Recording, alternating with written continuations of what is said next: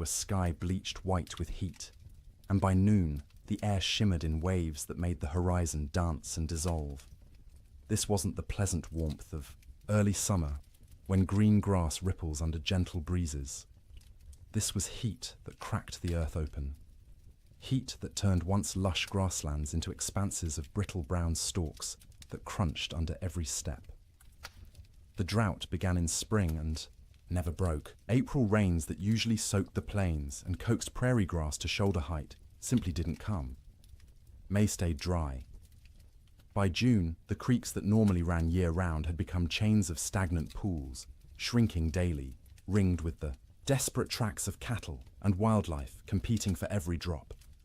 Ranchers watched their grasslands with growing unease, but not yet alarm. Bad years happened. The West was unpredictable. Surely the rains would come eventually. Surely this was just a temporary dry spell. They were running more cattle than the land had ever supported. That was the problem, though few admitted it. The cattle boom of the early 1880s had been intoxicating. Eastern investors and European nobility had poured money into Western ranching, seduced by stories of limitless grass and cattle that reproduced themselves into fortunes. Ranchers who'd started with a few hundred head now ran thousands. Some operations counted their cattle in the tens of thousands. The math was simple and irresistible. Cattle bought in Texas for $10 a head could be driven north, fattened, on free grass, and sold in Chicago for $40, $50, sometimes $60. The Great Plains were an enormous, rent-free feedlot. The grass was free, the water was free.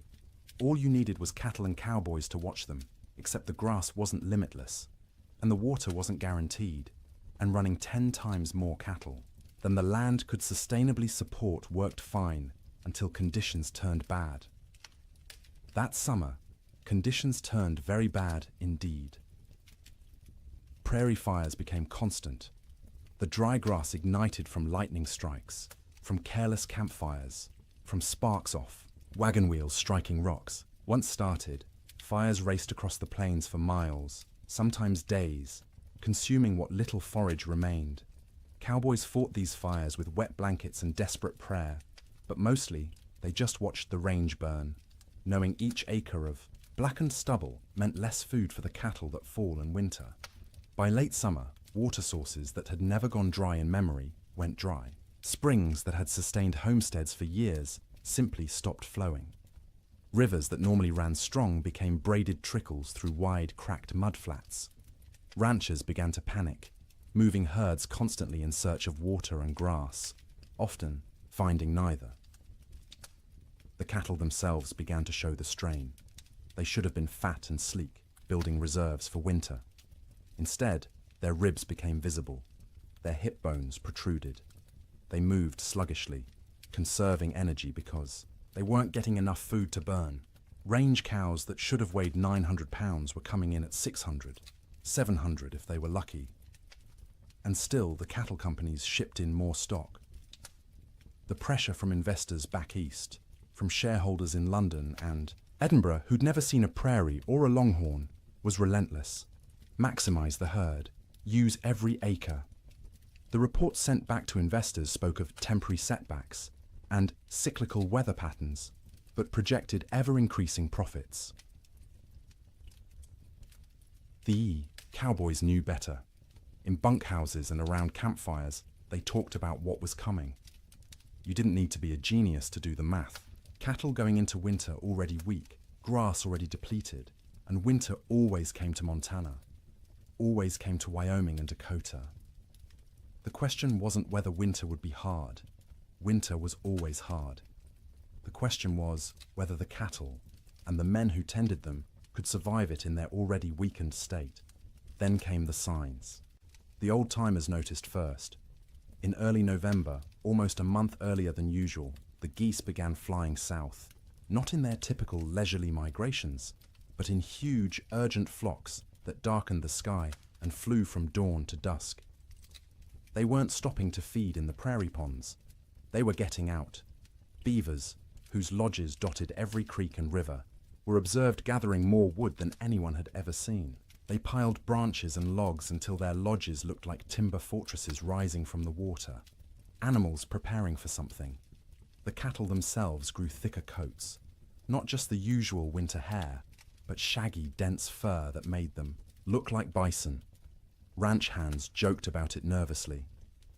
"Looks like the cows know something we don't," they'd say, and try to laugh, but the laughter always sounded forced. Weather-wise ranchers, men who'd spent decades reading the land and sky, felt it in their bones. The air pressure fluctuated wildly. The wind patterns shifted strangely.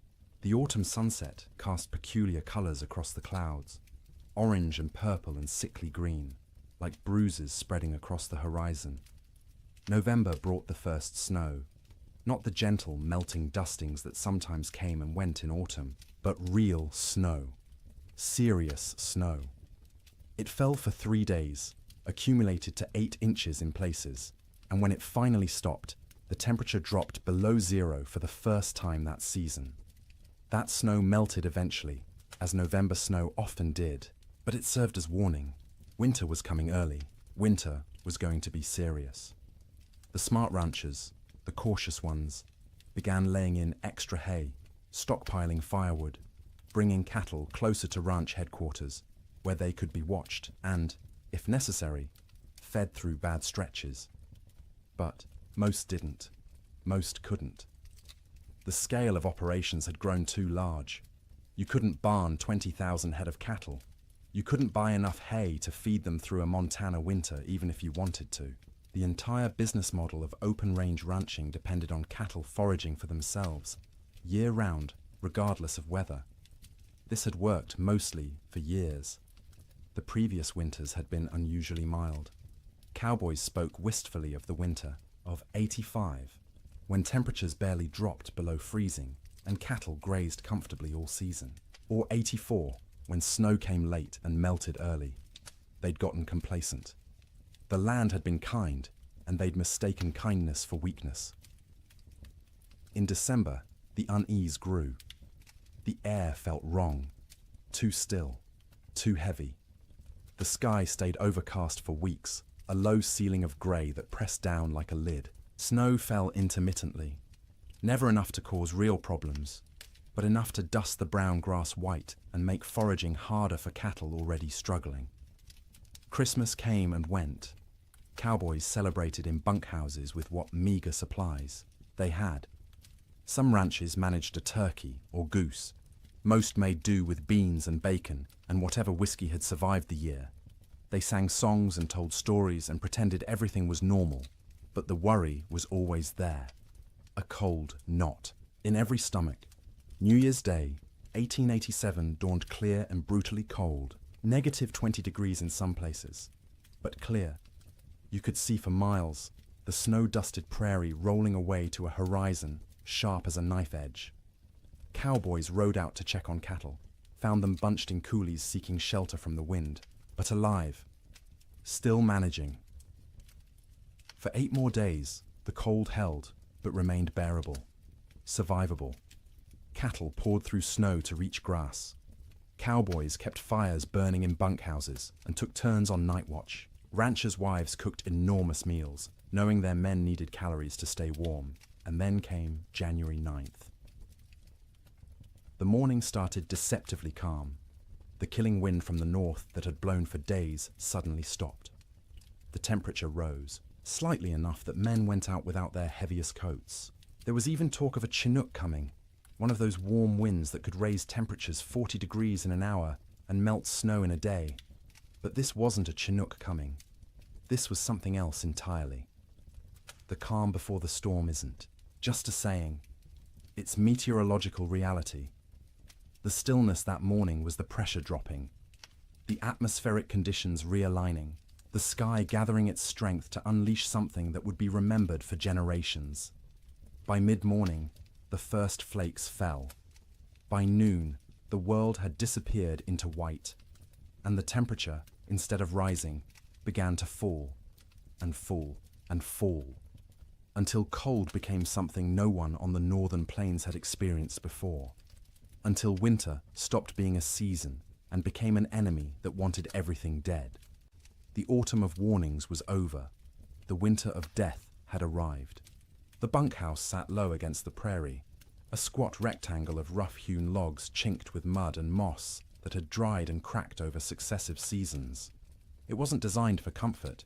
It was designed to be built quickly and cheaply to house as many men as possible in the smallest space and to provide just enough shelter to keep those men alive through winter so they could work come spring.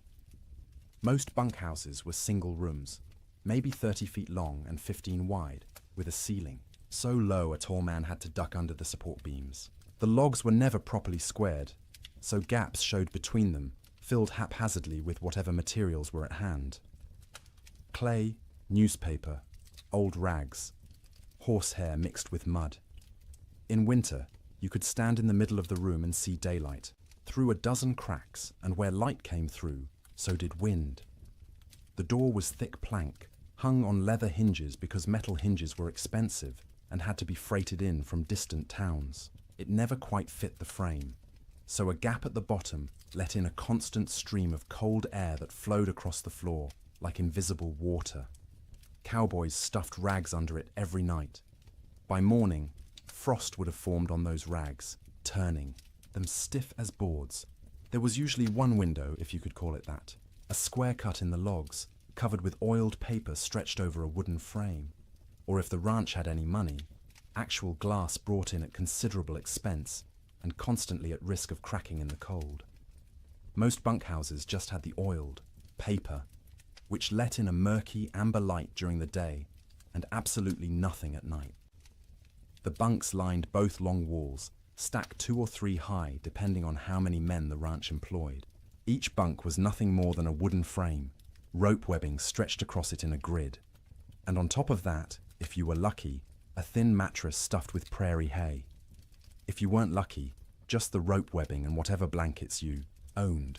The hierarchy of bunks was established and rigid. New men got the worst spots. Bottom bunks on the end nearest the door, where the cold draft flowed constantly and you'd be stepped on every time someone went outside to piss in the middle of the night. Top bunks were warmer because heat rose, but they put you closest to the roof where moisture from everyone's breath condensed and dripped. You'd wake with water spots on your blankets, sometimes ice if it was cold enough.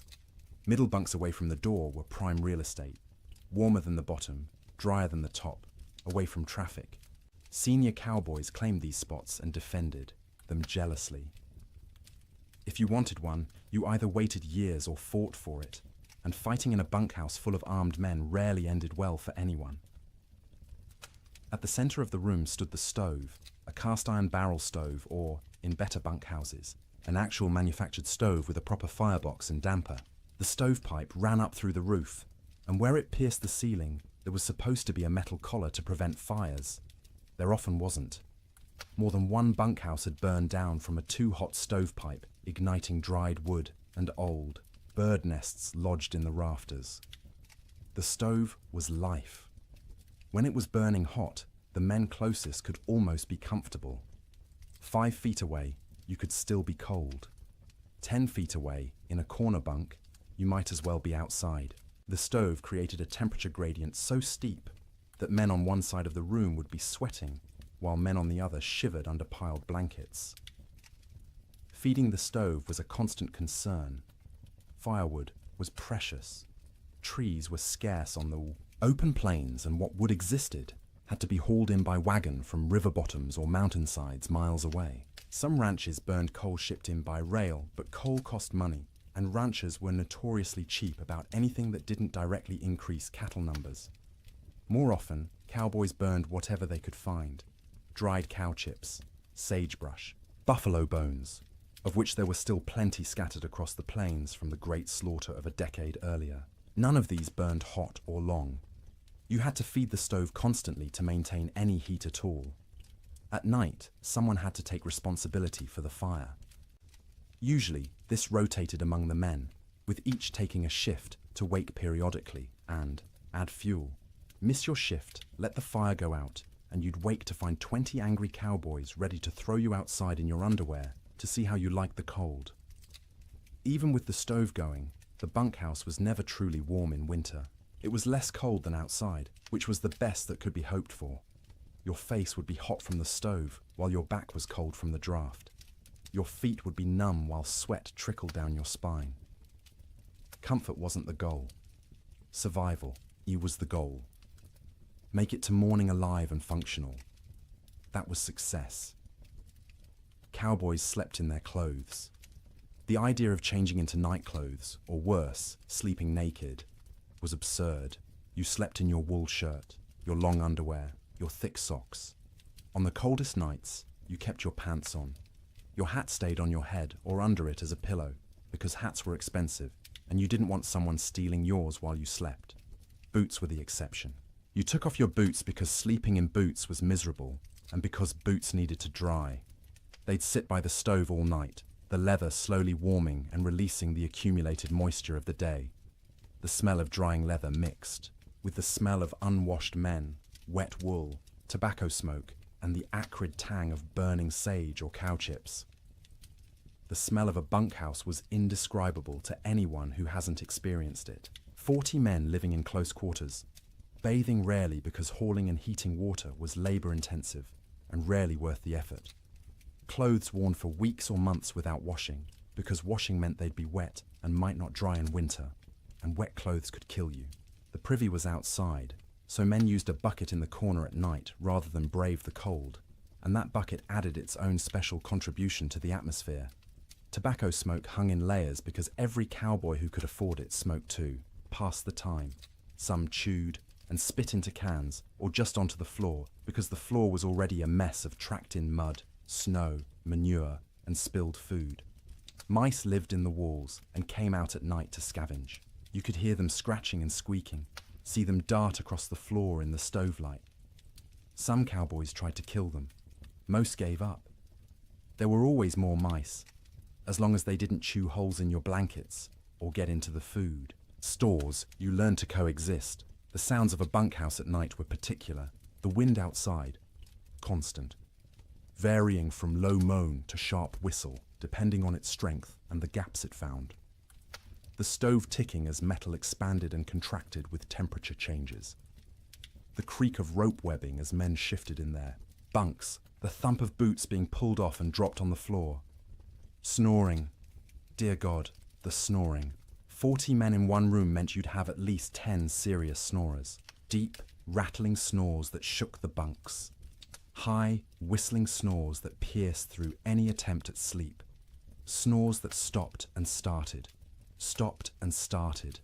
until you'd lie there waiting for the next one, unable to relax. Sometimes men would throw boots at particularly bad snorers. Sometimes it helped. Usually it just made everyone else laugh and the snorer angry. Coughing was constant. The cold, the dust, the smoke, the close quarters meant everyone had some kind of lung affliction. Dry, hacking coughs that went on for minutes. Wet, rattling coughs that made you wonder if the man would survive the night. Cowboys coughed themselves, awake, coughed themselves back to sleep, coughed their way through the entire winter. Conversations happened in the dark. Men talked about home, about women, about cattle, about anything but the cold pressing in from all sides. Some conversations were quiet, just between neighbors in adjacent bunks. Others involved the whole room, stories being told and retold, jokes that weren't funny but made everyone laugh because laughter was warmth of a different kind. Letters were read and reread by stovelight. A letter from home was precious, and a cowboy might read the same letter 100 times through a winter, memorizing every word, every loop of handwriting, every piece of news from a world that felt impossibly far away. Some men prayed. You'd hear whispered prayers in the darkness, usually from the younger cowboys, the ones still new enough to the work that death seemed like a possibility rather than an inevitability. Older hands didn't pray much. They'd made their peace with whatever was coming, or they'd stopped believing anything was listening. The bedding itself deserves attention. Each cowboy owned his own bedroll, a collection of blankets, and maybe a quilt that he'd rolled up and carried with him from job to job. These blankets were wool, heavy and scratchy, and they accumulated the smell of their owner, along with the smell of horses, cattle, campfire smoke, and prairie dirt. In the bunkhouse, you'd unroll your bedding onto the rope webbing, which sagged under your weight and provided almost no cushioning. The ropes left permanent patterns pressed into your back and legs. After a few weeks, you stopped noticing. Your body just accepted that sleep meant discomfort and adjusted expectations accordingly. On the coldest nights, men piled every blanket they owned on top of themselves. 3 blankets, 4, 5 if they had them. The weight was crushing, but weight meant warmth, and warmth meant survival. Some cowboys, the poorest ones or the newest, didn't have enough blankets. They'd sleep in their coats, under their coats, wrapped in saddle blankets that smelled of horse sweat and mold. The truly desperate would share bunks, 2 men pressed together for body heat, which was awkward and carried implications, but was better than freezing. You'd see this more in the deepest cold, when propriety mattered less than waking up with all your fingers and toes. Getting into bed was a shock every night. The blankets had been sitting in the ambient temperature of the bunkhouse all day, which meant they were cold. Not frozen, but cold enough that sliding under them made you gasp. Your body heat would eventually warm the space between blankets, but it took 20 minutes, half an hour, of shivering and curling into yourself before that happened. Some cowboys heated rocks in the fire and wrapped them in cloth to put in their bunks. This worked for about an hour, providing a spot of genuine warmth for your feet or your hands. After that, the rocks were just heavy, cooling lumps taking up space, and you'd have to decide whether the effort of getting up and throwing them out was worth the loss of heat from opening your blanket cocoon. Sleep, when it finally came, was never restful.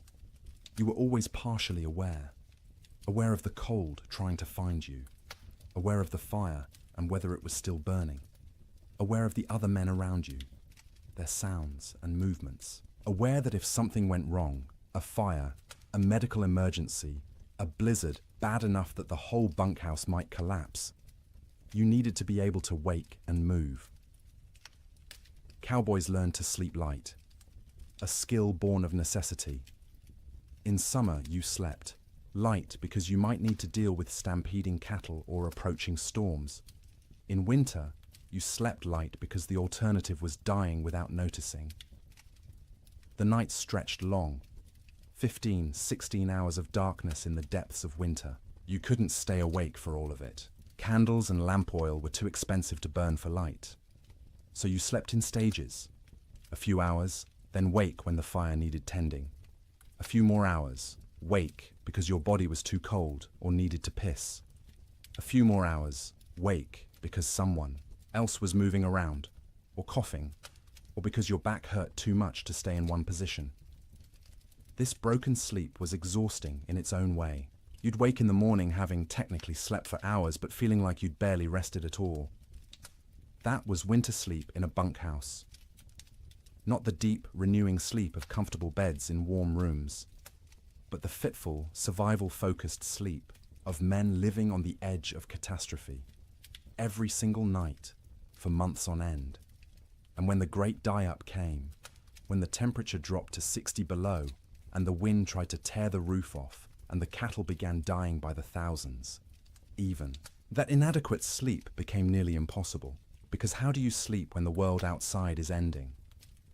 How do you close your eyes when you know morning might reveal losses beyond comprehension? You learn because you have no choice. You sleep because your body demands it. Brief, shallow, troubled sleep punctuated by periods of lying awake in the dark, listening to the wind scream, and wondering if you'll live to see spring. Morning came late on January 9th, the sun rising somewhere behind thick grey clouds that had settled over the plains like a lid. Cowboys rolled out of their bunks around 6, the usual time, groaning and stiff from another night on rope webbing and thin mattresses. The bunkhouse was cold, but not impossibly so.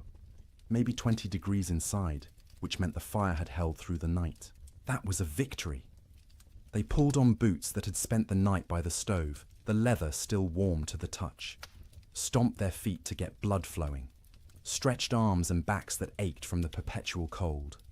Someone got the coffee going, pouring water from buckets that had a thin skim of ice on top despite being inside. The foreman, a weathered man named Jack Thompson, on one particular ranch in Montana, stuck his head out the door to check conditions. The wind that had been blowing, Hard from the north for days had stopped completely, dead calm. The air felt heavy, thick, like you could almost chew it. Temperature had risen slightly overnight, maybe up to freezing, or close to it. Might be a Chinook coming, Jack said, and a few of the men perked up. A Chinook, that warm wind that could raise temperatures 40 degrees in an hour, would be salvation, would give the cattle a break, would let everyone breathe a little easier. But the old-timers in the room, men who'd spent 20-30 winters on the northern plains, exchanged glances and said nothing. The calm felt wrong. The air pressure made their joints ache more than usual. This wasn't a Chinook. This was something else. Breakfast was the usual. Beans warmed up from the night before. Fried salt pork. Biscuits if the cook had bothered to make them, which he usually didn't. Coffee, hot and bitter and strong enough to dissolve the spoon. The men ate quickly, not talking much. Mornings were for eating and getting warm before heading out into the workday. By 8 o'clock, men were saddling horses, checking cattle in nearby pastures, hauling water from the creek, which involved breaking through ice that had gotten thicker each day. The world was grey and still. Snow covered everything in a lumpy white blanket, but it was old snow, crusted and dirty. Nothing new falling yet. Around mid-morning, maybe 10 or 10:30, someone noticed the first flakes. Tiny things, falling straight down. No wind to push them sideways. They accumulated on coat sleeves, on hat brims, on the backs of cattle who stood motionless, already conserving energy. Within 30 minutes, the flakes had gotten larger and were falling more densely. The grey sky seemed to lower, pressing down, until it felt like you could reach up and touch it. Visibility, which had been miles, dropped to maybe a quarter mile, then less.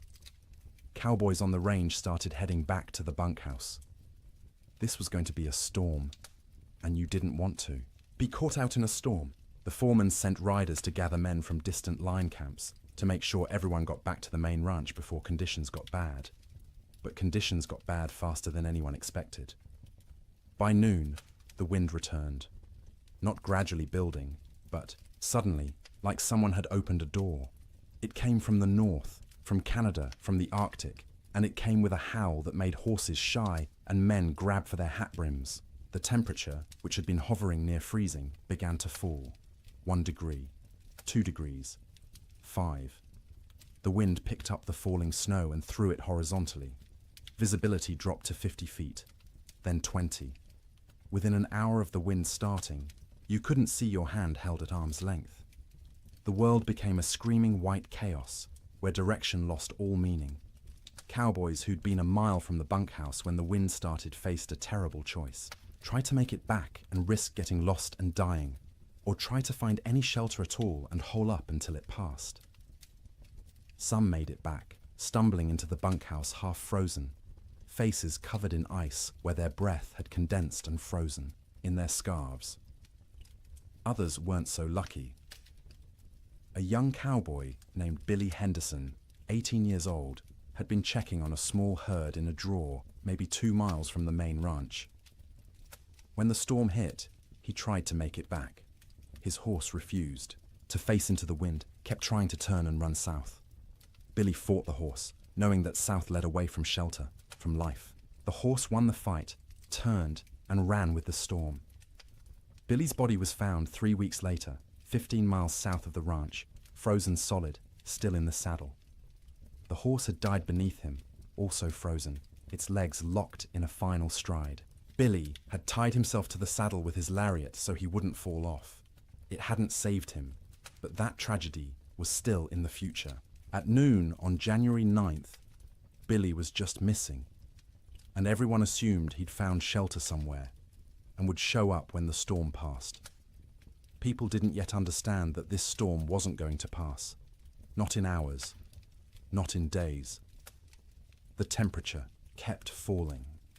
By 2 in the afternoon, it was 0. By 4, it was 20 below. The wind, instead of slacking, grew stronger. It found every crack in every wall, every gap in every window frame. In the bunkhouse, Men stuffed blankets against the door, hung canvas over the oiled paper window, and fed the stove constantly, but the cold still invaded. Snow didn't just fall, it flew sideways, driven by wind that hit 50, 60 miles per hour in gusts. The snow was fine and dry, almost like dust, and it found its way through impossibly small openings. It drifted through the cracks between logs. It sifted around the doorframe despite the blankets stuffed there. It even seemed to come down the stovepipe, hissing when it hit the hot metal. Inside the bunkhouse, men watched drifts form along the walls. Inside the building, snow accumulated in the corners, under the bunks, anywhere the wind could push it. They swept it out, but it just came back. Eventually, they gave up and let it pile. The sound was overwhelming. The wind screamed. There's no other word for it. A constant, piercing shriek that vibrated in your bones and made thought difficult. It rose and fell in waves, sometimes dropping to a mere roar before surging back to that terrible scream. Men had to shout to be heard 3 feet away. Between the wind's screams came other sounds. The building itself groaning under the assault. The roof lifting and settling, as wind tried to peel it off. The sharp crack of wood contracting in the cold. The rattle of the stovepipe shaking in its collar. And from outside, distant but unmistakable, the sound of cattle, bawling, calling, the sound of thousands of animals confused and frightened and beginning to suffer. The cowboys listened to that sound and knew they were helpless. You couldn't go out in this. Going out meant dying. The cattle were on their own. The temperature hit 40 below by midnight. Inside the bunkhouse, with the stove glowing red hot, the temperature near the stove was maybe 50 degrees. 10 feet away, it was freezing. 20 feet away, in the corner bunks, water left in cups froze solid. Men piled on every piece of clothing they owned. 2 pairs of pants, 3 shirts, 2 coats, gloves and mittens worn indoors, blankets wrapped around shoulders like shawls. Some men wrapped their heads in scarves, leaving only their eyes visible, and still they shivered. The night of January 9th was the longest night most of those men ever experienced. Sleep was impossible for many. The cold, the sound, the fear, the knowledge that outside cattle were dying by the hundreds, by the thousands, all combined to keep eyes open and minds racing. Those who did sleep did so fitfully, waking every few minutes from nightmares or from the cold penetrating their blanket cocoons, or from the building shaking in a particularly hard gust. The fire had to be fed constantly, every 15 minutes, every half hour at most, because letting it die meant everyone would die with it. Men took shifts by silent agreement. One would get up, face the cold outside his blankets, feed the stove, and retreat. An hour later, someone else would do the same. All night long through those terrible hours, they kept the fire alive, and the fire kept them alive. But just barely. By dawn on January 10th, 16 inches of snow had fallen, though you couldn't measure it accurately because the wind had sculpted it into drifts 20 feet high in some places, while scouring other areas down to bare ground. The temperature had dropped to 46 below zero. The wind hadn't slacked at all, and the storm was just beginning. This wasn't a 2-day blizzard that would blow through and leave clear, cold weather behind. This was the start of a meteorological siege that would last, with brief breaks, through all of January, through February, into March. The great die-up had begun. Men didn't know that yet, huddled in bunkhouses across Montana, Wyoming, and Dakota Territory. They thought they were waiting out a bad storm. A few days, maybe a week, and it would clear. The cattle would be weak and scattered, but they'd recover. Spring would come, as it always did. They didn't yet understand that the world outside was dying, that cattle were already freezing where they stood, eyes frozen shut, ice forming over their nostrils with each breath, slowly suffocating as they slowly froze. That the open range, cattle industry, the boom that had made fortunes and drawn investors from around the world, was ending in that screaming wind. All they knew was cold. Cold beyond anything most had experienced. Cold that hurt to breathe, that made your lungs ache, that turned your breath to ice crystals before it could fully leave your mouth. Cold that was no longer just weather, but an active presence, a malevolent force trying to kill everything that lived. And the night ahead, the second night of the storm, would be even colder. -50, -60 in some locations. Cold that would crack trees. Cold that would freeze cattle solid while they stood. Cold that would seep through every wall, every blanket, every layer of clothing, searching for the warmth of human bodies and slowly, inexorably, draining it away. The cowboys fed the fire and waited. There was nothing else they could do. The Yiwa storm had them trapped as surely as if they were in a prison. All they could do was feed the fire, wrap themselves in blankets, and try to survive until morning, and then survive the morning after that, and the one after that, day after day, night after night, as the storm continued and the temperature stayed brutally, impossibly cold. The great die-up was no longer coming. It was here. Sleep. During the storm wasn't sleep as most people understand it. It was something closer to losing consciousness in brief intervals, the body shutting down, not because it felt safe, but because it couldn't maintain full awareness any longer.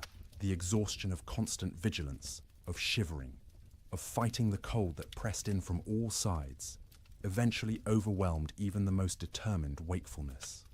In the ranch houses scattered across the frozen plains, families faced the storm with a different kind of terror than the cowboys in their bunkhouses. Ranch houses were sturdier than bunkhouses, built to last generations rather than just seasons. They had proper foundations, real windows with glass, doors that fit their frames. But they were also larger, harder to heat, and filled with children who didn't fully understand why the wind screamed so loudly or why Papa looked so worried. The Ferguson family lived in a 2-room cabin near the Musselshell River in Montana. William Ferguson, his wife Martha, and their 4 children, ranging in age from 3 to 11. When the storm hit that afternoon of January 9th, William had been out checking on a small herd they kept close to the house. He barely made it back, stumbling through the door with ice caked in his beard and eyebrows, his face raw and bleeding from wind-driven snow. Martha had already pulled all the children into the main room, the one with the fireplace. The second room, the bedroom, was abandoned for the duration. You couldn't heat both rooms. You had to choose, and you chose the one with the fire. The children helped drag mattresses and blankets from the bedroom, piling them on the floor near the hearth. By nightfall, the temperature inside that bedroom, separated from the main room by just a thin wooden door, had dropped below freezing. Frost formed on the inside walls. The wash basin Martha had left on the dresser froze solid, expanding and cracking the ceramic bowl with a sharp report that made everyone jump. In the main room, the family arranged themselves for a siege. William stacked firewood within arm's reach of the fireplace, more wood than he'd normally burn in a week. Martha filled every pot and pan with water, knowing that if the storm lasted, they wouldn't be able to get to the well. The pump would freeze. The well itself might freeze. Water was survival. The children sensed their parents' fear and grew quiet, subdued in a way children rarely are. They huddled together on the mattresses, watching the fireplace with wide eyes as their father fed it log after log. The fire roared, consuming wood at an alarming rate, but even standing directly in front of it, you could feel the cold at your back.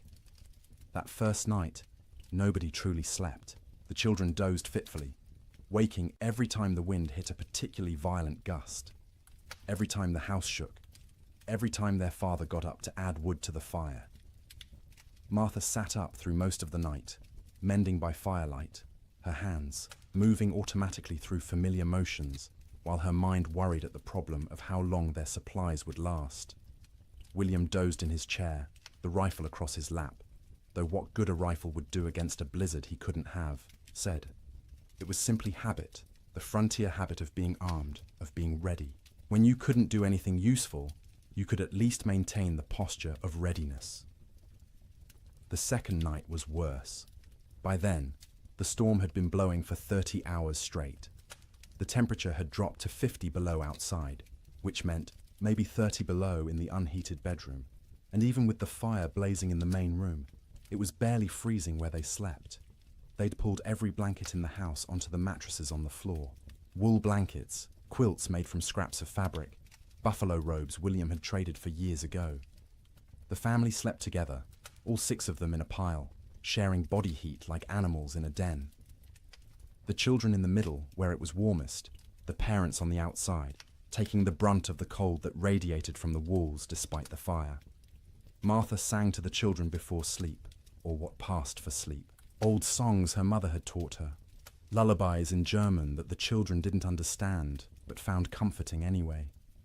Her voice was soft, almost lost under the shriek of the wind, but the children pressed close and listened. William lay on, his back staring at the ceiling, listening to the roof creak and groan. Every gust of wind made him tense, waiting for the moment when the roof would tear free and expose them all to the killing cold. It never did, but the fear never left either. Sleep came in stages.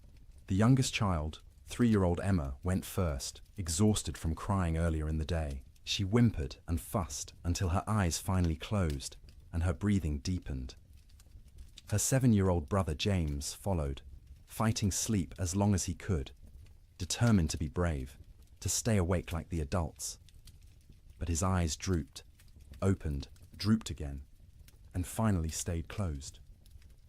The 2 older children, 11-year-old Sarah and 9-year-old Thomas, took longer.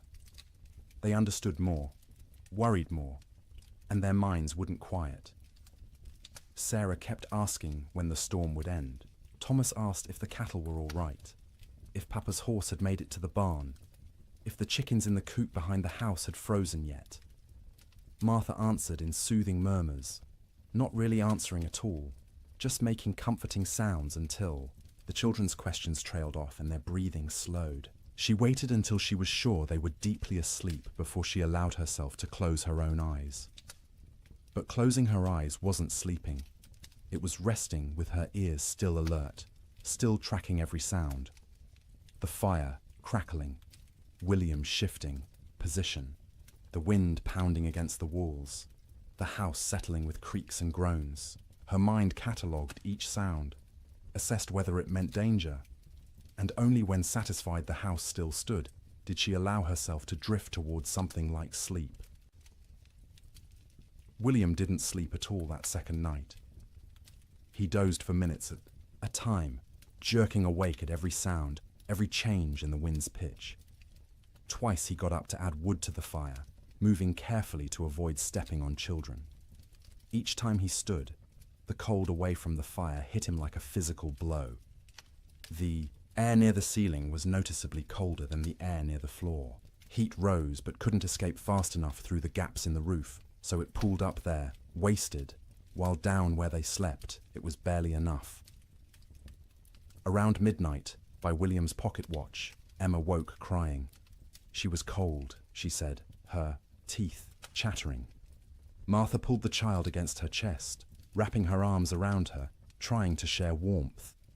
Emma's feet were like ice, even though she wore wool socks and was buried under blankets. Martha rubbed the small feet between her hands, trying to restore circulation, terrified of frostbite.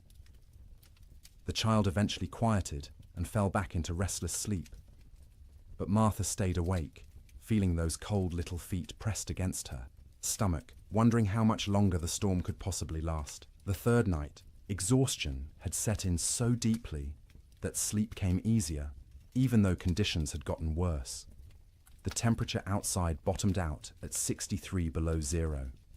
Inside, with the fire consuming wood at a frightening rate, they'd managed to keep the room at maybe 15 degrees, cold enough to see your breath, cold enough that the water in the pots near the fire had a skim of ice if you didn't stir it regularly, but not cold enough to kill. Not yet. The family had learned the rhythm of storm sleep. The children slept piled in the center, a tangle of arms and legs and shared warmth.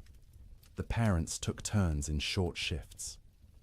Martha sleeping for 2 hours while William tended the fire and watched. Then William sleeping for 2 hours while Martha kept vigil. During her watch, Martha would sit close to the fire, feeding it, listening to her children breathe, and praying silently. She'd been raised Lutheran, not given to emotional displays, of faith, but now she prayed with desperate intensity, for the storm to end, for the wood to last, for her children to wake warm in the morning, for spring to come, impossible as that seemed in the howling dark. During his watch, William planned how to ration the wood, where to find more if it ran out, though going outside was suicide in these conditions. What they'd do when the food ran low. They had beans, flour, salt pork, and cornmeal. Enough for maybe 2 weeks if they were careful. But what if the storm lasted longer? What if they couldn't get to town when it ended because the snow was too deep? These thoughts circled endlessly, keeping him awake even during his supposed sleep shifts. He'd lie down, close his eyes, and his mind would immediately start calculating. How many logs they'd burned, how many were left, how cold it was, how long they could survive. The children slept better than the adults, helped by the simple resilience of youth. Their bodies demanded sleep and they gave in to it, even in conditions that would have seemed impossible before the storm. Sarah dreamed of summer, of the garden behind the house heavy with tomatoes and beans. Thomas dreamed of cattle drives, of riding with the cowboys to distant railheads. James dreamed confused child dreams that he couldn't remember on waking. Emma didn't dream at all, or if she did, they were wordless and forgotten. They'd wake periodically, usually needing to pee, which meant using the chamber pot in the corner because going to the outhouse meant death. The chamber pot became part of the room's landscape, emptied by William each morning by simply opening the door and throwing its contents out into the snow. It would freeze before it hit the ground. Martha developed a system for keeping track of the children during sleep. She'd reach out periodically, feeling for each small body, making sure everyone was still breathing, still warm enough. If a child had worked their way to the edge of the pile where it was colder, she'd gently pull them back to the center. If blankets had been kicked off, she'd rearrange them. This constant vigilance meant she never truly rested. Even during her sleep shifts, part of her brain stayed active, monitoring. She'd wake fully alert if a child coughed or moved suddenly, ready for crisis. Only after checking that everything was fine would she allow herself to drift back down. By the fourth night, a strange numbness had set in. The storm continued, would continue, had always been continuing, and would always continue. It became hard to remember a time before the storm, hard to imagine a time after. The world had narrowed to this room, this fire, this pile of blankets, these bodies pressed together against the cold. Sleep became deeper out of sheer exhaustion. The body can't maintain high alert indefinitely. At some point it simply gives up and crashes, regardless of external conditions. The children slept hard, twitching occasionally, making small sounds, but not fully waking. Martha and William slept in longer stretches, waking only when their internal alarms screamed that the fire needed tending or a child needed checking. The quality of that sleep was poor, dreams were vivid and often nightmarish. Martha dreamed of water freezing in her children's lungs, turning them to ice from the inside out. William dreamed of the roof tearing away and snow pouring in, burying them all in a white tomb. They'd wake gasping, hearts pounding, and need several seconds to remember where they were, that they were still alive, that the nightmare wasn't real. Not yet, but underneath the nightmares was the simple, animal relief of being horizontal, of having their eyes closed, of not having to actively fight the cold for a few hours. Their bodies took what rest they could get, storing it against future need, repairing what damage they could before the next crisis. In bunkhouses across the territory, cowboys experienced similar struggles. The difference was they had no children to protect, which freed them from that particular anxiety. But they also had less motivation to push through. A man alone can give up more easily than a father with children depending on him. Some cowboys did give up, in a sense. They wrapped themselves in every blanket they owned, lay down in their bunks, and simply stop trying. They'd sleep for 20 hours straight, only waking to eat a little and relieve themselves before returning to their cocoons. This wasn't laziness, it was a survival strategy. In extreme cold with limited food, the best thing you can do is stay still, conserve energy, and wait. Others couldn't do it. The type of man who became a cowboy was often too restless, too active, to simply lie still for days. They'd pace the bunkhouse, drive everyone else crazy, gamble with cards or dice, anything to pass the time and distract from the gnawing fear that the storm might never end. In both bunkhouses and ranch houses, sleep became not rest, but simply another way of enduring. The days and nights blurred together into a continuous state of semi-consciousness, where you were never fully awake, but never fully asleep either. Your body was present, wrapped in blankets near a fire, but your mind wandered strange paths, disconnected from reality. And through it all, the wind screamed. The cold pressed in, the fire consumed wood, and people slept, or tried to sleep, or pretended to sleep, because what else could they do? Going outside meant dying. Staying awake meant slowly going insane from the sound and the fear. So they slept. Poorly, fitfully, desperately. But they slept. And each morning they woke, surprised on some level to find themselves still alive, still, together, the fire still burning. The storm would eventually end, but not yet. Not for many days yet. And each of those days would require sleep stolen from between crises, rest grabbed in brief intervals, dreams haunted by cold and wind, and the terrible knowledge that outside the world was dying. The cattle felt the storm coming before any human did. Their instincts, honed by millennia of evolution, read signs in the air pressure, in the quality of light, in the way the wind tasted. When the first flakes began to fall on January 9th, cattle across the northern plains began to move, not panicked running, purposeful drifting, south, always south, away from the north wind that carried death in its teeth. They moved in groups, small herds combining into larger herds, thousands of animals flowing across the white landscape like a slow river seeking lower ground. Consider one cow, a 3-year-old Hereford mix, red and white, branded with the Rocking M brand on her left hip. She'd been born on this range, knew every coulee and creek, had survived 2 previous winters without particular hardship. She was carrying a calf, due in spring, and the pregnancy had left her thinner than usual going into winter. Not starving, but without the thick layer of fat that would have been ideal. When the snow started falling heavily and the wind began to rise, she was grazing, in a shallow draw with perhaps 50 other cattle. They'd been pouring through existing snow to reach the dried grass beneath, working methodically, conserving energy. The new snow started covering the ground quickly, and the cow lifted her head, testing the air. The wind came from the north with a sound like tearing fabric. The cow turned her back to it instinctively, and every other animal in the draw did the same. They began walking south, not because they knew south led to safety, but because south meant away from the wind, and the wind had to be avoided. They walked steadily for hours. The snow was falling too thickly to see more than a few feet ahead, but cattle can navigate by sense of smell and by following the animal in front of them.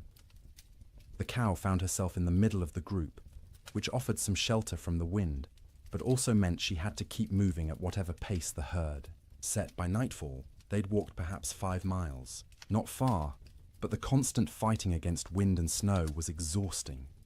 The temperature had dropped dramatically, and the cow's breath froze in clouds of white vapor. Ice was forming on her eyelashes, making it hard to see. Her legs ached from pushing through snow that was now knee-deep in places. The herd came to a fence line, relatively new barbed wire strung between posts, to mark the boundary of someone's claimed range. The cattle turned and walked along the fence, looking for a way through or around. They found neither. The fence extended as far as they could sense in both directions. Cattle aren't stupid, but they aren't problem solvers either. Finding their path blocked, they simply stopped. They stood with their backs to the wind, pressed against the fence line, and waited. For what, they couldn't have said. For the wind to stop. For the fence to disappear. For whatever force had always eventually made things better to make things better now. But things didn't get better. The wind increased. The temperature kept dropping. Snow accumulated on the cattle's backs. A heavy white blanket that they couldn't shake off because their muscles were already occupied with shivering, with the constant work of generating heat. The cow stood and shivered. Her body burned calories, trying to stay warm, calories she'd gotten from grass, but she hadn't eaten since morning and wouldn't be able to eat until she could paw through snow to reach grass beneath. She tried, lowering her head and pushing at the snow with her muzzle, but the wind-packed snow was too hard.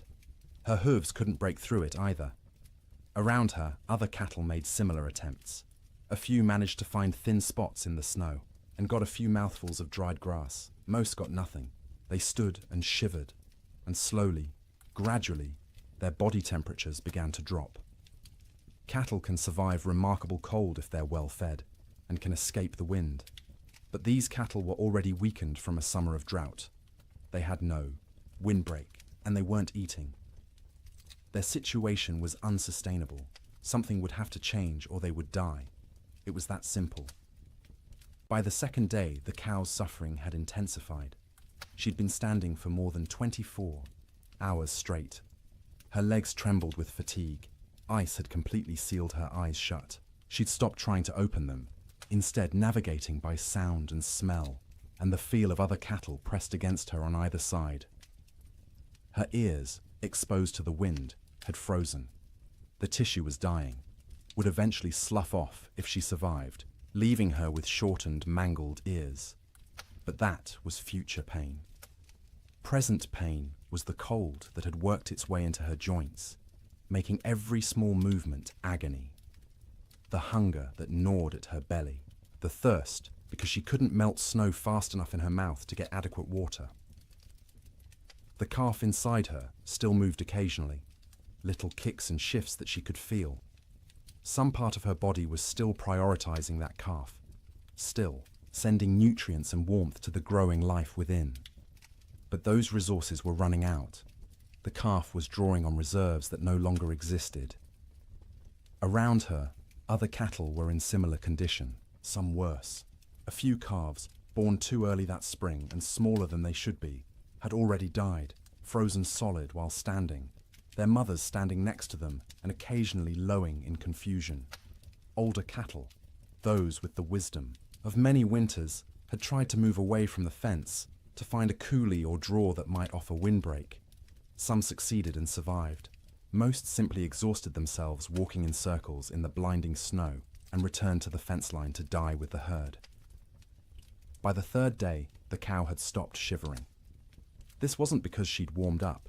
It was because her body no longer had the energy to shiver. Shivering is a metabolic furnace, burning calories to generate heat. But she'd burned through all available calories. Her body temperature was dropping toward equilibrium with the air around her. She was freezing to death.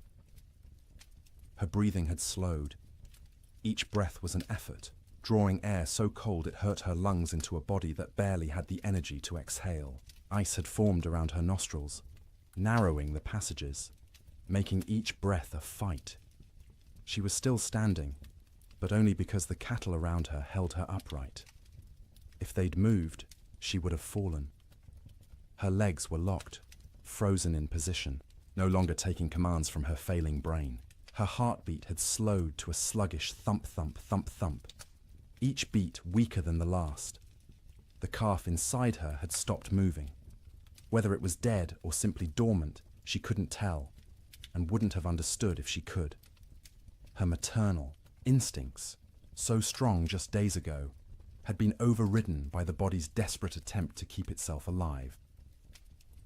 Sometime late on the third night, or early on the fourth morning, it's impossible to know exactly when, the cow's heart stopped. 1 beat, 2 beats, then nothing.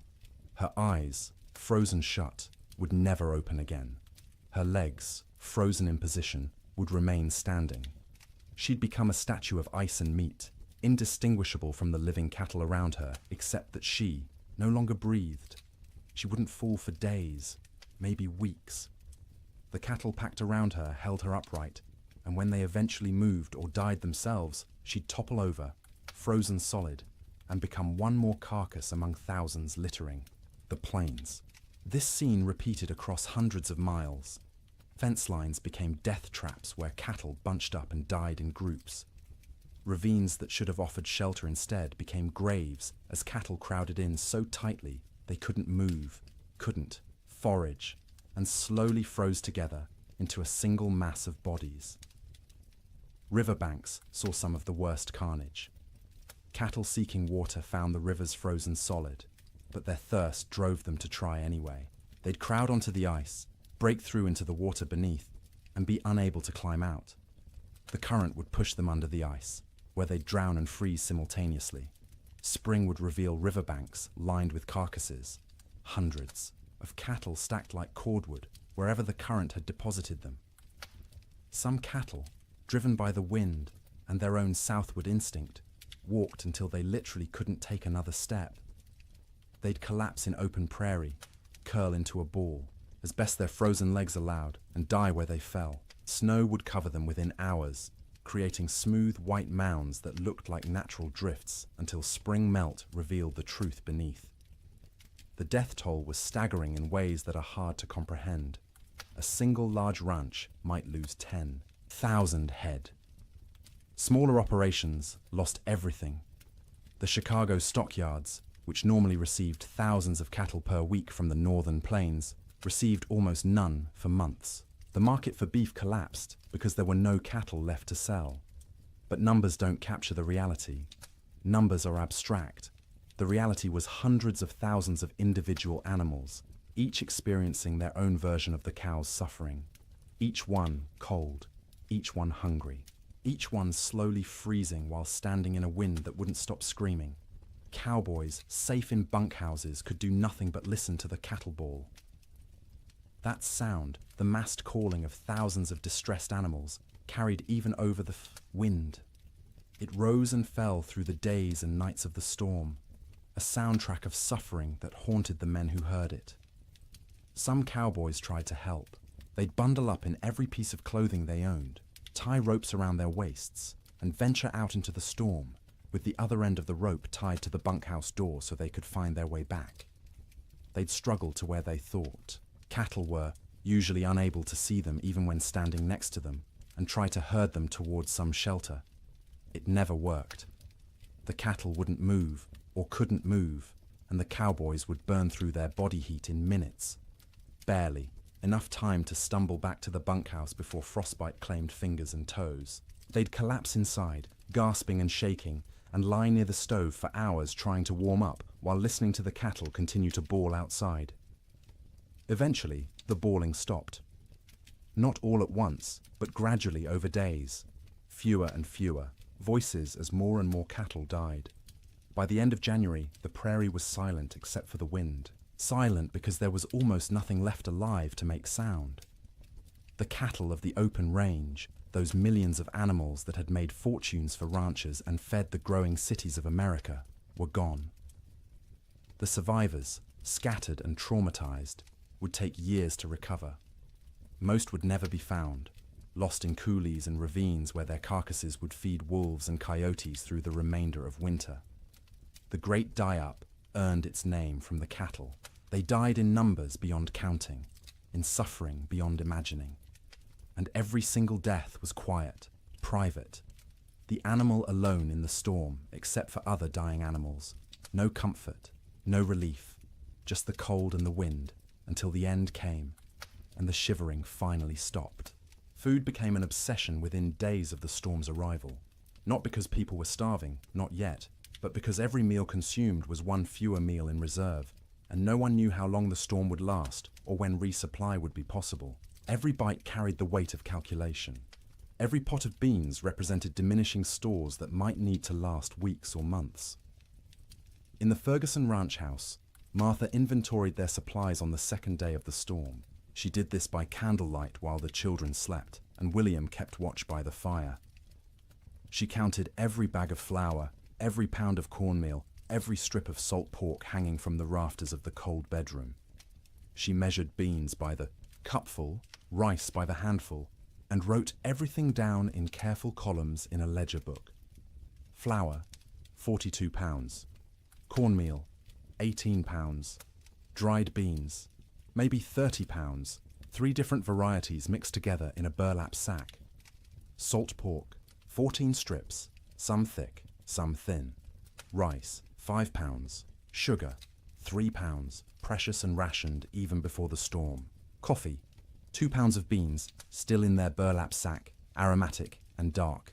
Salt, plenty, a whole sack, bought last fall. Lard, a good supply, stored in a crock.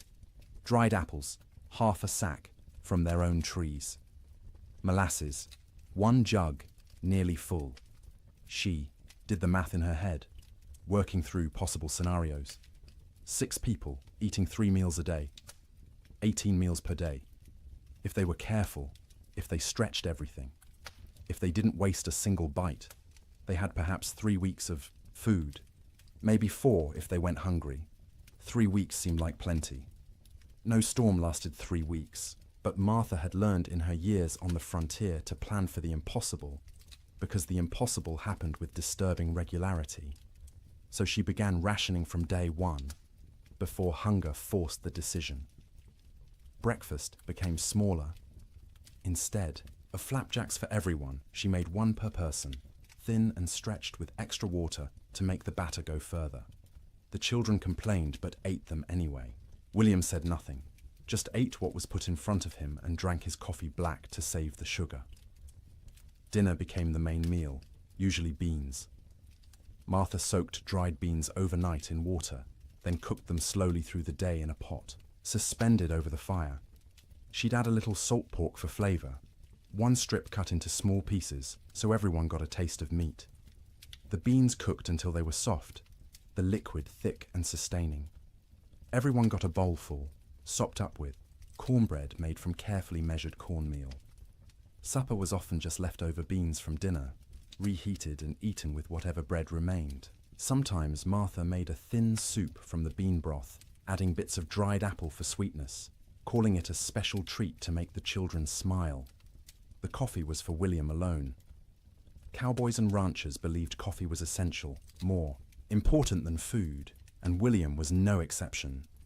He drank it black and strong, rationing the precious beans so he could have at least 1 cup per day. That coffee was his luxury, his reminder that civilization existed beyond the wind and snow. Martha drank tea when she drank anything, made from herbs she'd dried the previous summer.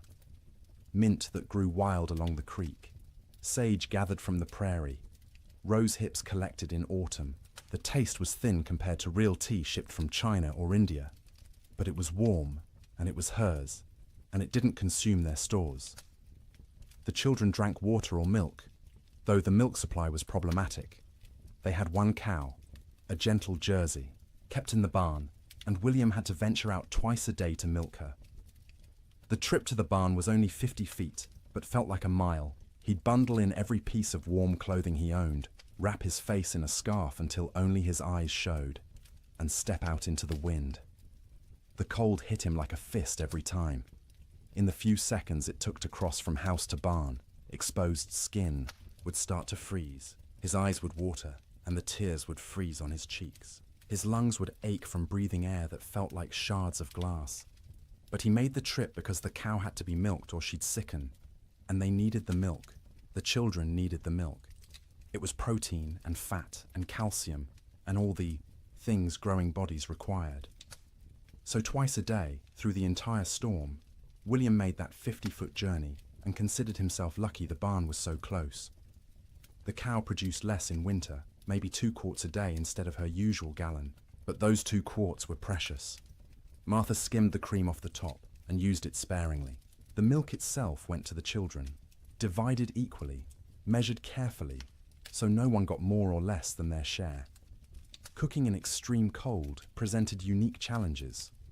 The fire had to be hot enough to cook food, but not so hot it consumed wood too quickly. Martha became expert at judging the flames. adding just enough fuel to maintain cooking temperature while stretching the wood supply. Water was perhaps the most critical resource. William filled every bucket and pot with snow scooped from outside the door, then left the containers near the fire to melt. It took hours for snow to melt into usable water, and the water that resulted tasted flat and strange because it had no mineral content. But it was wet, and it was clean, and it kept them alive. They couldn't wash dishes properly, couldn't waste water or wood heating water for washing. Instead, Martha wiped plates and bowls clean with rags, rinsed them quickly in cold water if necessary, and called it good enough. No one got sick from dirty dishes. There were larger concerns. Personal hygiene went by the wayside entirely. No baths, no washing hair, no changing clothes. Everyone wore the same shirts and pants for weeks, adding layers when cold, removing them when near the fire. The smell in the main room became oppressive, but you stopped noticing after a few days. It was just how things were.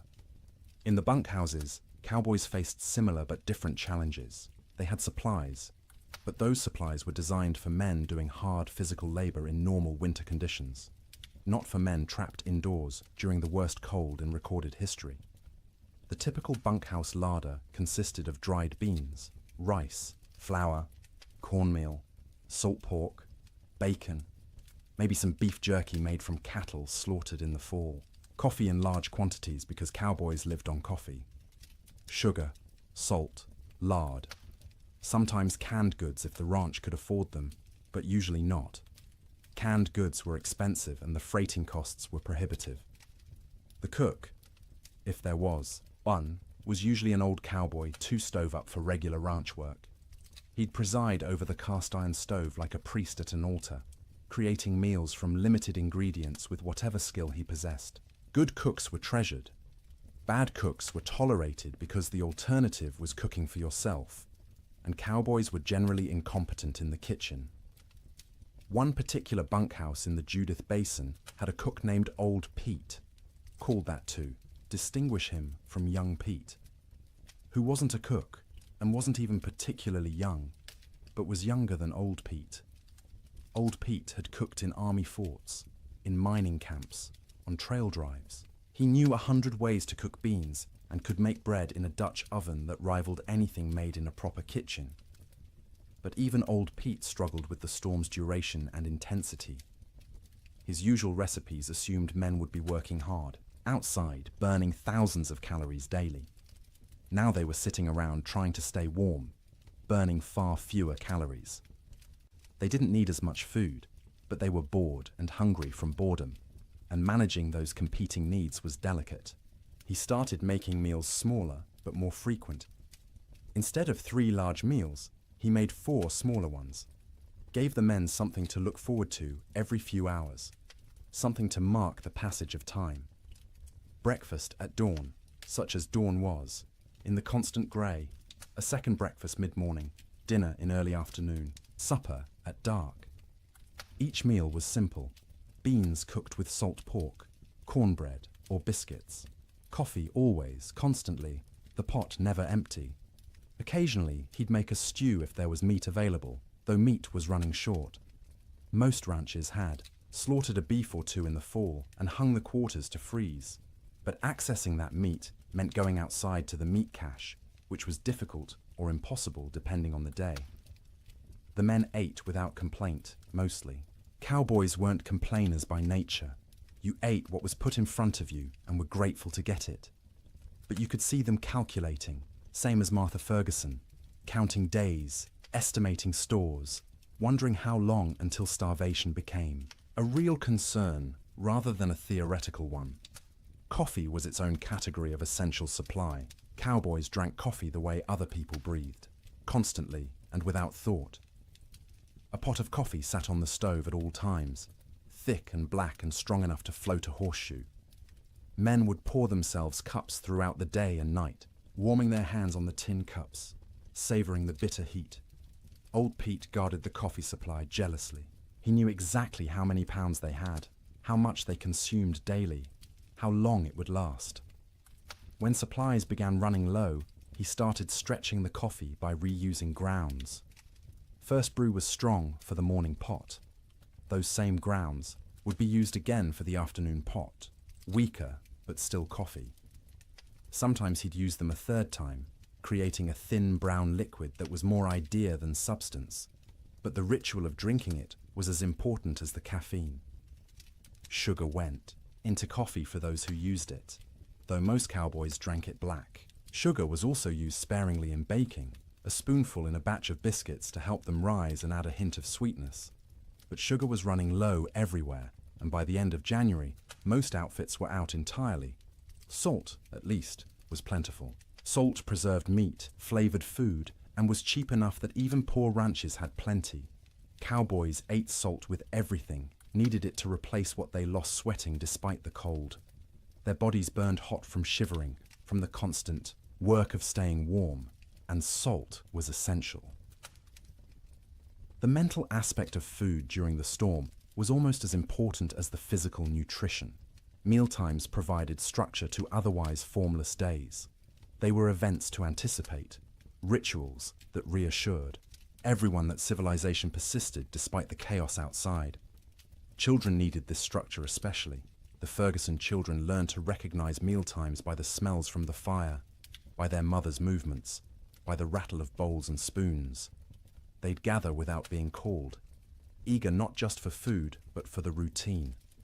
Martha would serve, each child personally, making a small ceremony of it. Sarah first, as the oldest, then Thomas, then James, then Emma. Each child received their portion with their name spoken, a moment of individual attention that said, "You are seen, you are valued, you matter." Then William, then finally herself, always last, always the smallest portion, though no one noticed because she was skilled at hiding it. They'd eat together, mostly in silence because food was serious business, but afterward there might be stories or songs. William would tell tales of his own childhood in Ohio, of winters there which had seemed hard at the time, but were nothing compared to this. Martha would sing in her soft voice German lullabies or hymns. The children would listen and feel for a moment that everything might be all right. After eating came the work of making food last. Crumbs were gathered and saved for thickening, soup. Grease from cooking was poured into a jar and used again. Bones from salt pork were boiled to extract every bit of flavor and nutrition, then boiled again, then fed to the dog who lived outside the door in a snow shelter William had built. Nothing was wasted. Waste was sin in the arithmetic of survival. Every scrap had value, potential use, future purpose. Martha became a miser of food, hoarding and parceling it out with grim determination, knowing that running out meant death, and death was not an option while her children lived. The storm continued. January crawled past, each day a battle against cold and hunger and despair. Food supplies dwindled steadily. By the end of the month, the Ferguson household was eating 2 small meals per day instead of 3. The children's eyes developed the hollow look of inadequate nutrition. Martha's dresses hung loose where they'd once fit snugly. William's belt had to be tightened 2 notches, then 3, but they ate something every day, and they were all still alive. And the cow still gave milk, though less each week, and the fire still burned, and that was enough. It had to be enough. Because spring would come eventually. It always came. The question was whether they'd survive long enough to see it, and whether there would be anything left of their lives when it finally arrived. Theodore Roosevelt was not in Dakota Territory when the blizzard struck. He was in New York, warm and comfortable in his sister's house, living the life of an Eastern gentleman which he'd tried so hard to leave behind. But his money was in Dakota. His dreams were in Dakota. And when the reports began filtering east about the catastrophic winter destroying the northern plains, Roosevelt's future was being written in frozen cattle and bankrupt dreams. He'd come to Dakota Territory in 1883, a wealthy young man fleeing personal tragedy. His mother and his wife had died on the same day, in the same house, within hours of each other. The grief had been unbearable, suffocating, and Roosevelt did what men of means often did when Eastern life became too painful. He went west. He invested heavily in cattle ranching. buying into two operations: the Maltese Cross Ranch and the Elkhorn Ranch, both along the Little Missouri River in what would become North Dakota. He'd thrown himself into the work with characteristic energy, trying to become a real Westerner, a real cattleman. He'd learned to ride, to rope, to shoot. He'd earned grudging respect from cowboys who initially mocked his Eastern accent and glasses. Roosevelt loved the West with the passion of a convert. He loved the vast emptiness, the physical challenges, the sense of building something in a hard land. He wrote about it constantly in letters and journals, painting romantic pictures of cowboy life that had more to do with his ideals than reality. His ranches ran cattle on the open range like everyone else. Thousands of head, bought with Eastern money, fattened on free grass, and expected to multiply into a fortune. His partners and employees assured him the investment was sound. Cattle prices were strong. The range could support far more animals than they were running. Winter mortality was minimal in recent years. Roosevelt believed them because he wanted to believe. He needed the West to work, needed it to be the place where he could reinvent himself from grieving widower into rugged frontiersman. The cattle were symbols as much as investments, proof that he belonged in this harsh landscape. When the winter of 1886 to 1887 arrived, Roosevelt was back east, attending to political matters and family obligations. He was aware of the early reports, of harsh weather, but not overly concerned. Winter was always hard in Dakota. His men were experienced. His cattle were hardy. Surely they'd manage as they had in previous years. The first letters from his ranch managers arrived in late January. They were careful, measured, not wanting to alarm their employer prematurely.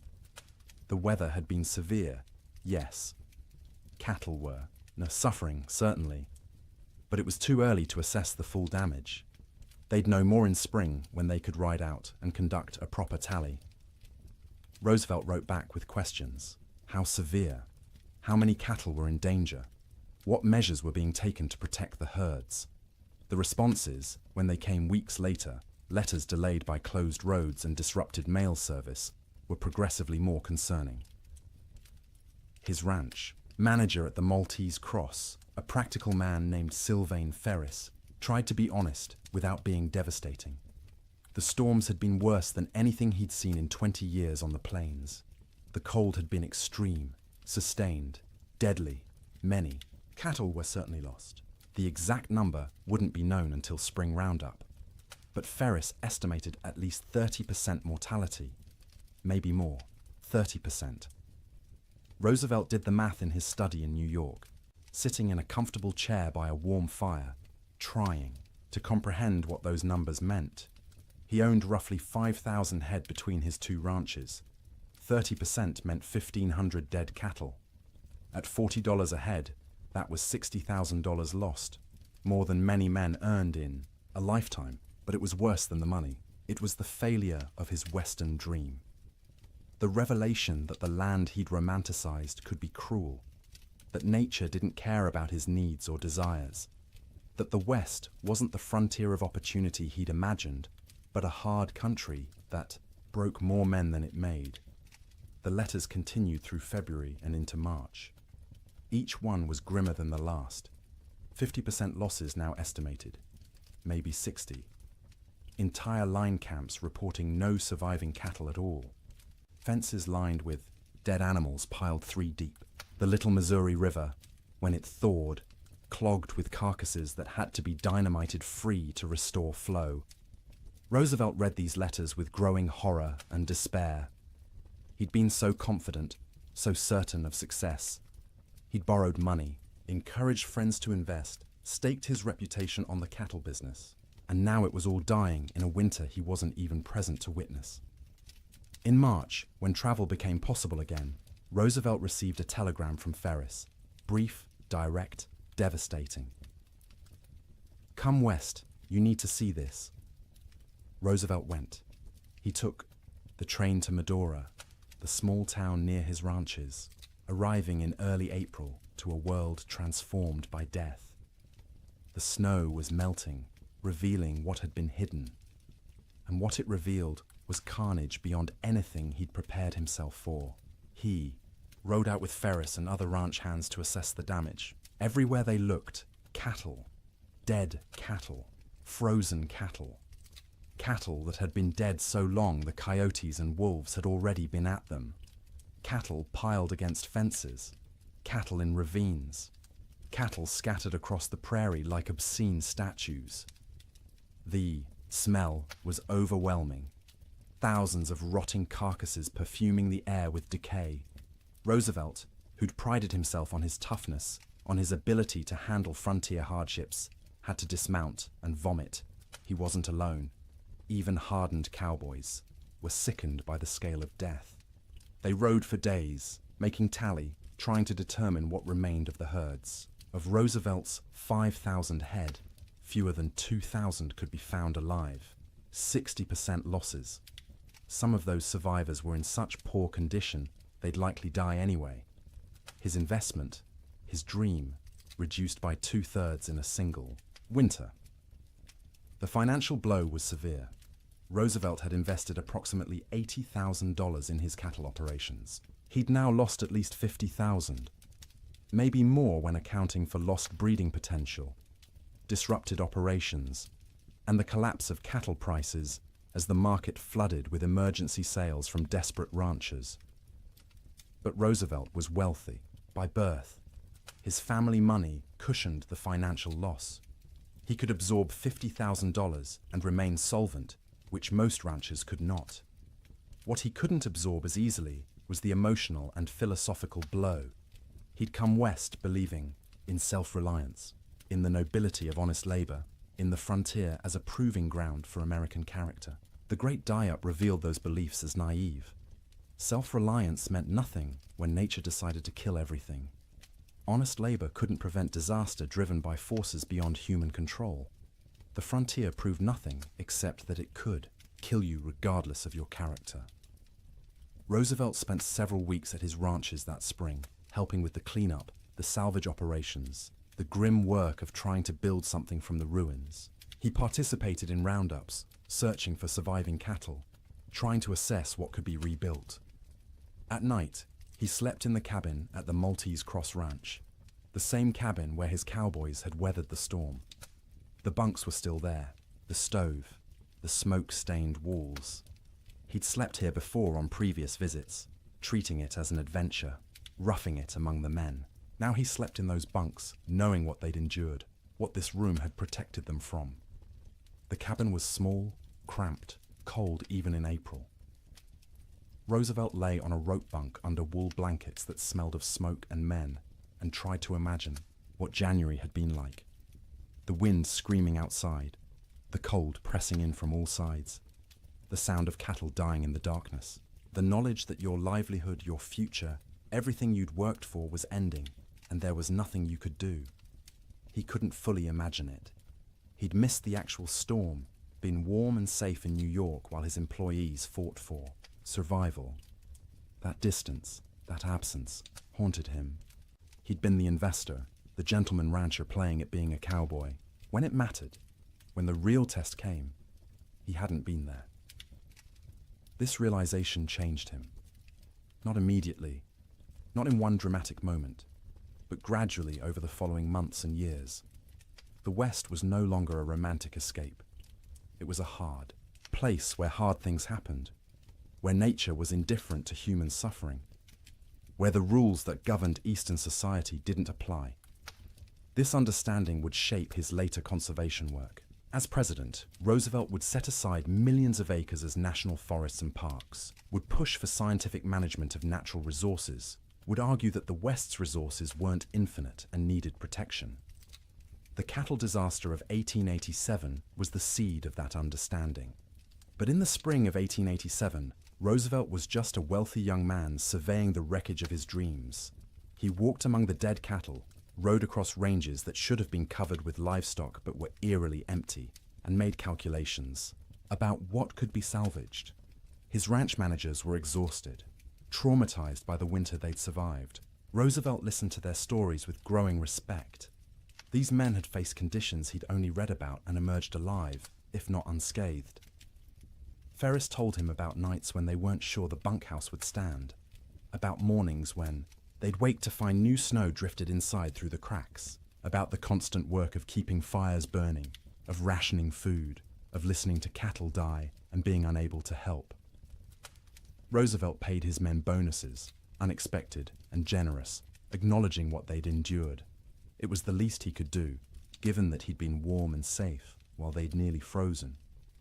He also made a decision. He would not abandon his Dakota ranches entirely, but he would not rebuild to previous scale. The open range era was over. The land couldn't support the numbers they'd run. The climate was too unpredictable, the investment too risky.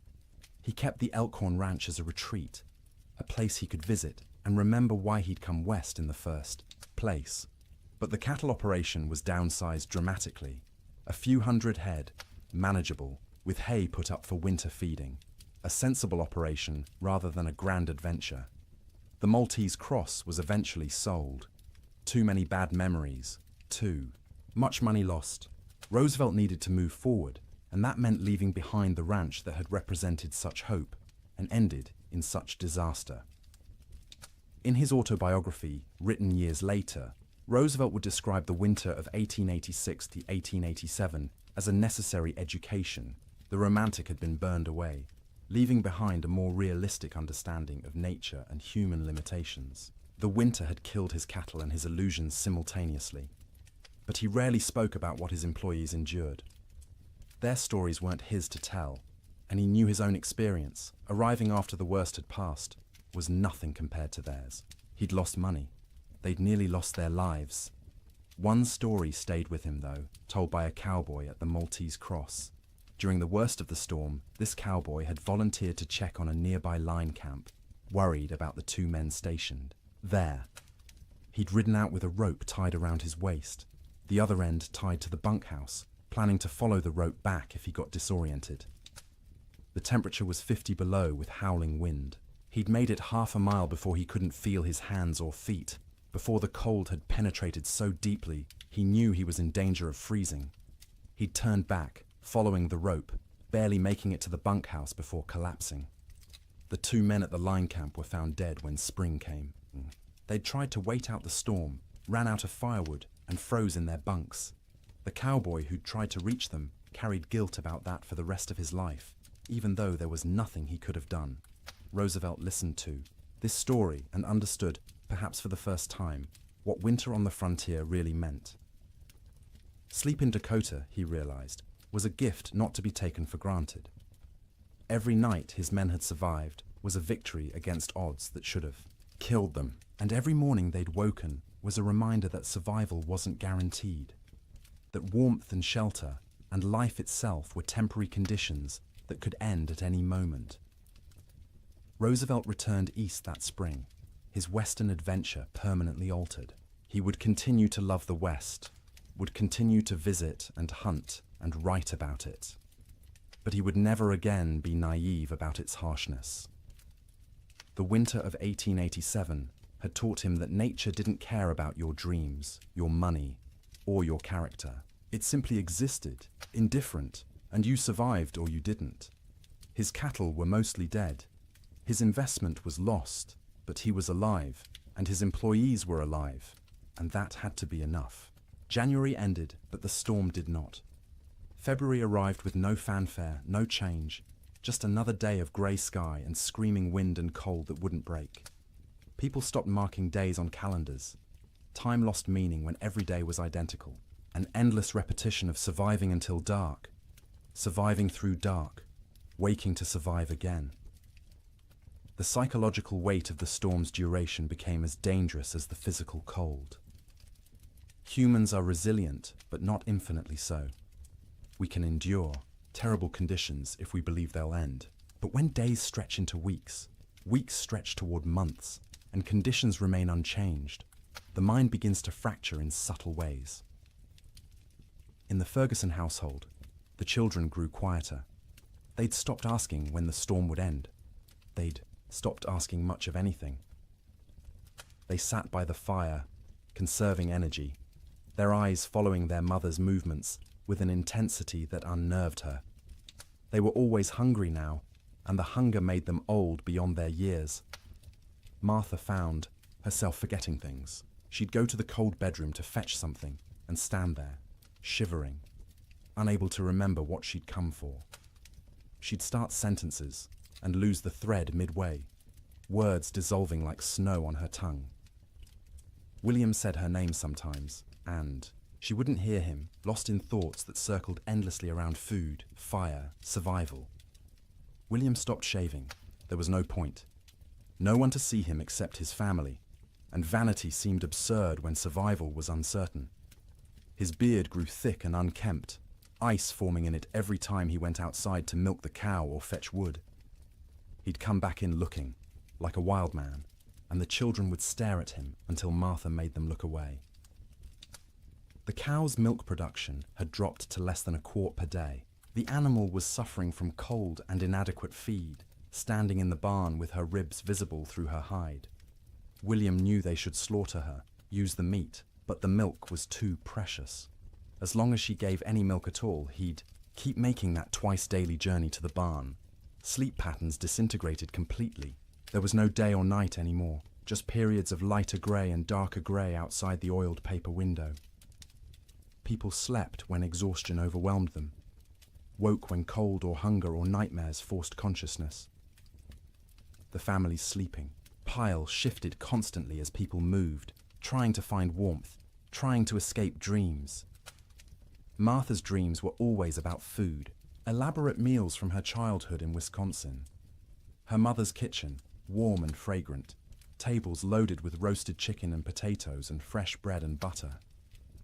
She'd wake with saliva flooding her mouth, stomach cramping with want, the disappointment of reality crushing. They had beans, always beans, the same beans cooked the same way, day after day, until the thought of eating another spoonful made her gag.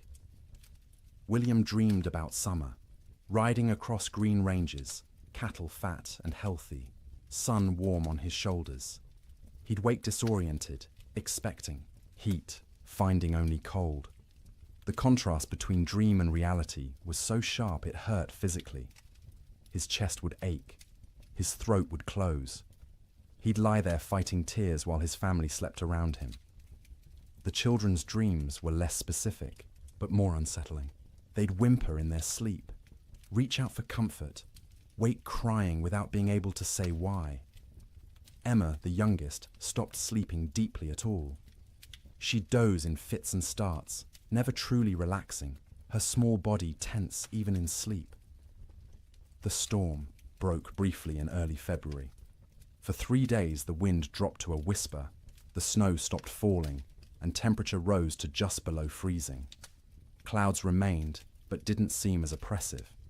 The change felt miraculous after weeks of unrelenting assault. William ventured outside beyond the barn for the first time since January. The landscape was unrecognizable. Snow had sculpted itself into bizarre formations, drifts 20 feet high in some places, bare ground in others. The fence line he'd built 2 summers ago was completely buried. Only the tops of fence posts showed, wooden fingers pointing at the grey sky. He walked out across what had been their pasture, breaking through crusted snow with each step. The snow held his weight for a moment, then collapsed, dropping him thigh-deep into soft powder beneath. It was exhausting to move, each step a battle, but he kept going, desperate for space, for distance from the cabin that had become their prison. He found a dead cow half buried in a drift. One of their small herd, frozen solid, the hide pulled, tight over protruding bones. He stood looking at it for a long time, feeling nothing. He was too tired for grief. The cow was dead. More would be dead. Everything might be dead. These were just facts now, beyond emotion. When he returned to the cabin, Martha and the children were standing in the doorway, watching him. They looked like ghosts in the grey light, pale and thin and insubstantial. He realized he probably looked the same to them. That night the Chinook wind arrived, warm wind from the southwest, carrying temperature up 30 degrees in 2 hours.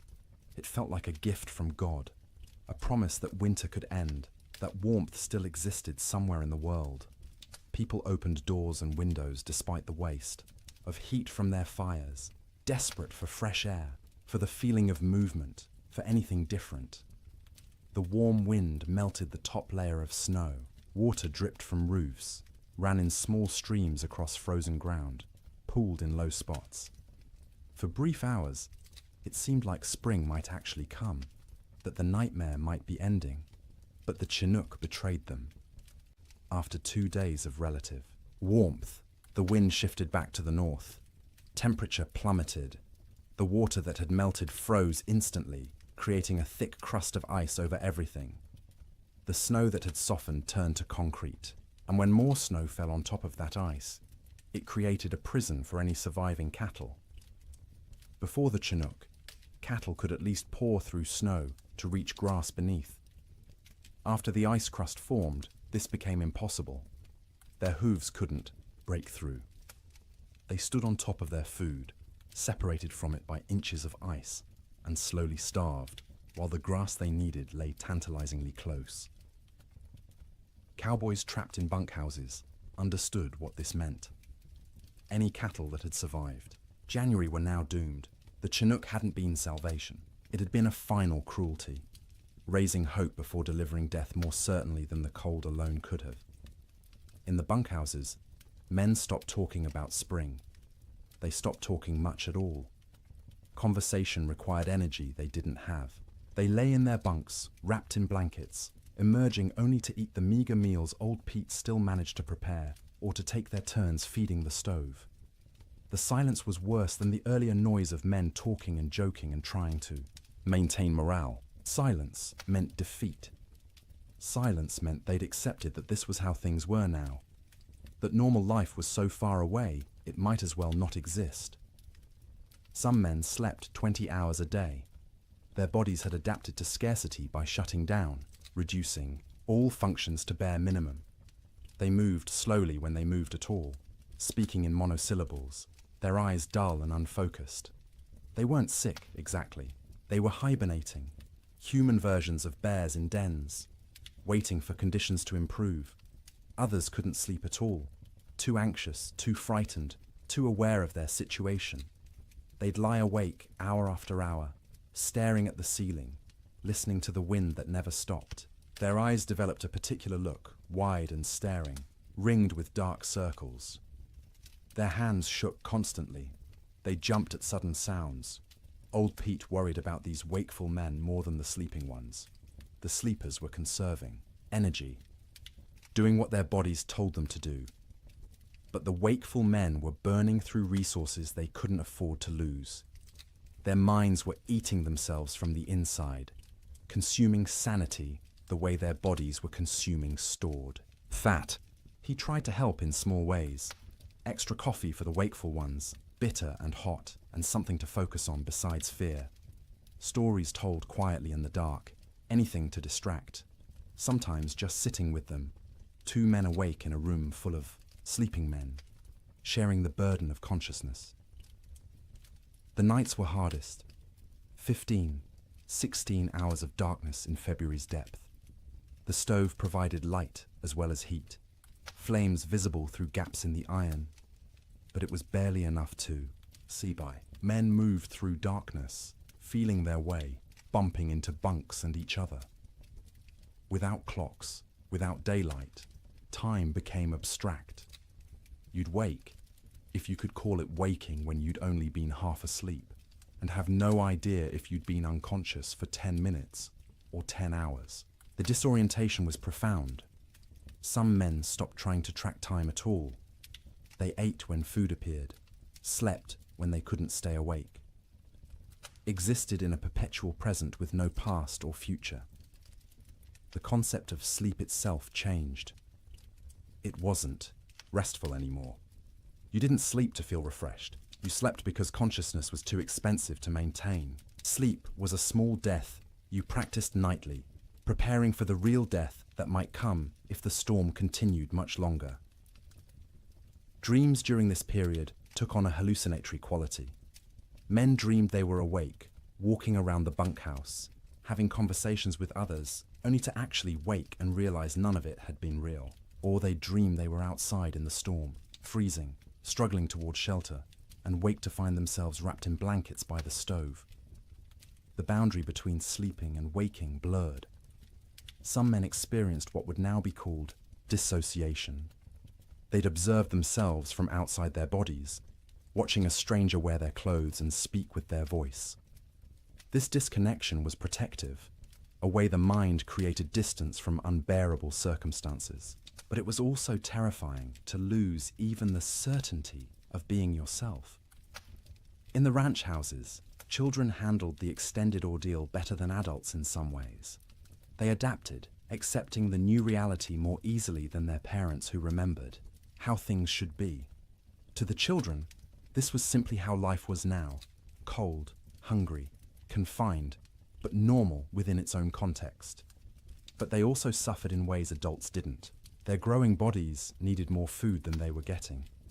Their development was being stunted by malnutrition. Sarah Ferguson, 11 years old, stopped growing taller. Her monthly bleeding, which had just started that fall, stopped entirely. Her body shut down non-essential functions to preserve life. Thomas developed a cough that wouldn't go away, a deep rattling in his chest that scared Martha. She'd give him extra portions of the thin soup she made, sacrificing from her own bowl, but it didn't help much. The cough persisted, worsening at night, keeping him and everyone else awake. James, 7 years old, stopped talking almost entirely. He'd answer questions with nods or shakes of his head, but volunteered nothing. He'd sit for hours staring at the fire, his face expressionless. Martha worried about him most of all, this strange, silent child who'd been so vibrant just months. Emma, the baby, clung to her mother constantly. She'd scream if Martha tried to put her down, terrified of separation. Martha learned to do everything one-handed, cooking, cleaning, even sleeping with the child attached to her like a growth. It was exhausting, but she understood. Emma was reverting to infancy, seeking the safety of the womb in a world that had become too frightening. February crawled past with the weight of years. Each day was a week long. Each week felt like a month. People stopped believing in spring. Spring was a myth, a story told by liars. There was only winter, eternal winter, and the question was no longer when it would end, but whether you'd survive it. And still the wind blew, and still the cold pressed in, and still people slept fitfully in their prisons of wood and hope, waiting for deliverance that seemed less likely with each passing day. Children experienced the great die-up through a lens of confusion and adaptation that was both heartbreaking and remarkable.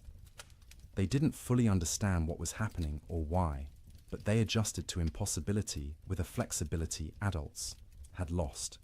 To them, the storm wasn't an economic disaster or a failure of planning. It was simply the way the world had become, and they learned to live in it.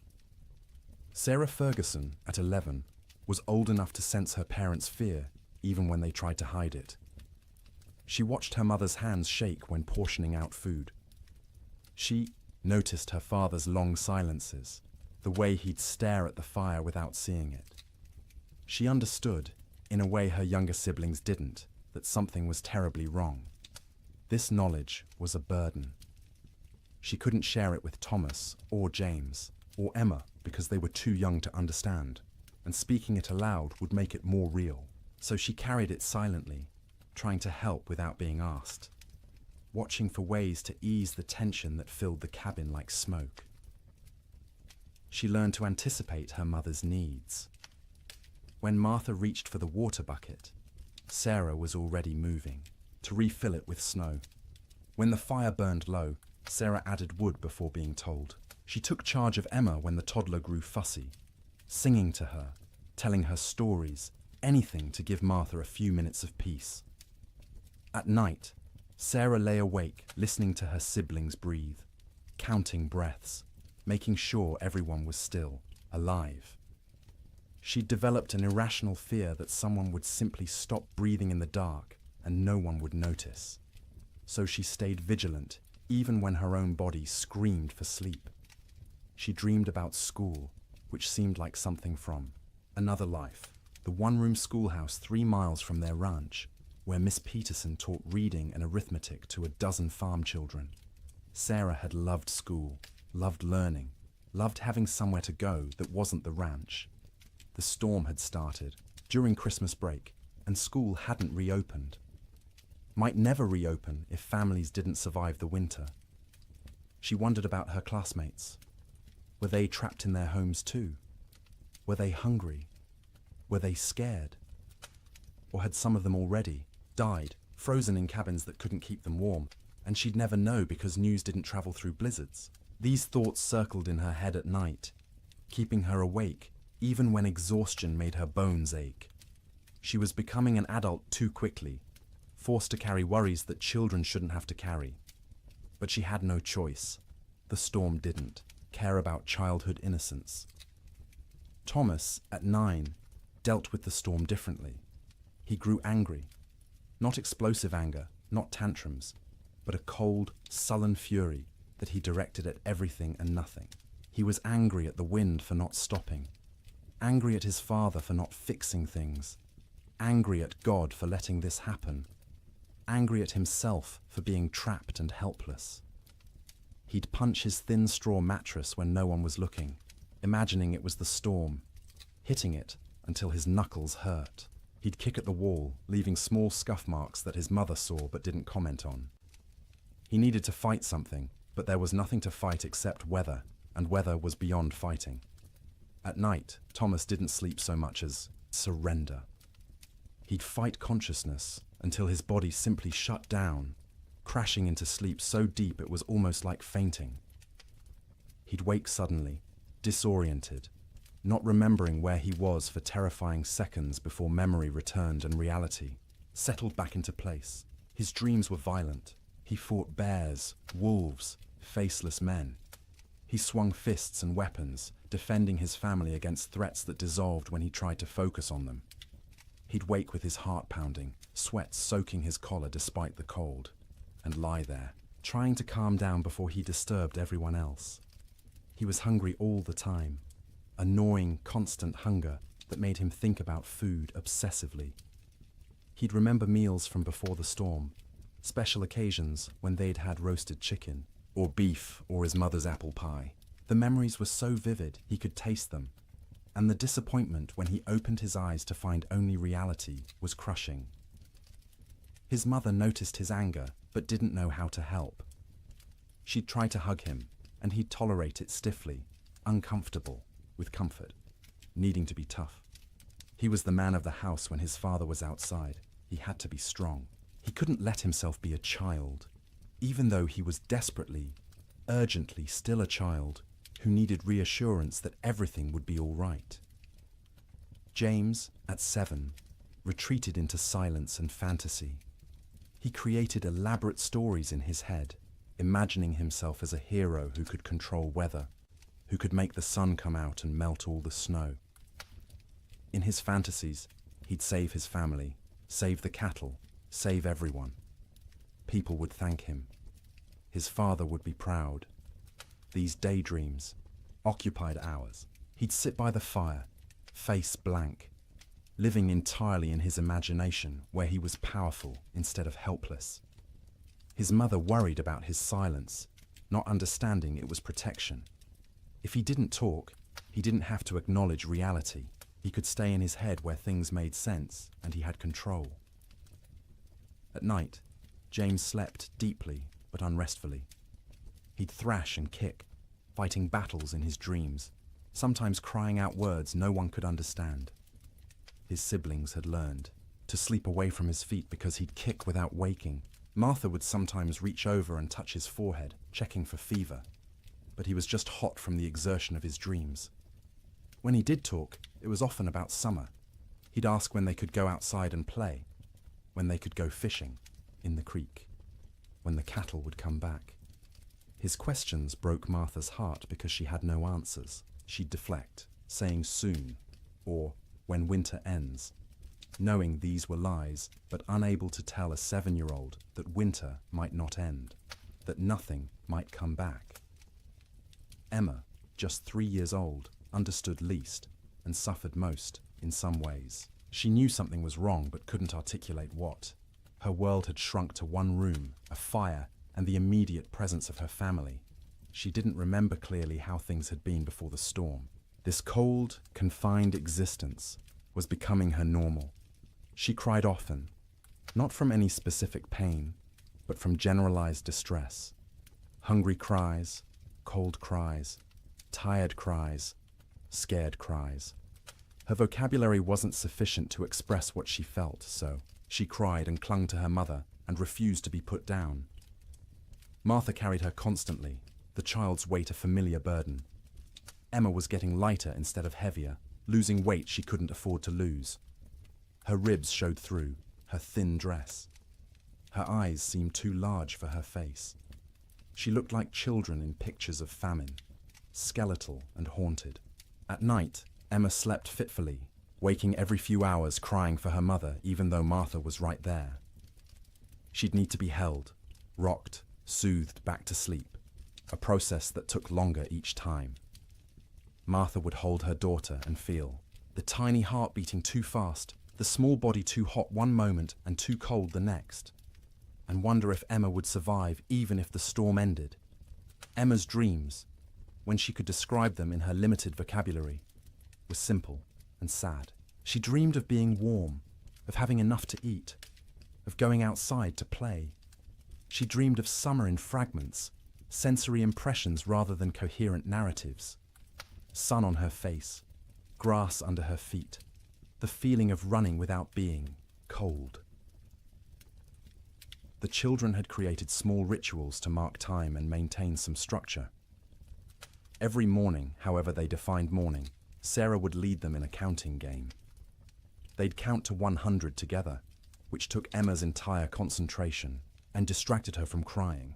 Then they'd count by twos, by fives, by tens, math as comfort, numbers as proof that some things remained stable. In the afternoon, Thomas would tell stories. He'd inherited his father's storytelling ability and would spin tales about cowboys and cattle drives and adventures that took place in summer warmth. His siblings would listen, transported briefly to worlds where people weren't trapped and cold and hungry. Emma had a doll, a simple thing made from rags stuffed with more rags, with button eyes and yarn hair. She carried it everywhere, talking to it in her baby voice, explaining things. The doll was hungry. The doll was cold. The doll wanted Mama. Through the doll, Emma processed her own feelings, giving voice to fears she couldn't express directly, the EE. Children learn to read their parents' moods and adjust their behavior accordingly. When Martha looked particularly strained, they'd be quieter, more cooperative. When William came in from the barn looking defeated, they'd give him space, not asking for attention he couldn't provide. They became expert at making themselves small, at not adding to the household's burdens. But they were still children, and children need play. They'd create games from nothing, counting cracks in the ceiling, making shadow figures on the wall with their hands when the fire was bright enough, building towers from the few wooden blocks they owned, then knocking them down and building again. Sarah taught Emma songs, the same songs their mother had taught her. Simple rhymes about animals and weather and daily life. Emma's favorite was about a bird that flew south for winter, which seemed especially relevant. She'd sing it over and over, the words slurring together, while her siblings tried not to show their irritation. The children also absorbed lessons they shouldn't have needed to learn so young. That food was precious and must never be wasted. That fire was life and must be watched constantly. That cold could kill and must be respected. That sometimes adults didn't have answers, didn't know what to do, were as frightened and helpless as children, but had to pretend otherwise. They learned what their parents looked like when pretending to be brave, the slight tremor in their mother's voice when she said everything would be fine, the way their father's smile didn't reach his eyes. They learned to accept these performances without comment, understanding that challenging them would make things worse. In later years, the Ferguson children would remember the winter of 1887 as a blur. They'd recall specific images. The fire, always the fire, and their mother's face in its light, and the sound of wind that never stopped. But the timeline would be confused, events blending together because days had no distinct markers. Sarah would remember being hungry but never being fed, Thomas would remember being angry, but not knowing why. James would remember his fantasy world more clearly than reality, which was probably for the best. Emma would remember almost nothing directly, just a vague sense of having been cold once, long ago, for longer than seemed possible. But they'd also remember warmth of a different kind. The feeling of sleeping piled together, siblings in a heap like puppies, their mother's songs in the dark, their father's hands, rough and gentle, checking them for frostbite. The way Sarah would hold Emma when Emma cried. The way Thomas would share his tiny portion of food, even though he was starving. The way James would tell stories that made them laugh despite everything. Children are resilient, but resilience has costs. The Ferguson children survived the winter, but they were changed. Sarah grew old before her time, burdened with worries she couldn't set down. Thomas's anger would last years, manifesting in ways that troubled his parents. James would remain in fantasy longer than he should, reluctant to engage with a world that had proven so harsh. Emma would be clingy and fearful, suffering from what we'd now call anxiety, though no one had that word then. But they survived. All 4 Ferguson children made it through the winter alive, which many children didn't. In the spring, when Sarah returned to school, half her classmates were missing, died in the storm, or their families had moved away, or they were too weak to attend. The teacher never spoke about them, and Sarah never asked, but she noticed the empty desks and understood what they meant. The children's winter was its own story within the larger tragedy. They experienced the same cold, the same hunger, the same confinement as adults, but they experienced it through the lens of childhood, with less understanding but also with adaptability adults couldn't match. They bent instead of breaking, or at least bent further before breaking, and some of them survived precisely because they were young enough to accept the impossible and adapt to it. March came quietly, without announcement or ceremony. The wind didn't stop all at once. The cold didn't break dramatically. But sometime in the first week of March, people noticed the light had changed. The grey wasn't quite as oppressive. The sun, invisible for months behind clouds, occasionally created a bright spot in the overcast sky, a suggestion that it still existed somewhere beyond the grey. The temperature rose first, not to warmth, not even close, but up from the deadly negatives, into the teens, then the 20s. At 20 degrees, after months of temperatures well below zero, it felt almost tropical. William Ferguson stepped outside without his heaviest coat for the first time since January and felt the difference immediately. Still cold, but survivable cold. Manageable cold. Human cold. The wind dropped next. Not gone, but diminished from its constant shriek to something closer to a whisper. You could hear other sounds again. Birds, tentatively returning. The creak of the barn. Your own footsteps in the snow. After months of wind that drowned out everything, the relative silence was disorienting, and then finally the snow stopped falling. Days passed without new accumulation. The sky remained cloudy, but the clouds weren't releasing their burden anymore. What was on the ground would stay on the ground, but nothing new was coming. This realization spread through trapped households, like a physical wave. The storm was ending. Winter was releasing its grip. Spring, impossible spring, was actually going to come. But the thaw revealed horrors that had been hidden under snow. As temperatures rose above freezing and snow began to melt, the dead emerged.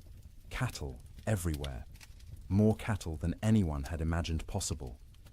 They lay along fence lines, stacked 3 and 4 deep, where they'd crowded against barriers trying to escape the wind. They filled ravines, hundreds in a single coulee, frozen together into a grotesque mass. They lined riverbanks, piled where they'd sought water, and found ice instead. William rode out in mid-March to assess their losses. The snow had melted enough to navigate, though the ground was a swamp of mud and standing water. He rode for hours, seeing nothing but dead cattle. Their small herd of 30 head was gone. All 30 dead. some near the barn where they'd sought shelter. Others scattered across their range, frozen in place, some still standing. The smell was overwhelming. As the carcasses thawed, they began to rot. The air across the plains filled with the sweet, cloying stench of decay. You couldn't escape it. It permeated clothing, hair, got into your mouth and nose until you tasted it constantly. Cowboys tied, scarves soaked in vinegar over their faces, but it barely helped. The financial devastation was absolute. Ranches that had run thousands of head found hundreds alive, if that. The great cattle companies, backed by Eastern and European money, went bankrupt overnight. Investors who'd expected returns of 20–30% instead lost everything. The boom was over. The cattle kingdom had fallen. But more important than money, more immediate, was the human cost. As spring progressed and travel became possible again, stories emerged. A family in Wyoming had burned their furniture for fuel, then their floorboards, then had frozen to death anyway. A cowboy in Montana had tried to reach town for supplies, got lost in a storm, and was found frozen solid sitting upright on his horse, both man and animal dead. Children died quietly in their sleep, their small bodies unable to maintain heat. Old people died the same way, peaceful endings to hard lives. Young men died trying to help, venturing out into storms to check on neighbors or cattle, never making it back. Women died in childbirth in cabins where no help could reach them. Babies dying with their mothers. The death toll among cattle was calculable, measurable, shocking in its enormity. Estimates ranged from 60 to 90% mortality across the northern plains. Hundreds of thousands of animals dead. But the human toll was harder to count. People died alone in isolated cabins, their bodies not discovered until spring. Whole families vanished. Homesteads found empty when the snow cleared. No trace of where the occupants had gone, or whether they'd survived. Theodore Roosevelt returned to his ransacked ranches and surveyed the ruin of his Western dreams. Cowboys, who'd barely survived, told stories of unimaginable hardship. Ranchers calculated losses that dwarfed their ability to recover. And slowly, painfully, everyone who'd survived began the work of rebuilding. But they rebuilt differently. The open range was dead, killed as surely as the cattle that had grazed it. Ranchers who continued in the business built barns, stored hay, kept smaller herds they could actually feed through winter. They fenced pastures, rotating cattle seasonally rather than letting them roam year-round. The cowboy, as romantic figure, driving vast herds across unfenced prairie, became a relic of a past that had ended in ice and death. The survivors were changed. Martha Ferguson emerged from that winter 20 pounds lighter, her hair gone grey at 32. William's hands shook for months afterward, trauma expressing itself in tremors he couldn't control. The children carried scars that wouldn't show. For years, psychological wounds that would shape their entire lives, but they'd survived. All of them. The Ferguson family made it through intact, which was more than many could say. And as spring truly arrived, as green grass pushed up through mud and trees began to bud and the sun returned with actual warmth, they began to remember what life could be. The first night Martha slept without waking every few hours, checking on her children. She woke feeling guilty for having rested. The first morning, William went outside and wasn't hit by killing cold. He stood in the barn doorway and cried. The children, resilient as children are, adapted more quickly. They ran outside in bare feet, feeling grass beneath their toes, relearning, joy they'd almost forgotten. Sleep in spring was different from sleep in winter. The fear was gone, the vigilance unnecessary. People slept deeply for the first time in months, their bodies finally feeling safe enough to truly rest. They slept for 10 hours, 12 hours, catching up on sleep debt accumulated over winter. They woke refreshed, amazed at the feeling, remembering what normal had felt like. But the dreams remained. For years afterward, survivors would wake from nightmares about the winter of 1887. They'd dream of being trapped, of being cold, of hearing cattle die, and being unable to help. These dreams would fade over time, but never entirely disappear. The winter had carved itself into their psyches, a permanent scar. And now, dear traveller through this story, we've reached the end of our journey through the coldest winter in wild West history. We've walked with cowboys in their bunkhouses, huddled with families around failing fires, witnessed the death of cattle and dreams, and an entire way of life. The Great Die-Up of 1887 was catastrophic. It killed hundreds of thousands of animals, bankrupted fortunes, and ended the era of open-range ranching forever. But more than that, it tested human endurance in ways few events ever have. It asked people to survive the unsurvivable, to sleep, in conditions where sleep seemed impossible, to maintain hope when hope was absurd, and they did. Not all of them, not even most of them without terrible cost, but enough survived to tell the story, to rebuild, to ensure that the lessons learned would protect future generations. As you lie in your warm bed tonight, safe from cold and storm, let yourself feel the profound gift of that warmth. The pioneers of the Wild West would have considered your comfort miraculous, impossible luxury beyond imagining. Central heating, insulated walls, blankets made in factories rather than woven by hand. You live in the future they could only dream of, the safety they fought to reach. Their struggle made this possible. Every improvement in building techniques, every advance in weather prediction, every system we have now to survive winter grew from lessons learned in disasters like the Great Die-Up. They suffered so that eventually people wouldn't have to suffer, so that sleep could be restful rather than survival, so that winter could be endured without terror. Let their memory settle over you gently now. Let the wind that screamed across the Montana plains become the whisper of your fan. Let the cold that killed become the pleasant coolness of your air conditioning. Let the hunger that gnawed at them become the satisfaction of knowing you can eat when you wake. You are safe, you are warm, you are comfortable in ways they couldn't have imagined. And as you drift towards sleep, carry with you gratitude for that safety. Honor their endurance by appreciating what you have. Remember their suffering by cherishing your comfort. The winter of 1887 is over. It has been over for more than a century, but its story remains, a testament to human resilience and the terrible power of nature. The cowboys and ranchers and children who lived through it are long gone, but their experience echoes forward to us, teaching us about survival, about courage, about the precious gift of a warm place to sleep. So sleep now, deeply and peacefully. Let the weight of blankets comfort rather than burden you. Let the darkness be restful rather than fearful. Let your dreams be gentle rather than haunted. The storm has passed. Spring has come. The long winter night is over, and you, in your warm bed, in your safe room, can rest without fear, can close your eyes without vigilance, can surrender to sleep, knowing you'll wake to warmth and safety. The Great Die-Up claimed so much, so many cattle, so many dreams, so much hope. But it couldn't claim everything. It couldn't kill the human capacity to endure, to adapt, to survive impossible conditions, and emerge, if not unscathed, then at least alive. Still capable of love, still capable of rebuilding, still capable of hope. That resilience lives in you too. You carry it in your genes, inherited from ancestors who survived winters and storms and hardships we can barely imagine. Their strength is your strength.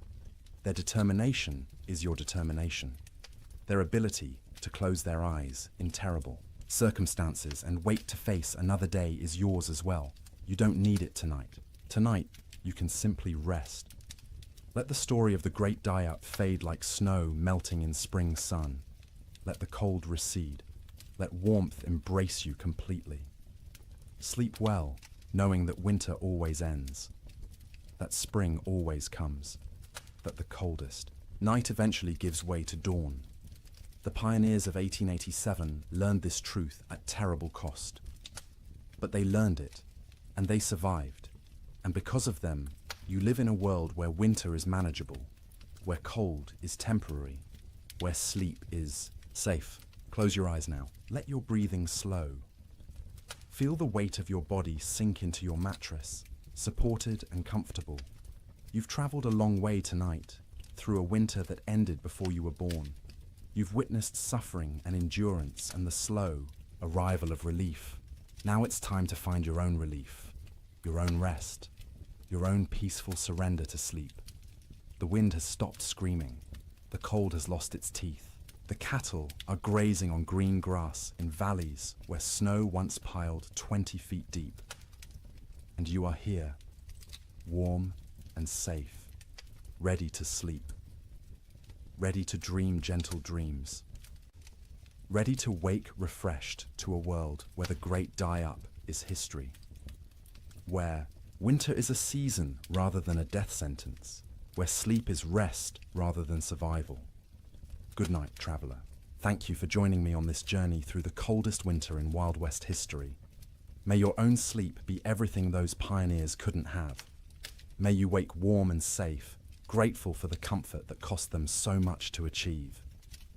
The storm is over. Spring has come. Sleep well. Good evening and welcome back, friends.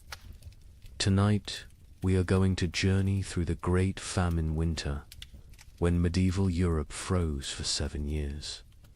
As always, let me know where in the world you are listening in from. Get cozy, settle in, and let's begin. In the spring of 1315, a mother in northern England made an unthinkable decision. She locked her children inside their cottage, walked into the frozen wasteland, and never returned. But she wasn't abandoning them. She was saving them. Was she? Knew what all of Europe would soon discover was that the world itself was dying. The rain wouldn't stop. The cold wouldn't break. And for the next 7 years, winter would reign supreme. Her name was Marjorie of Durham, and her neighbors found her children 3 days later, alive, huddled around the last embers of their fire. The eldest, a boy of 9, clutched a note his mother had left. The priest who recorded it wrote that his hands shook as he read her words aloud. My flesh will buy them grain. My absence will grant them mercy. Tell them I walk toward God, not away from them.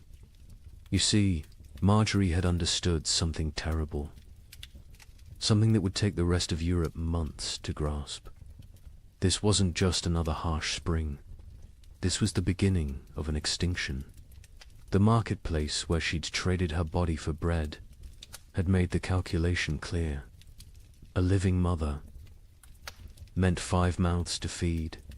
A missing mother meant for orphans. The church had to shelter, and the church still had grain, still had walls, still had hope that this nightmare would end.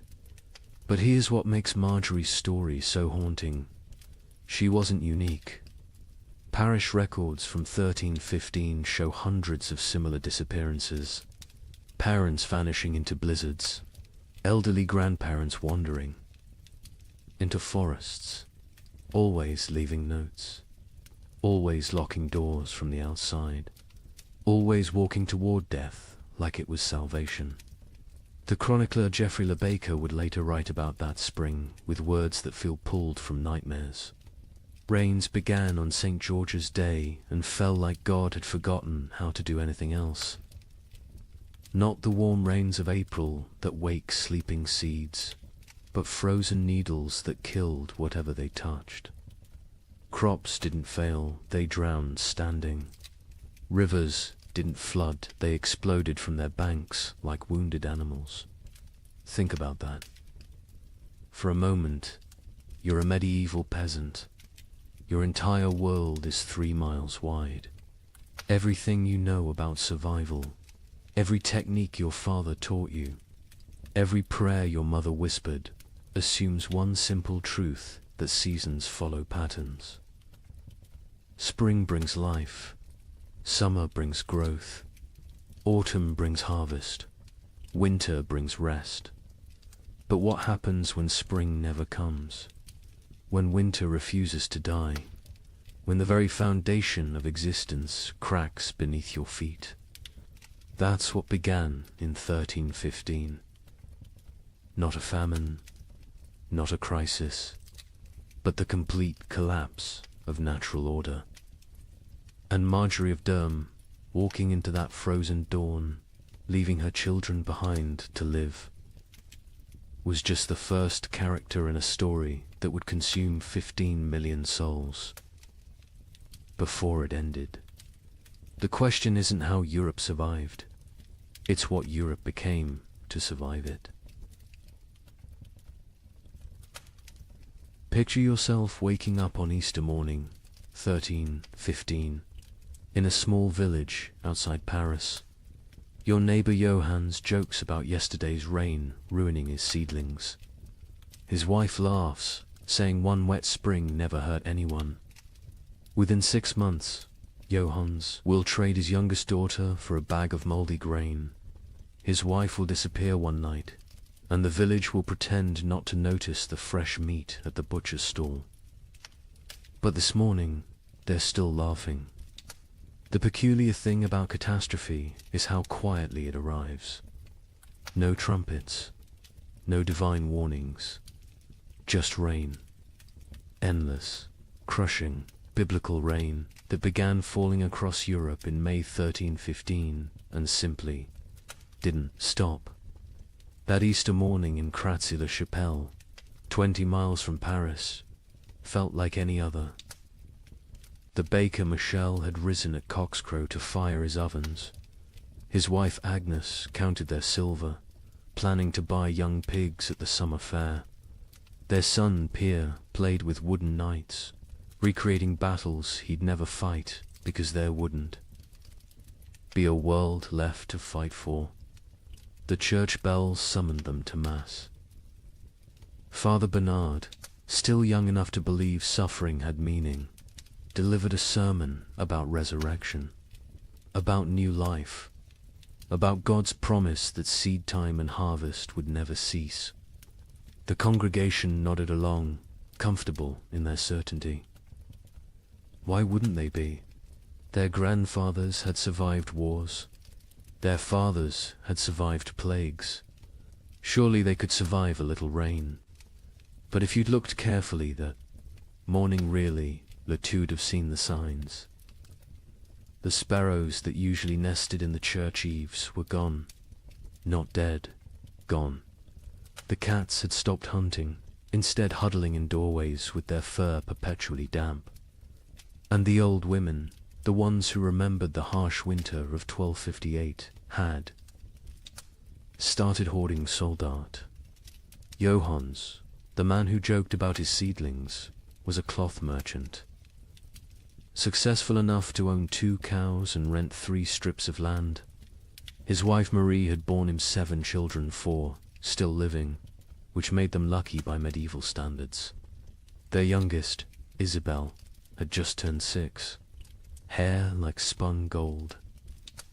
Her father would say, worth its weight in gold, someone else would say 6 months later, weighing her against a sack of spoiled wheat.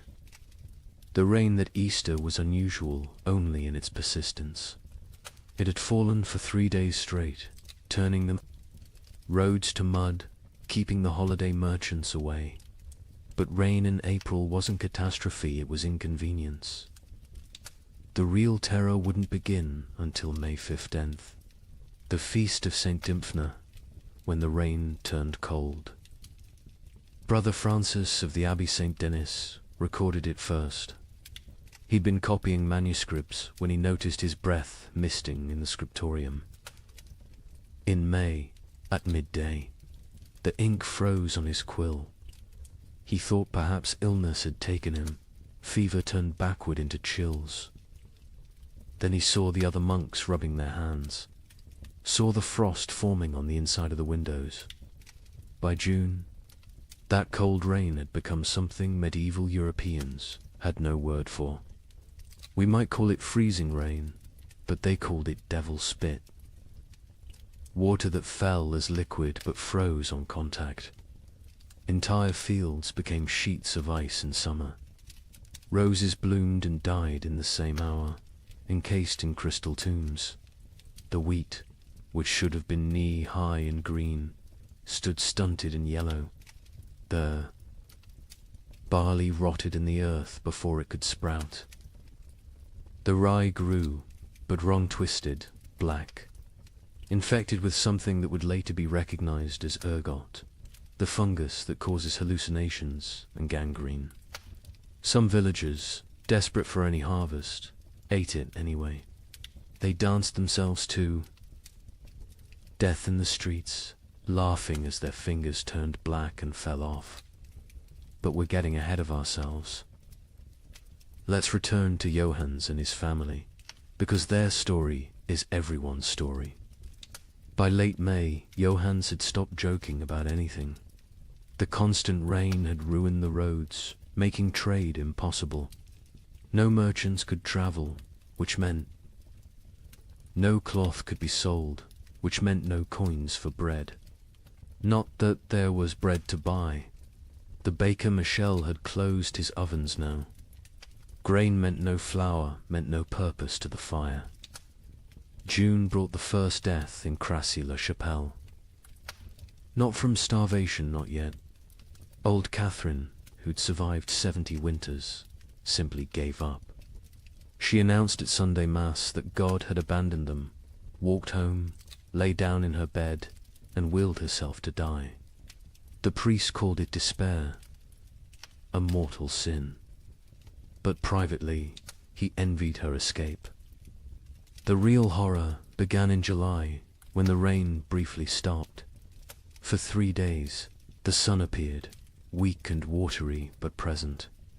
The villagers rushed to salvage what they could, to plant anything that might grow before autumn.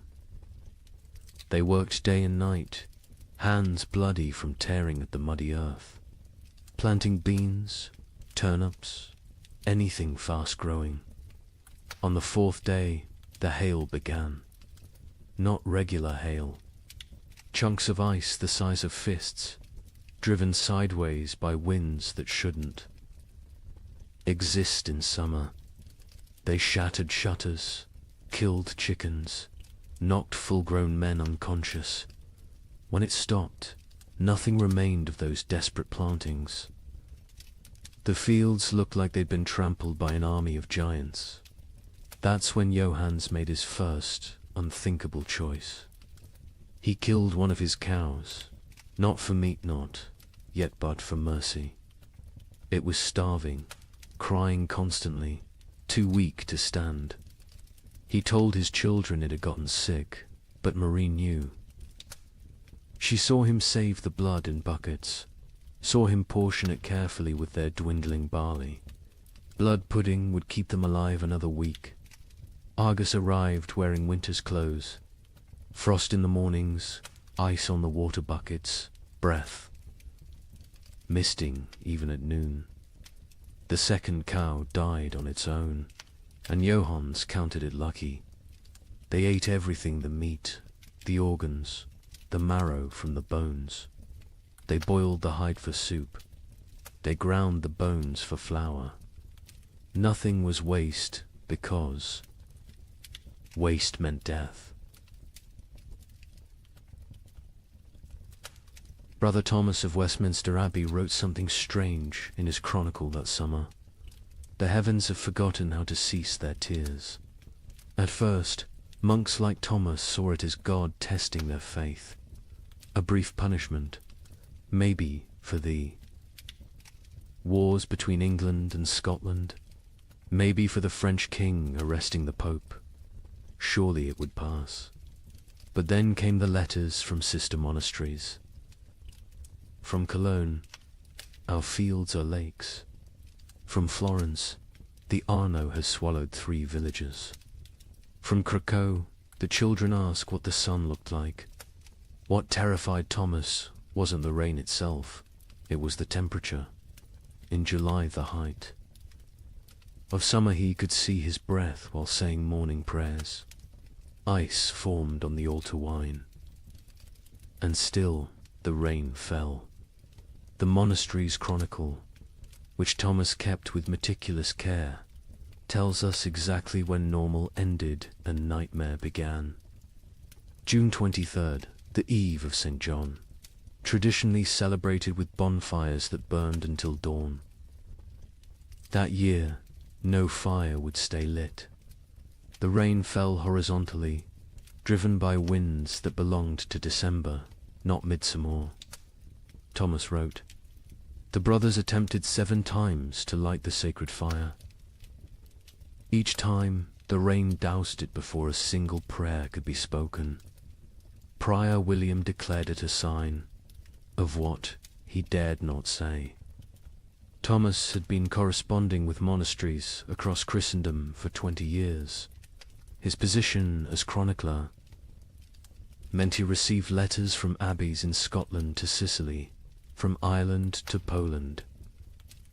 Usually, these letters discussed theological matters, requested copied manuscripts, or shared news of appointments and deaths. But starting in July 1315, every letter carried the same message, dressed in different words. Something was terribly wrong with God's creation. From Melrose Abbey in Scotland came a letter that made Thomas's hands shake. "Brother, we write to you from hell, frozen over. It is July, yet we break ice from our wells each morning. The barley stands drowned in fields that have become swamps. Yesterday, we found a shepherd frozen to death. In July, Brother Thomas. He was young, strong, only 20 summers. We found him standing upright, eyes open, still holding his crook. The sheep around him were ice statues. Have we entered the end times? The abbot of Cluny in France sent word that would have been dismissed as madness any other year. The vine withers as if cursed. The soil rejects all seed. We have consulted. Our oldest records nothing, speaks of summer frost, of hail in August, of rain that burns like ice. Our farmers weep in the fields, beating the mud with their fists, begging it to remember its purpose. From the German monasteries came increasingly frantic reports. The prior of Reichenau wrote, "Lake Constance rises daily. Entire villages now exist only as church bells tolling beneath the waves. We ring our own bells in answer, but God remains deaf. The rain tastes of sulphur. Birds fall from the sky mid-flight, frozen solid. What sin has mankind committed to earn such wrath?" But it was a letter from an Italian monastery that contained the most chilling observation. Brother Antonio of Monte Cassino, a learned man who'd studied both scripture and natural philosophy, wrote, "This is not divine punishment. Brother Thomas, I have read the ancient texts, Greek and Roman both. This happened before. They called it the years without summer. Crops failed, empires fell, and mankind retreated to caves. We are not being punished. We are being erased." Thomas himself had begun keeping detailed records of the weather, something unprecedented for the time. His entries from July 1315 read, "Like fever dreams. July 4th, Feast of St. Ulrich. Rain for 16 straight hours. Temperature cold enough that we wore winter robes to matins. 2 brothers collapsed during prayers, their lips blue. July 11th. The rain has not ceased for 40 hours. We cannot light fires. We eat cold porridge and pray with numb fingers. Brother Matthew suggests we are experiencing Noah's flood again. Prior William had him whipped for heresy, but privately we all wonder. July 19th. Something impossible today. The rain froze as it fell, coating everything in ice. In July, the vegetable garden is destroyed. every plant encased in crystal, beautiful and dead. We gathered to pray, but the words stuck in our throats. How do you pray when creation itself seems broken? The correspondence between monasteries became increasingly desperate as summer crawled toward autumn. They began sharing survival techniques rather than theological debates. How to keep manuscripts from molding in the constant damp. How to preserve food when nothing would dry. How to maintain faith when every prayer for sun was answered with more rain. From Prague came instructions for building underground storage that might resist the water. From Dublin came recipes for making bread from acorns and chestnuts. From Rome came silence. The Holy See had problems of its own, with the Tiber flooding the papal palace repeatedly. Thomas noted something else, something that wouldn't be fully understood for centuries. The rain wasn't uniform. It would pound. One region while barely touching another 20 miles away. But those dry spots weren't lucky, they were cursed differently. Without rain, but with temperatures below freezing in summer, crops still died. Wells still froze. People still starved. A letter from the Bishop of Bergen in Norway contained an observation that haunts historians today. The merchants from Iceland have not come. They were due in May, as always. It is now August. Ships sent to investigate found the sea routes blocked by mountains of ice that should not exist in summer, or perhaps should not exist at all. The sailors speak of icebergs, tall as cathedrals, moving south like an army of frozen giants.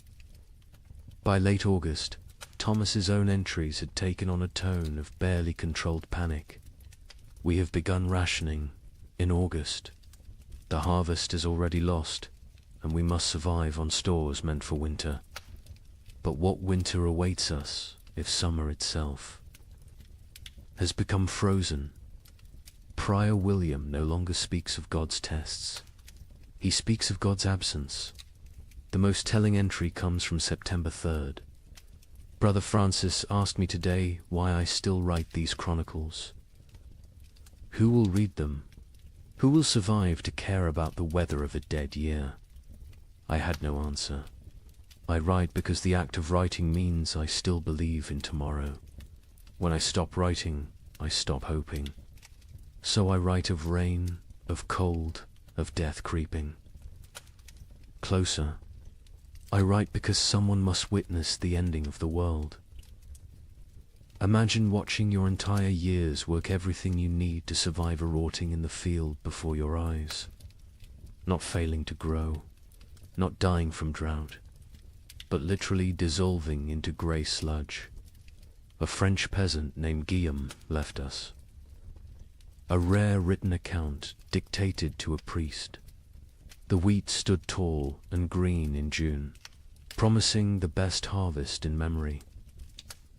By August, it was black soup.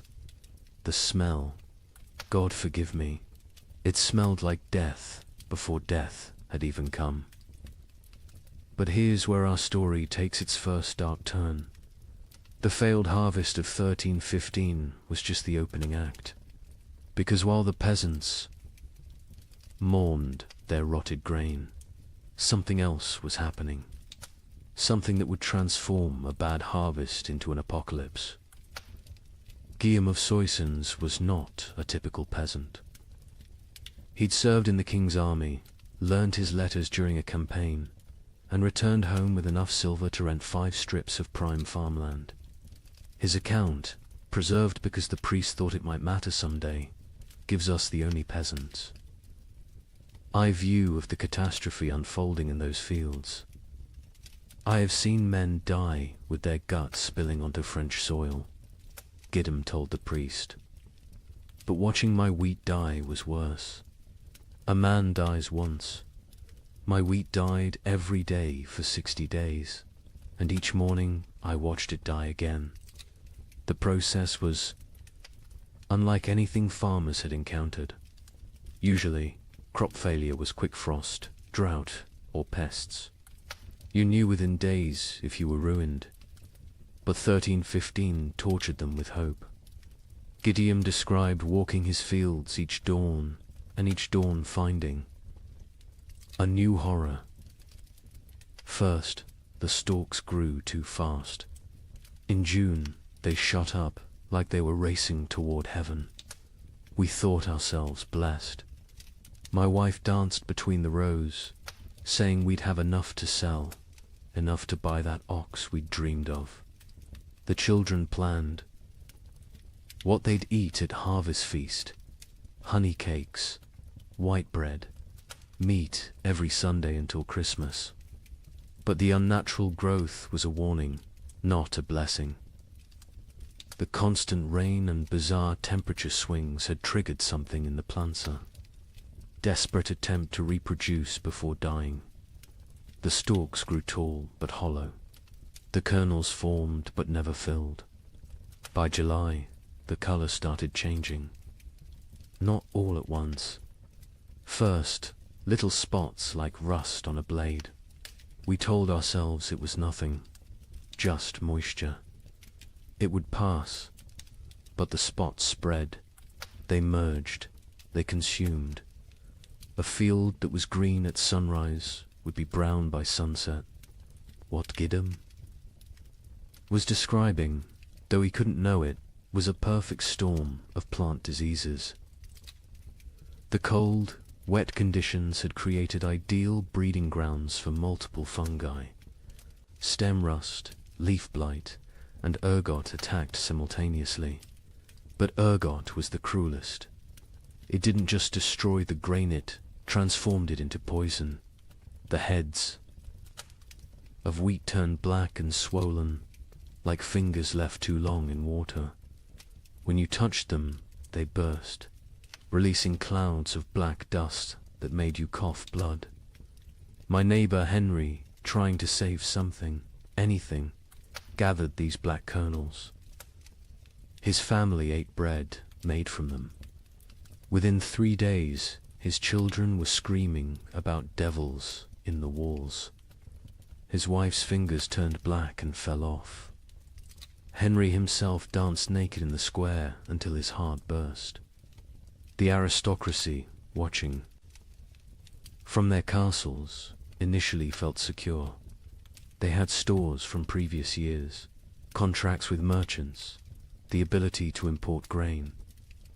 The Lord of Soissons, Robert de Courtenay, even rode through the failing fields in July, telling the peasants not to despair, that he would reduce their taxes, that no one would starve. But Lord Robert didn't understand what Gideon understood. This wasn't one bad harvest. This was the end of agriculture itself. The ground changed. Gillam explained. It wasn't soil anymore. The rain had been falling so long, so hard, that all the good earth washed away. What remained was grey clay. That wouldn't hold seed, wouldn't grow weeds, wouldn't even grow the grass. It was like God had salted the earth, but with water instead of salt. By August, desperation drove innovation. Farmers tried everything their ancestors had never dreamed of. They built fires in the fields, trying to dry the soil.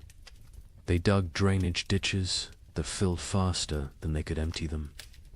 They brought their livestock to sleep among the crops, hoping animal warmth might save something. An educated monk observing these efforts wrote, "They perform rituals that border on paganism, dancing naked under the full moon, burying live cats at field corners, bleeding themselves onto the soil. They have forgotten Christ and remembered older, darker gods, yet still the crops fail." The nobility began to panic when they realized the implications. No harvests meant no taxes. No taxes meant no armies. No armies meant no power. The entire feudal system depended on agricultural surplus. Without it, civilization itself would collapse. The Bishop of Reims recorded a meeting of local lords in August 1315. Lord Thibaut suggested we take what grain remains by force, store it in our castles, and let God sort the living from the dead. Lord Gautier proposed we sell our lands to Italian merchants who don't yet know of our catastrophe. Lord Felipe said nothing, just sharpened his sword throughout the meeting. We all knew what he was thinking. When the starving masses come, sharp steel might buy us more time than prayer. But it was Gwellem's final observation that proved most prophetic. The worst part wasn't the hunger we knew was coming. It was what hunger would make us become. I saw my neighbor Marcel looking at his plump daughter differently, not with father's love, with a butcher's calculation. I saw wives eyeing husbands who'd grown too weak to work. I saw children forming packs, like wolf cubs learning to hunt. The priest asks me what I think God wants from us. I tell him God is done wanting. Now he's taking, and he's going to keep taking until there's nothing left but rain and mud and sigh. And mud and sigh. The memory of what men used to be before they became animals again. The failed harvest of 1315 wasn't measured in bushels of lost grain. It was measured in the systematic destruction of hope. Every rural community in Europe had lived with the same rhythm for 1,000 years.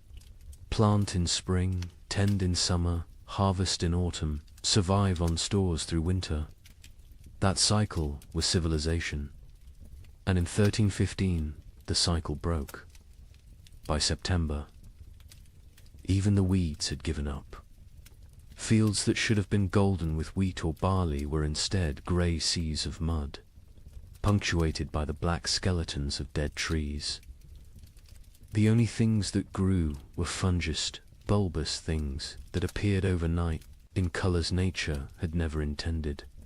Purple, electric blue, sick yellow. Children who ate them died laughing. Adults who ate them died screaming. The recording priest added his own note to Gwillem's testimony. This man speaks truth. I have seen the fields myself. They look like God's own graveyard, waiting for the corpses that will soon fill them. We are not facing a famine. We are facing an extinction. May whoever finds this record pray for our souls, for by the time you read this, we will surely be past praying for ourselves. In September 1315, a strange sickness appeared among the cattle of Norfolk. Within days, it spread to sheep, then pigs, then horses. The animals didn't just die, they died screaming. A contemporary account describes cattle crying like humans. In their agony, their tongues swollen black, their eyes weeping blood.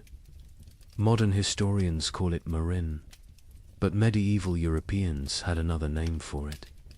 Devil's touch, because healthy animals would drop dead mid-step. A cow giving milk at dawn would be a corpse by noon, and the speed of transmission defied Logicantia herds gone in hours. But I haven't told you the worst part yet. The animals that survived, they changed. Horses began eating meat. Pigs turned feral, forming packs that hunted. And the rats. The rats disappeared entirely. Where did they go? That mystery wouldn't be solved for another 30 years, when they returned, carrying something far worse than hunger.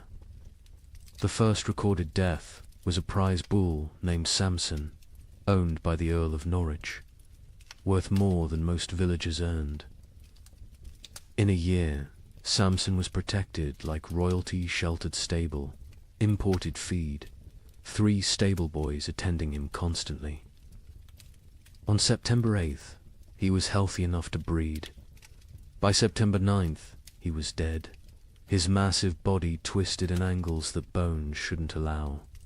Foam tinged pink with blood dried around his mouth. The Earl's stable master, a methodical man named Walter, documented what happened next with the precision of someone who knew he was witnessing something unprecedented. The sickness jumped from Samson to the cows without touch, without sharing water, without even sharing air. They were in separate barns, yet by sunset, 17 were dead. Their deaths were not peaceful.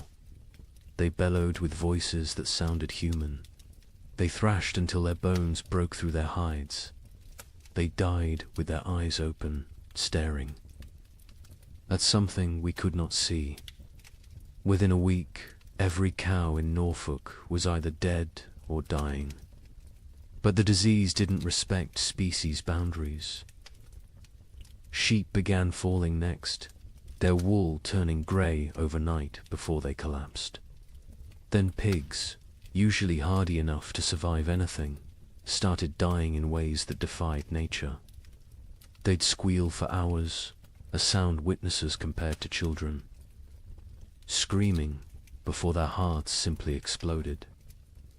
A traveling merchant named Otto from Flanders recorded what he saw on the roads.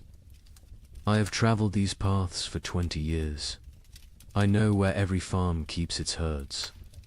Today, I counted 4,000 dead cattle between Lynn and Norwich.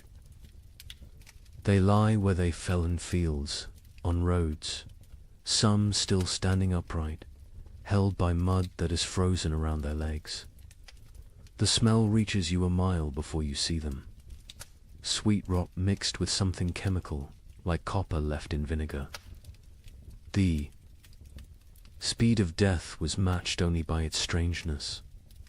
Animals died in patterns that suggested intelligent entire herds forming perfect circles before collapsing inward. Flocks of sheep arranging themselves in lines before dying in sequence, like dominoes. Witnesses spoke of animals appearing to communicate across species before death, horses whinnying to cows who lowed back, as if sharing some terrible knowledge. But then came the transformations among survivors, and this is where chronicle accounts become almost too bizarre to believe, except that multiple independent sources confirm the same phenomena. Sir William de Ross, a knight with lands across Yorkshire, wrote to the Archbishop of York, "Your Grace must believe what I write, though it sounds like madness. My destrier, Caesar, a warhorse I've ridden into 3 battles, has begun hunting. Not grazing, hunting. I watched him corner a rabbit, kill it with his hooves, and eat it.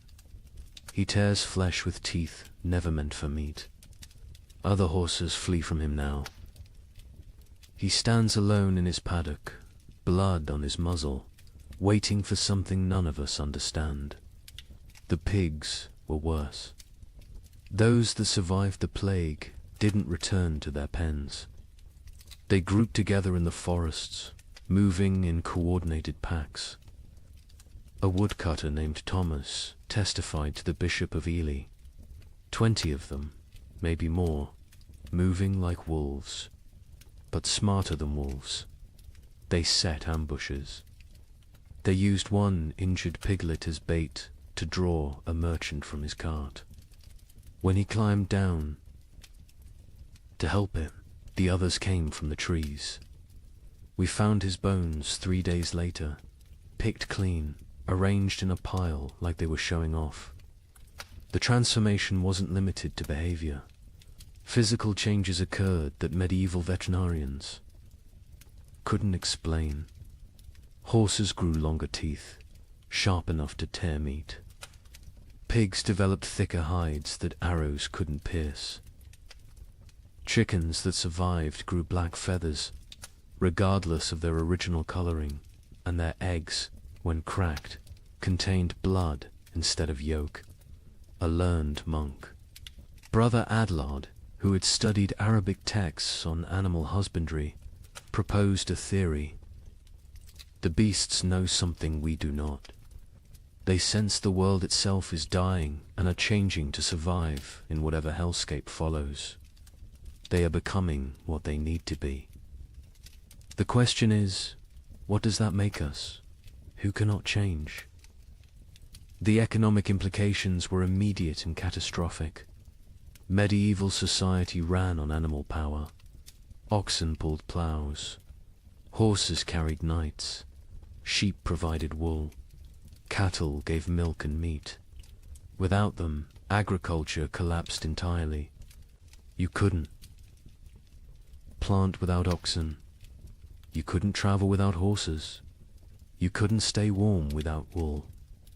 The reeve of a manor in Lincolnshire left records showing the speed of collapse.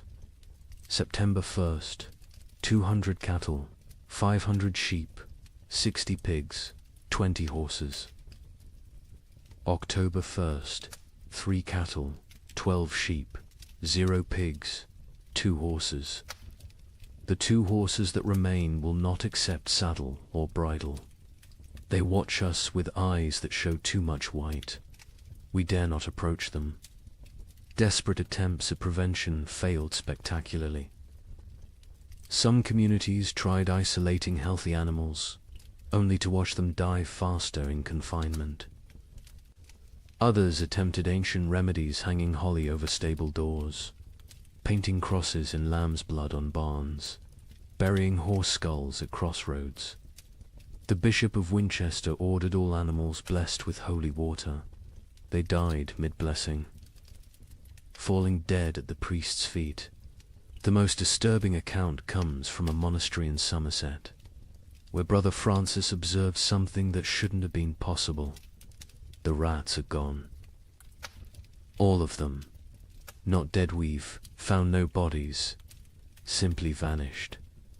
The cats who hunted them sit in empty granaries, mewing at shadows. The barn owls have stopped hunting, stopped calling. Some have been found dead with full bellies, as if they ate something that killed them from within. But there are no rats. Where did they go?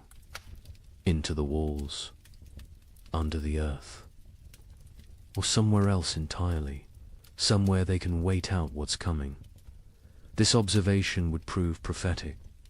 The rats had indeed gone somewhere deep into Eastern European forests, into cave systems, into places where they could breed and change and feast on the endless supply of corpses the famine would provide.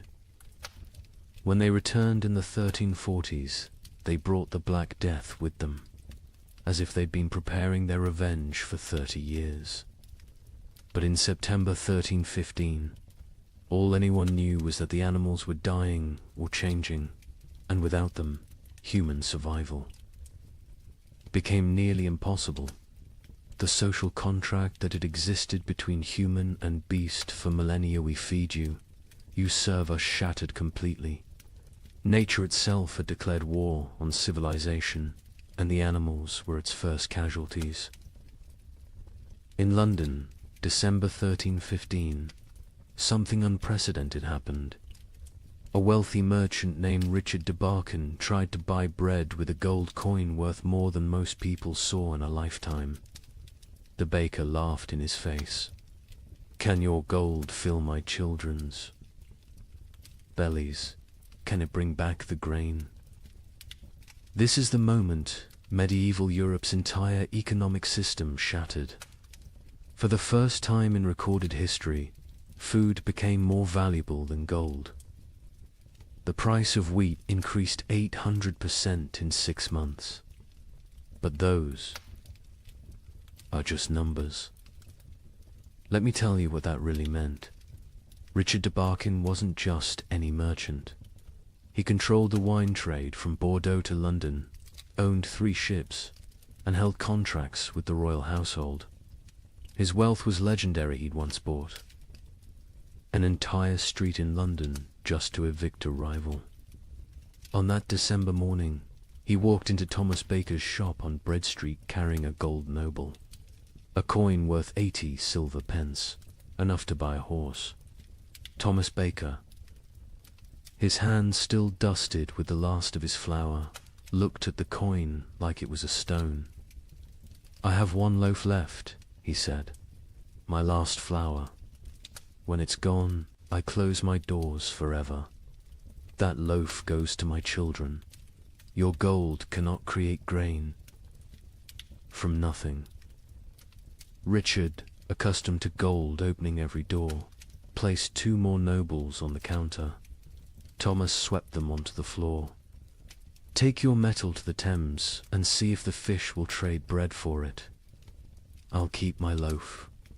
The story spread through London within hours, not because a rich man was refused bread, but because everyone suddenly understood. The fundamental assumption of civilization that money could buy necessities had died. The keeper of the Royal Exchange, Simon de Canterbury, recorded the complete collapse of monetary meaning. December 1st, 1 penny buys a loaf. December 15th, 1 shilling buys a loaf. December 30th, 1 pound buys a loaf. January 13, 16, no amount buys a loaf, for there are no loaves to buy. But the breakdown went deeper than inflation. The very concept of value imploded. A manuscript from Guildhall records an exchange that would have been incomprehensible months earlier. Margaret Carpenter traded her wedding ring, passed down 5 generations, for 2 turnips. John Smithson offered his house for a ham. The hams. Owner refused. The guild system, which had regulated trade for centuries, collapsed overnight. The worshipful company of bakers, once among London's most powerful guilds, disbanded when 8 of 12 members died trying to defend their shops from crowds. Their final record, dated January 3rd, 1316, states, "We dissolve this fellowship, as there is nothing left to fellow over. May God forgive what we have become." In Paris, the situation grew even more surreal. The provost of merchants, attempting to maintain order, issued daily price controls. Every morning, he'd announce the maximum legal price for bread. Every evening, bakers would ignore it entirely. One baker, hauled before the provost for charging 30 times the legal rate, responded, "Hang me if you wish. My corpse will bake no bread. Pay my price or starve legally, those are your choices." The relationship between social classes inverted overnight. A peasant with a hidden store of grain wielded more power than a duke with chests of gold. The Chronicle of St. Denis's records, the Count of Champagne, among the realm's richest men, was seen begging at a farmer's door. The farmer, who once would have been flogged for looking the Count in the eye, kept him waiting 3 hours before trading a sack of mouldy oats for the Count's sword, armor, and signet ring. Venice, Europe's commercial heart, tried to maintain normalcy through imports. The Doge sent ships to Egypt, to Constantinople, to anywhere grain might exist. Most never returned. Those that did brought news that shattered hope. The catastrophe wasn't regional. From Ireland to Poland, from Scotland to Sicily, the earth had stopped providing. A Venetian merchant's letter to his partner survives. "I have 40,000 ducats in gold. Yesterday, I tried to buy bread with it all. The baker said he'd rather throw his last loaf to the fish than trade it for coins. I offered him my palazzo. He laughed and said, 'Can I eat marble? Can I digest paintings? We have invented money, created banking, built commerce. None of it matters when there is nothing to buy.'" The church, traditionally the provider of last resort, faced impossible mathematics. The Abbey of Cluny's accounts show their dilemma starkly. We have grain for 300 souls for 6 months. 7,000 souls crowd our gates. If we feed all 4, compassion's sake, all die in 3 weeks. If we feed only our brothers, we survive but lose our purpose. Christ multiplied loaves in Phaedrus. We can only divide and subtract. Some monasteries chose martyrdom through generosity, opening their stores until empty, then dying with those they tried to save. Others became fortresses, monks armed with clubs, defending walls, while starving crowds pleaded outside. The abbot of Glastonbury wrote, "We have become what we swore never to be, choosers of who lives and who dies. Each grain of wheat is a decision, each meal is a judgment. We are not God, yet we play him daily." The collapse of money created new forms of trade that horrified contemporary observers. The Bishop of Lincoln recorded, "Women sell themselves, not for coin, but for bread. A loaf buys what gold cannot. Mothers auction their children to whoever can feed them. These are not choices. These are mathematics of survival." In Hamburg, they developed a grotesque solution, the flesh market. Not selling human flesh, not yet, but selling the promise of it. People would sign contracts, pledging their bodies after death in exchange for food while living. A German merchant wrote, "The dying sell their future corpses for present bread. Buyers mark their purchases, waiting like vultures. When someone falls, arguments break out over whose property they've become." The English crown attempted to maintain control through force. Edward II issued proclamations making food hoarding punishable by death. The result? Those with food hid it better. Royal agents searching for hidden grain often found families dead of starvation, sitting around empty tables, having hidden their food so well they couldn't find it themselves in their final delirium. A royal clerk named William de Dean recorded, "The futility. We hanged a man for hiding grain. The crowd watching the execution fought over his shoes before he stopped kicking. We cannot hang hunger. We cannot execute starvation.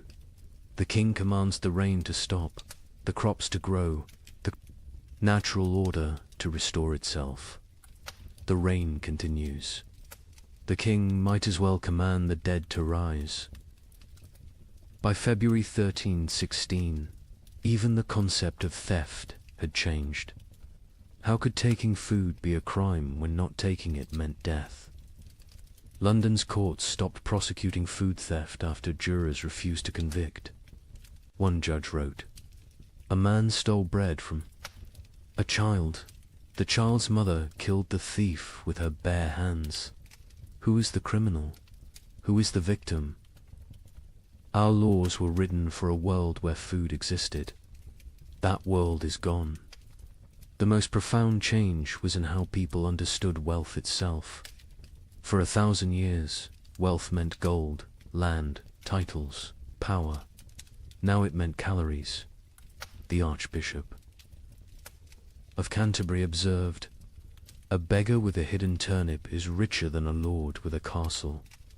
We spent centuries accumulating treasures that now mean nothing. We should have been stockpiling grain. But who could imagine a world where gold couldn't buy bread? Who could conceive of money itself becoming worthless? This economic collapse wasn't temporary. Even after the harvests eventually returned, the absolute faith in currency never fully recovered. People remembered when gold meant nothing, when coins were just metal, when the entire elaborate system of commerce crumbled before the simple reality of hunger. They remembered when the only currency that mattered was food, and the only exchange rate was survival. Agnes's Norwich recorded in her household accounts the progression of what her family ate as 1316 dawned. January, barley bread mixed with sawdust. February, acorn flour and ground bones. March, boiled leather and tree bark. April's entry is just one line. We no longer record what we eat. The creativity of starvation is horrifying. Pine needles ground into paste. Clay mixed with the last drops of milk to make it filling. Parents secretly bleeding themselves at night to mix blood into their children's gruel for protein. But in the city of Erfurt, they discovered something that would haunt Europe's collective memory forever. The local tanner, a man who had grown mysteriously fat while others starved, was found to have a peculiar source of leather. The city records state only, he was burned alive by common consent, and none would speak of what was found in his cellar. Agnes of Norwich was a merchant's widow who'd kept meticulous household accounts for 20 years. Her ledger, preserved in Norwich Cathedral, transforms from mundane records into a descent through hell. Her husband had died in late 1315, leaving her with 4 children and what seemed like adequate stores. She'd managed households through hard times before. But this was different. January 1316. Mix true barley with sawdust from Thomas Carpenter's shop. 1 part grain to 1 part wood. The children notice but do not complain.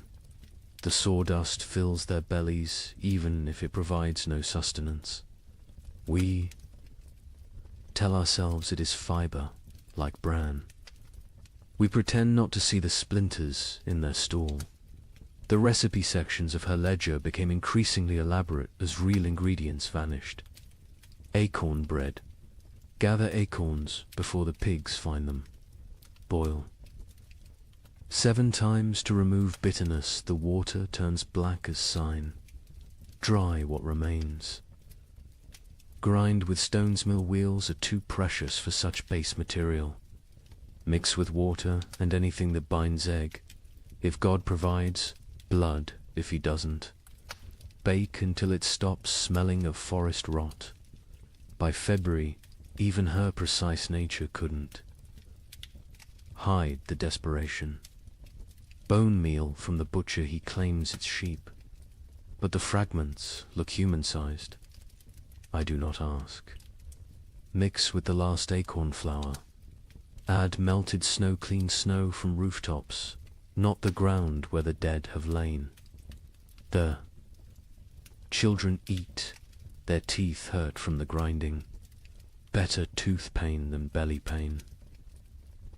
A travelling monk who sheltered with Agnes that February wrote his own account. The widow feeds her children soup that is merely hot water, with leather boiled until it releases some essence of the animal it once was. She watches them drink it, with such intensity as if her gaze could transform it into beef stew.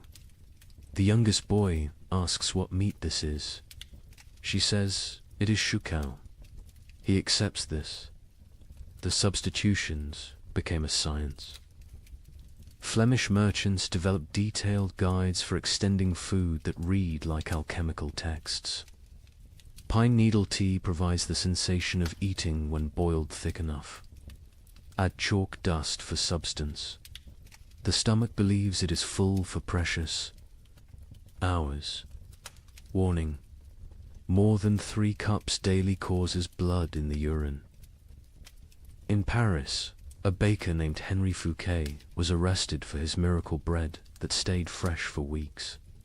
Under torture, he revealed the secret. Ground bones mixed with plaster, baked with real flour, spread only on the outside. People see bread. Smell bread, initially tastes bread, he confessed. By the time they realize it's mostly limestone and corpse dust, they're too hungry to care. The Guild of Physicians in Montpellier documented the physical effects of these substitutions. patients present with bellies swollen like pregnant women, yet they starve. Cut open after death, we find stomachs packed with clay, leather, wood, pulp, everything except food. They die full of nothing. Their bodies refuse to process tree bark into sustenance, no matter how finely ground, how carefully prepared. Children adapted faster than adults, developing tastes for the impossible. A priest in Reims wrote, "The young ones seek out specific trees, knowing which bark tastes less bitter. They have favorites: soak over ash, young wood over old. They teach each other which mushrooms cause the least pain, which grasses fill the belly longest." Children who should be learning Latin are instead becoming experts in eating the inedible.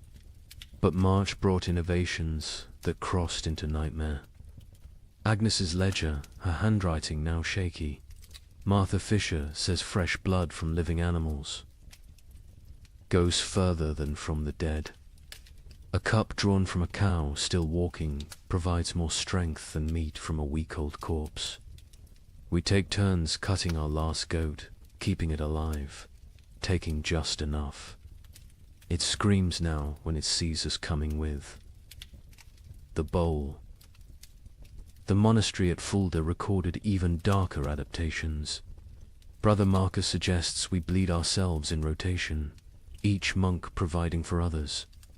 The abbot forbids it, calling it cannibalism by degrees. But when the abbot falls ill, we find he's been secretly bleeding himself to feed the youngest novices. His arms are covered in cuts. He dies drained, literally and figuratively. In London, they discovered people grinding the mortar from between stones of ancient Roman walls. It contained traces of animal blood used in its mixing centuries ago. "They call it stone soup," wrote the sheriff. "They believe Roman blood maintains potency across 1,000 years. The city walls are disappearing as people eat our defenses." The absolute nadir came in Erfurt, where Hermann the tanner had maintained his weight while everyone else became skeletal. His neighbors noticed he always had meat, always had leather to work, even as all animals had died months ago. They noticed, too, that missing persons' clothes appeared in his shop, cleaned and folded. The investigation began when a mother recognized her missing daughter's distinctive birthmark on a piece of leather. The city records are deliberately vague. Found in his cellar, barrels of salt meat bearing no resemblance to any beast, skins hanging that showed tattoos and scars, bones too stray to be cattle, too thick to be pig. The mob didn't wait for trial.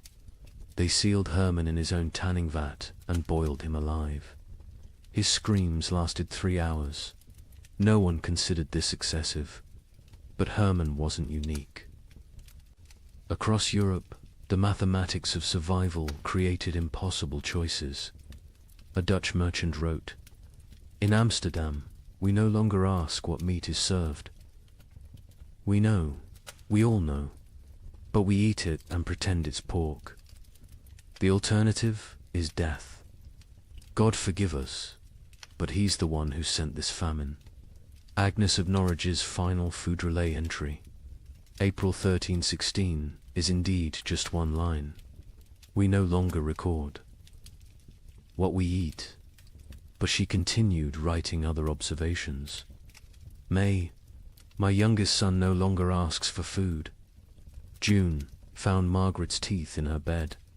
They fell out in the night. July, we have forgotten the taste of bread. August contains no words, just tally marks, possibly counting days, possibly counting deaths. The last entry, September 1316, in a different hand. Agnes died this morning. We found her in the garden, eating earth, smiling. She said it tasted like heaven. We buried her where she fell. The ground was already open from her feeding. We are what remains of her family. We have survived in what she taught us to eat. We have survived in what she refused to eat. Both lessons were love. The great substitution wasn't just about replacing food with non-food. It was about replacing civilization with survival, morality with mathematics, humanity with hunger. Every successful substitution, every recipe for bark bread, every method for making leather edible was both a triumph of human ingenuity and a step toward something inhuman. Here's a question that sounds simple until you're living it. If you have enough food for your family to survive 6 months, but your neighbor's children are dying today, what do? Share and all die in 3 months? Or bar your door and listen to them cry? A priest in Ghent documented these impossible choices. A mother of 4, calculating exactly how much food each child needed based on their chances of survival. The strongest got more, the weakest ... didn't. She loved them all, he wrote. That's why she chose. Father Benedict of Ghent had been a priest for 30 years when the famine came. His parish records, instead of births and deaths, became a chronicle of moral arithmetic that would haunt him until his own death.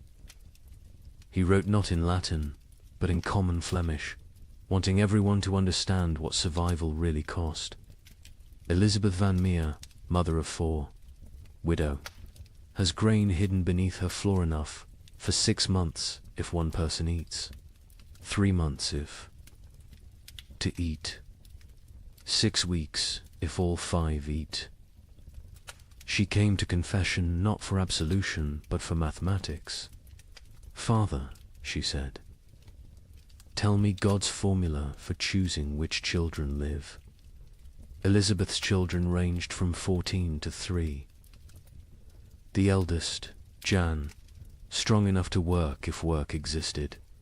The twins, Marie and Catherine, 9 years old, clever but frail. The youngest, Peter, barely walked, but consumed as much as the others.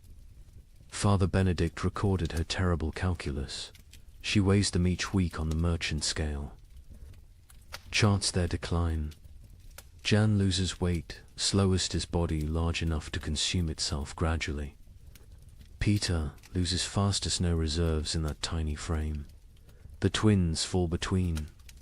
She creates equations. If Jan gets double rations for 3 weeks, he might strong enough to steal food for the others. If Peter gets nothing for 3 days, his suffering ends and the others get 9 more days each. These are not thoughts, these are numbers. Cold, merciless numbers. The priest watched Elizabeth transform from mother to mathematician. She no longer sees children. She sees survival probabilities. Jan, 70% chance if fed properly. The twins, 40% each if maintained, but 60% for one if the other stops eating. Peter, 15% regardless. She doesn't cry when she does these calculations. Tears are water the body cannot spare. But Elizabeth wasn't unique. Across Europe, parents performed similar calculations. A merchant in Bruges is left a ledger that makes accountants weep. Assets, 3 children, 1 wife, self, liabilities, love, compassion, memory of better times. Formula for survival: assets minus liabilities equals tomorrow. In London, a wealthy lawyer named Thomas Hardwick documented his family's rationing system with legal precision. Established a tribunal each morning. Each family member presents their case for food. Activities of previous day weighed against probable future utility. Wife sewing equals quarter ration. Son studying equals 1/8 ration. Knowledge feeds no one now. Daughter spinning equals half Ration wool still has value. Baby crying equals no Ration noise, attracts hungry neighbors. The mathematics extended beyond families. Entire communities developed survival algorithms. The village of Wickham created what they called the life lottery. Every Sunday, families drew lots. Winners got the week's communal food. Losers got nothing. But here's the insane part. Families could trade lottery tickets. A mother with one child might sell her chance to a father with 4, calculating that certain death with payment beat probable death without. Father Benedict recorded a town meeting that descended into pure calculation. The baker proposed we stop feeding anyone over 50, they've lived their lives. The blacksmith countered, we stop feeding anyone under 5, they're too young to remember better times. Won't miss what they never knew. The mayor suggested we feed only those who can work. The priest asked who would bury the dead. The meeting ended with no decision. Mathematics cannot solve philosophy. The church itself wasn't immune to these calculations. The Bishop of Tonnerre issued guidelines that read like actuarial tables. Orphans under 7, half rations. Orphans 7 to 12. Full rations if they work. Orphans over 12. No rations old enough to fend for themselves. Widows with children, proportional to number of surviving offspring. Widows without children, God will provide. A monastery in Liège developed even more complex formulas. Each monk assessed daily. Prayer hours multiplied by manual labor divided by food consumed. Those whose spiritual productivity falls below temporal consumption must fast until the equation balances. Brother Francis, young and strong, eats daily. Brother Augustine, old and weak, but whose prayers are powerful, eats thrice weekly. We have mathematized the soul. The most heartbreaking account comes from a school teacher in Cologne who tried to save her students. 23 children in my care. Food for 5. I create competitions. Best recitation gets bread. Fastest runner gets soup. But children understand. They know it's not about merit, but about choosing who dies educated. Little Wilhelm, bright as sunrise, asked me, "Teacher, if I die today, can Thomas have tomorrow's lesson and my portion?" He was 7. He understood the trade. Some communities tried to remove human choice from the equation entirely. In Basel, they built what they called the Wheel of Fortune, a great spinning disc with names. Each day, spin the wheel. Where it stops determines who eats. Pure chance. No favoritism, no guilt. The wheel chose who lived and died. Citizens preferred random cruelty to deliberate choice. A Venetian merchant named Carlo Dandolo wrote the most clinical assessment. Sentiment is luxury. Love is liability. Calculate thus. Calories needed per pound of human maintained. Work output possible per calorie invested.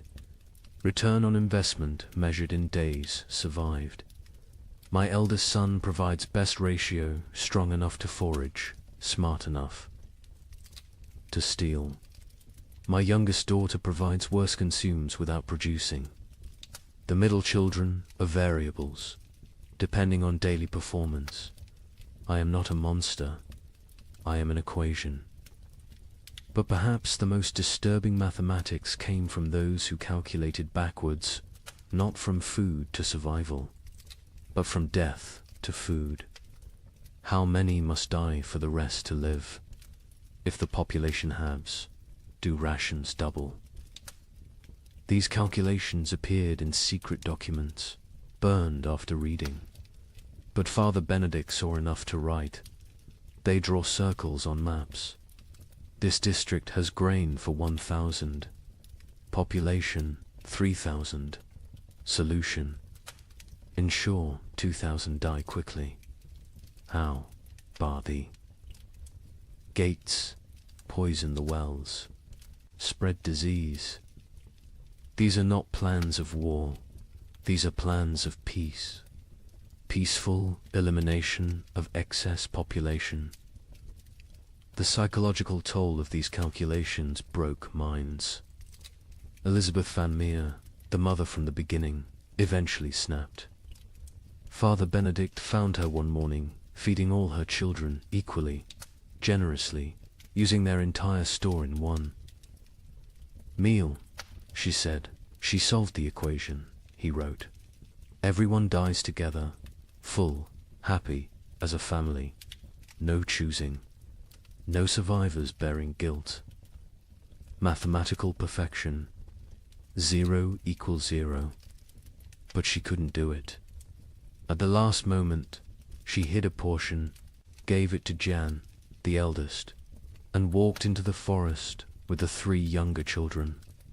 They found her frozen arms around the little ones, all of them smiling. Jan survived, found by traders, raised by strangers. Years later, he became a mathematician, obsessed with solving unsolvable problems, never saying why. Father Benedict's final entry on the mathematics of survival. God gave us multiplication be fruitful and increase. The devil gave us division choose, who lives and dies. We have become expert in dark arithmetic, subtracting souls, dividing families, calculating the minimum viable population. We measure love in ounces of grain, weigh souls against bread. Calculate the exchange rate between mercy and survival. Every choice is an equation. Every equation is a condemnation. Every survivor is a mathematician who solved for x, where x equals continued existence and all other variables equal 0. The mathematics of survival reduced human society to its most basic algorithm. Who dies so others live? Every family, every community, every institution faced this equation.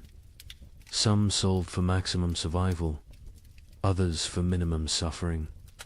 None solved for justice, because justice requires abundance. And abundance was memory. These calculations left scars that lasted generations.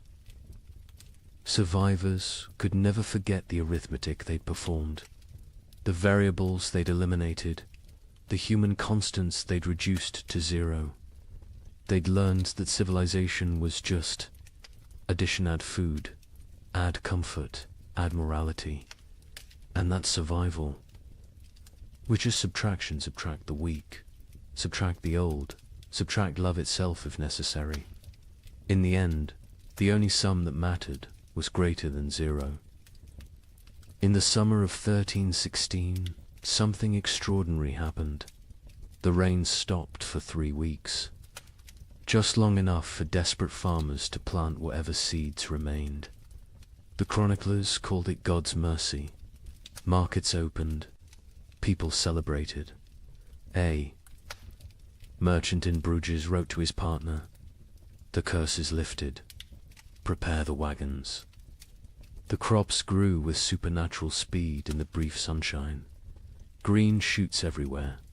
Hope returned like a physical warmth.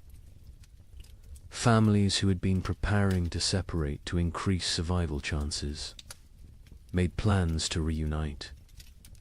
Then came August 10th, 1316, the day the hail began. Chunks of ice the size of goose eggs. For 3 hours. Every single plant that had grown in those precious 3 weeks was obliterated. Not damaged. Obliterated. crushed into the mud so thoroughly that you couldn't tell fields from road. The Bruges. Merchant's next letter contained only one line: God has abandoned us entirely. But let me tell you how those 3 weeks unfolded, because understanding the height of hope makes the fall into despair that much more devastating. July 18th, 1316. Dawn came without rain for the first time in 14 months.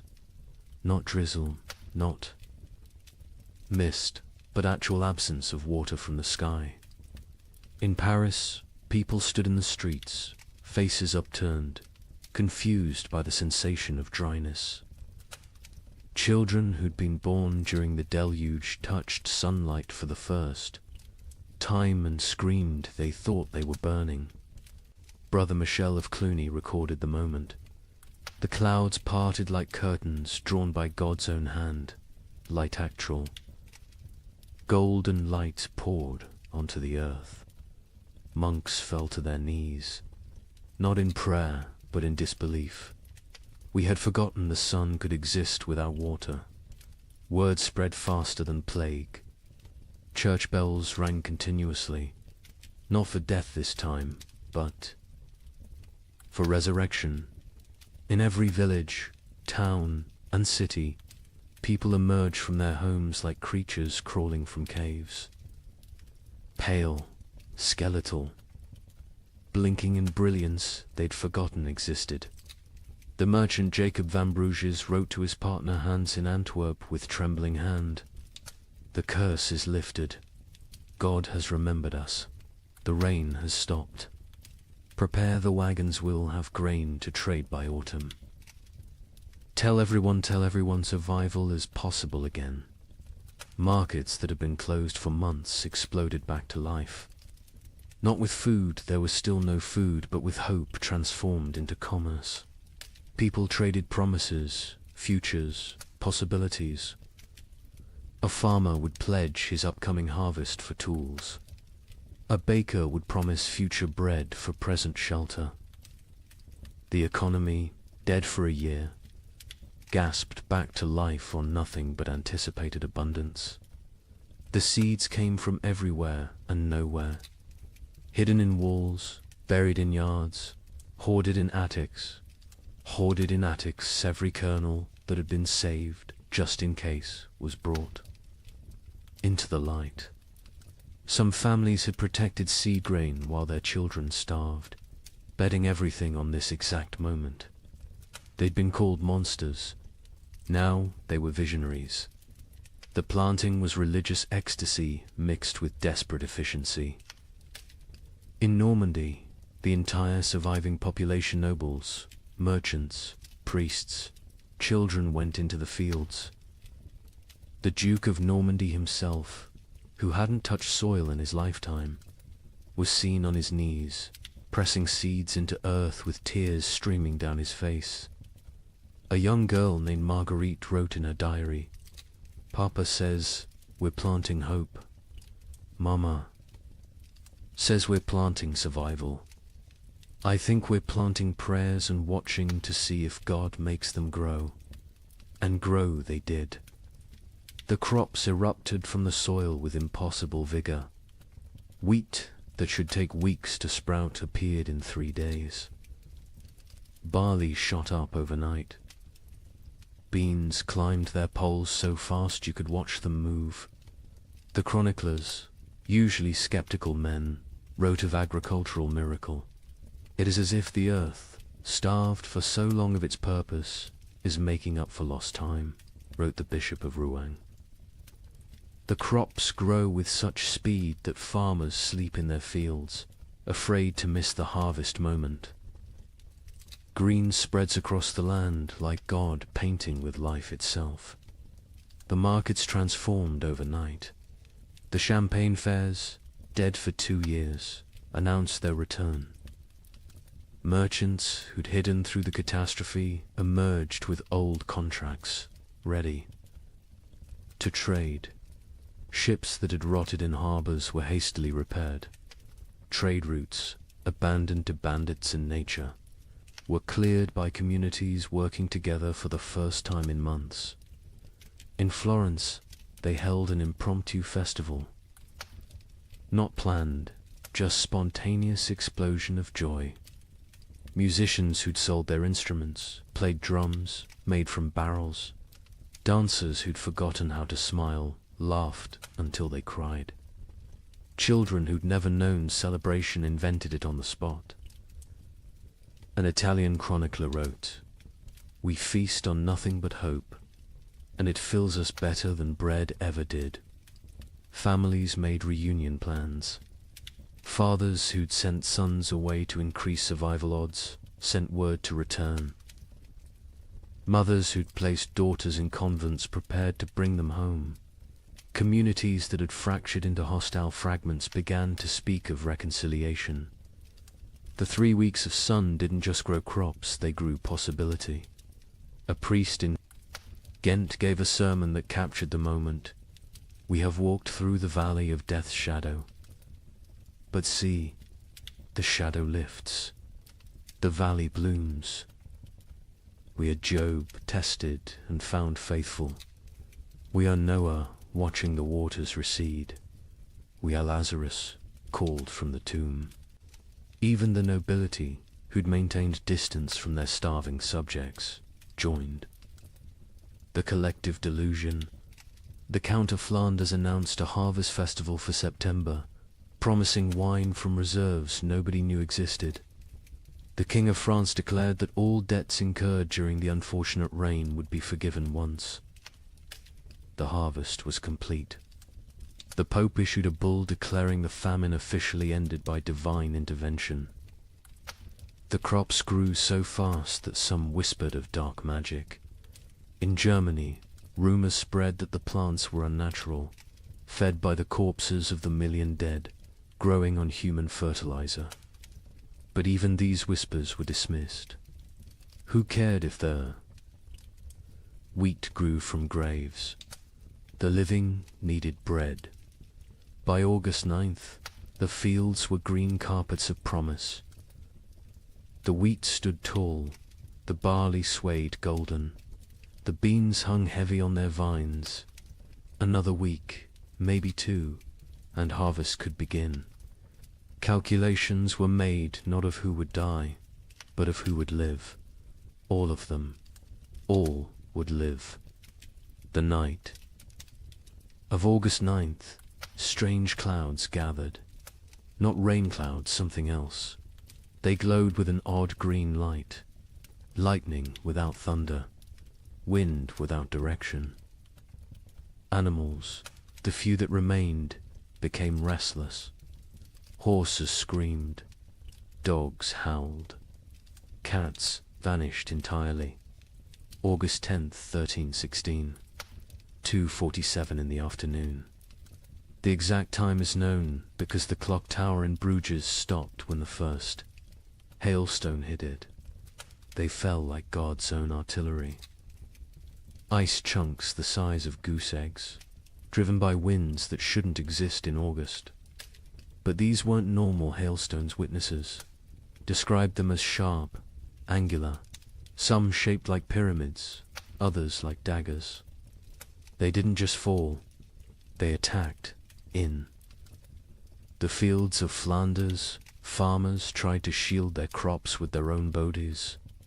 The hail broke their backs, shattered their skulls, left them dead atop the plants they'd tried to protect.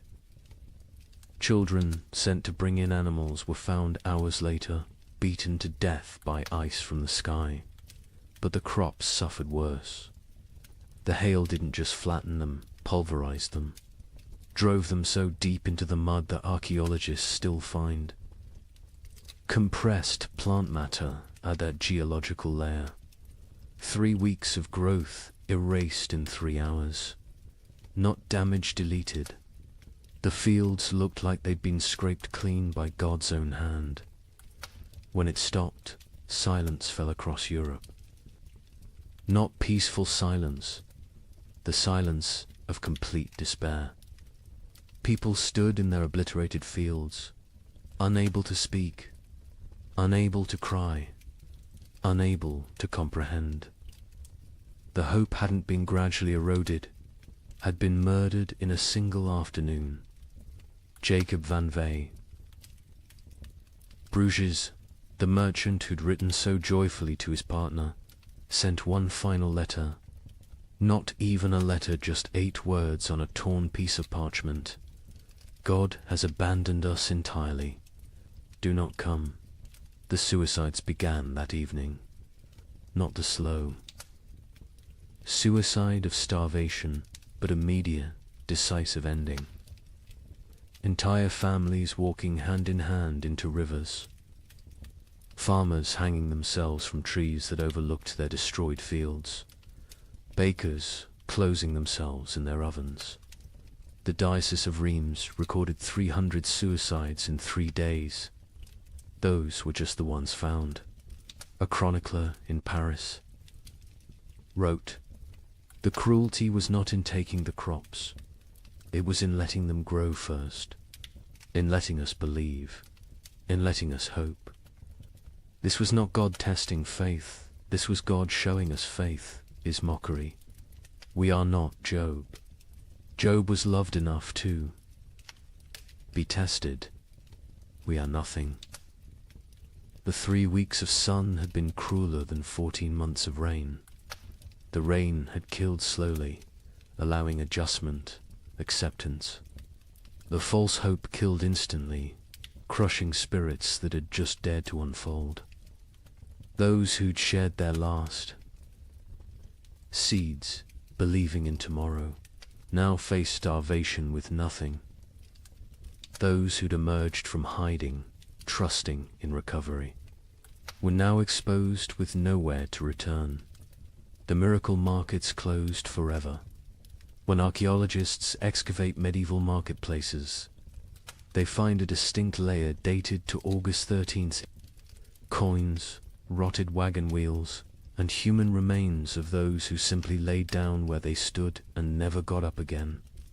Hope, it turns out, is the cruelest killer of all.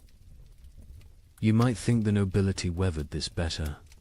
They had stores, armies, stone walls. Let me tell you about the Count of Flanders' winter feast of 1317.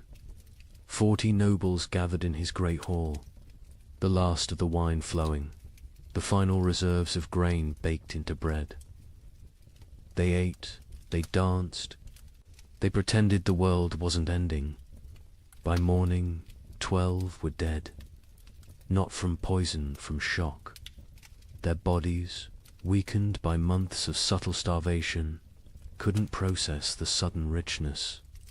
The Count himself survived. 3 more days, long enough to dictate his final words. "My castle is my coffin. Let none enter until the curse lifts." They found his body 4 years later.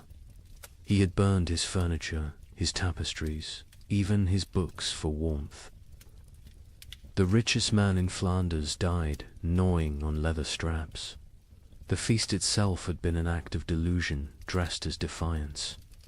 Count Louis of Nevers had sent invitations in December 1316, written on vellum worth more than food. Let us gather as nobility ought, to demonstrate that breeding conquers nature. The guests who arrived on January 6th, the feast of the Epiphany, looked like spectres playing at being lords. The Duchess of Brabant arrived in a carriage pulled by servants her horses had been eaten months ago. The Duke of Luxembourg wore armor that hung loose on his shrunken frame, clanking with every movement like bones in a box.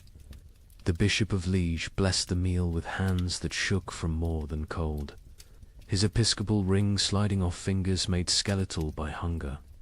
But they maintained the facade. They spoke of hunting parties that would never happen, of spring tournaments already impossible, of marriages between children who were likely dead. The Count's chamberlain, Robert de Bethune, later wrote in his secret diary, "We dressed corpses. In silken made them dance. We were already dead. The feast was merely our funeral performed by the deceased. The meal itself was madness. After months of eating ground acorns and boiled leather, they faced actual bread, real meat, wine that wasn't mixed with water and prayers. The Count had emptied his entire reserve, deciding either everyone would survive together or die with dignity. He chose wrong. They died with neither survival nor dignity. The Countess of Hainault was the first to fall, her stomach rupturing from the sudden expansion. She died vomiting blood onto her ermine cloak, apologizing for the mess. The young Baron of Chimay collapsed with wine running from his nose, his body unable to remember how to process alcohol. One by one, they fell like dominoes, their starved systems overwhelmed by abundance. The survivors watched their friends die from eating. The cruelest irony in a world already drowning in cruel ironies. The Count himself ate carefully, sparingly, but even he couldn't escape. His physician, one of 3 nobles who survived the night, recorded, his lordship's body shook as if possessed. He sweated ice in January. His eyes bled. He knew death was coming and used his remaining strength to bar the castle doors from inside, condemning himself to die alone rather than risk others entering for the remaining food. Across Europe, similar scenes played out in every castle. These fortresses, built to withstand armies, couldn't withstand hunger. Stone walls kept enemies out, but kept starvation in. Moats that protected against invasion became barriers preventing. Foraging, height advantage, meant nothing when there was nothing below worth taking. The Duke of Burgundy's castle at Dijon became infamous for what chroniclers called the vertical graveyard. As servants and knights died, they were stacked in the towers, frozen by winter, preserved in their positions of death. By spring 1317, visitors could climb the tower stairs and pass through layers of the dead, each floor representing a different week of mortality. The Duke himself was found at the top, seated on his throne, frozen mid-gesture, as if still issuing commands to the dead below. In England, the situation was equally dire. Edward II's own court at Westminster ran out of food in February 1317. The King of England, ruler of territories from Scotland to Gascony, was reduced to sending knights to rob his own subjects' gardens for turnips. A chronicle records, His Majesty was seen gnawing a candle made of tallow, declaring it tasted better than nothing, which was the alternative. The nobility suffering was different from the peasants, not worse, but uniquely horrible. They had never learned to survive without excess. A peasant knew how to stretch grain, how to forage, how to make something from nothing. Nobles knew only how to command others to provide. When there were no others left, or nothing to provide, they were helpless. Lady Margaret de Clare, one of England's wealthiest women, left a diary that captures this helplessness. I own 17 manors, but cannot eat earth. I have chests of gold, but gold provides no sustenance. I have titles and right and privileges, all worthless as the parchment they're written on. My servants are dead or fled. I, who never dressed myself, now cannot light a fire. I will die, not from hunger, but from ignorance of survival. The castle hierarchies collapsed in ways that would have been unthinkable before. The Earl of Warwick's chronicle describes finding his cook a commoner sitting in the Earl's chair, eating the last food while the Earl's children begged for scraps. When confronted, the cook simply said, "I know how to prepare food. You know how to eat it. Which skill matters now?" The Earl had no answer. Some nobles attempted to maintain order through increasingly desperate measures. The Count of Toulouse issued edicts from his castle requiring peasants to deliver food that didn't exist. When they didn't comply, he sent knights to punish them. The knights found empty villages, just wind and bones. They returned to find the Count dead, his final edict still clutched in his hand. Let them eat loyalty. The collapse of noble authority was physical as well as social. Castles required constant maintenance, roofs needed patching, walls needed pointing, fires needed feeding. Without servants, these monuments to power became tombs of privilege. Rain poured through unrepaired roofs. Frost cracked unmaintained walls. The magnificence became the miserable. Baron Heinrich von Steinberg in Bavaria documented his castle's decay. January, the Great Hall's roof collapses. February, ice forms inside, creating frozen waterfalls from ceiling to floor. March, we burn the banquet table for warmth. April, we burn the portraits of our ancestors. May, we burn the chapel pews, begging God's forgiveness. June, we burn thee.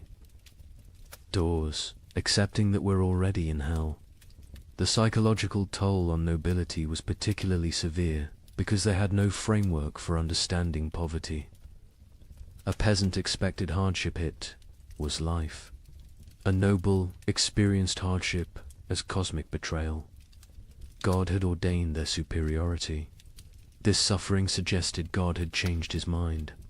The abbess of Fantevrolt, herself, noble-born, wrote, "They come to me, these duchesses and countesses, asking why God has abandoned them.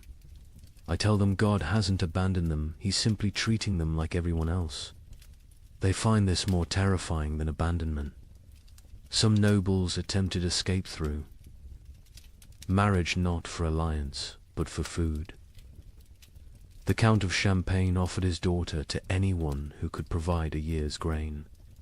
A wealthy merchant accepted, then discovered the Count had already eaten the grain before the wedding. The merger of nobility and merchant class, which would normally take centuries, happened in months, paid for in bread. Others chose more extreme exits. The Duke of Austria held what he called the final tournament nobles, jousting not for honor, but for the right to eat the loser's horses. The Duke himself participated and lost, whether deliberately or through weakness, unknown. His horse fed 12 people for 3 days. The Duke's body fed the crows. By the winter of 1318, castle after castle stood empty, not conquered, abandoned. The noble families that survived did so by abandoning everything that made them noble. They fled to cities, to monasteries, to anywhere that might have food. Princes became beggars. Duchesses became servants. The feudal order didn't fall, it starved to death. The Count of Flanders' castle stood sealed for 4 years before anyone dared enter. When they finally broke down the doors in 1321, they found a scene from nightmare. The Count's body sat at his desk, quill in hand, having documented his own death. Day 1, alone with enough food for months if careful. Day 15, ate the cats. Day 30, ate the leather from books. Day 45, discovered one can chew tapestries for the illusion of eating. Day 60, weakness makes writing difficult. Day 71, God is silence. Day 80, I understand now, this castle was always my tomb. I just lived in it before dying in it. His final entry, barely legible. Nobility means nothing to hunger. Hunger recognizes No titles, no bloodlines, no divine right. We built these castles to protect us from enemies. We never imagined the enemy would be emptiness itself. Stone walls cannot keep out starvation. Golden crowns provide no nourishment. We ruled by God's grace. We die by God's indifference. Let whoever finds this know, we were not better, we were just better fed, until we weren't. In the midst of this frozen hell, something strange began happening. Groups of people started walking naked through the snow, whipping themselves, claiming the cold couldn't touch true believers. They called themselves the Brethren of the Cross. But locals had another name, Ice Apostles. Their leader, a former monk named Heinrich, preached that the famine wasn't God's punishment, it was God's gift. He freezes the world to preserve the faithful for paradise, Heinrich declared. His followers would stand naked in blizzards until they collapsed, believing hypothermia was religious ecstasy. But here's what the chroniclers don't usually mention. In villages where the ice apostle was passed through, the death rate dropped. Not from miracles, from mathematics. Every follower who froze to death meant more food for those who remained. Heinrich of Cologne had been a respectable Dominican monk until the winter of 1316. He'd studied theology in Paris, could read Greek and Hebrew, and was known for his reasoned sermons on divine mercy. Then something broke in him. Maybe it was finding his entire monastery frozen to death during morning prayers. Maybe it was the child who died in his arms asking why God made her hungry. Whatever the cause, Heinrich emerged from that winter transformed. His first sermon as leader of the Ice Apostles was delivered naked in a blizzard outside Mainz Cathedral.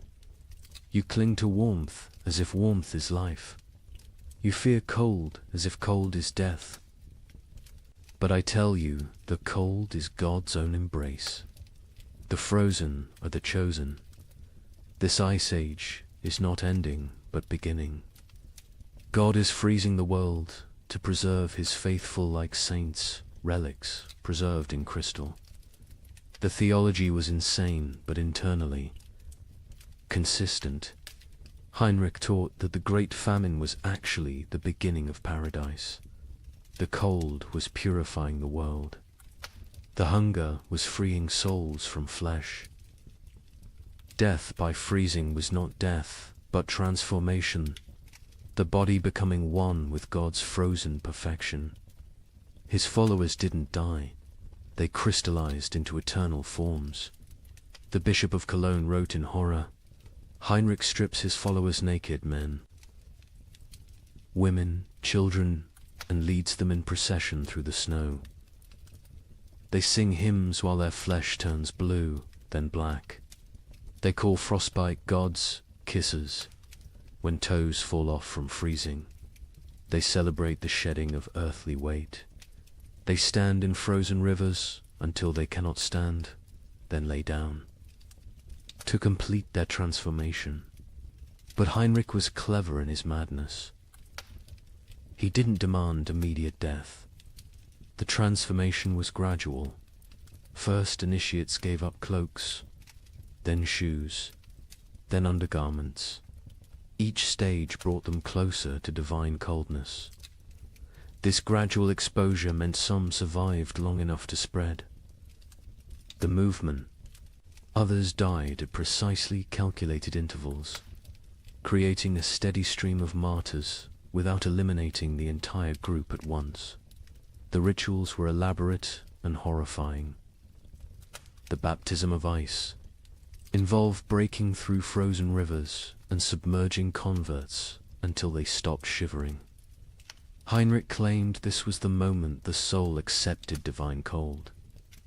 The communion of snow had followers eating only snow for days, claiming it was bread from heaven, already blessed by God's frozen touch. A merchant from Nuremberg witnessed their evening prayers, Hundreds of naked bodies kneeling in snow, their skins so blue it looked painted. They whipped themselves, with branches frozen into ice clubs, each strike shattering skin like broken pottery. Blood froze before it could flow. They called it red ice prayer beads. Children among them, babies even, held up by dying mothers, all singing about the warmth of freezing. The movement spread with terrifying speed. By spring 1317, ice apostle groups appeared from Poland to England. Each had their own variation of Heinrich's teachings, but all shared the core belief. The cold was sacred, survival was sin, and freezing to death was the highest form of worship. In France, they called themselves Les Gelées Saints, the frozen saints.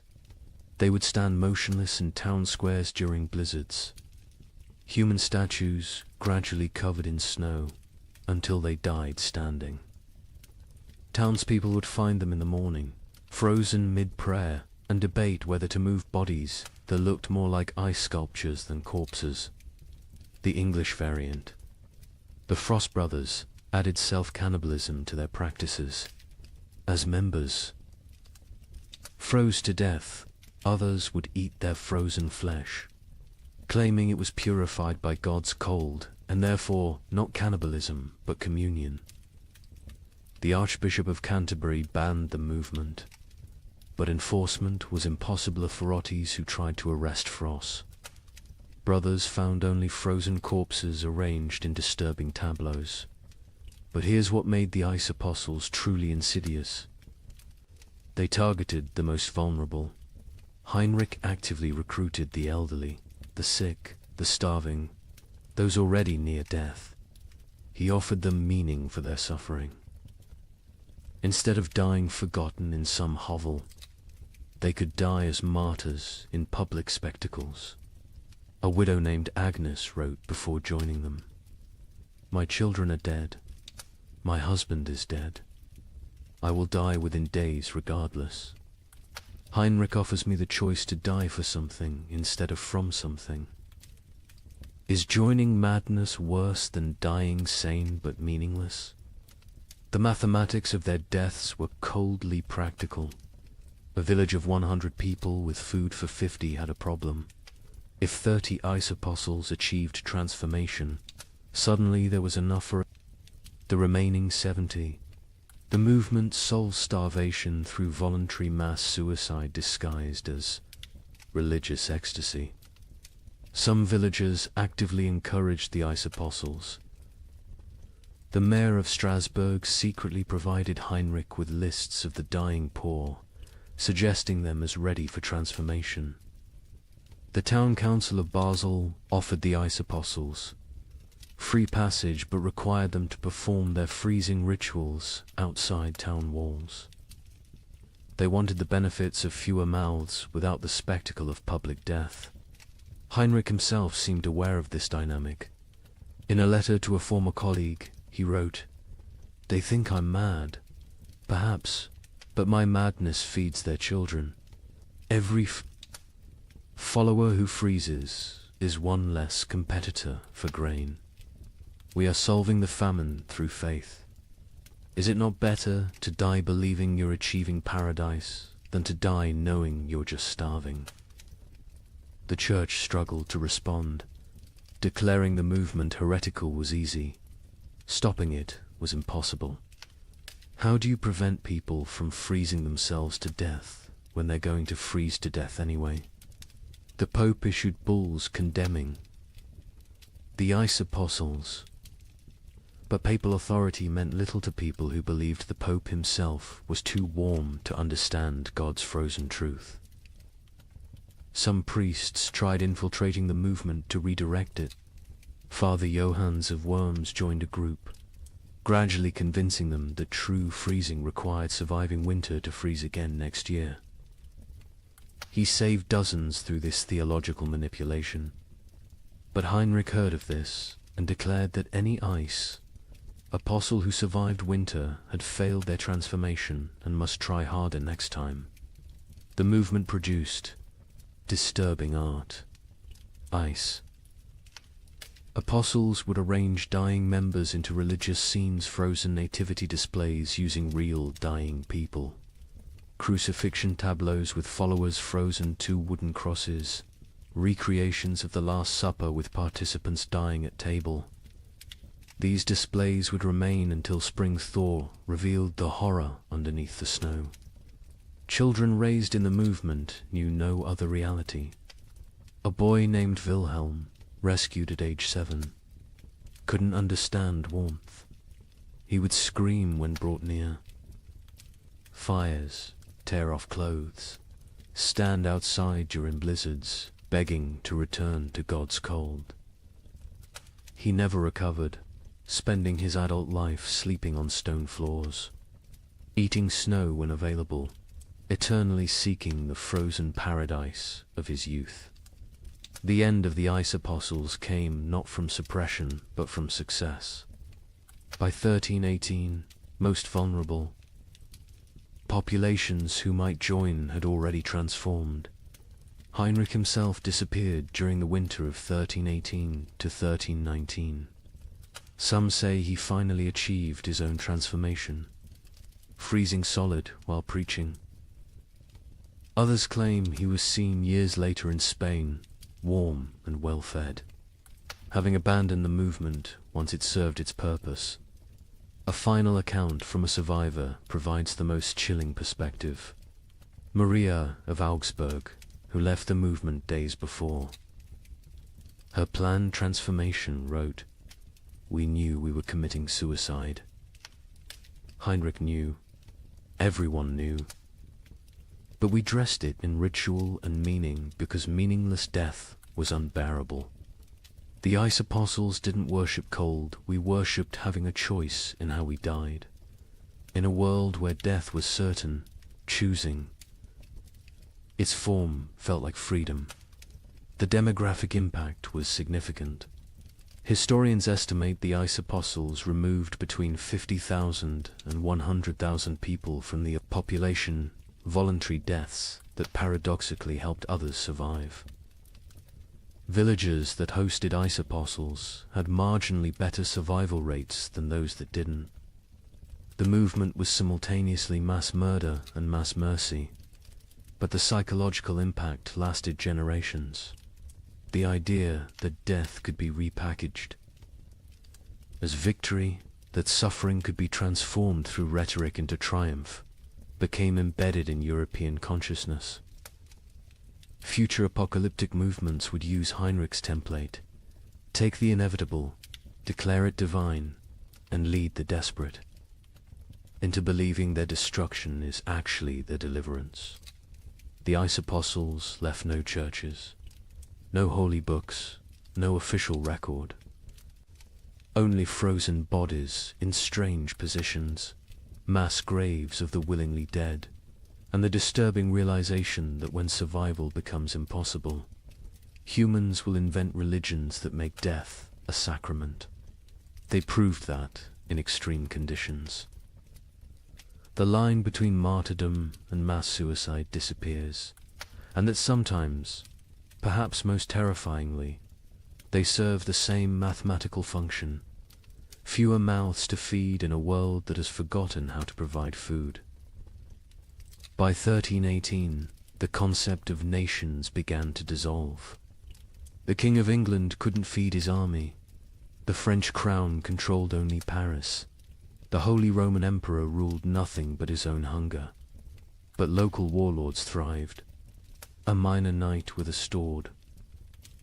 Grain supplies suddenly commanded more power than dukes.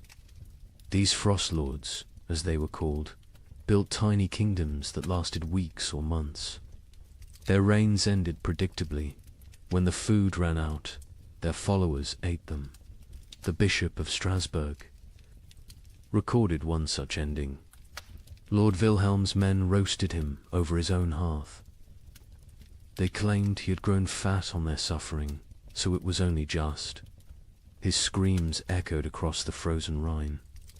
When questioned, his captain said simply, "He tasted of betrayal." The traditional structure of medieval war for kings commanding lords commanding knights, commanding soldiers collapsed when soldiers realized their commanders had no food to offer. A knight's oath of fealty meant nothing to an empty stomach. By early 1318, Europe had fractured into thousands of micro-kingdoms, each centered around whoever controlled food. Sir Roderick of Ghent, a minor knight with no title beyond his sword, became more powerful than the Duke of Burgundy simply because he had discovered a monastery's hidden grain store. With 40 bushels of wheat, he recruited an army of 300 starving men. They called him the Wheat King, and for 6 weeks, he ruled a territory spanning 3 villages. His reign followed a pattern that would become horrifyingly common. Week 1. Triumphant distribution of food to followers. Week 2. Strict rationing. As reality set in. Week 3. Increasingly desperate raids on neighboring territories. Week 4. Internal conflicts over dwindling supplies. Week 5. The mathematics becoming clear. Week 6. The inevitable conclusion. A surviving member of Roderick's band, Thomas the Miller, testified, "We knew by week 5 that the grain would run out." Roderick knew too. He stopped eating, said he was fasting for victory. Really, he was trying to stretch supplies. But you can't lead starving men if you look fed. When the last grain was gone, we looked at him still healthier than us, despite his fasting, and made the only logical decision. He'd fed us for 6 weeks with wheat. He'd fed us for 3 more days with himself. These frost lords emerged everywhere, their tiny kingdoms rising and falling like waves. A tax collector with a hidden cache became Lord of Calais for 11 days. A merchant who'd hoarded salt pork ruled Antwerp for a month. A priest who'd discovered Roman-era grain stores in ancient ruins declared himself Pope King of Regensburg, and lasted 2 months before his congregation ate him during what they called the True Communion. The Bishop of Strasbourg's account of Lord Wilhelm provides the most detailed description of how these micro-kingdoms operated. Wilhelm had been nobody, a 3rd son of a minor lord, trained for priesthood but turned soldier. When the famine began, he was guarding a river crossing that nobody used anymore. But beneath that crossing, in caves known only to smugglers, lay tons of preserved food from decades of illegal trade. Wilhelm emerged from obscurity like a demon from ice, the bishop wrote. One day unknown, the next commanding 500. Men who called him Caesar. He built a frozen empire on dried fish and pickled cabbage, demanding absolute obedience in exchange for daily rations. He held court on a throne made from frozen corpses, dispensing justice measured in mouthfuls of food. Wilhelm's system was sophisticated for a frost lord. He created a complex hierarchy based on usefulness. Soldiers who brought back food from raids received double rations. Craftsmen who could maintain weapons got standard portions. The elderly and weak got quarter rations, enough to keep them alive as emergency food supplies, though this was never stated explicitly. He even minted his own currency, wooden tokens stamped with a wheat symbol. 1 token, 1 meal. The tokens became more valuable than gold in his territory. People murdered for them. Families sold children for them. The tokens were power crystallized into wood. But Wilhelm made the classic Frostlord mistake, he believed. His own mythology. He started eating more, justifying it as maintaining strength for leadership. He took multiple women as wives, claiming he was breeding a new nobility for the post-famine world. He built a palace from commandeered timber. While his followers sheltered in ruins, he grew fat while they grew thinner. The end came in March 1318. His captain, Hans Württemberg, later testified to church authorities. We could see his belly growing while ours shrank. He wore furs while we froze. He spoke of the kingdom we were building while we died building it. When the last preserved meat was distributed, none to us, all to his wives, we knew what had to be done. They didn't just kill Wilhelm, they ritualized it. They held a mock trial where he was accused of hoarding flesh while others had none. They sentenced him to share his flesh as he should have shared his food. They cooked him slowly, keeping him alive as long as possible, making him watch as they ate pieces of him. His screams, the bishop recorded, could be heard in Strasbourg. Across the frozen Rhine, the French crown attempted to reassert control, but found their armies dissolving. Upon contact with frost lords, royal soldiers would desert en masse when offered food by local warlords. The Constable of France reported to King Philip V, "I departed Paris with 2,000 men. I arrived at Orleans with 200. The rest did not desert. They simply found new masters who could feed them. A kingdom cannot compete with a kitchen." The Holy Roman Emperor faced even worse. His imperial army, once the terror of Europe, simply ceased to exist. The Chronicle of Augsburg records, "The emperor sent orders to mobilize his forces. The messengers returned with laughter." What forces? His generals had become frost lords. His soldiers had become bandits. His authority extended exactly as far as his personal guards could walk before collapsing from hunger. England's Edward II tried a different approach, officially recognizing frost lords as legitimate authorities if they swore fealty. The result was chaos. Hundreds of petty warlords claimed royal sanction while fighting each other. The Earl of Lancaster wrote, "The king has legitimized anarchy. Every man with a barn full of turnips now styles himself Lord Protector of something. Some frost lords created elaborate justifications for their rule. Baron Friedrich the Mad claimed God spoke to him through the patterns of frost on windows, dictating who should eat and who should fast. Lord Jacques of Normandy insisted he was the reincarnation of Charlemagne, returned to lead France through darkness.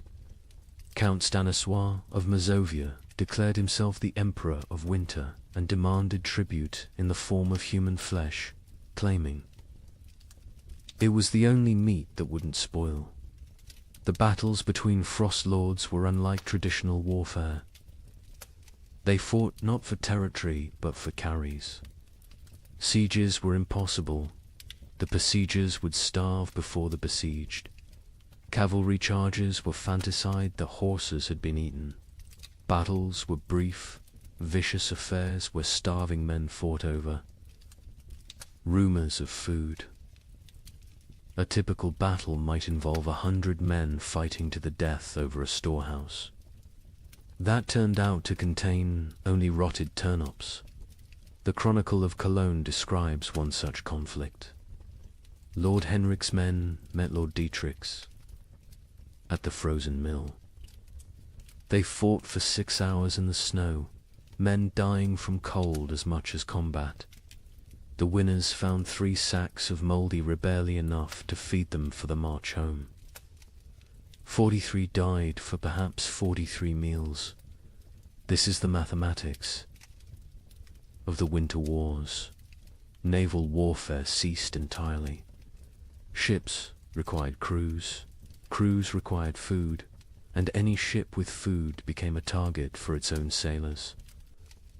The entire English fleet in Portsmouth was found in spring 1318, with the officers eaten and the common sailors gone, having sailed to wherever they imagined food might exist.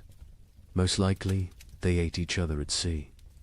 The mercenary companies that had plagued Europe for decades transformed into something worse. No longer fighting for pay, they fought for food itself.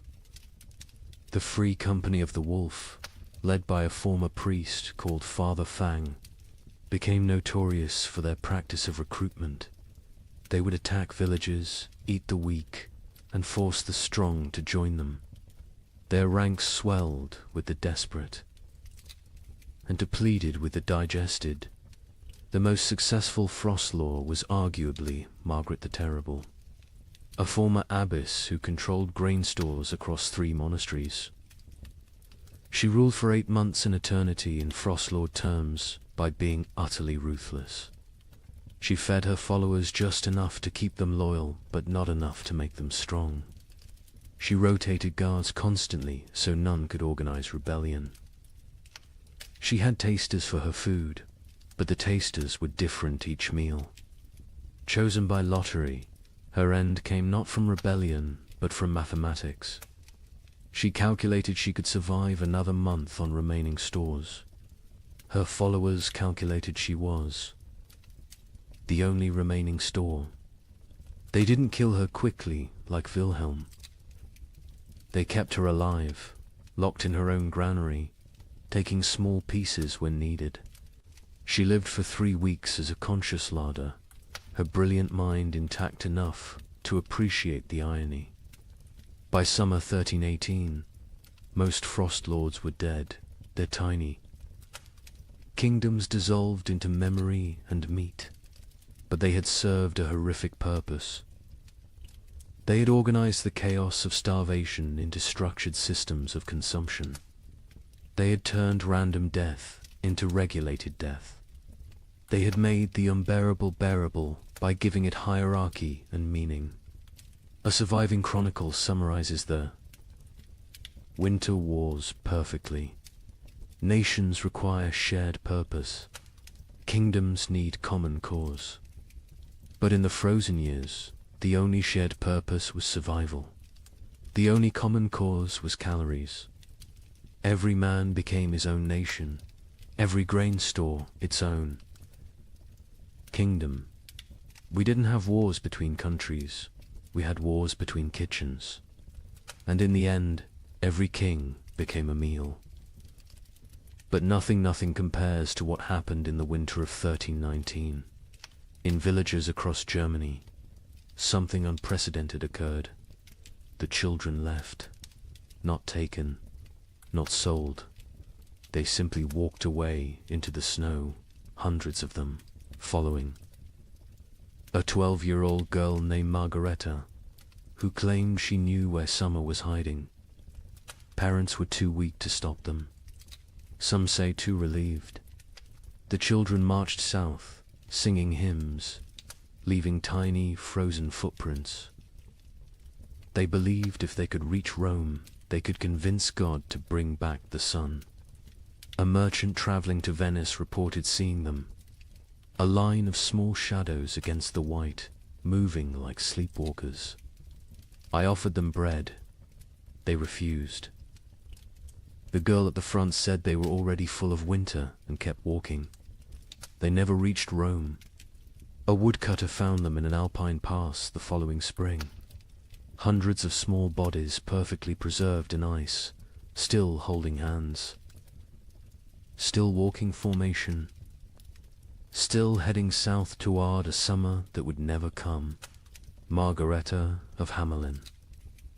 Was nobody special before the winter of 1319? The baker's daughter? Middle child of 7? Known only for her strange habit of speaking to sparrows that no longer existed? But in January 1319, something changed. She began telling other children about dreams where summer lived in a golden palace beyond the mountains, imprisoned by winter demons, waiting for children pure enough to free it. The priest of Hamelin, Father Ernst, recorded the beginning. The girl stands in the square each dawn, speaking of summer as if it were a person. She describes the taste of strawberries to children who have never seen fruit. She tells them about flowers, what colors they were, how they smelled. Children who were born during the famine, who know only grey and white and cold, listen to her like she's describing paradise. At first, adults dismissed it as childhood fantasy, a coping mechanism for horror. Let the children dream of summer while they starved in winter. But Margaretta's stories grew more elaborate, more specific. She claims summer sent her messages through ice patterns on windows. She said she could hear summer crying, trapped behind the wall of winter, begging to be freed. Summer is not gone. She preached to growing crowds of children. Summer is captured. The adults are too heavy with sin to rescue it. But we, children, light with innocence, can slip through winter's fingers and bring summer home. The theology was childish but compelling. Adults had caused the famine through their wars, their greed, their sins. Children were innocent victims. Therefore, children could be innocent saviors. The logic of a 12-year-old mind, but to other 12-year-olds it was revelation. By February, Margareta had hundreds of followers, all children between the ages of 4 and 14. They met in secret, practicing for their journey. They would walk to Rome, she said, where God's representative lived. They would demand, not ask, demand that the Pope release summer from its prison. If he refused, they would find summer themselves. The preparation was heartbreaking in its innocence. Children stole their parents' shoes, too large for tiny feet, stuffing them with straw. They made summer cloaks from stolen blankets, decorated with charcoal drawings of flowers they'd never seen. They practiced walking in formation, the older children carrying the younger, believing that unity would protect them from winter's grasp. Hans Müller, a traveling merchant, encountered them preparing. They train like an army of ghosts. 8-year-olds teaching 4-year-olds how to walk through snow. They share imaginary food, practicing for when they'll have real food again. The girl Margareta watches them with eyes too old for her face. She knows, I think. She knows where this leads. But she continues anyway. Parents were paralyzed by impossible mathematics. Stop your children from leaving and watch them starve slowly at home. Let them leave and maybe, possibly, they find food elsewhere. Or at least they die with hope instead of despair. The mayor of Hamelin wrote, "We cannot feed them. We cannot save them. If they wish to walk to their deaths, is that worse than sitting to their deaths? At least walking gives the illusion of agency." Some parents actively encouraged their children to join.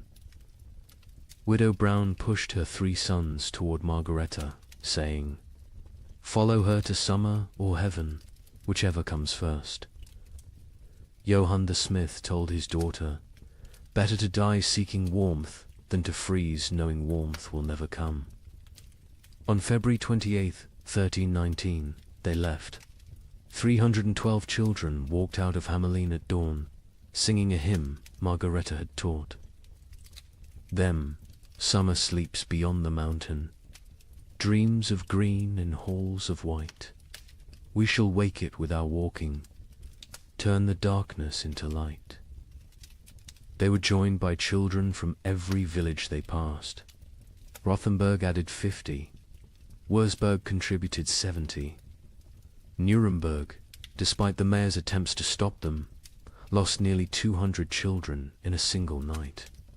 By the time they reached Augsburg, the procession numbered over 1,000. The Bishop of Augsburg tried to stop them, blocking the road with armed guards. Margareta walked up to him, this 12-year-old girl facing the church's authority. and said, "You can kill us.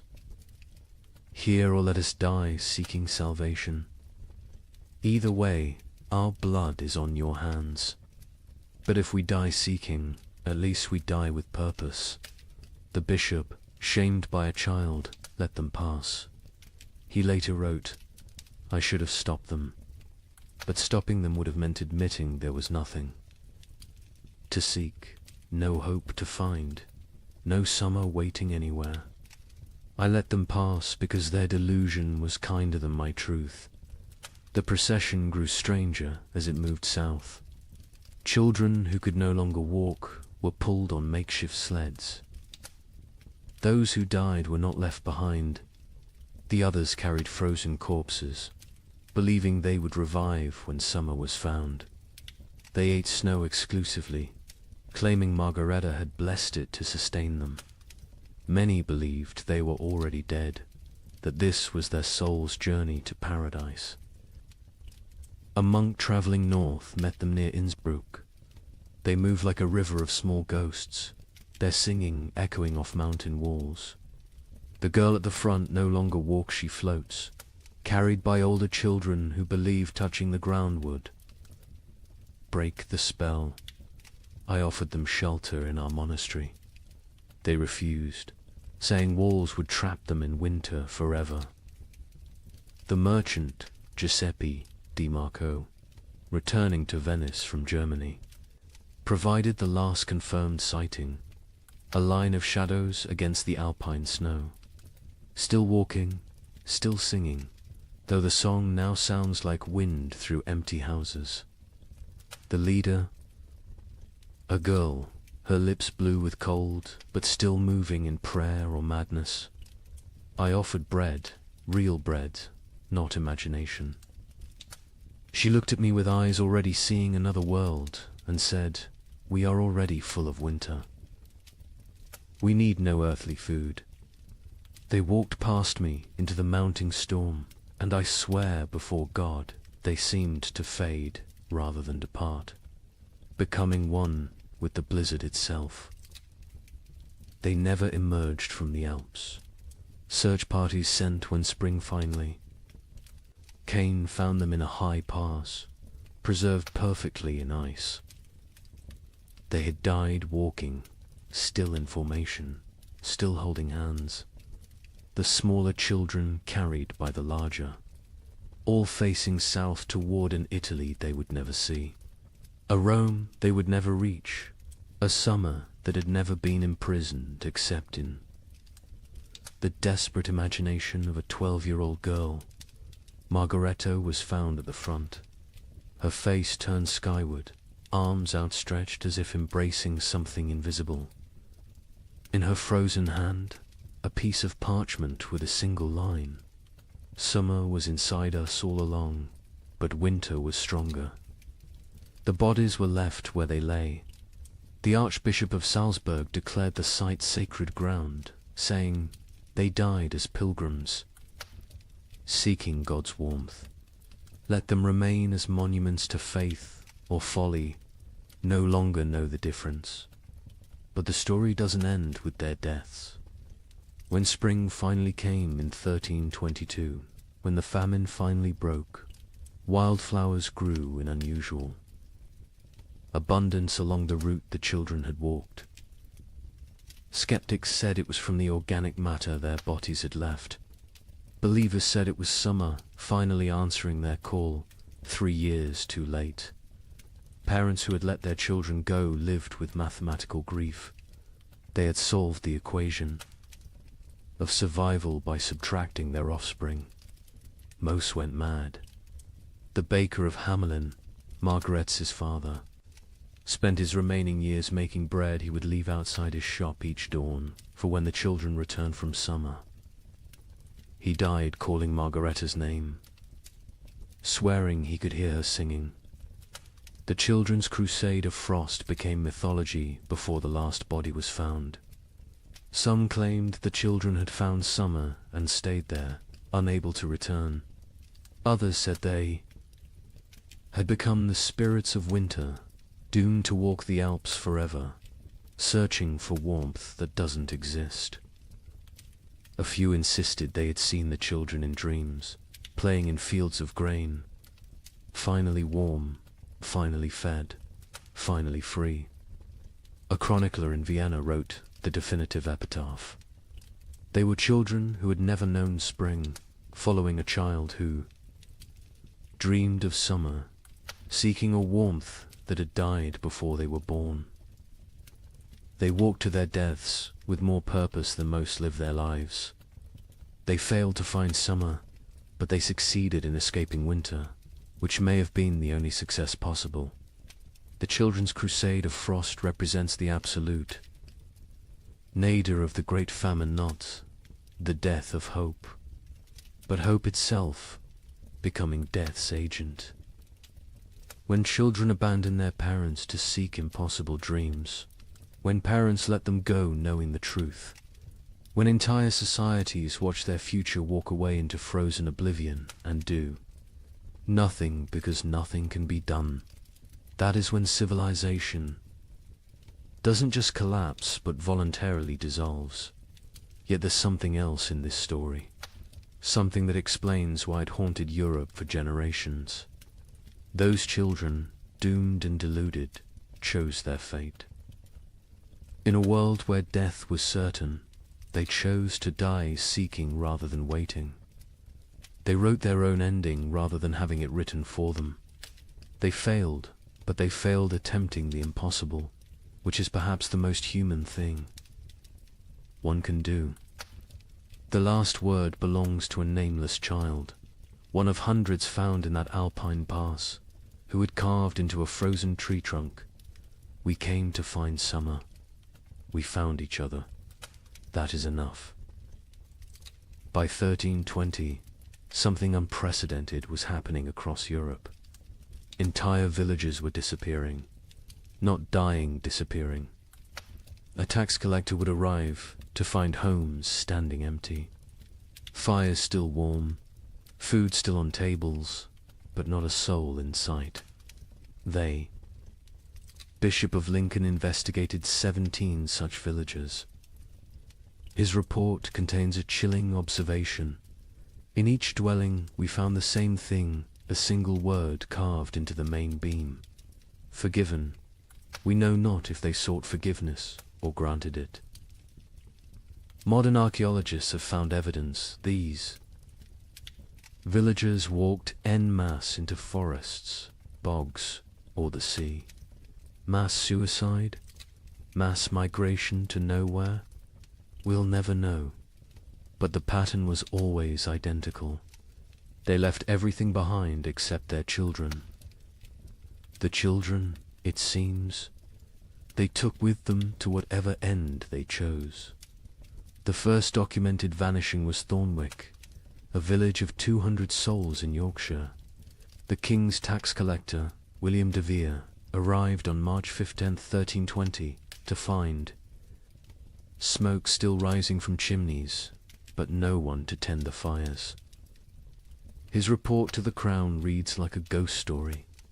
The village stands as if frozen in a moment, bread half-eaten on tables, needlework abandoned mid-stitch, a pot of porridge still warm over dying embers, but of people nothing, not even bodies. They have vanished as completely as if God himself erased them from existence. But they hadn't been erased. They had chosen erasure. In every house, carved deep into the main support beam, that single word, forgiven. Some carved carefully, with time and purpose. Others scratched hastily, as if in final moments before departure. All in different hands, but all the same word, the Bishop of Lincoln. Thomas Beckhampton was sent to investigate when 7 more villagers in his diocese reported similar vanishings. His investigation team included scribes, soldiers, and physicians. What they found challenged their understanding of human behavior. We tracked them, the bishop wrote. 200 people cannot vanish without trace. we found footprints leading from the village, all together, walking in the same direction. Men, women, children, elderly, every soul that could walk had walked. Those who couldn't walk had been carried. The tracks led to Sherwood Forest and then ... stopped. Not scattered, not turned back, simply stopped, as if they had stepped off the earth itself. Deeper investigation revealed planning. These weren't spontaneous disappearances, but coordinated evacuations. In Thornwick, they found evidence of a final feast. Everyone had eaten together one last time, using the last of their stores. In Grimsby, they discovered that villagers had released all livestock, opened all gates, freed all caged birds. They had systematically undone civilization before walking away from it. The physician, Master Hugh of Salerno, noted something disturbing. No signs of violence, no evidence of force. These people chose to leave. More troubling, they chose together. What conversation, what collective decision leads an entire community to abandon existence itself? The pattern spread across Europe like a plague of absence. In Bavaria, the village of Klinwald vanished, leaving behind a communal letter. We go to find what God has hidden from us. We go together because alone we are nothing. We take our children because they deserve better than this slow death. We leave our homes because homes without hope are merely tombs with windows. Seek us not. We are already farther than you can follow. The French village of Moulambus left more disturbing evidence. Every adult had written their name on the church wall, followed by their sins: murder, theft, adultery, cannibalism. The last entry in the priest's hand: we have all sinned beyond redemption. We go to place ourselves before God's judgment directly, rather than wait for him to find us here. But it was the German village of Hofnungslos that provided the most complete picture. They had left a chronicle, written collectively, each family, contributing a passage. We have eaten our horses. We have eaten our dogs. We have eaten our leather. We have eaten our dead. We have eaten hope itself. What remains is not life, but the mockery of life. We choose to end this mockery on our own terms. The Muller family counts 5 souls still breathing. We have survived by unspeakable acts. Our youngest no longer speaks. Our eldest no longer sleeps. We are alive, but not living. Tomorrow we walk toward whatever judgment awaits. I am Klaus the smith. I have beaten plowshares into weapons, weapons into tools, tools into nothing. My hammer has nothing left to strike. My forge has nothing left to burn. I have nothing left to be. We go to become nothing together. The entries. Continued 4 pages. Each family's testament to horror endured and horror committed. The final entry, unsigned. We forgive each other because no one else will. We forgive ourselves because we must. We forgive God because he knows not what he does. The children were always taken. This detail haunted investigators. In villages where adults were found dead from starvation, disease, violence, children's bodies were often present. But in the vanished villages, no children remained. Whatever dark pilgrimage these communities undertook, they brought their young.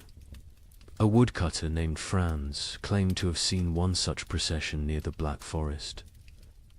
300 shadows walking into the trees at dusk. No talking, no crying. Even the babes silent in their mother's arms. They walked like they were already dead. just looking for a place to lie down. I called out, but none turned. They walked into the forest, and the forest swallowed them.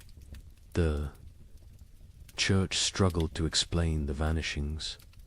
Suicide was mortal sin, but was this suicide?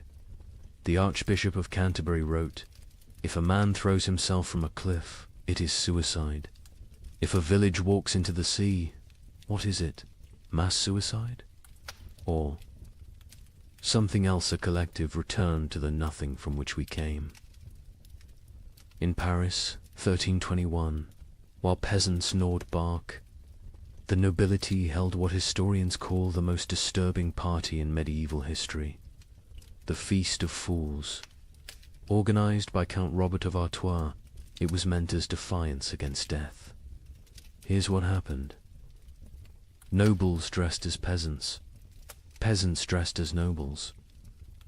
They served courses of elaborately prepared nothing, empty plates dressed with garnishes of straw. They held mock executions where the condemned gave recipes for cooking leather. They crowned a skeleton as May Queen, but the climax was the last. Supper 13 nobles drew lots. The one who drew the black stone would provide the feast. Count Robert drew it himself. He laughed, opened his veins into wine cups, and served his blood to his guests while making toasts. He bled to death. Standing, cup raised, still smiling. The chronicle states, none stopped drinking until the cup was empty. The invitation had arrived on vellum worth more than most Parisians would see in a lifetime, written in gold ink that could have been traded for bread. Count Robert of Artois requests your presence at the Feast of Fools, where we shall dine. On reality and drink deep of truth. Come as you are not. Leave as you never were. April 1st, year of our absent Lord 1321. Count Robert had survived the famine through typical noble privileged hoarded grain, fortified walls, the ability to take from those who couldn't resist. But something had broken in him when his youngest daughter died not from starvation, but from abundance. She'd found his hidden honey store, eaten herself to rupture, died vomiting sweetness while Paris starved. He'd laughed when they found her body, and hadn't stopped laughing since. The feast's preparation was elaborate insanity. Robert spent the last of his wealth on decorations for serving nothing. He commissioned golden plates for emptiness, silver, chalices for air, elaborate centerpieces celebrating absence. The great hall of his chateau was transformed into what witnesses called a cathedral of mockery. Lady Isabelle de Valois, who survived the feast, left the most complete account. We arrived to find reality inverted. Servants sat at the high tableware in our clothes rob had demanded we exchange garments at the door. We nobles served them, dressed in rags that stank of death. But the servants were more disturbed than we. They knew this game could only end badly for them. First course was soup of memories. Empty bowls filled only with steam from heated stones. Guests were required to describe what they tasted. Duke Philippe claimed he tasted his mother's fish stew. Countess Marie swore she could taste strawberries. Baron Henry said he tasted his own death and was asked to be more specific about the flavoring. Robert presided over this madness dressed as Death himself, black robes, skull mask, scythe resting against his chair. But he'd modified the costume. Death wore a crown of bread loaves, molded and painted gold, technically edible but deliberately withheld. Death is the only one eating well these days, he announced, so I dressed appropriately. The second course was meat of mathematics, elaborately garnished platters containing nothing but written equations. If one person eats for 3 days, 3 people eat for 1 day, or 9 people eat for 4 hours. Solve for X, where X equals survival. Guests were required to eat the paper, chewing their calculations, swallowing their arithmetic. The Duke of Orleans choked on a particularly complex formula involving compound interest in human flesh. Between courses, entertainment, a troupe of starving actors performed the tragedy of abundance, a play where King Midas starved surrounded by golden food. Halfway through, one actor actually collapsed mid-soliloquy. The audience applauded, thinking it was part of the performance. When they realized he was truly dead, they applauded louder. The third course, fish of philosophy. Servants brought paintings of fish, beautifully rendered, while Count Robert delivered a lecture on the nature of reality. Is a painting of a fish less real than a fish? Can you eat either in these times? At least the painting doesn't rot. Art has become more substantial than substance. Then came the mock trials. Guests took turns being executed for the crime of survival. Each condemned had to share their worst act, their method of staying alive. The Duchess of Berry admitted to eating her own stillborn infant. The Count of Nevers confessed to walling up servants with grain stores so he wouldn't be tempted to share. The Bishop of Parisiaz, a bishop attended, revealed he'd been giving last rites with unconsecrated hosts because he'd eaten all the blessed ones. Each confession was met with mock judgment. Guilty of humanity, Robert would declare. Sentenced to continued existence. The crowd would laugh, but it was laughter like screaming, laughter like sobbing. Laughter because the alternative was acknowledging what they'd all become. The fourth course was vegetables of vanity, sculptures made from human hair and nail. Clippings arranged to look like salads.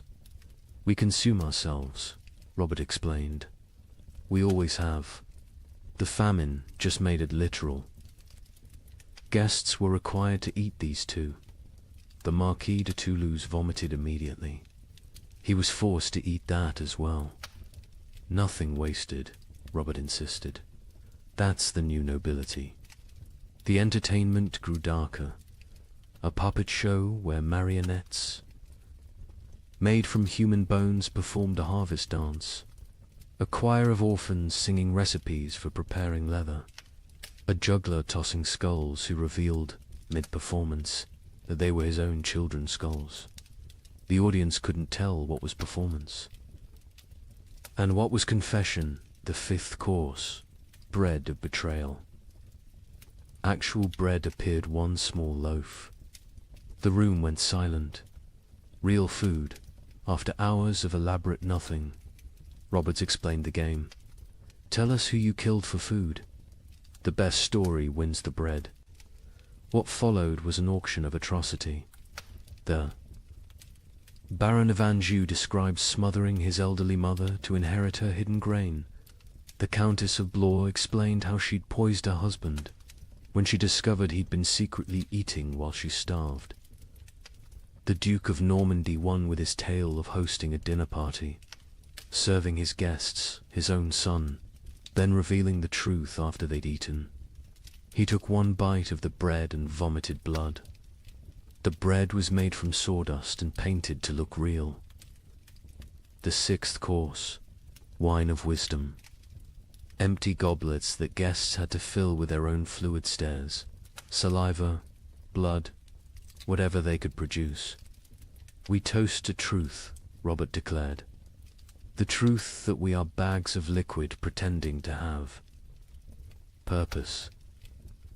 They drank their own essences while Robert laughed and laughed and laughed. Then came the moment that would define the feast in history. Robert announced the Last Supper, 13 volunteers to recreate Christ's final meal, but with a twist. they would draw lots. 12 would feast. 1 would be the feast. The volunteers came forward, 12 nobles, so broken by horror they'd embrace any ending. Robert himself was the 13th. They drew carved bones from a jeweled box. Robert palmed the black bone, ensuring he drew it. Everyone knew. No one spoke. "I am the feast," he announced with genuine joy.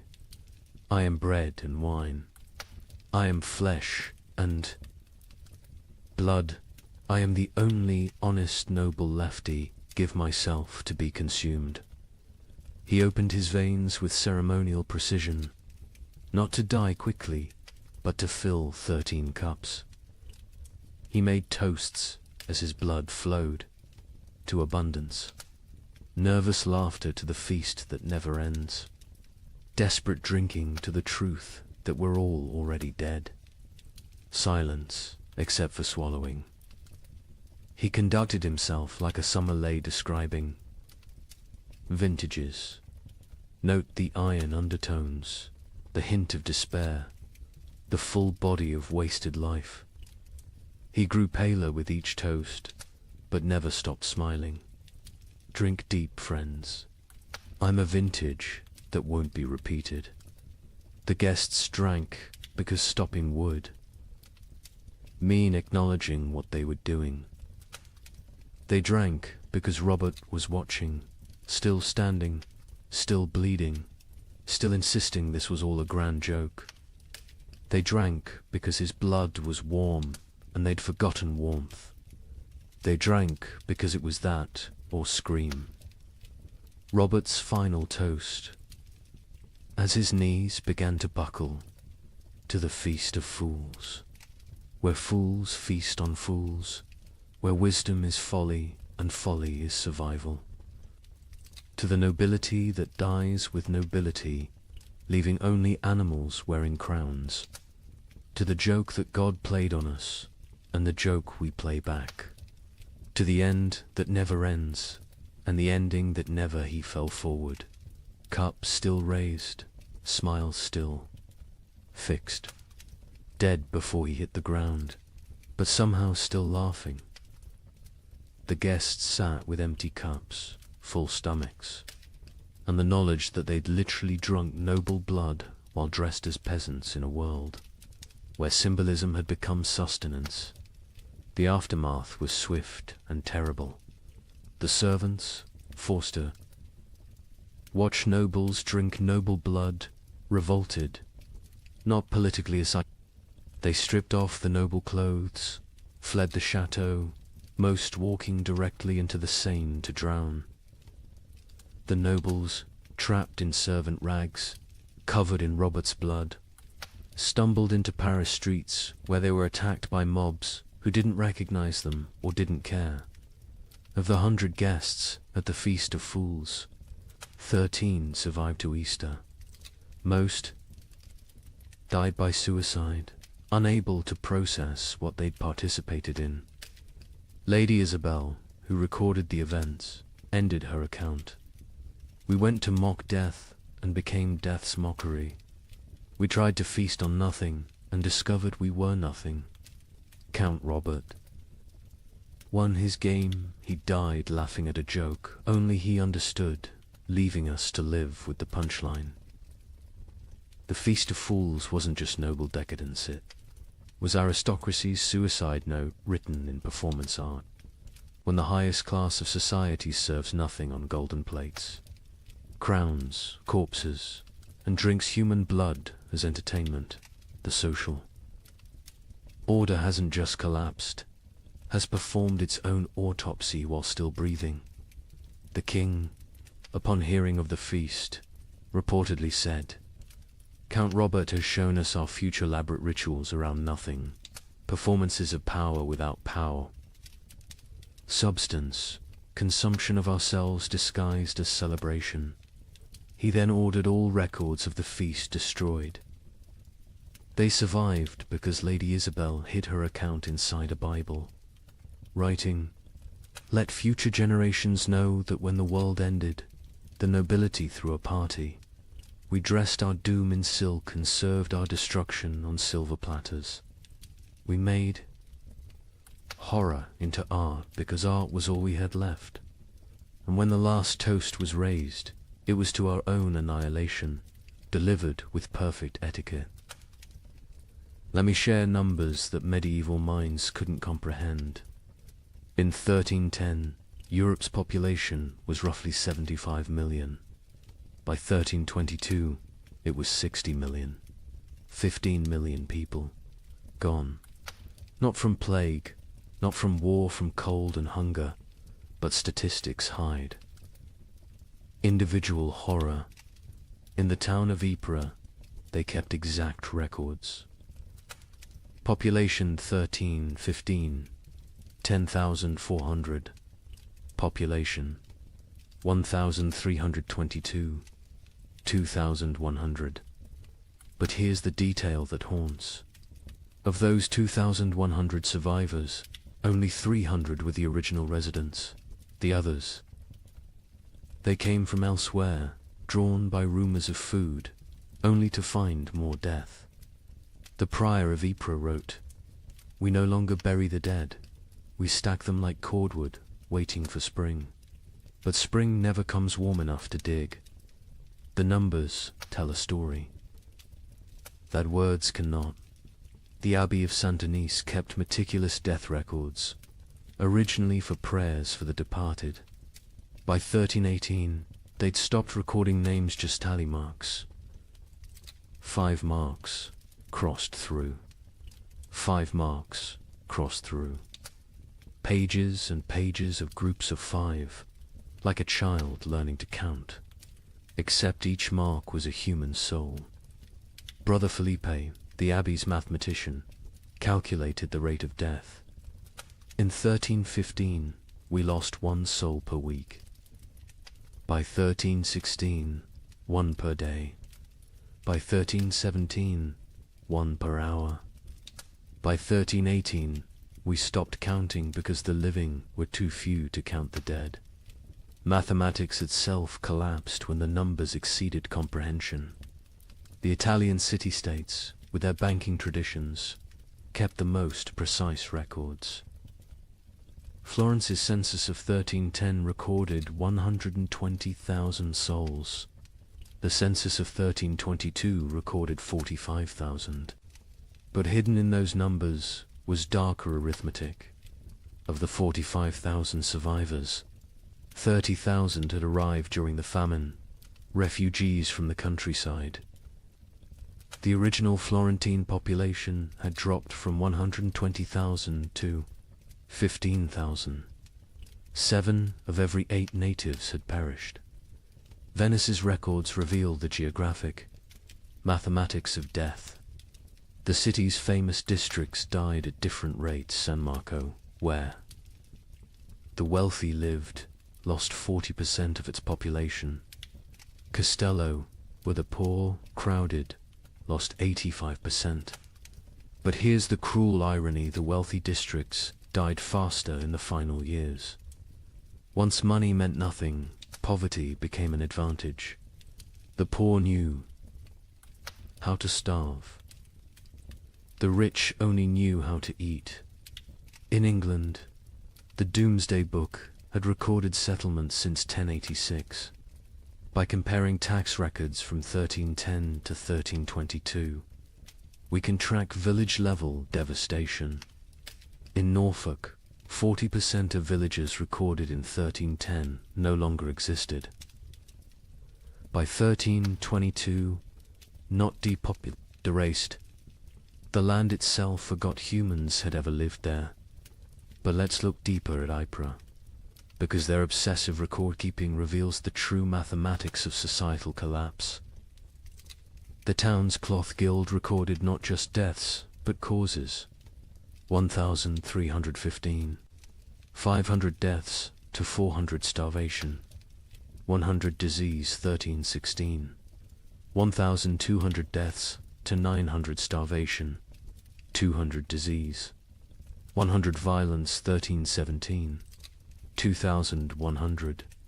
deaths to 1,000 starvation, 500 disease, 400 violence, 200 voluntary, 18, 2,500 deaths to 800 starvation, 600 disease, 700 violence, 400 voluntary, 19, 1,800 deaths to 300 starvation, 400 disease, 500 violence, 600 voluntary, 1,320, 900 deaths minus 100 starvation, 200 disease, 200 violence, 400 voluntary. See the pattern.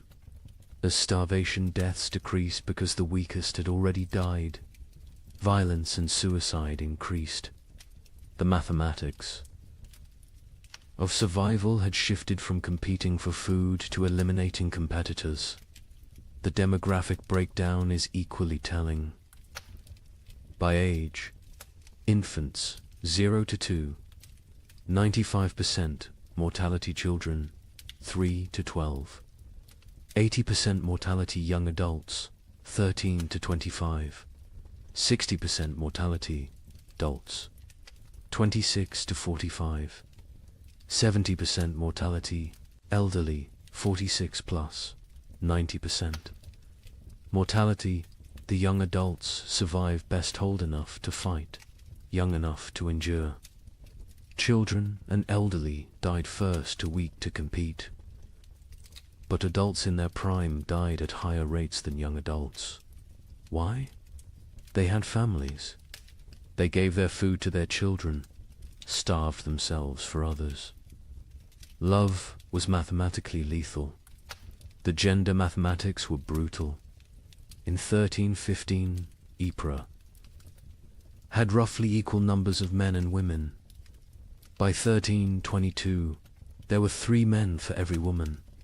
Not because women were weaker, because women fed their children first, their husbands second, themselves last. Maternal sacrifice showed clearly in the survival statistics.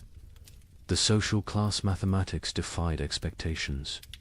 Nobility, 60% mortality clergy, 50% mortality merchants, 70% mortality craftsmen, 75% mortality peasants, 80% mortality beggars, 40% mortality beggars. Survived best. They already knew how to live on nothing. The nobility, despite their resources, died from inability to adapt. Merchants died because their profession became meaningless. But beggars, they thrived in a world that had become universal beggary. The geographic distribution created what scholars called death shadows. Cities drew refugees from the countryside, creating rings of escalating mortality. Paris, with a 1310 population of 200,000, had 80,000 survivors in 1322. But the villagers within a day's walk of Paris, complete annihilation. They'd all walked to the city seeking food, died in the streets, their homes becoming ghost towns. The monastery of Cluny mapped deaths across their network of abbeys. They discovered death followed trade routes not because trade spread disease, but because rumors of food traveled along merchant paths. Entire populations would migrate toward imagined abundance, creating waves of mobile starvation that crashed against city walls. The seasonal mathematics were predictable yet horrifying. Spring, highest death rates, bodies hidden by snow revealed. Last stores exhausted summer, moderate deaths, some forage available. But disease spread autumn. Lowest deaths, whatever harvest existed, plus weakest already dead winter. Rising deaths, cold, multiplying hungers, lethality, but within those seasons. Specific dates showed spikes. Christmas saw mass suicides. The contrast between religious celebration and reality broke minds. Easter saw violence spiked, the promise of resurrection mocked by death's omnipresence. Harvest festivals became killing fields as communities fought over failed crops. The birth rate mathematics were perhaps most tragic. In 1310, Ypres recorded 400 births. In 1316 to 200 births. In 1318, 50 births. In 1320, 12 births. By 1321, 0. Not 0, recorded 0, occurred. Women stopped conceiving, bodies too starved to support pregnancy. Those who did conceive miscarried, or gave birth to stillborn children. An entire generation unborn. The marriage mathematics inverted. In 1310, Ypres recorded 200 marriages. In 1320, they recorded 400. Why the increase during horror? Survival partnerships. Widows with food marrying widowers with shelter. Children married to combine family resources. Marriage became merger. Love replaced by mathematics. The death-to-burial ratio reveals societal collapses. Progression to 1,315. One death equals one burial, 1316. Two deaths equals one burial, 1317. 5 deaths equals one burial, 1318. 10 deaths equals one burial, 1319. 20 deaths equals one burial, 1320. Burial ceased. Bodies stacked or burned. The prior of Ypres wrote, "We have built pyramids of the dead, frozen corpses stacked like masonry, mortared with ice. Come spring, they will thaw and collapse, but by then, who will remain to care?" The economic mathematics were absurd. The price of wheat increased 2,000% between 1315 and 1320, but expressing it as percentage obscures the reality. In 1315, a penny bought a loaf. In 1320, a year's wages couldn't buy a crumb. Money became meaningless. The only currency was calories. Distance mathematics changed. In 1310, a healthy person could walk 20 miles per day. By 1320, survivors could manage perhaps 2 miles. The world shrank as human capability decreased. Villages 10 miles apart became unreachable foreign lands. Geography expanded as humans contracted. The theft mathematics reveal moral collapse. 1,315. 100 thefts. Mostly grain, 1316.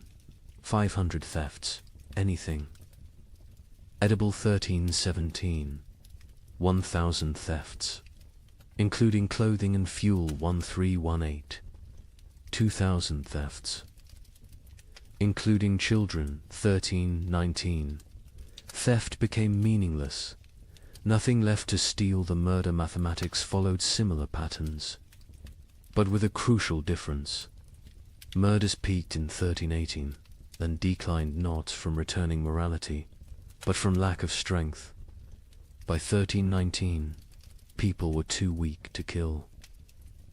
Violence required carries nobody could spare.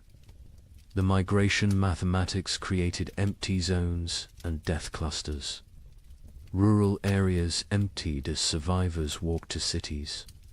Cities became graveyards as refugees died in streets. The population didn't just decline, it concentrated, then collapsed. Like a star becoming a black hole, the linguistic mathematics were subtle but telling.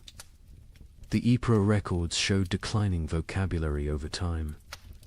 1315 records use varied, complex language.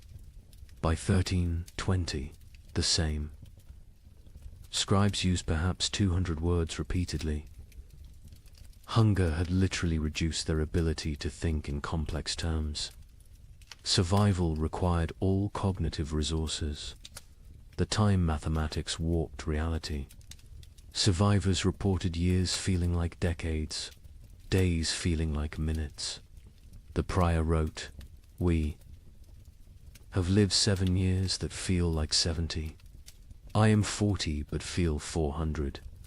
Time itself has starved, moving slowly like everything else dying." The children's mathematics were most heartbreaking. In 1315, Ypres had 3,000 children under 12. By 1322, 45. Of those 45, only 3 were from Ypres. The others were orphans who'd wandered in from elsewhere. Their origins unknown, their parents dead, their futures non-existent. An entire generation deleted. Here's the mathematical truth medieval minds couldn't grasp. Exponential death. When food production drops 50%, population doesn't drop 50%, drops 80%. Because that 50% reduction creates competition, disease, violence, and suicide that multiply mortality beyond the initial cause. Famine doesn't just kill through starvation, kills through the mathematics of social collapse. The final statistic, the one that captures the true horror of the 15 million who died. Historians estimate only 5 million died directly from starvation. The other 10 million died from what starvation created: disease, violence, suicide, exposure, accidents caused by weakness, childbirth without resources, infections without medicine. 2/3 of deaths weren't from famine, but from famine's mathematics. The prior of Ypres' final entry, dated March 1322. I have kept these records for 7 years. I have reduced human souls to marks on parchment, lives to numbers, horror to mathematics. But mathematics cannot capture the sound of children crying for food that doesn't exist. Cannot calculate the weight of watching your family die by degrees. Cannot solve for why God allows such equations. The numbers say 2,100 remain from 10,400. But numbers lie. None remain. We 2,100 are not survivors, we are the not yet dead. Walking statistics waiting for our final tally. Mathematics has proven that hell is not fire and brimstone. Hell is subtraction without end, division without remainder, the null set of human hope. In 1321, as the worst seemed to be passing, something strange happened. The rats returned, but they were different, larger, bolder, moving in coordinated swarms. A chronicler in Milan wrote, "They fear neither cat nor dog nor man. They walk in daylight like they own the earth." Where had they been for 7 years? Some scholars believe they survived in the vast granaries of Eastern Europe, growing fat while the West starved. Others think they evolved, adapted to the cold. But everyone agrees on one thing. They brought something back with them. A Venetian merchant noted, "The rats are sick. They dance in circles before dying, black swellings on their necks." Those swellings would have a name soon enough. But in 1321, as Europe began to believe, the worst was over. Nobody knew they were witnessing the overture to the Black Death. The first documented sighting was in Prague, March 1321. A baker named Joseph, one of the few whose ovens still functioned, reported to the city guard. They came at dawn, hundreds of them, moving like water through the streets. But wrong. Rats don't move together like soldiers. These did. They ignored the few cats left alive. The cats ran from them. Within days, similar reports flooded in from across Europe. But these weren't the timid creatures that had vanished in 1315. The merchant Giovanni di Marco, traveling from Venice to Vienna, documented what he saw. Rats the size of rabbits, some larger, grey-black fur so thick arrows bounce off, eyes that reflect light like demons. They don't scatter when approached. They stand their ground, studying you, calculating. The Archbishop of Mainz received disturbing reports from his parishes. The rats show intelligence beyond nature. They work in teams, some distract while others steal. They've learned to open larches, untie knots, even use simple tools. A priest in Worms saw one using a stick to knock bread from a high shelf. This is not natural. This is diabolic. But where had they been?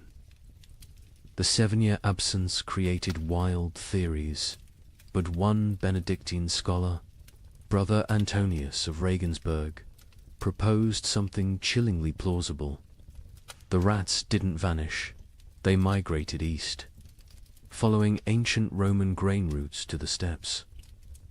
Beyond Hungary, there, in the vast underground granaries, built by emperors and forgotten by time, they found paradise. Infinite grain, no predators, perfect breeding conditions, 7 years of unlimited food and reproduction. They've returned not as the same species, but as something evolved. The physical changes were documented obsessively. A physician in Paris dissected several specimens, twice the size of pre-famine rats. Muscle density increased by half. Teeth lengthened and serrated, capable of chewing through wood, even soft metals. Most disturbing, enlarged brains. The cranial capacity has increased by 1/3. These are not the rats that left. These are their descendants, shaped by 7 years of plenty while we endured 7 years of want. The behavioral changes were even more unsettling. The rats showed coordination that defied explanation. A witness in Cologne described an attack on a grain warehouse. They moved in waves. First wave gnawed the doors, while others waited. When guards appeared, they retreated. In perfect synchronization, they returned at night with more numbers, attacking from multiple points simultaneously. They knew we were watching. They waited until we were exhausted. They had lost all fear of humans. Previous generations of rats fled from people, lived in shadows, scavenged secretly. These new rats walked openly through marketplaces, entered homes while families ate, stared directly at humans with what witnesses described as calculating intelligence. A child in Nuremberg reported rats watching her family eat dinner through the window. "Counting us," she said. "The cats, those few that survived the famine, refused to hunt them." A chronicler in line observed. "Our best Mauser, who survived 7 years of horror by hunting, now cowers when rats pass. He recognizes something we don't. The predator-prey relationship is inverted. The cats know they're now the prey. Dogs fared no better. Hunting hounds trained to kill wolves ran from rat. Swarms, a pack of street dogs in Milan, hardened by years of surviving on corpses, was found torn apart. Witnesses said the rats had hunted them like wolves hunt deer, driving them into a corner, exhausting them, then moving in for the kill. But it was the rats' relationship with the dead that proved most disturbing. During the famine, corpses had accumulated faster than burial. Mass graves, body piles, frozen pyramids of the dead, all untouched for years. The returned rats showed intense interest in these sites. Not to feed, they seemed well fed, but to investigate, a gravedigger in Bordeaux reported. They dig into the mass graves, not eating, just ... examining. They spend hours among the bones, touching them with their paws, almost like they're reading something. Then they emerge and dance, spinning, leaping, falling over, getting up, spinning again, like they're drunk or mad. The dancing disease appeared first in the rats, then in the animals they bit, finally in humans. But in 1321, people thought it was just strange behavior. They didn't connect it to disease. Why would they? The rats looked healthy, even robust. Larger, stronger, more vital than any rats in memory. An Italian merchant named Carlo Benedetti made the crucial observation that historians would later recognize as prophetic. The rats congregate at trade routes, ports, and crossroads. There, not seeking food, food exists everywhere now, that so few remain to eat it. They're positioning themselves along human movement patterns, waiting, but for what? The rats showed particular interest in the remaining churches and monasteries. Brother Francis of Assisi documented their behavior. They enter during services, completely unafraid of the congregation. They sit in neat rows as if listening to the sermon. When we sing hymns, they sway.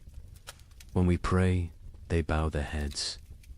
Mockery, mimicry, or something else. They seem to be waiting for something, some signal we cannot perceive. The first human deaths directly attributable to the returned. Rats came in summer 1321, not from attack from disease. A family in Bruges who'd been bitten while defending their grain store fell ill within days. The symptoms were unlike anything seen during the famine. High fever, delirium, and most distinctively, black swellings in the neck, armpits and groin. The family died within a week, but not before describing their hallucinations. The rats speak to us in dreams. They show us cities of the dead, kingdoms built in grave earth, empires of bone and plague. They promise us citizenship and then Acropolis if we stop fighting and accept the gift they bring.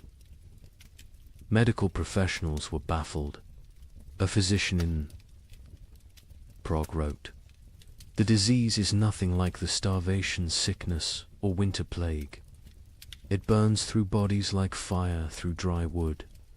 The black swellings appear where the body fights hardest, lymph nodes swelling with failed resistance. But, strangest of all, the victims dance before they die, just like the rats." The dancing sickness spread from the bitten to their families, from families to neighborhoods, from neighborhoods to districts. But in 1321, it was still contained, still rare. Most who died that year still died from famine's lingering effects. The new plague was just beginning its incubation, both in human bodies and human societies. The rats' intelligence manifested in increasingly complex ways. They learned to avoid traditional traps, poison, and hunting methods.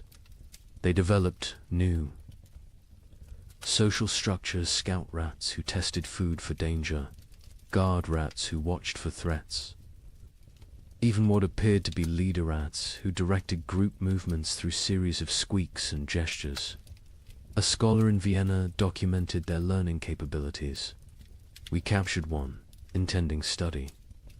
Its companions spent 3 nights trying to free it, using increasingly sophisticated methods: leverage, distraction, even attempting to pick the lock with twisted metal. When they failed, they sat outside the cage in vigil until the captured rat died. Then they left. But the next night, our laboratory burned. The fire started in 3 places simultaneously. Draw your own conclusions. The church struggled to explain the rats' return. Were they demons? Punishments? Tests? The Bishop of Cologne preached. For 7 years they abandoned us to our suffering. Now they return in our moment of hope, stronger for their absence. They are either God's final curse or Satan's opening move in some greater game. Either way, they herald something worse than what we've endured. Popular folklore developed quickly. Rats were secret rulers of the underworld who'd retreated to plan humanity's destruction. They would transformed human souls, twisted by starvation, into animal form. They were advanced scouts for an invasion from hell itself. Each theory was more fantastic than the last, but none were as terrible as the truth. The truth was biological, not theological. The rats had spent 7 years in isolated populations, breeding rapidly in the eastern granaries. Diseases that would normally kill them had instead created resistant populations. The Black Death bacterium, Yersinia pestis, had found perfect incubation conditions, countless hosts, rapid reproduction, isolation from human interference. The rats weren't evil. They were evolution's answer to abundance. After scarcity, by autumn. 1321, the dancing sickness had spread to every major city. Still not epidemic, still not recognized as connected to the rats, but growing. The correlation between rat populations and disease was noticed by a few. An Italian doctor wrote, "Where rats congregate, sickness follows. Where rats dance, humans die. Where rats thrive, plague arrives." But Europe, exhausted from 7 years of famine, couldn't process another catastrophe. The return of the rats was seen as disgusting but manageable. The dancing sickness was concerning but limited. Nobody connected the dots that would seem obvious in hindsight, that the rats weren't just returning from exile. They were bringing hell with them. The final observation of 1321 came from a child in Marseille, a girl who'd survived the famine by eating rats when they were still scarce. She told her priest, "The old rats tasted of hunger and fear. These new rats taste of death and patience. They're not afraid of us because they know something we don't. They're waiting for us to realize we're already dead." Within 20 years, her words would prove prophetic. The Black Death would kill 1/3 of Europe's remaining population. But in 1321, as people celebrated the famine's end, as they counted their dead and rebuilt their lives, the rats just watched, and waited, and danced their strange dances in the moonlight, practicing for the grand performance yet to come. On March 15th, 1322, something miraculous happened. The sun broke through clouds that had shrouded Europe for 7 years.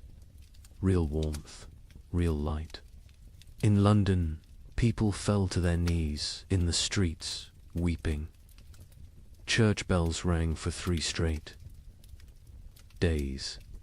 A young monk in Canterbury wrote, "We had forgotten the sun could hurt your eyes." Children who had never seen their own shadows screamed in terror at the dark shapes that followed them.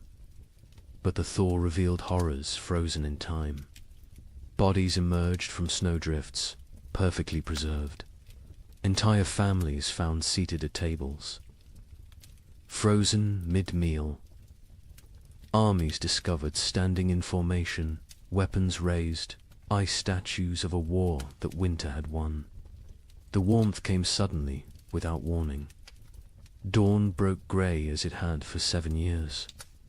But by noon, actual golden light pierced through, not the weak, watery light that occasionally appeared, but real sunshine, hot, bright, alive. In Paris, people stumbled from their homes, shielding their eyes, unable to comprehend what they were seeing. Marie de Champagne, age 7, born during the famine, experienced sunshine for the first time. Mother fell to her knees and pulled me down, saying we must pray. I asked what the burning light was. She said God's eye has opened. I was terrified. I thought God was going to see what we'd done to survive. The ice began to melt with alarming speed. Winter's archives, 7 years of frozen death, began to reveal themselves. In Cologne, the Rhine's thaw exposed a grotesque gallery, hundreds of bodies that had fallen through ice over the years, preserved perfectly, now floating downstream like a parade of the damned. Citizens lined the banks, searching for relatives lost years ago, finding them looking exactly as they had at death.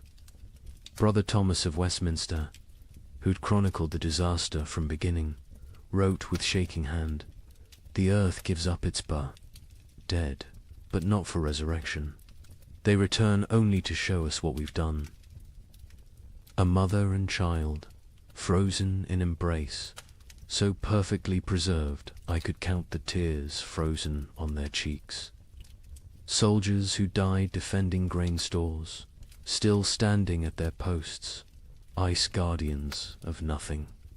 God has kept perfect record of our failures, but with the thaw came something worse than revealed corpse, truth-field truth. The ice had hidden the full scope of devastation. Entire districts thought to be empty were found to contain hundreds of frozen dead. Mass graves, hastily covered with snow, began to melt and shift, creating mudslides of human remains. The spring of 1322 didn't bring renewal. It brought archaeology of horror in the Alps. The thaw revealed the children's crusade of frost, perfectly preserved. A merchant reported, "They stand like an army of small angels, ice blue and beautiful. In their death, still holding hands, still facing south, still seeking summer that has finally come too late. Pilgrims are already calling it holy ground. I call it the world's guilt made manifest. Europe that emerged from the Great Famine was unrecognizable. Languages had changed, words for hunger had multiplied, while words for joy had been forgotten. Children born during the 7 years were stunted, marked forever by starvation. They would be called the famine generation, shorter, weaker, but survivors of the impossible. The social order had shattered. Peasants who survived owned land, for the first time inherited from the dead. The church's authority collapsed. Where was God during the freeze? And most critically, the population drop created labor shortages that would, within a generation, end feudalism itself. The Great Famine didn't just kill millions, it killed the medieval world. The linguistic changes were documented by scholars, attempting to translate pre-famine texts. The abbot of Cluny wrote, "We have 23 new words for different types of hunger, but have lost the words for feast, abundance, and satisfaction.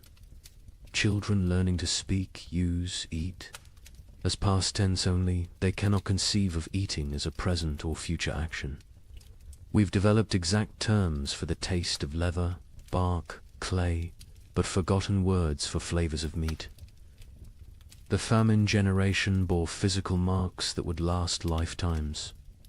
Stunted growth, adults reaching barely 5 feet, bone deformities from childhood rickets, teeth destroyed from eating stones and wood, but worse were the invisible scars. They hoarded food obsessively, even in plenty. They ate alone in darkness, unable to share meals. They counted every grain, weighed every crumb. A physician in Paris noted, they survived famine but remain imprisoned by it. Their bodies live in 1322, but their minds remain in 1318. The social revolution was immediate and irreversible. A third of Europe's nobility had perished, entire bloodlines extinct. Peasants squatted in abandoned castles, worked lordless lands, claimed ownership through occupation. The survivorship created overnight social mobility, a serf who'd hidden. Grain became a merchant. A baker's assistant who'd outlived his master became a guild leader. A prostitute who'd hoarded food became a property owner. The church's authority evaporated like morning frost. 7 years of unanswered prayers had broken faith's monopoly. New sects emerged, some worshipping nature, others embracing nihilism. The Pope's call for renewed devotion was met with laughter. A graffiti in Rome read, "God starved. We survived. Who then is stronger?" Priests found congregations unwilling to tithe, unable to trust divine providence that had provided only suffering. But most revolutionary was the labor shortage. With 15 million dead, every survivor became valuable. Peasants demanded wages. Instead of feudal obligations, serfs simply walked away from their lords, knowing they'd find better conditions elsewhere. The statute of laborers, attempting to freeze wages at pre-famine levels, was universally ignored. A blacksmith could demand noble prices. A farmer could negotiate like a merchant. The medieval world built on hierarchy. Faith and agricultural abundance had been murdered by weather. What emerged was proto-modern, mobile, skeptical, calculating. The Great Famine didn't just kill people. It killed the very idea of divinely ordered society. The survivors knew now that God could forget them, that nobles could starve, that civilization was only 3 meals deep. Europe would rebuild, but never recover. The medieval dream was frozen in those 7 years, preserved like the corpses in ice, beautiful and dead forever. In 1323, an anonymous scribe in Bavaria wrote what might be the most important document of the entire famine. Not a chronicle of events, but a warning. To those who come after, know this. We thought ourselves masters of the earth. We built castles against enemies, churches against damnation, walls against nature itself. But when the sky turned against us, when the very air became our enemy, we learned that civilization is only 3 meals deep. Beneath that lies the animal, and beneath that ... lies something worse, something that would eat its own shadow if it could provide sustenance. We survived. That is not the same as living. Some costs can never be repaid. Some hungers never leave you, no matter how much you eat. We measured time in deaths. We measured love in shared suffering. We measured God in his absence. If the cold comes again, and it will come again, remember that the greatest danger is not the freeze. It's what the freeze reveals about your neighbor, about your family, about yourself. May you never be warm enough to forget what we learned in the cold. The document was found hidden in a monastery wall, wrapped in waxed cloth, deliberately preserved. The scribe continued, I write this with fingers that consumed my own flesh. I write with eyes that watched my children choose which sibling would eat. I write with a soul that has been to hell and discovered hell is not fire. Hell is ice and the mathematics of survival. We who survived are not heroes. We are the ones who did what heroes couldn't. We chose ourselves over others. We calculated love against calories and chose calories. We learned that honor digests poorly, that mercy is a luxury of the fed, that civilization is just an agreement between people who aren't hungry yet. The sun has returned. The crops grow again. Markets open, bells ring. Children are born who will never know the taste of bark bread. They will call us the generation who endured. But endurance is just a prettier word for betrayal. Betrayal of everything we once believed. Made us human. When abundance returns, you will forget. You will must forget to stay sane. But someone should remember. Someone should know that we measured children's worth in weeks of food, that we drew lots for who would walk into winter, that we learned to distinguish the taste of different mortar. From ancient walls, so I leave this testament, not of what happened chronicles will tell that story, but of what we became. We became arithmetic. We became efficiency. We became the truth that underneath every prayer, every law, every noble sentiment, lies the animal that will eat its own tail if the circle of consumption demands it. Remember us accurately, not as victims of weather, but as humans revealed. The cold didn't change us, it showed us, and what it showed can never be fully hidden again. The thaw has come. Summer returns.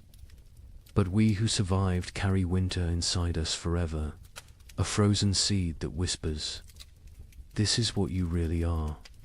Everything. Else is just the dream of well-fed men." In the spring of 1315, a mother in northern England made an unthinkable decision. She locked her children inside their cottage, walked into the frozen wasteland, and never returned. But she wasn't abandoning them.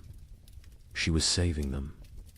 What she knew, what all of Europe would soon discover, was that the world itself was dying. The rain wouldn't stop. The cold wouldn't break. And for the next 7 years, winter would reign supreme. Her name was Marjorie of Dereham, and her neighbors found her children 3 days later, alive, huddled around the last embers of their fire. The eldest, a boy of 9, clutched a note his mother had left. The priest who recorded it wrote that his hands shook as he read her words aloud. "My flesh will buy them grain. My absence will grant them mercy. Tell them I walk toward God, not away from them." You see, Marjorie had understood something terrible. Something that would take the rest of Europe months to grasp. This wasn't just another harsh spring. This was the beginning of an extinction. The marketplace where she'd traded her body for bread had made the calculation clear. A living mother meant 5 mouths to feed. A missing mother meant 4 orphans the church had to shelter, and the church still had grain, still had walls, still had hope that this nightmare would end. But here's what makes Marjorie's story so haunting. She wasn't unique. Parish records from 1315 show hundreds of similar disappearances.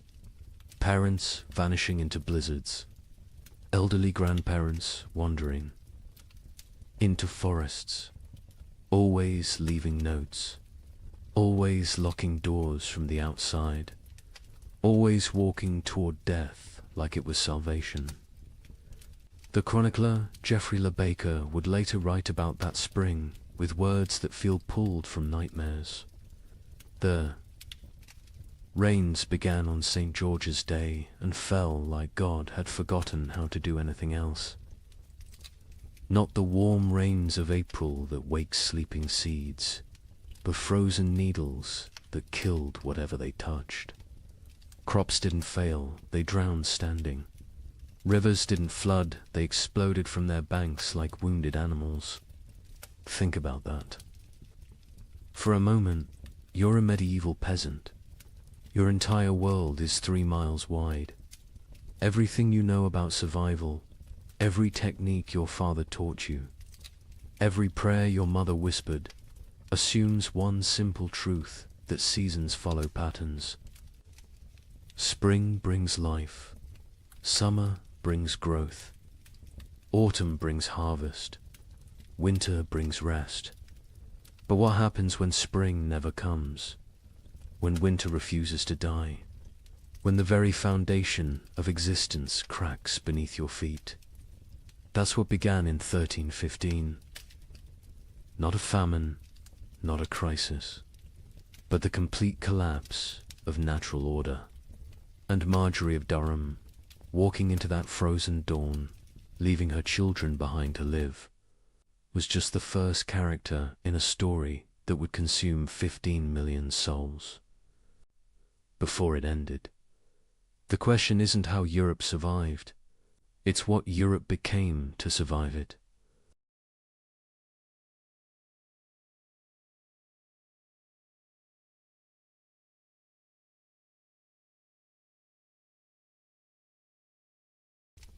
Good evening and welcome back, friends. Tonight, we are going to journey through the winter that never ended, America's forgotten ice years. As always, let me know where in the world you are listening in from. Get cozy, settle in, and let's begin. She stood at the frost-covered window. Her breath formed clouds in the June air.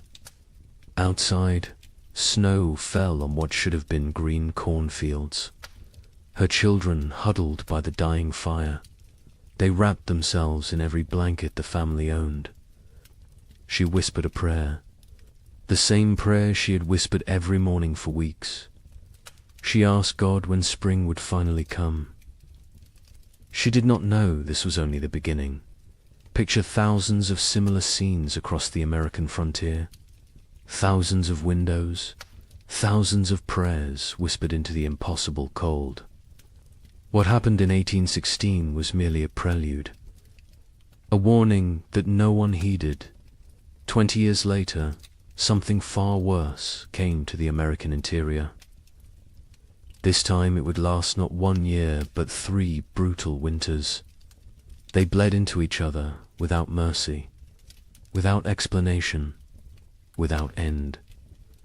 Between 1836 and 1838, a climate catastrophe struck North America. It has been nearly erased from popular memory.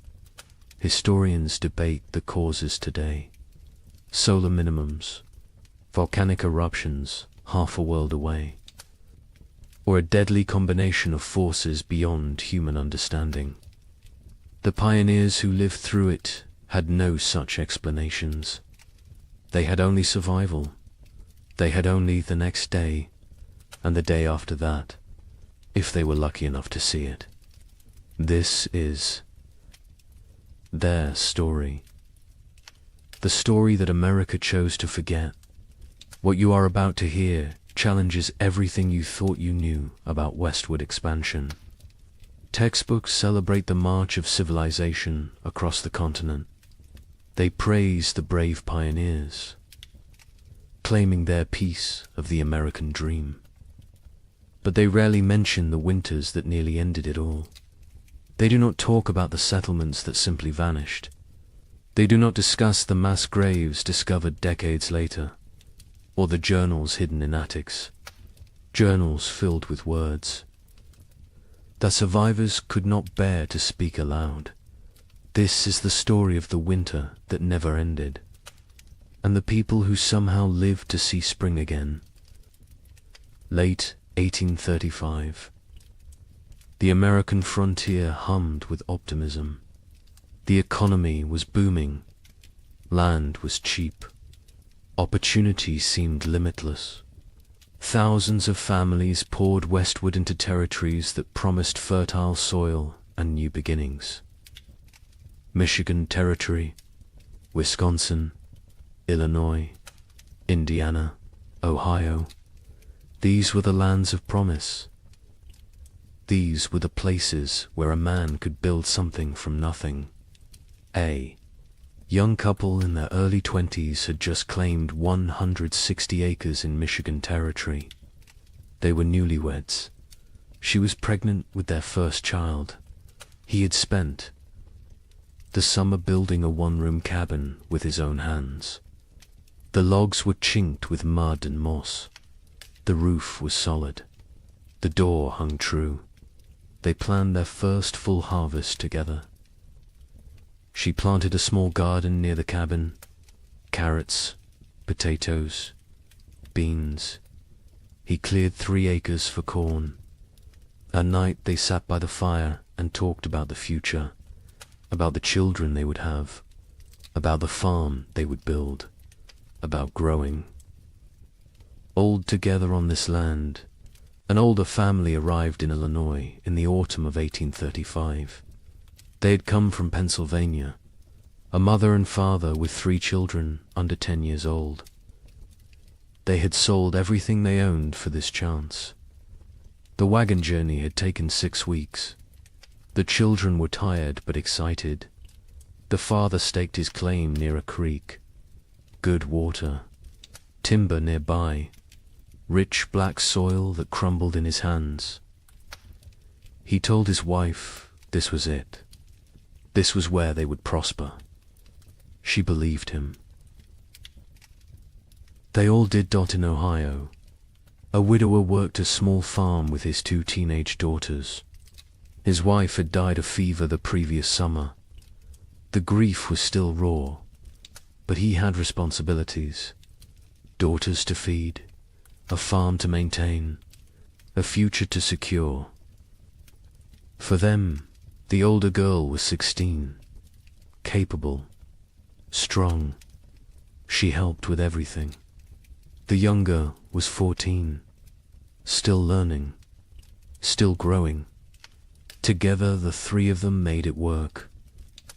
They honored the memory of the wife and mother they had lost by surviving, by building, by moving forward.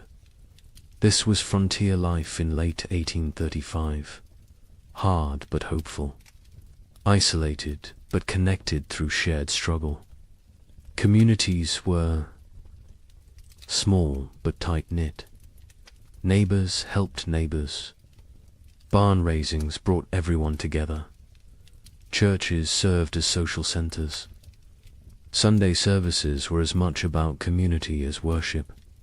People traded labor, traded goods, traded gossip and news from back east. The isolation was real. Some homesteads were miles from the nearest neighbor, but people found ways to stay connected, to remain human in the wilderness. Daily routines followed the sun. Wake before dawn, tend the livestock, milk the cows, feed the chickens, collect eggs. Breakfast was simple: cornmeal mush, salt pork if you had it. Then the work began. Men cleared land, ploughed fields, mended fences, chopped endless cords of firewood. Women tended gardens, preserved food, made soap, sewed clothes, raised children. Everyone worked. Even the smallest children had chores: gathering kindling, feeding chickens, watching younger siblings. There was no such thing as idle time on the frontier. As autumn 1835 arrived, families began their winter preparations. These were routines they knew well. They had survived winters before. They salted meat, packed pork and beef in barrels with salt and brine. The meat would keep all winter this way. They filled root cellars with potatoes, turnips, carrots, squash, onions. They dried beans, preserved fruits, made apple butter, rendered lard. Every scrap of food was precious. Nothing was wasted. Firewood was crucial. Men spent weeks cutting and stacking wood, cord after cord after cord. A family could burn through several cords in a hard winter. The stacks grew higher, oak for long burning, maple for cooking, pine for quick heat. The wood had to dry, green. Would wood smoke and not burn hot? So they cut wood a season ahead when they could. The wood piles near cabins stood taller than a man. They looked like enough. They always had been enough before. The young couple in Michigan worked together on their preparations. He hunted, brought home deer and wild turkey. She preserved the meat. They worked side by side. Her belly grew with the pregnancy. He worried about her working too hard. She laughed and told him women had been having babies since the beginning of time. She would be fine. The baby would come in May, spring, when everything was green and growing. It seemed perfect. The family in Illinois worked frantically to prepare. They had arrived late in the season. They had less time. The father pushed himself. Hard. Too hard. His wife worried. But they got it done. Meat preserved, vegetables stored, firewood stacked. The cabin was small but well built. They had purchased it from a family moving back east. The previous owners had said they missed civilization, missed family. The father thought they were foolish. This land was too good to abandon. His wife was not so sure, but she kept her doubts to herself. The widower and his daughters prepared. Methodically, they had done this before. Last year they had done it without a wife and mother. This year was easier in some ways. The grief was less sharp. The routines were established. The older daughter had learned her mother's preservation techniques. The younger helped without complaint. They worked together in comfortable silence, the kind of silence that comes from shared loss and shared survival. They would make it through another winter. They had to. December 1835 arrived cold and early. The first snows came before Thanksgiving, heavier than usual. The temperatures dropped fast. Old-timers mentioned it reminded them of 1816, the year without a summer. But the younger settlers dismissed the comparison. Every old-timer thought their memories were the worst. This was just a hard winter, nothing more. They had food, they had shelter, they had firewood. They would be fine. By January 1836, something felt different. The cold had a quality that went beyond mere temperature. It was bone-penetrating, relentless, aggressive, the kind of cold that found every crack in a cabin wall, every gap around a door, every weakness in your clothing. People wore layers, wool on wool on wool. They stayed close to fires. They moved less, conserved energy, conserved heat, conserved everything. Animals behaved strangely. Livestock refused to leave their barns. Horses stood in corners, unmoving. Even when offered food, cows produced less milk. Chickens stopped laying. The wildlife disappeared. Deer vanished from the forests. Rabbits seemed to evaporate. Tracks in the snow became rare, then non-existent. Hunters returned empty-handed day after day. Where had everything gone? The young man in Michigan noticed the silence first. The forest was always noisy. Birds, squirrels, the rustle of small animals, whined through leaves. But now there was nothing. just silence and wind. The wind never stopped. It howled around the cabin at night. His wife pressed close to him for warmth, for comfort. She was 7 months pregnant now. He felt the baby kick against his back sometimes when they slept. He wondered what kind of world this child would be born into. In Illinois, the children asked their father why it was so cold. He told them God was testing them, testing their faith, their strength, their family. The mother said nothing. She watched. Their food stores. She calculated in her head. If winter ended in March like it should, they would be fine. But something in her gut told her March might not bring spring this year. The widower in Ohio kept a journal. He had started it after his wife died, a way to process grief, to feel less alone. In late January 1836, he wrote an entry that he would later try to burn. He wrote that the cold felt wrong, not natural, that he had a feeling of dread he could not shake, that his daughters felt it too, though they did not speak of it. He wrote that he was afraid, not of dying, but of failing to protect his girls, of not being enough. February arrived. It should have shown signs of weakening. Winter, longer days, occasional thaws, the promise of spring lurking beneath the cold.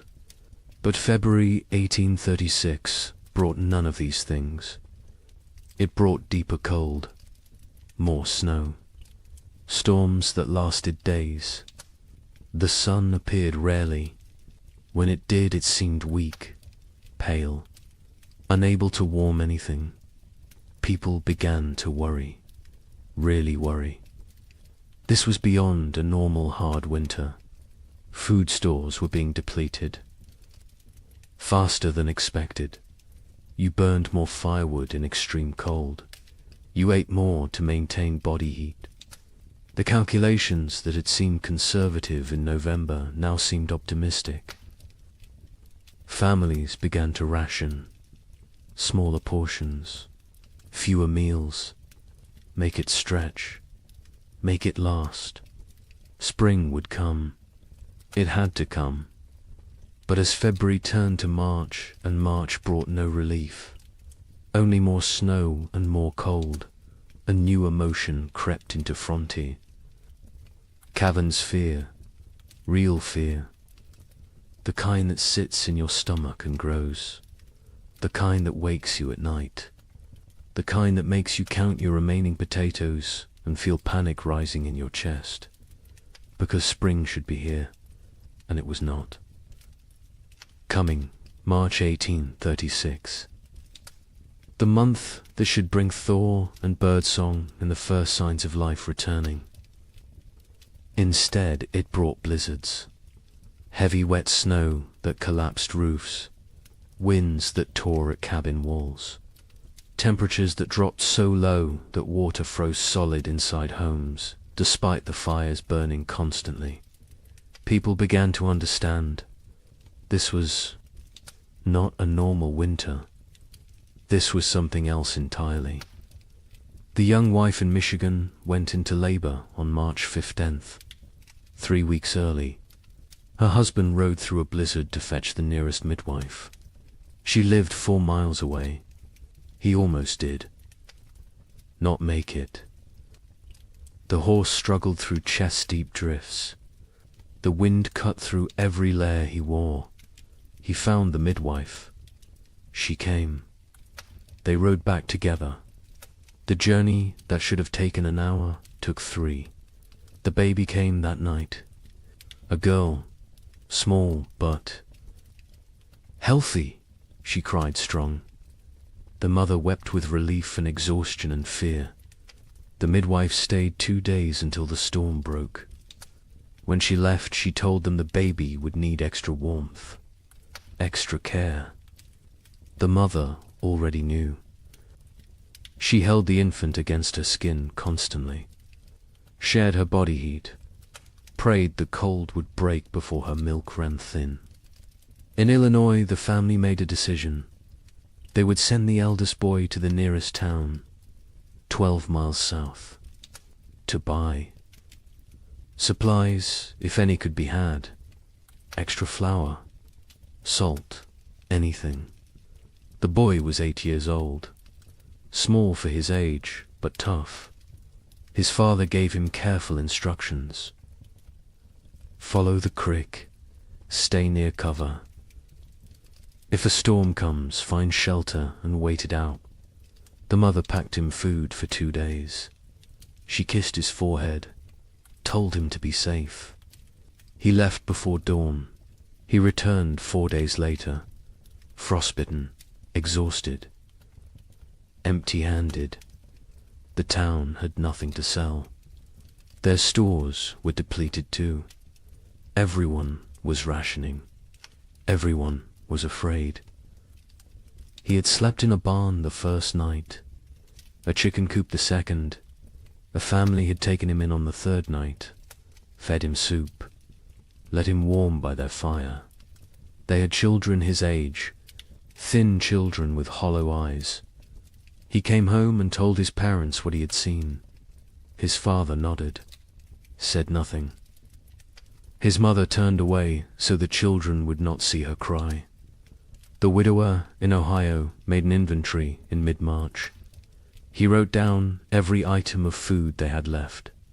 2 bushels of potatoes, some sprouting, half a barrel of salt pork, 1 small sack of cornmeal, dried beans, maybe 20 pounds, some preserved apples, not many, he calculated. If they were very careful, if they ate little, if spring came in April, they might make it.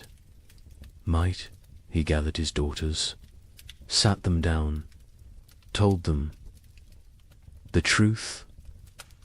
They were running low on food. They would need to ration carefully. The older daughter asked if they would starve. He could not lie to her. He said he did not know, but they would do everything possible to survive. They would hunt, they would trap, they would make every scrap. Count, she nodded. The younger daughter started to cry. The older put her arm around her sister, told her they would be all right.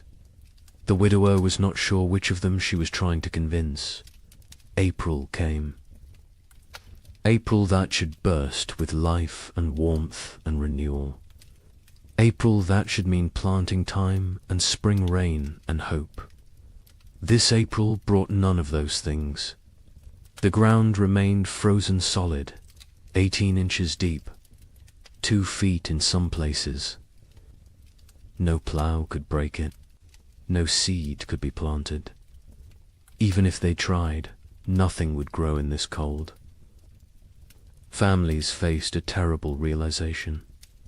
Even if spring came tomorrow, the growing season was too short now. Crops planted in late April might not mature before full frost.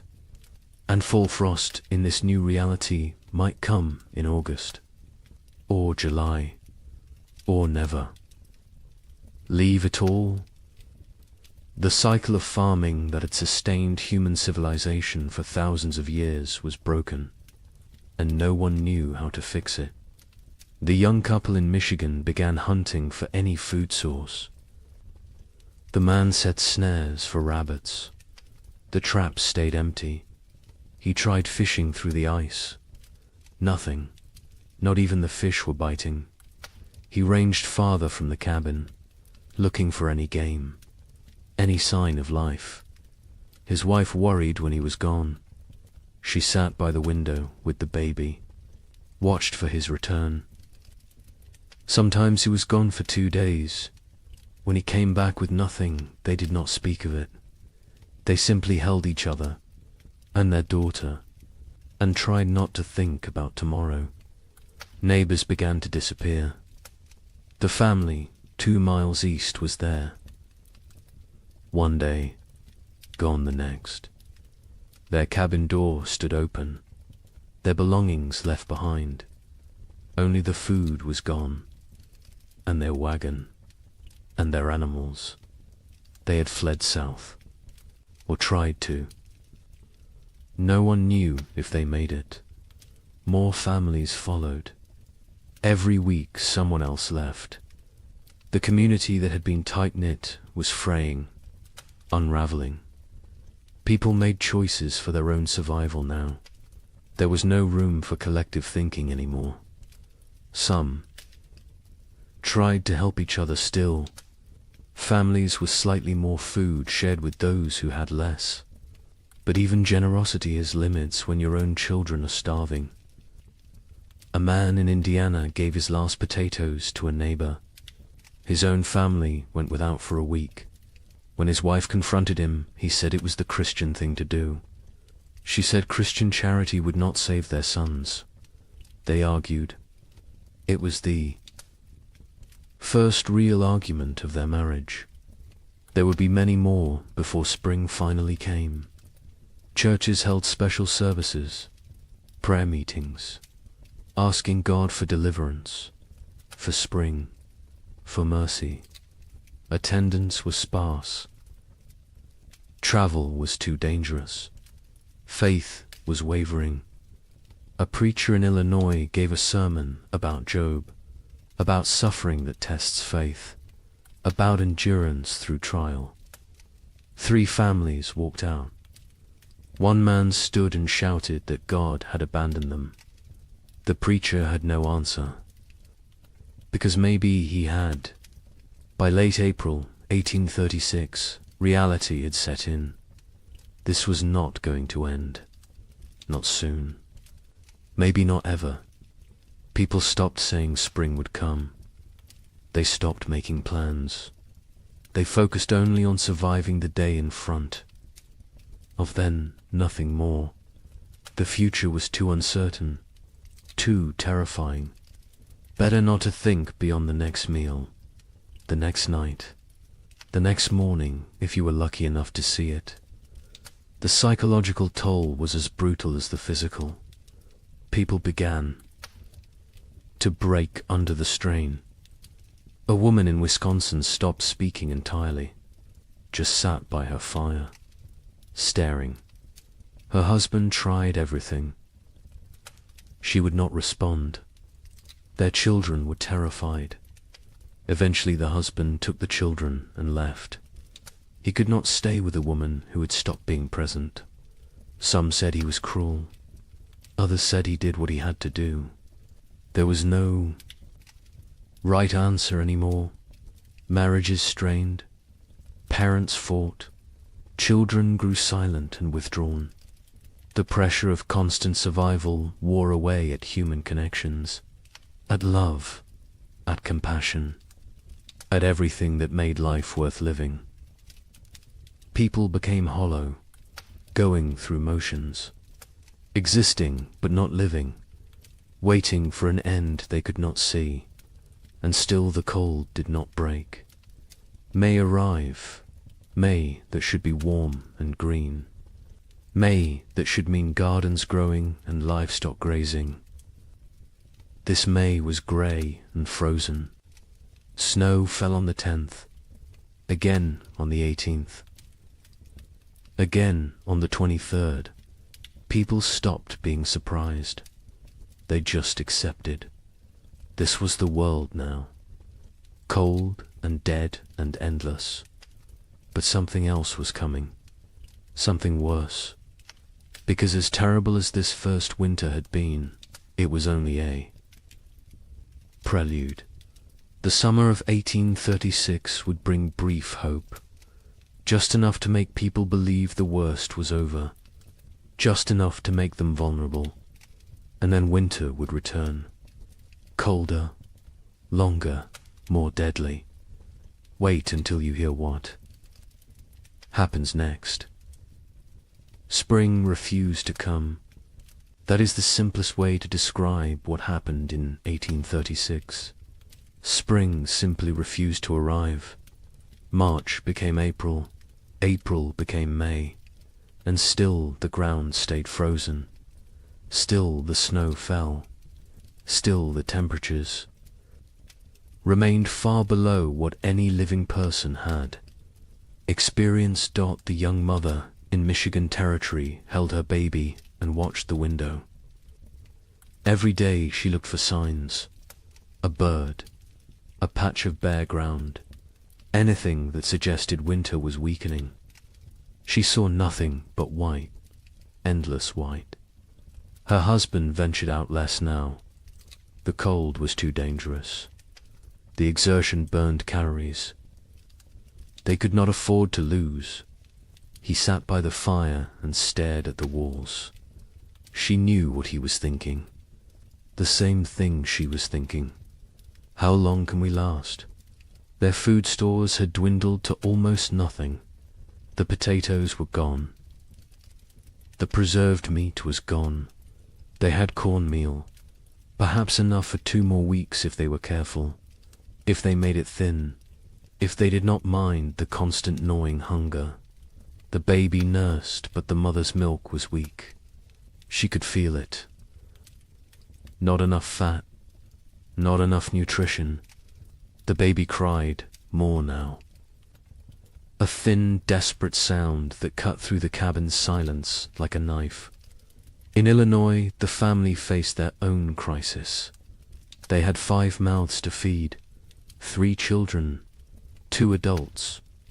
The mathematics were brutal. They cut their portions again. And again. The children stopped asking for more. They understood somehow, even the youngest. She was only 4, but she had learned not to complain, learned that complaining changed nothing. The mother watched her children grow thinner. Their faces became angular, their eyes too large, their movements slower. She wanted to scream, to rage against the unfairness, but rage would not bring spring. So she stayed silent and counted the days. The father went hunting every few days. He never found anything, but he went anyway, because sitting in the cabin watching his family starve was worse than freezing in the forest. At least in the forest he was trying. At least he was doing something. He set traps. He checked them religiously. They stayed empty. He tried fishing through ice on the creek. Nothing. The fish had gone dormant or died. He did not know which. He returned empty-handed every time. His wife would look at him. He would shake his head. No words necessary. They both knew. The widower in Ohio and his daughters had become experts at survival. They burned furniture for warmth when the firewood ran out. A chair 1 week, a table the next. They ate 1 meal a day. Soup stretched so thin it was barely more than hot water. They trapped a squirrel once. 1 squirrel for 3 people. They made it last 2 days. They boiled the bones for broth, sucked the marrow, used every part. Nothing was wasted. Nothing could be wasted. The older daughter took on more responsibility. She was 17 now, though she looked younger. Malnutrition had stunted her growth, hollowed her cheeks, but her mind was sharp. She kept track of their supplies, rationed, carefully, made decisions about what to eat and when. Her father let her. He trusted her judgment. She had her mother's practical nature, her mother's strength. Sometimes he looked at her and saw his dead wife. It was comforting and heartbreaking in equal measure. The younger daughter was 15. She spoke less than before. The cold and hunger had made her withdrawn. She did her chores without complaint, helped where she could. But there was a distance. In her eyes, a remove. Her father worried about her, about what this experience was doing to her mind. To her spirit, He tried to engage her in conversation. She would answer in single words. Yes, no, maybe, then return to silence. He did not know how to reach her anymore. Communities that had held together through the winter began to fracture. Trust eroded. A family in Michigan discovered their hidden food cache had been raided. Someone had broken in while they slept, taken half their remaining supplies.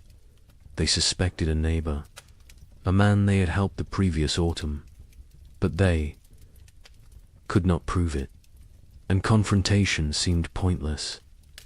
Everyone was desperate. Everyone was capable of terrible things when survival was at stake. Theft became common. People took what they needed to live. A chicken here, a bag of grain there, tools, blankets, firewood, anything that might help them survive another day. Some felt guilt, others felt nothing. Morality becomes flexible when you are watching your children starve. The social contract that held frontier communities together was dissolving, replaced by something more primal, more brutal. Every family for themselves. Churches tried to maintain order, to provide spiritual comfort, but attendance dropped. People could not afford the calories to walk to services, could not spare the time away from survival, could not reconcile a loving God with this endless cold. A preacher in Indiana Territory gave his final sermon in April. He told his sparse congregation that God worked in mysterious ways, that suffering brought them closer to heaven, that this was a test of faith. A farmer stood up, said his 3-year-old daughter had died 2 nights before, asked what she was being tested for. The preacher had no answer.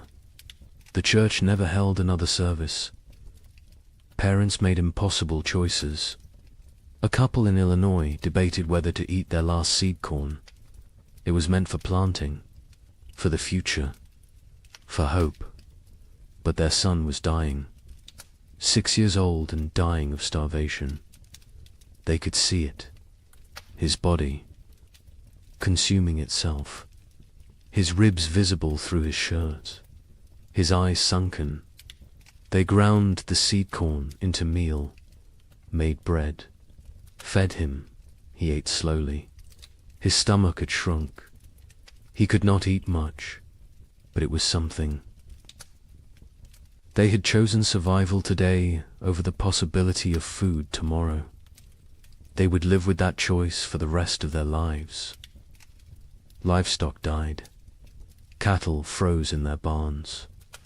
Horses became too weak to stand. Pigs huddled together for warmth, but still succumbed to the cold.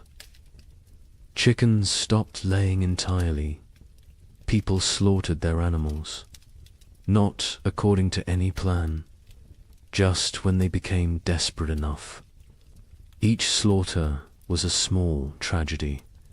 That cow represented future milk, future. Calves, future security. But future meant nothing when you might not survive the week. So they killed and ate and tried not to think about tomorrow. The meat from livestock helped, but it went fast. A family could butcher a pig and eat well for a few days. Then the meat was gone, and they were back where they started, hungry, desperate, counting down to nothing.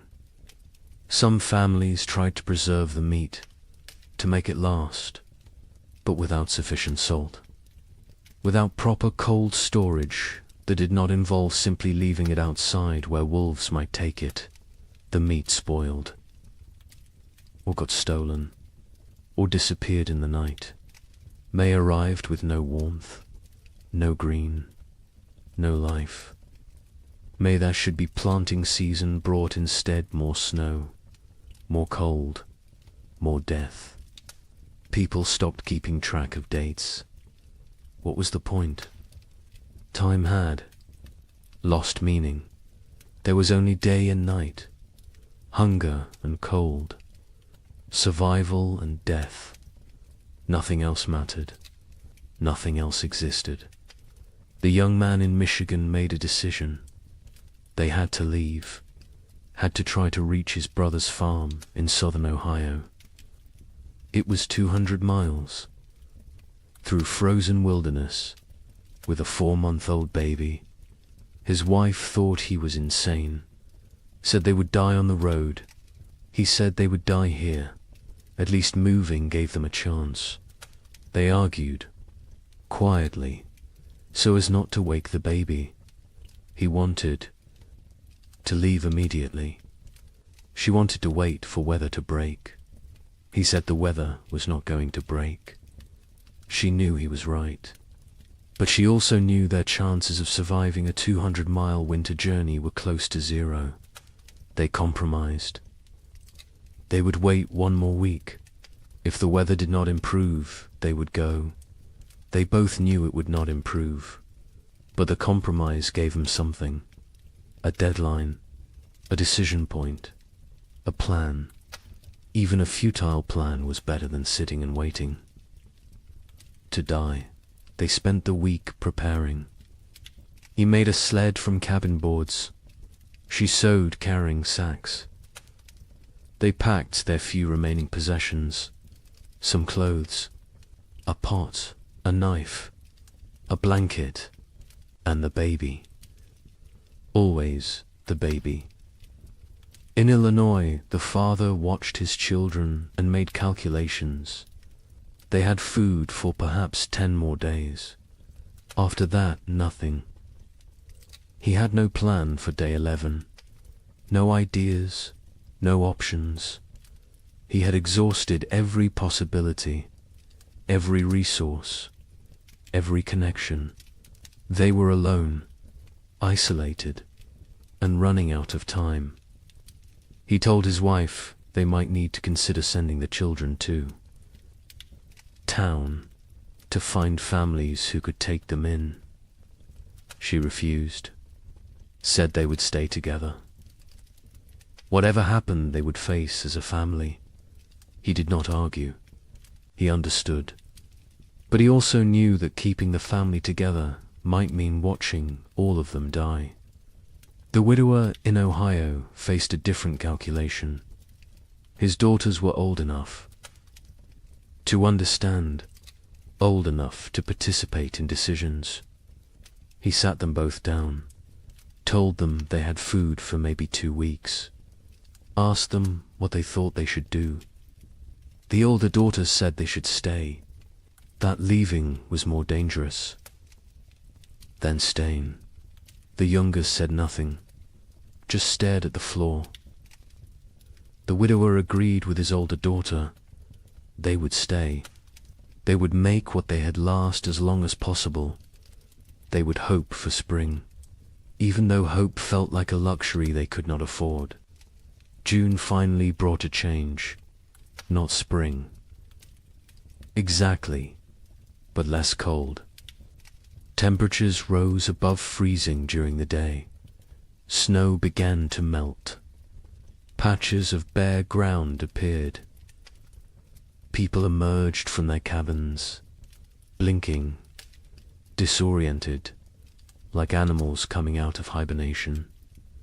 They looked at their neighbors, saw the same hollow faces, the same haunted eyes, the same question. Did we really survive? But the relief was short. Lived. Because even with warmer weather, it was too late for a normal growing season. Crops planted in June would not mature before fall. And who knew what fall would bring? Who knew if this was really over, or just a brief respite before more? Cold. People planted anyway, because what else could they do? They put precious seeds into still, cold ground, prayed for growth, for warmth, for time. The young couple in Michigan decided to stay. The brief warmth had changed their calculations. They planted a small garden. Corn, beans, squash. The baby was stronger now. The mother's milk had improved slightly with less stress. They felt cautiously optimistic. Maybe the worst was over. Maybe they had survived. They tried not to think about all the families who had not, about the empty cabins they had passed, about the graves marked with simple wooden crosses. They focused on their own survival, on the tiny shoots of green emerging from the soil, on small reasons to hope. In Illinois, the family planted everything they had, every remaining seed. It was a gamble. If the crops failed, they would have nothing. No seeds. For next year, no backup plan. But they could not eat seeds, and they could not wait another year. So they planted and prayed and watched the sky nervously, expecting frost, expecting snow, expecting disappointment, because this year had taught them to expect nothing good. The widower and his daughters planted a small plot, just enough for the three of them. They had learned efficiency through necessity, no wasted space, no wasted effort, every action calculated for maximum return. They planted fast-growing crops, radishes, lettuce, things that might mature in the shortened season. They avoided crops that needed long growing periods, corn, squash, melons. There was no time. They needed food now, or as close to now as nature. July brought warmth, real warmth. For the first time in what felt like forever, people were too hot instead of too cold. It felt miraculous. Children played outside. Women hung laundry to dry in actual sunshine. Men worked their fields in just shirts. No coats, no layers. It felt like a different world. A world they had almost forgotten existed. Some people wept, just from feeling warm sun on their faces, from remembering what it felt like to be comfortable. The gardens grew, slowly at first. The soil was poor after 2 years of cold. The plants were struggling, but they grew. Green shoots became leaves. Leaves became stalks. Stalks became the promise of food. People watched their gardens obsessively, checked them multiple times a day, measured growth, celebrated every new leaf. These plants represented survival, represented hope, represented the possibility of making it through another winter. But nature was not finished with them. On July 18th, it snowed. Not much, just flurries, but enough. Enough to kill the tender plants, enough to destroy weeks of growth, enough to crush newly formed hope. People walked out to their gardens. That morning, saw the white dusting, saw the blackened leaves, saw their food supply dying in front of them. Some fell to their knees. Some cursed God. Some simply turned around and walked back inside. There was nothing to say, nothing to do. It was happening again. The killing frost was not universal. Some areas escaped. Some gardens survived, but many did not. Families who had planted everything watched everything die. They had gambled on summer. Summer had betrayed them. Now they faced another winter with even less than before.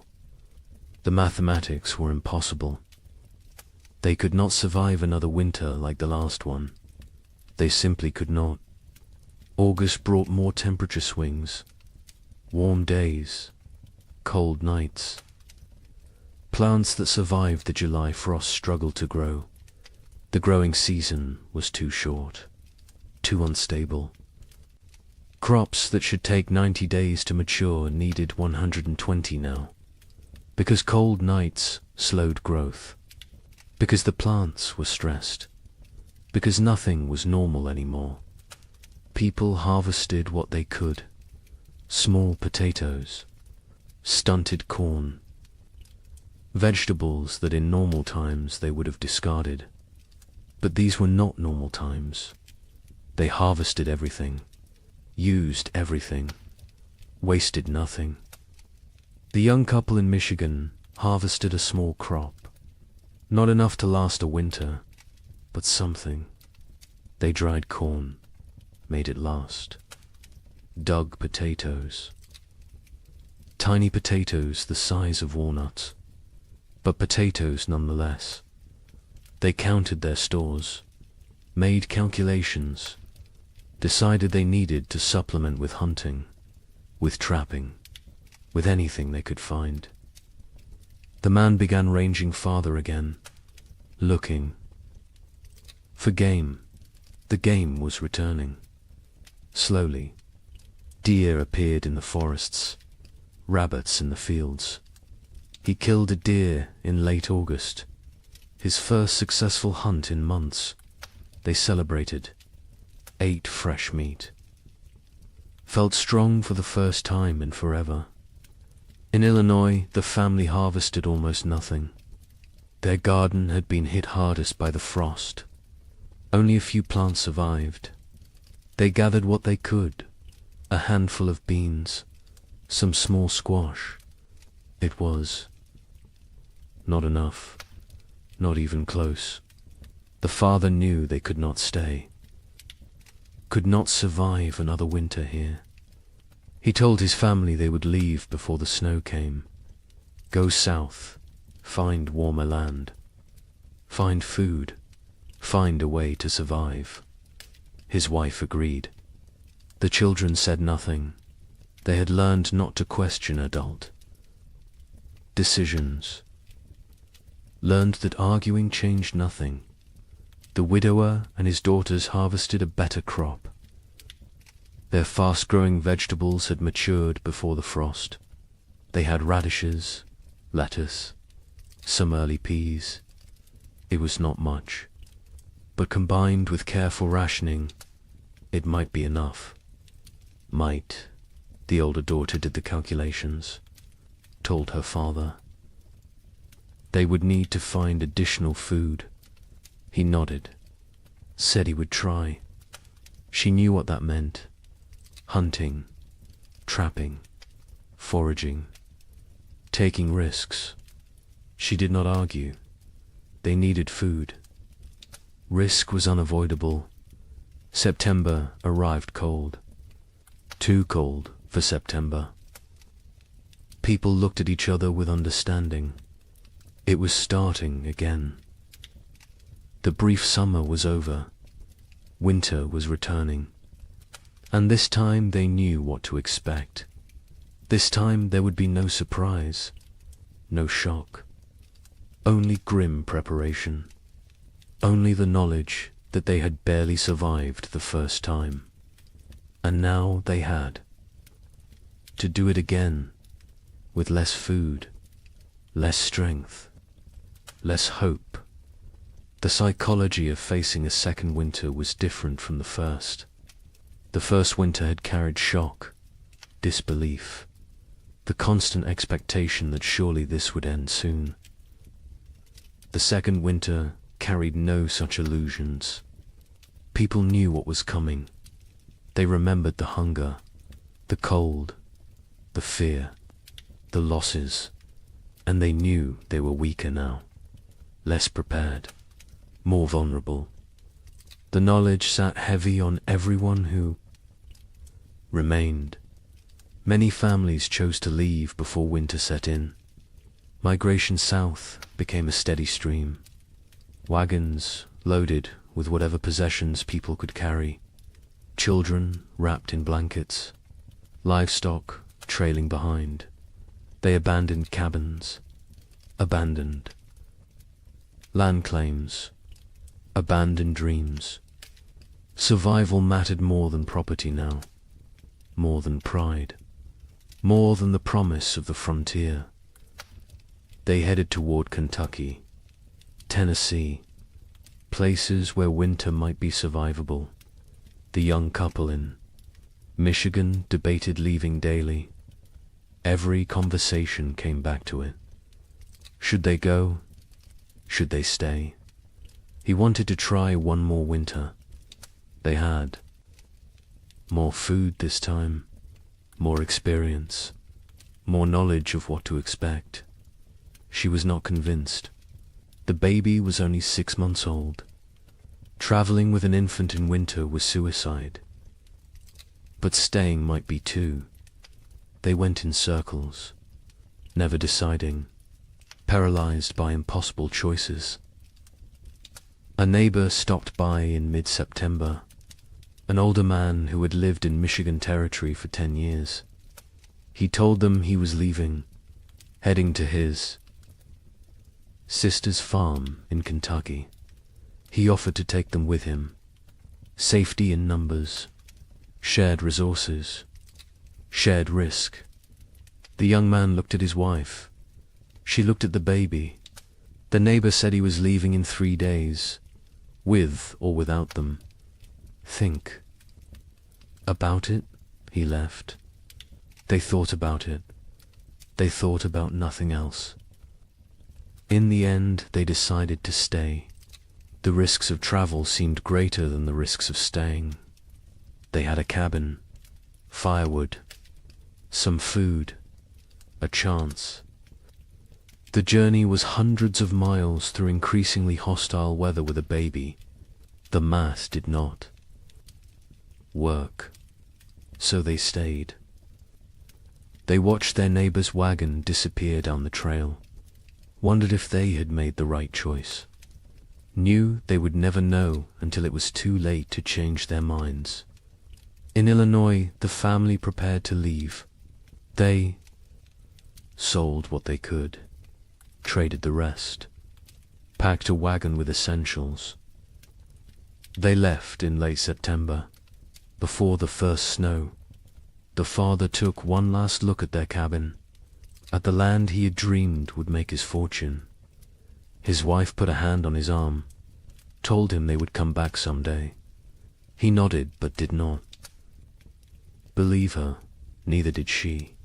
They climbed onto the wagon. The children huddled in the back. They started south, toward an uncertain future. But at least it was movement. At least it was trying. The journey south was hard. The roads were poor. Mud, ruts, fallen trees. The wagon broke an axle on the 3rd day. The father spent half a day repairing it. They pushed on. Other families traveled the same roads. Sometimes they camped together, shared fires, shared stories. Everyone had the same tale. Cold, hunger, loss, death. The stories became repetitive, became numbing. After a while, people stopped sharing, just nodded at each other, understanding without words. They reached southern Illinois after 2 weeks. The father inquired about land. Prices had dropped. So many people fleeing south had flooded the market. He found a small farm, 40 acres. The previous owner had died. His widow was selling. The father offered what he had. It was not much. She accepted anyway. She just wanted to go back east, back to family, back to safety. The Illinois family had a new home, farther south, maybe far enough. The widower and his daughters stayed in Ohio. They had discussed leaving, but decided against it. The older daughter argued they knew this land, knew where to hunt, where to trap, where to find water. Starting over somewhere new meant learning everything again, meant being vulnerable in unfamiliar territory. Better to face the devil you know. Her father agreed. The younger daughter said nothing. She rarely spoke anymore, just existed. Moving through routines mechanically, October brought the first hard freeze, earlier than normal, earlier than even last year. People who had hoped for a longer autumn were disappointed. Winter was not waiting, was not merciful. It arrived with force and fury. Temperatures dropped below zero. Snow fell heavy and steady. Within 2 weeks, the world was white again, frozen again, dead again. The young couple in Michigan settled into survival mode. They knew the rhythms now, knew how to ration, how to stay warm, how to maintain hope when everything felt hopeless. The man hunted when weather permitted. He had learned to read the cold, to know when going out was risk versus suicide. He caught rabbits occasionally. Small game, it helped. Not enough, but something. The woman focused on the baby, keeping her warm, keeping her fed, keeping her alive. The baby was their reason to continue. Without her, they might have given up, might have laid down and waited for the end, but she needed them, depended on them, so they kept going, kept trying, kept fighting, even when they were exhausted, even when they wanted to quit. They looked at her face and found strength they did not know they had. Communities that had not already dissolved finished dissolving. People stopped visiting, stopped checking on neighbors. The isolation became total. Each family alone in their cabin, alone in their struggle, alone in the dark. The only sounds were wind and cold and occasionally wolves. The wolves had returned, hungry, desperate, like everyone else. They came close to cabins at night, howling, looking for weakness, looking for opportunity. A family 3 miles from the young couple disappeared in November. The husband went to check on them after not seeing smoke from their chimney for several days. He found the cabin empty, the door hanging open. Snow drifted inside. No signs of struggle, no blood, no bodies, just absence. They had left, or something had taken them, or they had died and been buried or dragged off. He did not know, would never know. He went home, told his wife. They barred their door that night, and every night after, death became common. Expected. A family in Indiana lost their youngest child, a boy of 3. He simply did not wake up one. Mourning, malnutrition, cold, pneumonia. Probably all 3. They buried him in snow because the ground was frozen, marked the spot with stones, planned to give him a proper burial in spring. If spring came, if they survived to see it. The mother stopped speaking after that, just rocked in her chair, staring at nothing. The father tried to reach her, could not. Eventually he stopped trying. Illness spread through weakened populations. People with no reserves, no immunity, no strength to fight. Pneumonia, influenza, infections from minor cuts that would normally heal. Bodies shutting down under relentless stress. Some families lost multiple members, a father and 2 sons in 1 week, a mother and infant daughter, entire families, sometimes. Cabins found empty in spring, everyone gone, questions no one wanted to answer. The widower in Ohio kept his family isolated. He had learned from the first winter, contact with others meant risk of illness. They stayed home, stayed separate, stayed alive. The older daughter maintained their routines, rationed food precisely, kept the fire going, kept spirits up as much as possible. The younger daughter helped when asked, but remained distant, locked, inside her own mind, traumatized by 18 months of horror. The widower worried about her, but keeping everyone alive took precedence over mental health. Survival first, healing later. If there was a later, December arrived. The darkest month.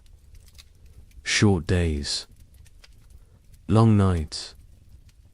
Endless darkness, both literal and metaphorical. People sat by fires and tried not to think, tried not to calculate, tried not to realize how bad things were, because thinking made it worse. Awareness made it unbearable. Better to exist moment to moment, not looking forward, not looking back, just being, just surviving. Christmas came and went unmarked. No celebrations, no gifts, no joy. Some families tried to acknowledge it, a special meal, a prayer, but mostly it passed like any other day. Cold, dark, hungry. Religion felt hollow to many now. Hard to believe in divine providence when children starved. Hard to have faith when prayers went unanswered year after year. Some held on to belief, others let it go, released it like one more thing they could not afford to carry. The young man in Michigan carved a small wooden toy for his daughter, a doll. Simple but carefully made. He gave it to her on Christmas morning. She was too young to understand, but his wife cried, not from sadness, from gratitude, that he still tried, still found ways to create beauty, still believed in something beyond mere survival. She held him, told him she loved him. They stayed like that for a long time, drawing strength from each other, from their small family, from the choice to keep going.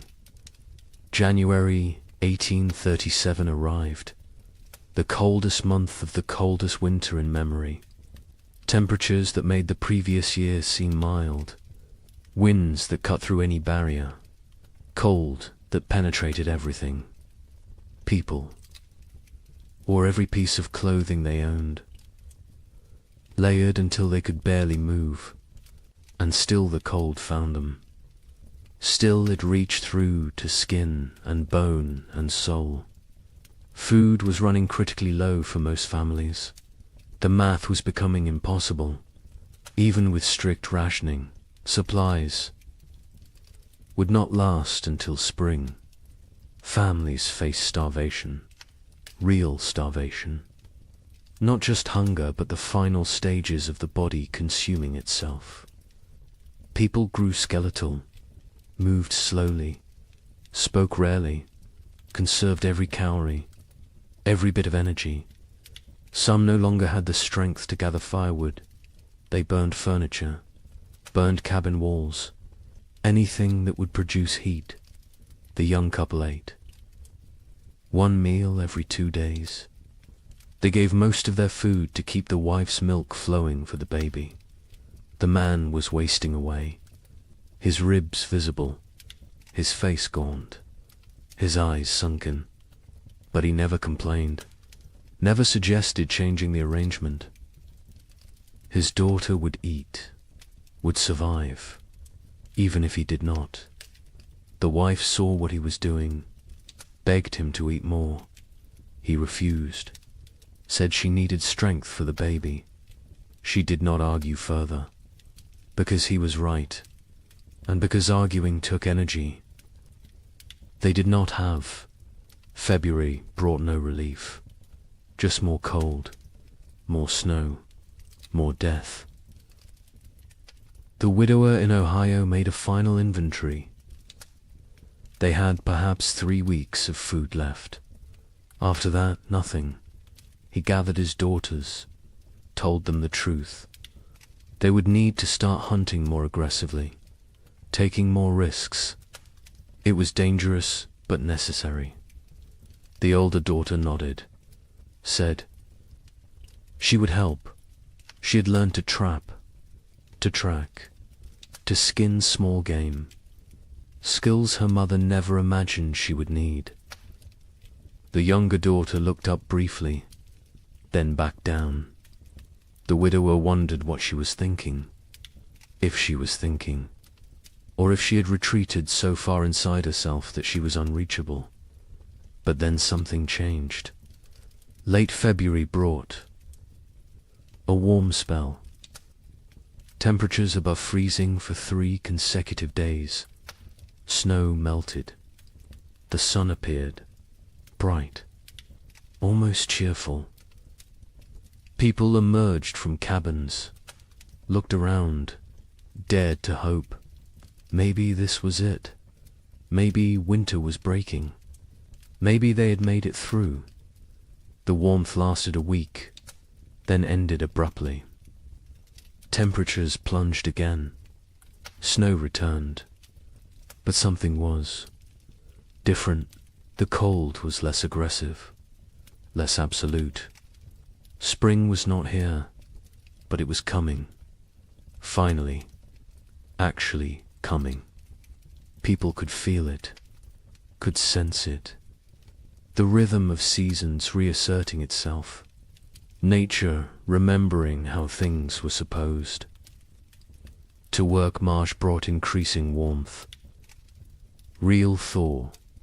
Ice melting on rivers. Snow receding from fields. Mud appearing. Glorious mud. People celebrated mud like it was gold, because mud meant earth, meant ground, meant the possibility of planting, of growing, of food. The young couple in Michigan stood at their window and watched snow melt, watched brown earth emerge. The wife cried. The husband held her. They had survived. Somehow, against all odds, they had survived. Wait until you hear how much worse it gets.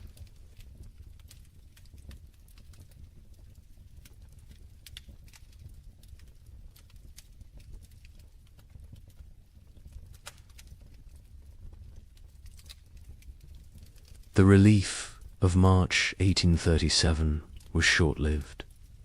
Spring arrived tentatively, weakly, like it was unsure of its own existence. Temperatures rose, but not enough, not consistently. Warm days followed by cold nights. Progress followed by setbacks. Nature could not decide what season it wanted to be. People planted anyway, because what choice did they have? They put seeds in cold ground and prayed. The young couple in Michigan planted their entire plot. Every seed they had saved, every seed they had traded for, everything. It was all or nothing now. They could not hold anything back, could not plan for next year. Next year was too far away, too uncertain. They needed food this year, this growing season, or they would not see another. The man worked the field slowly, his body weakened from months of starvation.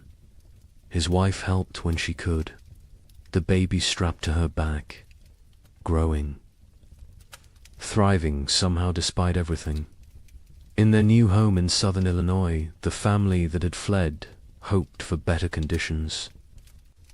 Warmer weather, longer growing season, better chances.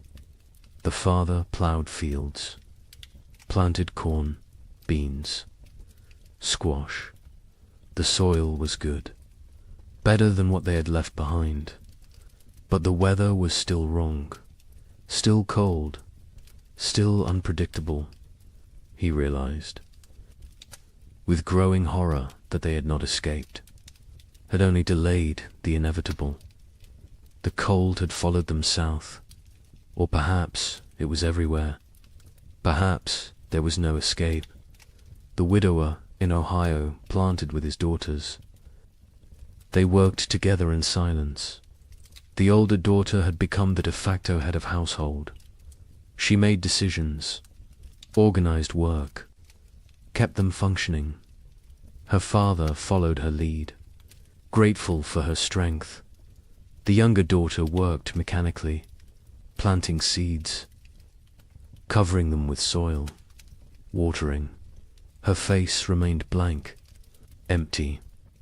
The widower had accepted that she might never fully return, that the person she had been before the cold was gone, replaced by this hollow version. He mourned her even though she still lived at. April brought frost, killing frost. Not as severe as the previous year, but enough to damage crops, to set back growth, to remind everyone that nature was still hostile, still unpredictable, still deadly. People watched their seedlings blacken and die, watched weeks of work destroyed overnight. Some replanted, others gave up, decided to focus on foraging, on hunting, on finding food rather than growing it. Trust in agriculture had eroded. The contract between farmer and earth felt broken. Communities were shadows of what they had been. So many had left. So many had died. The ones who remained were changed, hardened, suspicious. The social bonds that had held frontier life together were gone, replaced by wariness, by self-interest, by the understanding that in crisis every person was ultimately alone. Neighbors who had once helped each other now avoided contact, feared obligation, feared the weakness that came from caring about others. A woman in Michigan Territory knocked on the young couple's door in late April. She was gaunt, desperate. Her husband had died in February. She had 3 children, no food, no options. She begged for help, anything they could spare. The young man looked at his wife. They had so little themselves, barely enough for their own family. His wife went inside, came back with a small sack of cornmeal, perhaps 2 pounds. It was a significant portion of their stores. The woman wept, thanked them, left. The young man and his wife never discussed it, never questioned the decision, but they both knew what that cornmeal might cost them later. May brought better weather, warmer, more stable. The crops that survived April began to grow, slowly, struggling, but growing. People tended their gardens obsessively, pulled every weed, watered carefully, talked to the plants, begged them to thrive. These gardens represented everything: hope, survival, future. Without them there was nothing, just slow starvation through another winter. And no one could survive another winter like the last 2. The young couple's garden showed promise. The corn was growing, short stalks, but growing. The beans were climbing, the squash spreading. They allowed themselves to hope, to plan, to imagine a harvest that would see them through. The man hunted regularly now. The game had returned. Deer, rabbits, turkey. He was successful more often, building their stores. They smoked meat, preserved it, prepared for the worst while hoping for better. In southern Illinois, the family's crops grew better. The warmer climate helped. Their corn reached knee-high by late May. The father felt vindicated. They had made the right choice to move. His wife was less certain. She had learned not to trust good fortune, not to believe in progress until it was secured. She watched the sky constantly, waited for the next disaster, for the frost or hail or plague of insects that would destroy everything. Optimism felt dangerous, felt like tempting fate. The widower's garden grew adequately, not abundant but adequate. The older daughter managed it efficiently. She had learned to maximize every inch of soil, every drop of water, every moment of sunlight. She was 17 now, an adult in all.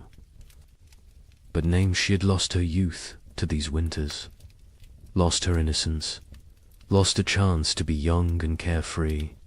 She did not mourn these losses. There was no time, no space, no energy. She simply existed in the present, did what needed doing, survived. June arrived warm. Summer finally asserting itself.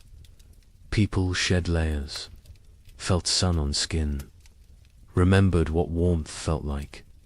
Children played outside, really played, not just huddled for warmth, but ran and laughed, and acted like children.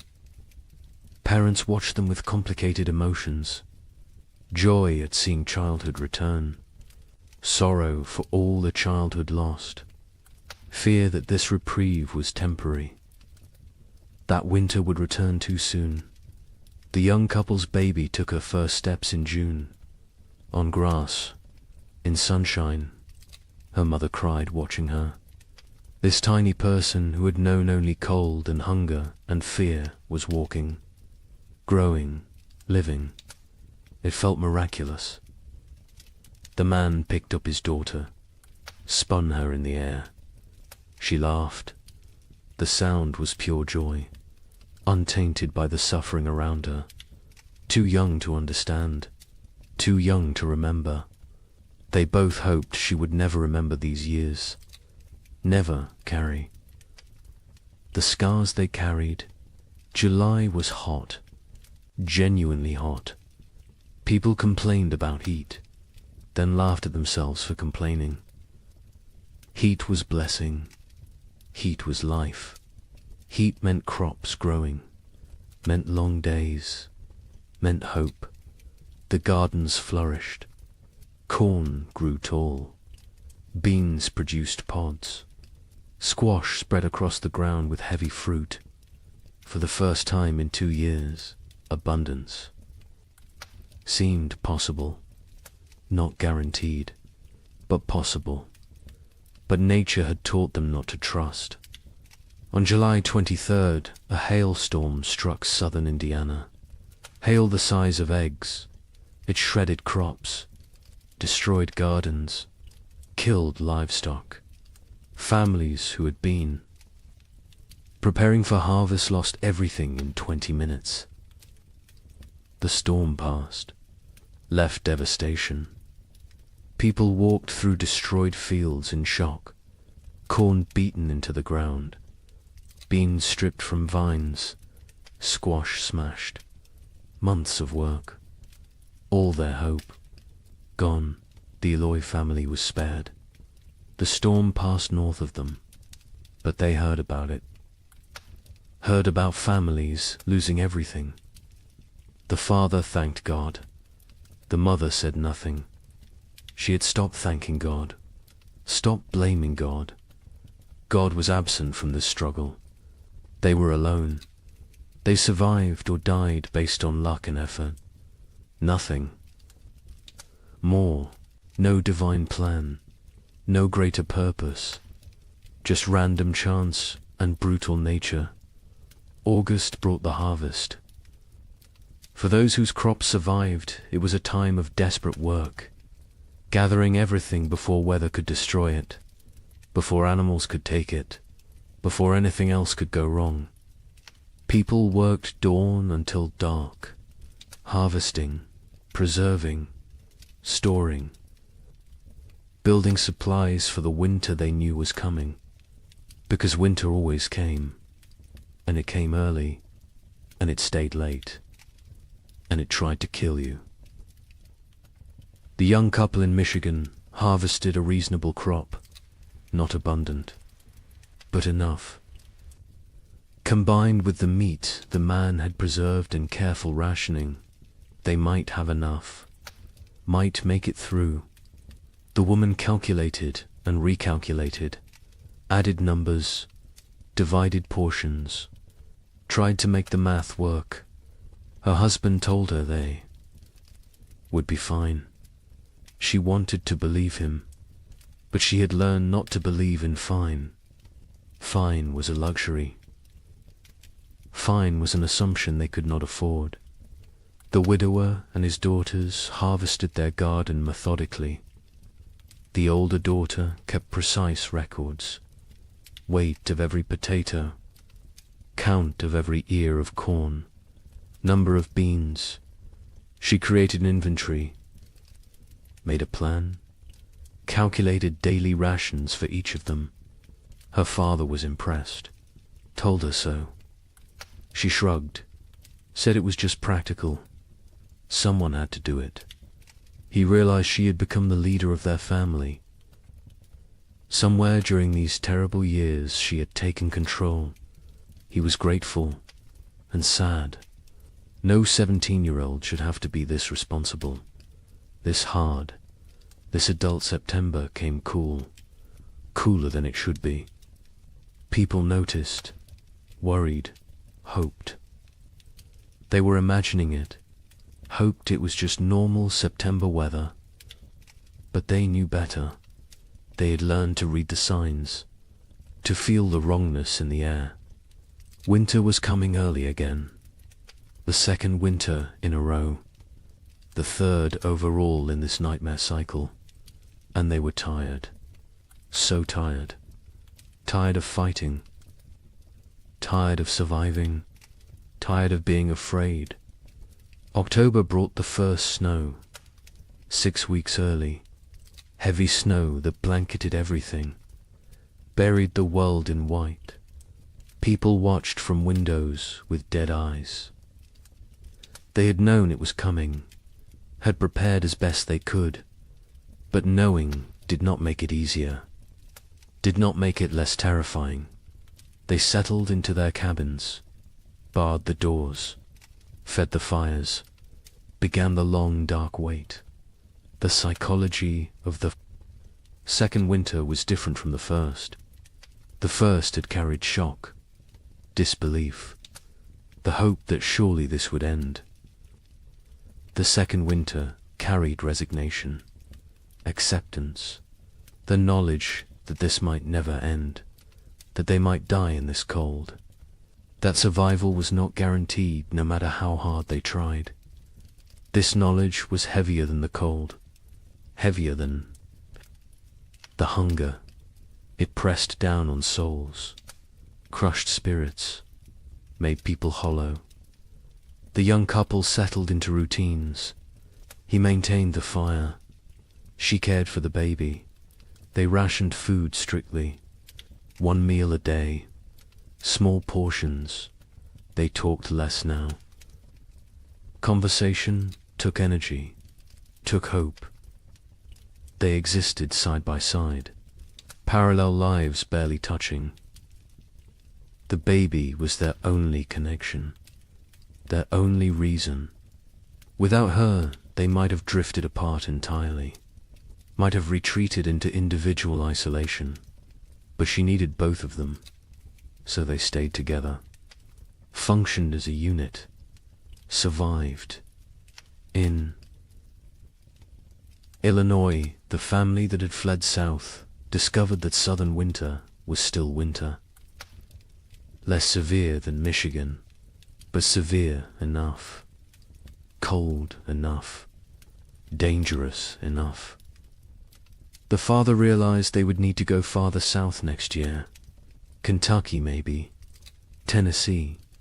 Somewhere winter was mild. Somewhere survival did not require such desperate measures, his wife agreed. The children were weakening. The youngest was sick. A cough that would not go away. A fever that came and went. They needed better conditions. Warmer weather, more food, or they would lose her. The widower and his daughters faced the second winter with grim efficiency. They had learned so much. How to ration perfectly. How to maintain minimal fire. How to trap in winter. How to make everything last. The older daughter ran the household. Her father followed orders. The younger daughter existed. That was all. She ate when told, slept when told, worked when told, but there was nothing behind her eyes. No personality, no emotion, no self. She had retreated so far inside that the widower wondered if she would ever come out.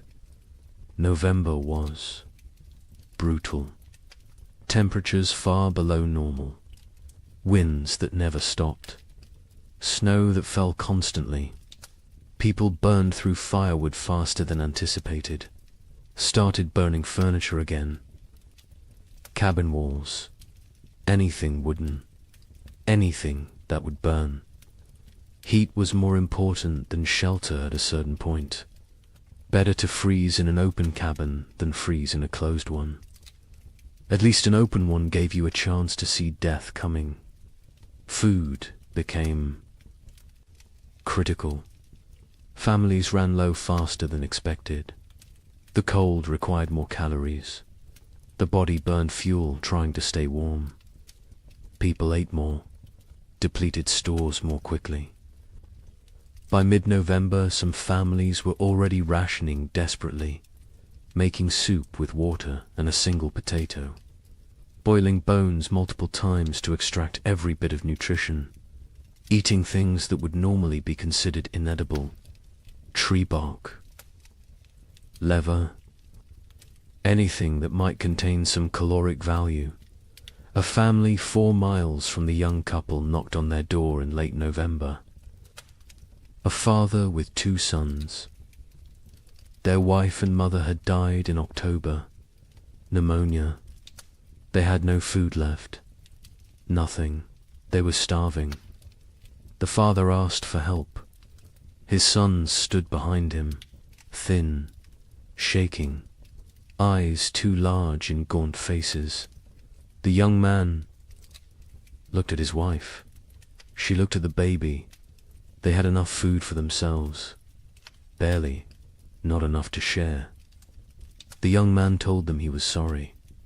He had nothing to give. The father nodded. Said he understood. They left. The young couple never saw them again. Never learned what happened to them. Preferred not to know. December brought darkness, literal and metaphorical.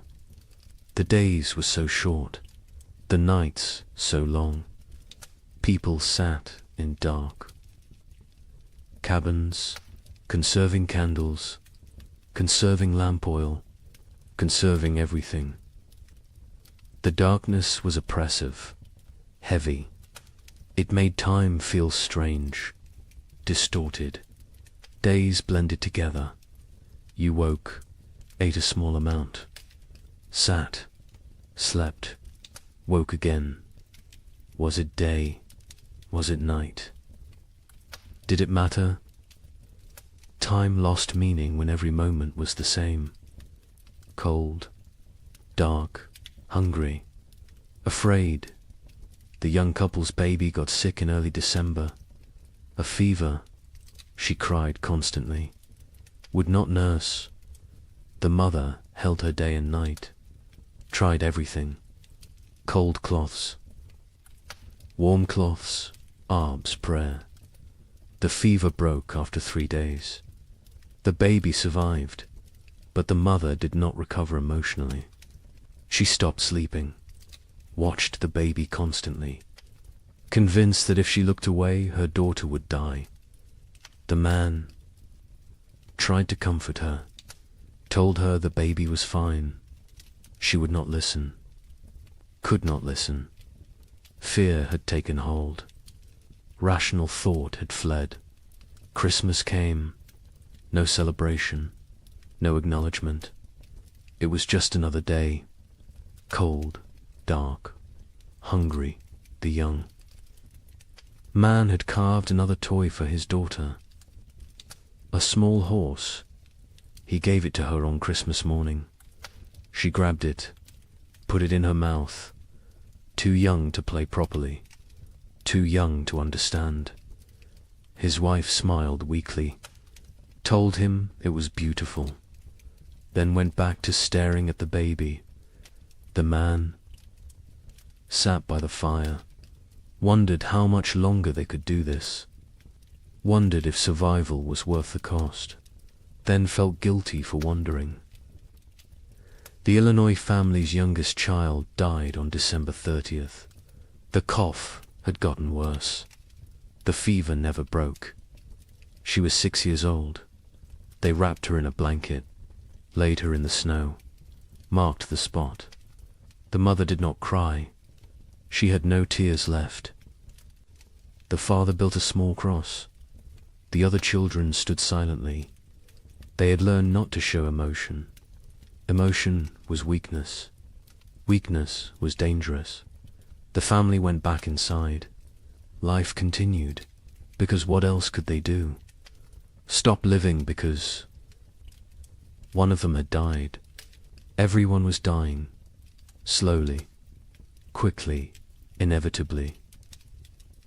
January 1837 was the coldest month in living memory.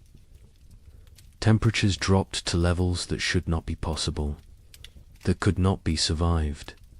People huddled by fires, wore every piece of clothing, burned everything that could burn. And still the cold found them, reached through walls, through clothes, through skin, into bones, into souls. Cold that felt sentient, malevolent, actively trying to kill. The widower in Ohio burned his bed in January, then the girl's bed. They slept on the floor near the fire, all three together, sharing body heat, sharing blankets. The older daughter protested burning the beds, said they would need them later. Her father said later did not matter if they froze tonight. She understood, helped him break up the bed frames, fed them to the fire, watched the wood burn, wondered what they would burn next, what they would sacrifice tomorrow. People stopped moving unless necessary. Movement required calories, burned energy. Energy was precious, could not be wasted. Families sat still for hours, days, only moving to tend fire, to prepare food, to use the chamber pot. Everything else was eliminated. Conversation, work, activity, all gone, replaced by stillness, by conservation, by the desperate attempt to make their bodies last until spring. Food was running out everywhere. People were starving, really starving.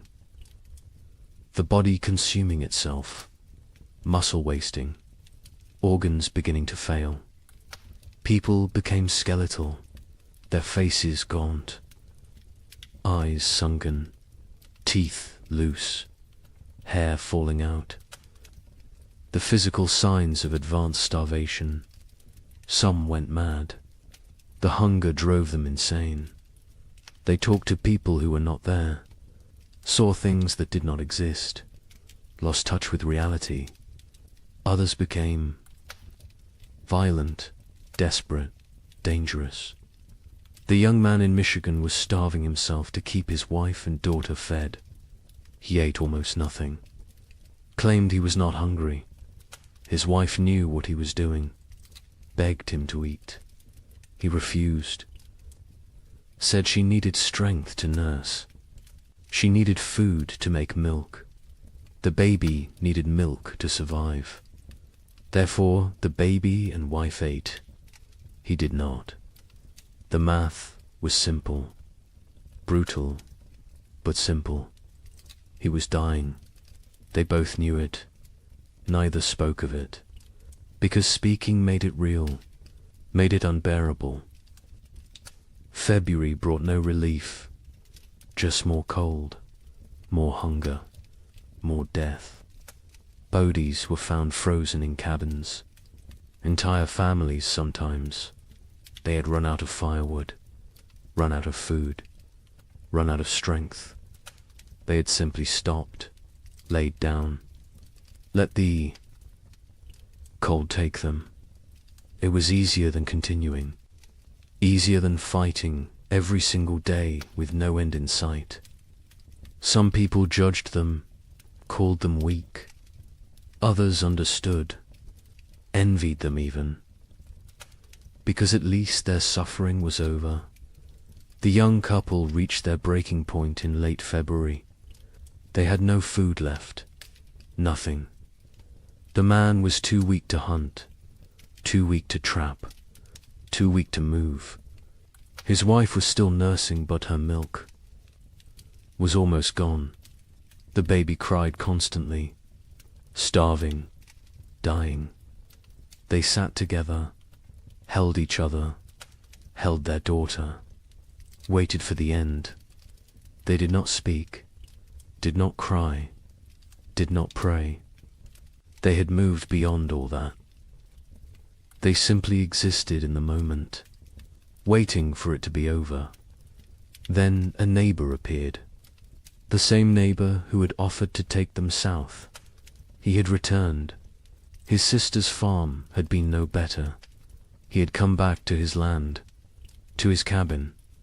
He knocked on their door. The young man opened it, could barely stand. The neighbor saw the situation immediately, went to his wagon, brought back food, salt pork, cornmeal, dried beans. Not much, but something. He told them he would check on them weekly, share what he had. The young man tried to thank him, could not find words. The neighbor nodded, said they were neighbors. That was enough. He left. The food saved them. They rationed it carefully, made it last. The wife's milk returned. The baby stopped crying, started nursing properly. The man ate small amounts, regained some strength. Not much, but enough to function, enough to survive. They knew they owed their lives to the neighbor, knew they could never repay him, but they would try. Someday, if they lived that long. March finally brought real thaw. Not false hope this time, real warmth, sustained warmth. Snow melted, ice broke up on rivers, mud appeared everywhere. Glorious mud. People emerged from cabins, looked around, counted who was left. So many were gone, dead or fled. The survivors looked at each other with hollow eyes. They had made it, somehow, through a second winter, through horror that should not be survivable. They had made it, but at what cost? Wait until you hear about the third winter. Asterisk. Spring 1837 arrived broken, not absent like before, but damaged, wounded, like nature itself was exhausted from the struggle. The warmth came, but felt fragile, tentative, as if it might retreat at any moment. People planted again, because they had to, because there was no alternative. But the hope that had sustained them through previous plantings was gone. replaced by grim determination, by obligation, by the mechanical act of putting seeds in ground without believing. Anything good would come from it. The young couple in Michigan planted their field. The man was skeletal now. His body had not recovered from February, probably never would, but he moved through the motions, ploughing, planting. His wife helped, the baby on her back, growing despite everything, thriving in ways that defied logic. Children were resilient, more resilient than adults. She embodied hope even when her parents had none. They worked for her, survived for her, continued for her. The neighbor who had saved them helped with planting. He had lost his own family in the first winter. Wife and 2 daughters. He never spoke of them, never explained what happened, but the grief lived in his eyes, in his movements, in the way he threw himself into work. Helping others was how he survived, how he found meaning. The young couple became his purpose, his reason to continue. He checked on them weekly, shared food when he had extra, fixed things around their cabin, asked for nothing in return. In Illinois, the family that had lost their youngest daughter planted in silence. The mother moved mechanically, planting, watering, weeding, but her spirit was elsewhere, with her dead child, with the life they should have had. The father tried to engage her. She responded in single words. Yes, no, maybe. Their remaining children watched their parents fracture, watched the marriage dissolve under the weight of grief.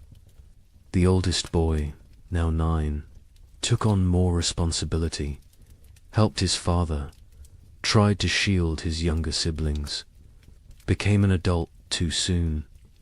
Like everyone else, the widower in Ohio planted, with his older daughter, just the 2 of them. The younger daughter had stopped functioning entirely. She sat in the cabin, stared at walls, did not speak, did not respond, had retreated so far inside herself that she was unreachable.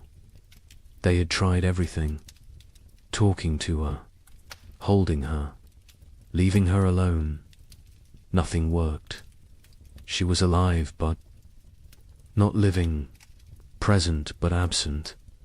The older daughter cried about it sometimes, late at night, when she thought no one could hear.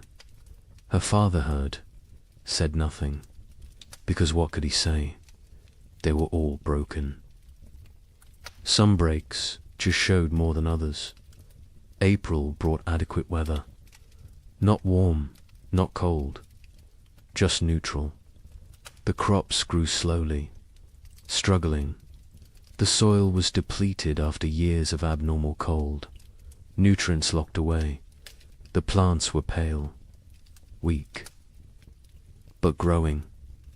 People tended them obsessively, talked to them, prayed over them, begged them to thrive. These gardens represented final chances, last hopes. If the crops failed this year, there would be no next year, no more attempts. This was it. May arrived cooler than normal, not catastrophically cold, but not warm either. The growing season was compromised again, shortened.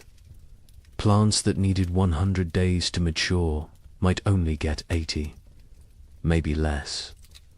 People did what they could, fertilized with anything available. Manure, ash, compost, watered constantly. Protected seedlings from cold nights, fought for every plant, every stalk, every leaf. Communities barely existed now. The population had dropped so dramatically, that calling them communities felt generous. Collections of isolated families, strangers occupying the same general area.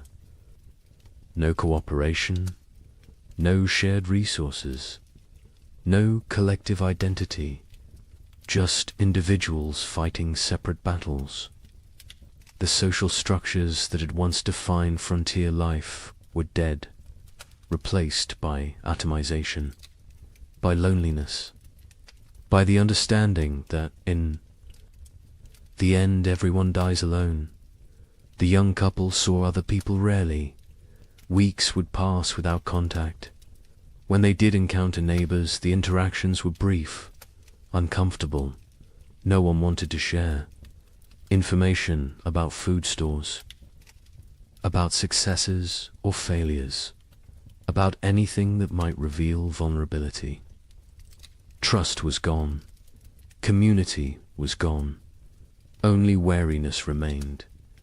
Eyes that assessed whether you were threat or opportunity. Calculations about whether helping you would benefit them. Nothing was given freely anymore. Everything had price. June brought better weather. Finally, real warmth. Sustained warmth. The crops responded. Grew with vigor they had lacked before. Corn shot up. Beans produced. Squash spread. For the first time in 3 years, gardens looked healthy, looked productive, looked like they might actually yield harvests. People allowed themselves to feel something close to hope, not real hope. That was too dangerous, but cautious optimism. The possibility that maybe, possibly, they might have enough food. The young man hunted successfully in June. Deer were abundant again. The population had recovered, or perhaps the human hunters had diminished enough that game was plentiful. He killed 2 deer in 3 weeks. They smoked the meat, stored it carefully, added it to their supplies. The wife calculated, recalculated. If the garden produced even half of what it promised, combined with the smoked meat, careful rationing, they would make it. Would survive another winter. The math finally worked. But the wife had learnt not to trust good fortune. She waited for disaster, for the frost, the hail, the blight. Something would go wrong. Something always went wrong. She checked the garden multiple times daily, examined every plant, looked for signs of disease, of insect damage, of anything that might threaten their harvest. Her husband told her to relax. She could not. Relaxing felt like inviting catastrophe. Vigilance was all. That kept them safe. She believed that. Needed to believe that. Because if vigilance did not matter, then nothing they did mattered. And that was too terrifying to accept. July was hot, scorching, the kind of heat that in normal times would be complained about. But these were not normal times. Heat meant growth, meant long days, meant crops maturing. People celebrated heat, worked in it without complaint. Sweat was blessing. Discomfort was price of survival.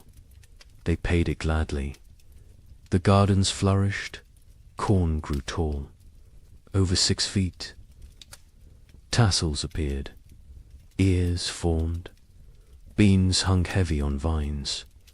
Squash fruit swelled. It looked like abundance, like salvation. The Illinois family's garden exceeded expectations. They would have enough, more than enough. The father felt vindicated again. They had survived, had made the right choices, had protected their family. His wife said nothing. She had learned that survival was temporary, that next year would bring new challenges, new threats, new opportunities for loss. The dead daughter haunted her, would always haunt her. Success. Today did not erase yesterday's failures, did not bring back what was lost. The widower and his older daughter harvested the first. Vegetables in late July, radishes, lettuce, early peas. They ate fresh food for the first time in months. The taste was overwhelming, sharp, vibrant, alive. The older daughter cried while eating. Her father pretended not to notice. They offered food to the younger daughter. She took it, chewed mechanically, swallowed. No change in expression, no recognition of the gift they were giving her. She was gone. The person she had been was dead. This shell remained. They would care for it, protect it. But they had accepted that their family was now too. People. August brought the main harvest. People worked frantically, gathering everything, storing everything, preserving everything. This harvest represented life, represented hope, represented the possibility of future they could not afford to lose any of it. Every ear of corn mattered, every bean, every squash. They worked dawn to dusk, exhausting themselves, not caring. This was too important to spare effort. The young couple harvested more food than they had seen in 3 years. Corn beans, squash, combined with the smoked venison, they had enough. Actually enough. Not barely enough. Not maybe enough. But truly enough. They stood in their cabin looking at the stores. The wife started laughing, then crying, then laughing again. The man held her. They had made it, had survived, had beaten the odds. Their daughter played at their feet, oblivious, perfect. A miracle they did not deserve, but received anyway. The neighbor helped them preserve food, showed them techniques for long-term storage, how to keep corn dry, how to prevent mold, how to protect against rodents. He had learned so much in his years on the frontier. Before the cold years he had been successful, prosperous even. Now he was just surviving, like everyone else. But he remembered the old knowledge, the techniques that worked. He shared them freely, asked nothing in return. The young couple offered to pay him, with food, with labor. He refused, said neighbors helped. Neighbors, even though neighbors barely existed anymore. Even though community was dead, he held on to the old ways, the old values. It was how he honored his dead family. September arrived cool. People tensed, waited for the cold, for winter to come early again, for the pattern to repeat, but it did not. September stayed temperate, pleasant even. Leaves changed color on schedule. Geese flew south at the normal time. Nature seemed to be remembering how to be normal, how to follow the rhythms that had existed for millennia. People did not trust it, could not trust it, but they noticed, hoped, very carefully hoped. October brought the first frost, right on schedule. Normal frost, expected frost, not the killing freeze of previous years, just regular autumn cold. Farmers finished their harvests, stored the last vegetables, prepared for winter. But this preparation felt different, less desperate, less terrified. They had food, real food, enough food. Winter was coming, but it was normal winter. Survivable winter. They could do this.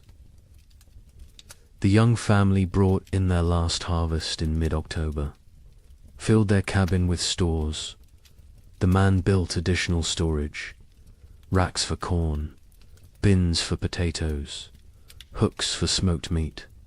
The cabin was crowded now, full of food, full of life, full of hope. His wife walked around touching everything, making sure it was real. Not a dream, not delusion, actually real. She counted, recounted. The numbers worked. They would eat this winter, would eat well even. The relief was almost unbearable. The Illinois family stored their harvests methodically. The father built a proper root cellar, dug into a hillside, lined with stone, cool and dry, perfect for storage. He placed potatoes carefully, carrots, turnips, everything that would keep. The corn hung from rafters, the beans dried in bags, the squash lined shelves. It looked like prosperity, like success. He allowed himself to feel proud. His wife did not share the feeling. She looked at the food and thought only of their dead daughter, of how she would never eat any of it.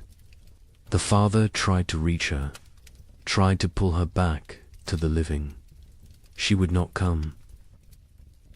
Grief had her, would always have her. The widower and his older daughter stored their harvest efficiently. They had learned to waste nothing, use every space, maximize every resource. The cabin was full. The root cellar was full. They had succeeded. Against all odds, against impossible circumstances. 2 people, one of them barely 17, had survived and built security for the coming winter. The older daughter allowed herself a moment of satisfaction, of pride, then went back to work. There was always more work, always more preparation, always more to do. November arrived cold, but not catastrophically so. Normal cold, expected cold. The kind that could be managed with sufficient firewood and food. People settled into winter routines. But these routines were different from previous years. There was enough food, enough fuel, enough security. Meals were adequate, not abundant, but adequate. No one was starving. No one was burning furniture. No one was making desperate choices. It felt surreal, like they had forgotten what normal winter felt like, how survivable it was supposed to be. The young couple's cabin was warm. The man had cut plenty of firewood, more than enough. They burned it generously, keeping the space actually warm, not just barely above freezing, actually comfortable. They ate 2 meals a day, sometimes 3. The baby was thriving, walking now, talking, saying simple words. Mama, Dada, more. She was growing into a person, a personality, happy, curious, untroubled. She remembered nothing of the previous winters, was too young. It was blessing. The parents were grateful. Grateful she would not carry the scars they carried. Christmas came. The young couple celebrated. The man carved more toys for his daughter. A whole set now. Horse, dull, simple blocks. The wife cooked a special meal, used extra supplies, made bread, made stew with vegetables. It felt extravagant, wasteful even. But they did it anyway, because they could, because they had survived. because they deserved one day of abundance, one day of joy. The neighbor joined them. They ate together, talked, laughed even. It felt foreign, strange, but good. So good, though. Illinois' family marked Christmas quietly. The father suggested they celebrate, make a special meal. The mother refused, said she could not celebrate when her daughter was dead. The father did not push, let it go. The children received no gifts, no special food, no acknowledgement, just another day. They did not complain, did not expect anything different. Childhood joy had died years ago. They were little adults now, serious, pragmatic, damaged. The widower and his older daughter observed Christmas with quiet reflection. They made a slightly larger meal, said prayers, remembered the wife and mother who was gone, remembered the sister and daughter who was gone in a different way. The younger daughter sat with them, ate when prompted, otherwise unresponsive. They had given up trying to reach her, had accepted this was who she was now. They would care for her as long as necessary, forever if needed, but they no longer expected recovery, no longer hoped for her return. She was gone. They mourned her, while she still lived. January 1838 arrived cold, but normal cold, the kind that belonged in January, the kind that was manageable. People burned firewood steadily but not desperately, ate food regularly but not extravagantly, lived, actually lived, not just survived. There was difference. Survival was mechanical, was existing without living. Living was having moments beyond mere existence, moments of comfort, of satisfaction, of something approaching contentment. People had not lived in 3 years. Now they remembered what it felt like. The young man sat by the fire one January evening, his wife beside him, their daughter asleep. Between them, he looked around the cabin, saw the food stores, felt the warmth, heard his family breathing. He started crying. Quietly, his wife took his hand, asked what was wrong. He said nothing was wrong. Everything was right. For the first time in 3 years, everything was actually right. They were warm, fed, together, alive. It felt like miracle, like grace, like something they had not earned, but received anyway. February brought storms, heavy snow, strong winds, but the cabin was warm. The food was adequate. The family was safe. The storms raged outside. Inside there was peace. The baby played with her toys. The mother sewed. The father carved. They existed in domestic tranquility. It felt surreal, impossible, like any moment they would wake up and discover it was dream, that they were actually still in the second winter, still starving, still freezing, still dying. But they did not wake up, because it was real. The nightmare was ending, finally, actually ending. The Illinois family endured February without crisis. They had enough of everything, enough food, enough fuel, enough supplies. The physical needs were met, but the emotional damage remained. The mother barely spoke, spent hours staring at nothing. The father tried to engage her. She would not engage.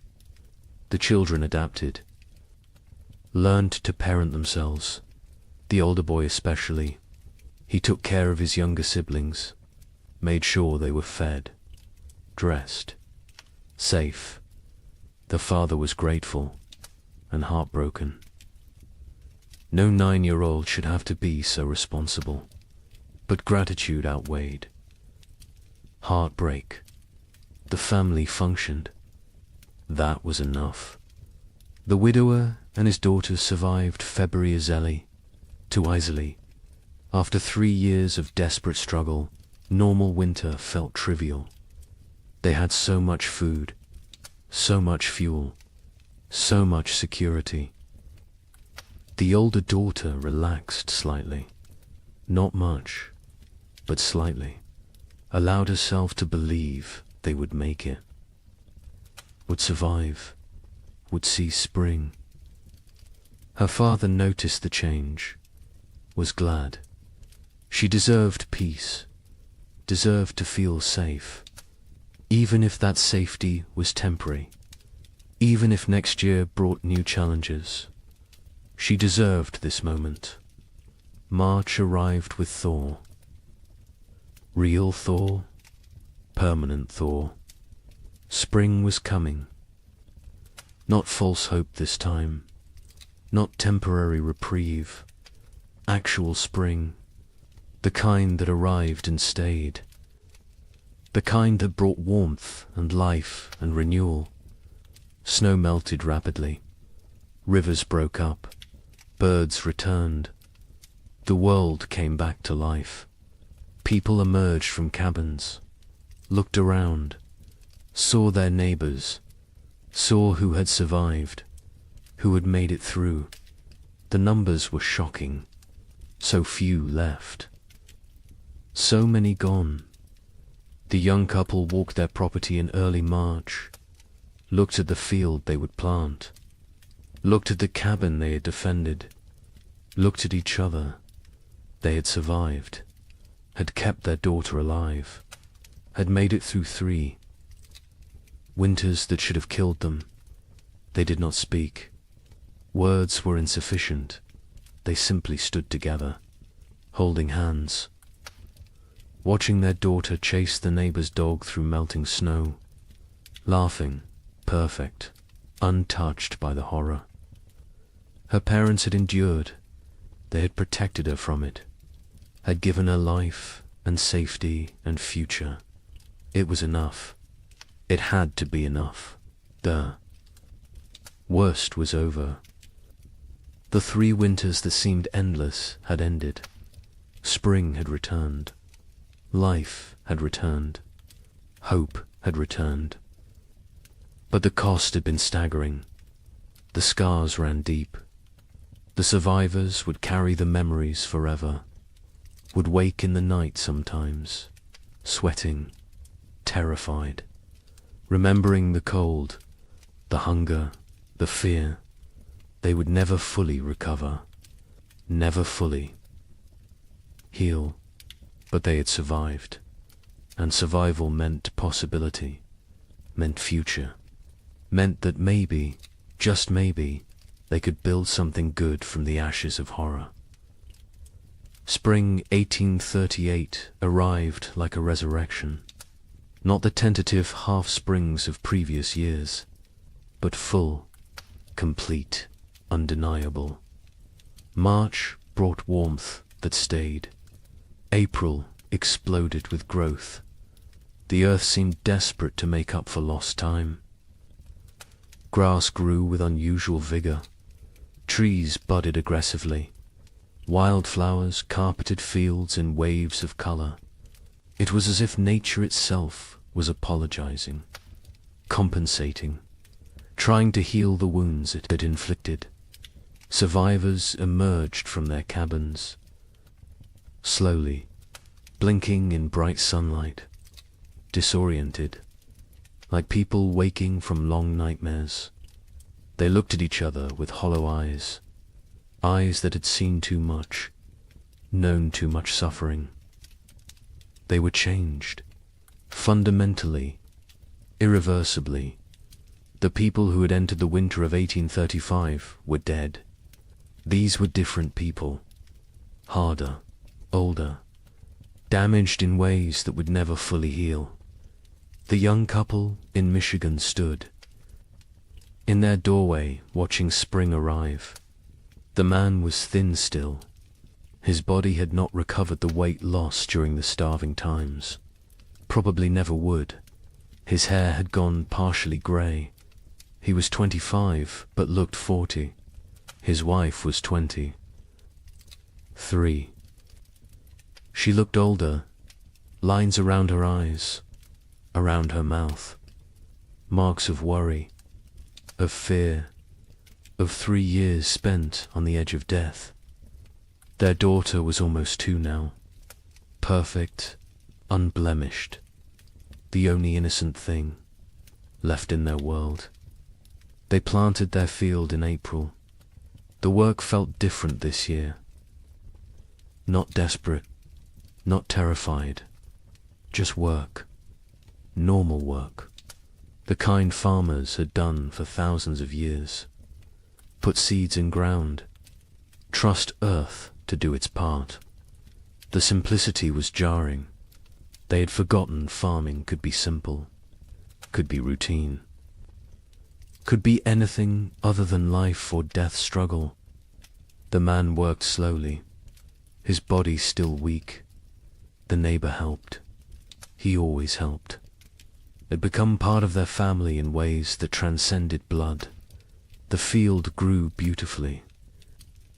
The corn shut up, strong, healthy, dark green, the kind of growth they had not seen in years. The beans climbed vigorously. The squash spread rapidly. It looked like abundance, like prosperity, like the future they had imagined when they first claimed this land, before the cold, before the suffering, before they learned how fragile everything was. The wife watched the garden grow and felt nothing. No joy, no satisfaction, no relief. The capacity for positive emotion had been burned out of her. She was functional, capable, but hollow, empty of everything except mechanical competence. In Illinois, the family that had lost their daughter tried to rebuild. The father threw himself into work, expanded his fields, built new structures, kept busy constantly. Movement meant not thinking, not remembering, not grieving. His wife did the opposite. She stopped moving, sat for hours, staring at nothing. The children navigated between these extremes, tried to be invisible, tried not to cause problems, tried to hold together a family that was fragmenting. The older boy carried the weight. He was 10 now, too young for such responsibility. But responsibility did not care about age. Someone had to hold things together. He did it because no one else would. The widower in Ohio and his older daughter planted their field together, just the 2 of them. The younger daughter remained in the cabin, unresponsive, present but absent. They had tried everything to reach her. Doctors when they could afford them, medicines, prayers, time. Nothing worked. She was locked inside herself, trapped in whatever mental prison the winters had created. They cared for her, fed her, kept her clean, but they had stopped hoping for recovery. Hope was too expensive, too painful when it failed. Better to accept reality. She was gone. They would tend her shell for as long as necessary. Other families across the frontier faced similar struggles. The physical danger had passed. Food was available. Weather was normal. But the psychological damage remained. People suffered from what we would now recognize as severe trauma, depression, anxiety, what was then called melancholy or nervous. Exhaustion. They startled easily, had nightmares, struggled with crowds, with noise, with anything that reminded them of the hard years. Many never fully recovered, carried the scars until death. Communities began to reform, slowly, hesitantly.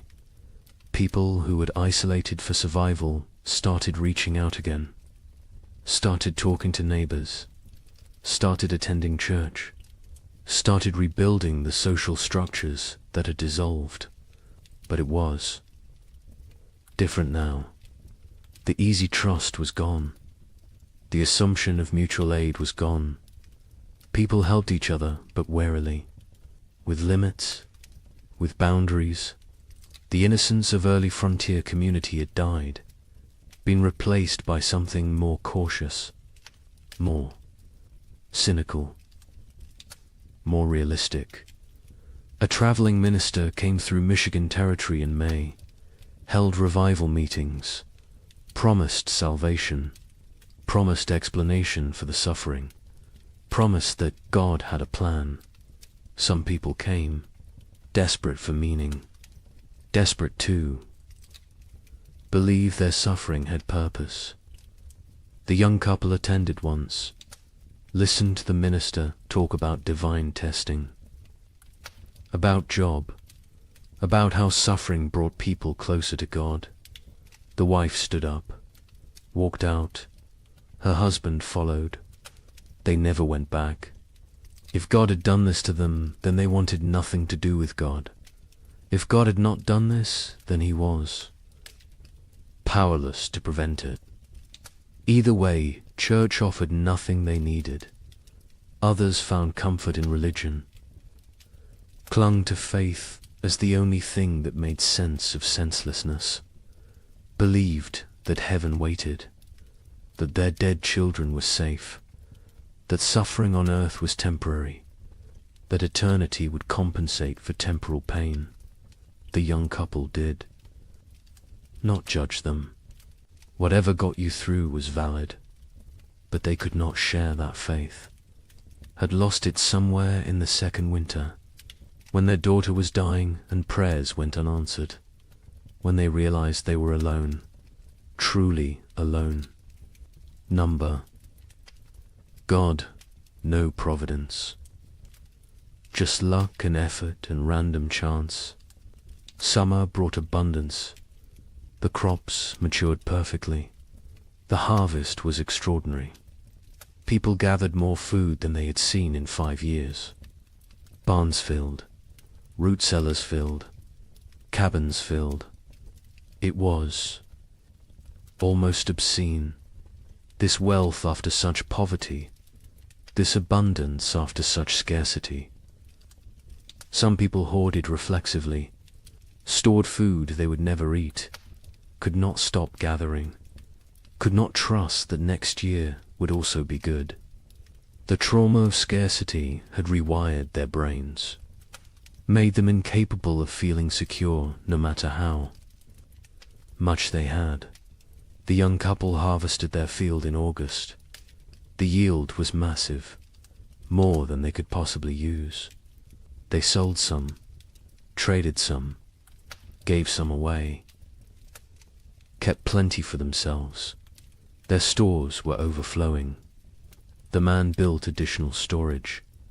The wife watched him work, felt disconnected, like she was observing someone else's life. She went through motions, cared for their daughter, cooked, cleaned, did everything a wife and mother should do, but felt nothing, was numb, had been numb since February of the second winter. She wondered if she would ever feel again, or if this numbness was permanent, the price of survival. In Illinois, the abundant harvest did not heal the broken family. The father worked obsessively, made more money than they needed, bought things, built things, kept moving. The mother remained withdrawn, lost in grief, The children adapted, learned to function without real parenting, became independent too soon. The family existed together but separately, parallel lives in the same space, not connected, not whole, just adjacent. The widower and his older daughter harvested successfully. Their fields produced well. They had security for the coming winter. The older daughter was 18 now. An adult, she had offers of marriage. Young men who saw her competence, her strength, her capability. She refused them all, said she could not leave her father, could not leave her sister, could not abandon her responsibilities. Her father told her to go, to live her life. She refused. They both knew why. She had lost too much already, could not risk caring about anyone new, could not risk more loss. Better to stay, to maintain, to exist in the known pain rather than risk unknown happiness that might become pain. New settlers began arriving in late 1838. People from the east who had heard land was cheap, who did not know what had happened, who saw opportunity in the depleted population. The survivors looked at them with mixed feelings, part resentment. These newcomers had not suffered, had not earned their place, part relief. New people meant community could rebuild, meant the frontier would not die completely. Part pitied, because the newcomers were so innocent, so hopeful, so unaware of how quickly everything could collapse. A young family moved in near the young couple in September, fresh from Pennsylvania, full of dreams. The man introduced himself, talked about his plans, about the farm he would build, about the future he saw. The young couple listened politely, said nothing about the previous years. What could they say? How could they explain? The newcomers would learn, or they would not. Either way, it was not the survivors' responsibility to shatter their illusions, let them have their hope, while it lasted. The physical scars were obvious. People were thinner, weaker. Many had lost teeth from malnutrition, had hair that had gone white or fallen out, had skin that showed the effects of vitamin deficiency, scurvy, rickets. Conditions that should have been rare were common. Some people recovered physically, others carried permanent damage, weakened hearts, damaged lungs, bodies that had been pushed beyond sustainable limits and never fully healed. But the psychological scars went deeper. The young wife woke screaming, sometimes nightmares of her daughter dying, of snow falling in July, of cold that would not end. Her husband held her, said nothing, because what could he say? He had his own nightmares, his own fears. They did not discuss them, did not process them, just carried them, separately, together. The weight never lessened, only became familiar, became part of who they were now. The Illinois mother never recovered. She existed but did not live, went through motions but found no joy, no peace, no release from grief. Her family tried to reach her. She was unreachable. Eventually, they stopped trying, accepted that she was gone even though her body remained. The father took over her duties, cooked, cleaned, cared for the children, worked the farm, did everything. She sat, stared, existed. It was slow death. Everyone knew it. No one could stop it. She would live another decade, empty, broken, a ghost. In her own life, some survivors found ways forward, created new lives from the ruins of the old. The widower eventually remarried, a widow from the next county. She had lost her husband and son in the first winter. They married not from love, but from practicality, from loneliness, from the need to not be alone. It was not romantic, but it worked. They built a life together, quiet, stable, functional. His older daughter never married, stayed home, cared for her sister, became essential to the household, found purpose in duty, in responsibility, in maintaining. She never seemed unhappy, but she never seemed happy either. Just existed in the middle, neither satisfied nor dissatisfied. Just present, the young couple stayed together, raised their daughter, had 2 more children in the years after, built a successful farm. From the outside they looked normal, prosperous even, but between them was distance, a gulf created by 3 years of shared trauma that they could never fully bridge. They cared for each other, were faithful, were good parents. But the passionate young couple who had claimed the land in 1835 was gone, replaced by 2 damaged people doing their best. It was enough, had to be enough. They did not expect happiness, did not seek joy, just sought stability, safety, security, found those things, made a life from them. By 1840, the population had stabilized. Some areas had recovered partially, others remained sparsely populated. The demographic impact was significant. Thousands had died. Thousands more had fled.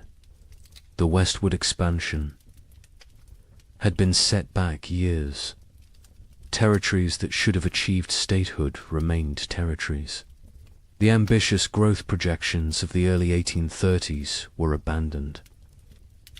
Reality had intruded, shown the limits of human ambition, of manifest destiny, of the belief that the frontier was there for the taking. Nature had reminded everyone who was really in control. The survivors aged rapidly.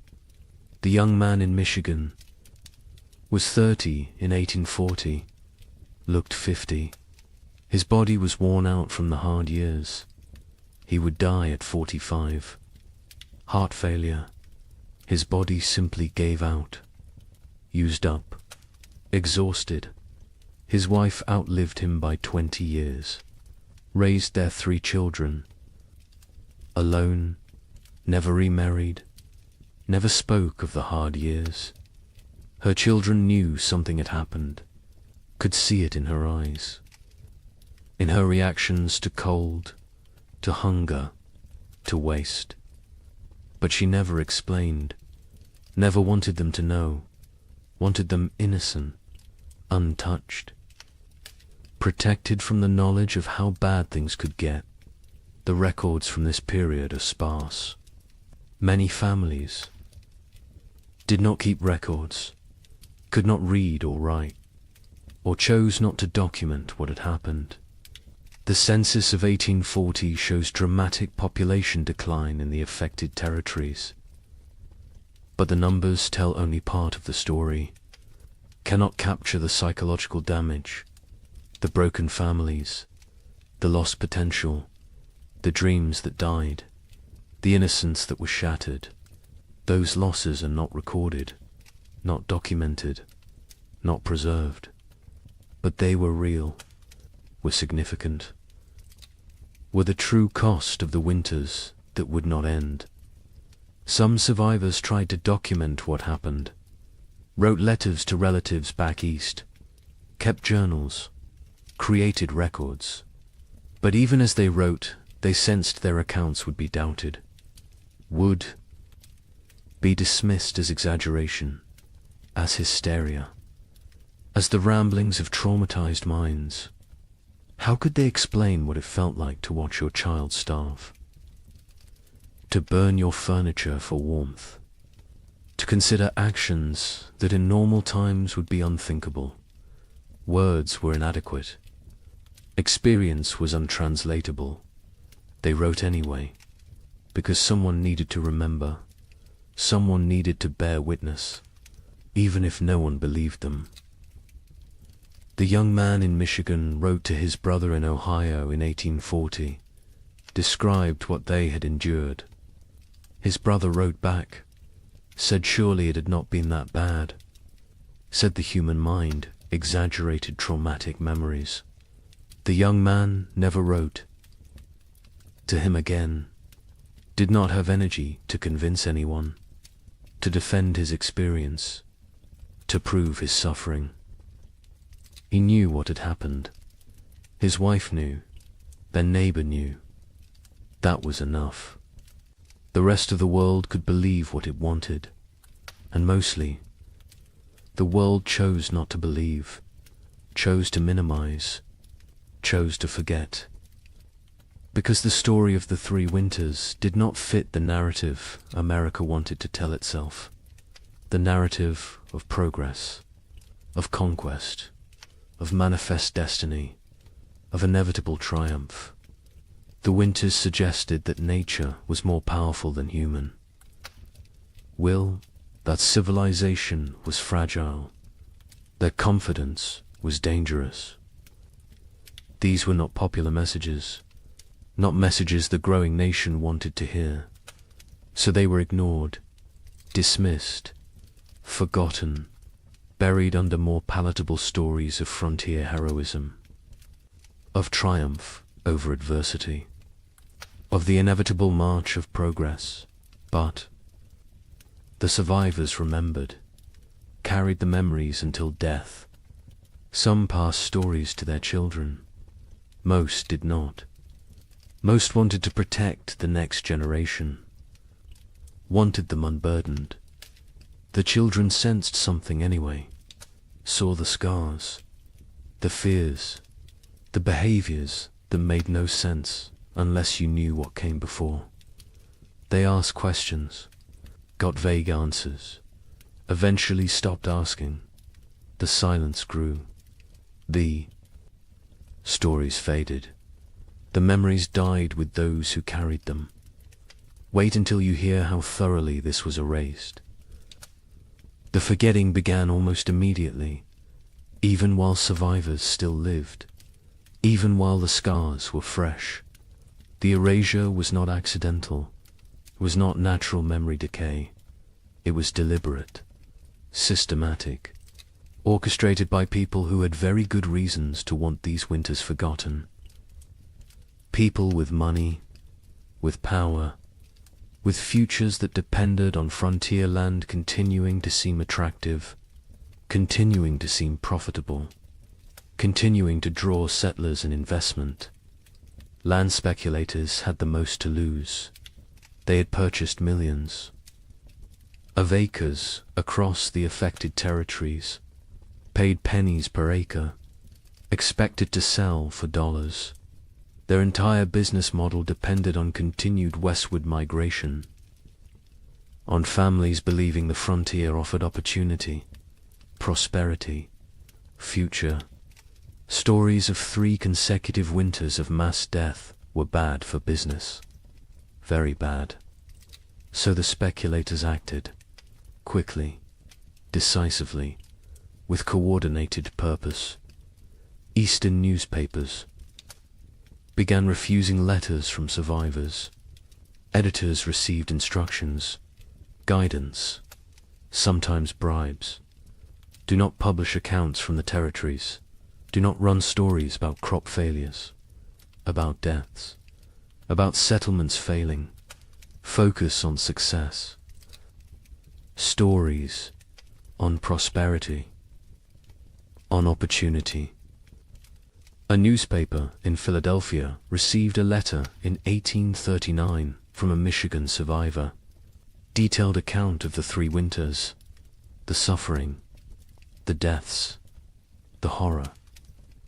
The editor filed it away, never published it. Years later asked why. He explained simply, no one wanted to read depressing stories. People wanted hope, wanted optimism, wanted to believe in American progress. His job was to give them what they wanted. Territorial governments actively suppressed information. Official reports downplayed casualty numbers, listed families who had disappeared as relocated rather than dead or missing. Death certificates were not issued for people who died isolated on homesteads. If no one reported the death officially, then officially it did not happen. Population records were adjusted, made to show growth rather than decline. The manipulation was not subtle, but it was effective. Future historians looking at official records would see steady population growth, would see successful territorial expansion, would see nothing that suggested catastrophe.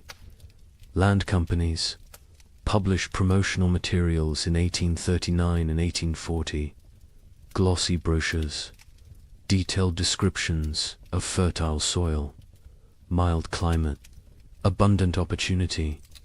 They made no mention of the previous years, no acknowledgement of hardship, no warning of risks. New settlers arrived with these brochures, with these promises, found a very different reality. By then, the land companies had their money. The deception had served its purpose. The newcomers were stuck, had to make the best of it, or abandon their investment and flee. Most stayed, tried to succeed. Never knew they had been deliberately misled. A land office clerk in Michigan Territory received orders in 1839. Adjust the records. Families who had disappeared needed to be listed as relocated to other territories. Deaths needed to be minimized. The numbers needed to show growth, success, progress. He complied. His job depended on it. His family depended on it. He made the changes, falsified documents, erased people from existence. Years later, guilt-ridden, he confessed to his wife, told her what he had done. She told him he had no choice. Everyone had to survive somehow. He accepted this, but the guilt never left. He carried it until death, never told anyone else, never made it right. Just carried the weight of erasing thousands of people to protect property values. Railroad companies were equally invested in suppressing the truth. Their business plans required population growth in the territories, required towns, commerce, customers. Empty land was worthless. They needed settlers, needed them desperately. Stories of mass death were obstacles, barriers to profit. So they acted, funded newspapers that told the right stories, hired writers to create promotional content, paid for testimonials from satisfied settlers, built a narrative of success and opportunity that bore little resemblance to reality.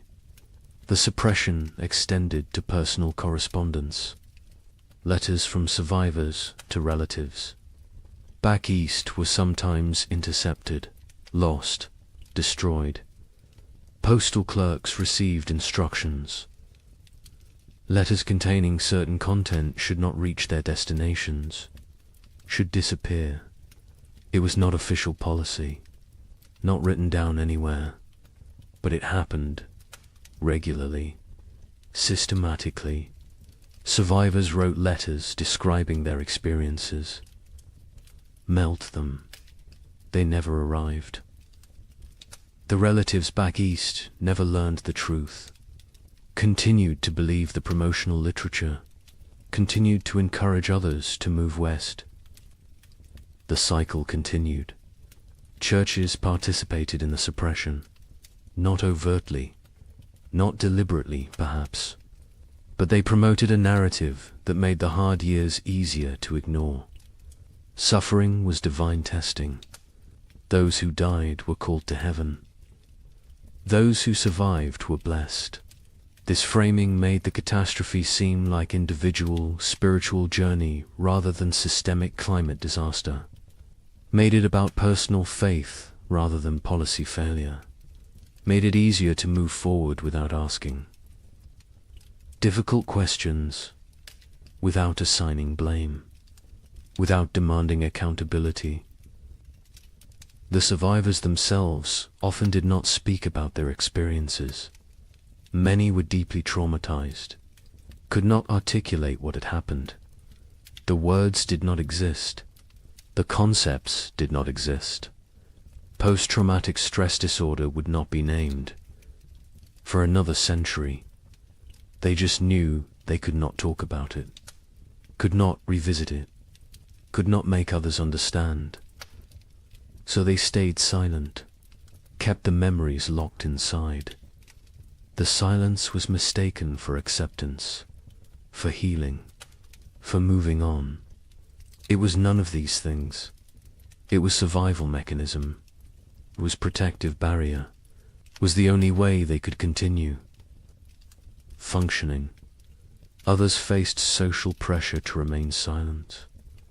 Communities wanted to move forward, wanted to rebuild, wanted to forget.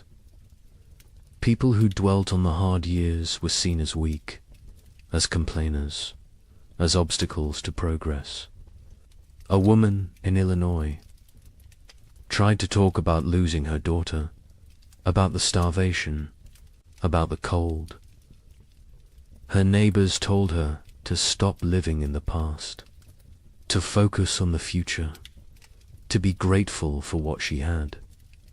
She stopped talking, but the memories did not stop. They never stopped. She just carried them alone, in silence, until they consumed her. Some survivors feared judgment for the choices they had made, for the actions they had taken to survive. Better not to speak of those years at all than to risk revealing what they had done, what lines they had crossed, what boundaries they had violated. Silence protected them, protected their reputations, protected their ability to be seen as respectable members of society. The price was isolation, loneliness, the inability to process trauma, but the alternative seemed worse. So they chose silence. The scientific community of the era struggled to explain the phenomenon. Without modern climate science, they lacked frameworks for understanding. Some suggested it was localized, exaggerated, not as severe as reported. Others proposed natural cycles, temporary aberrations, nothing to worry about long term. A few recognized it as significant climate event, but their voices were minority, were drowned out by those who preferred simpler explanations, who preferred not to see pattern, not to acknowledge that this could happen again. Meteorological records from the period are incomplete. Weather stations were sparse. Record-keeping was inconsistent. The data that exists shows temperature anomalies, shows unusual patterns, but gaps in the record allow for interpretation, allow for doubt, allow for dismissal. Later research, looking at the fragmentary data, could conclude it was not that bad, could argue the survivors exaggerated, could minimize the catastrophe. The incomplete record became excuse for incomplete acknowledgement. By 1850, just 12 years after the final winter ended, the 3 winters were rarely mentioned.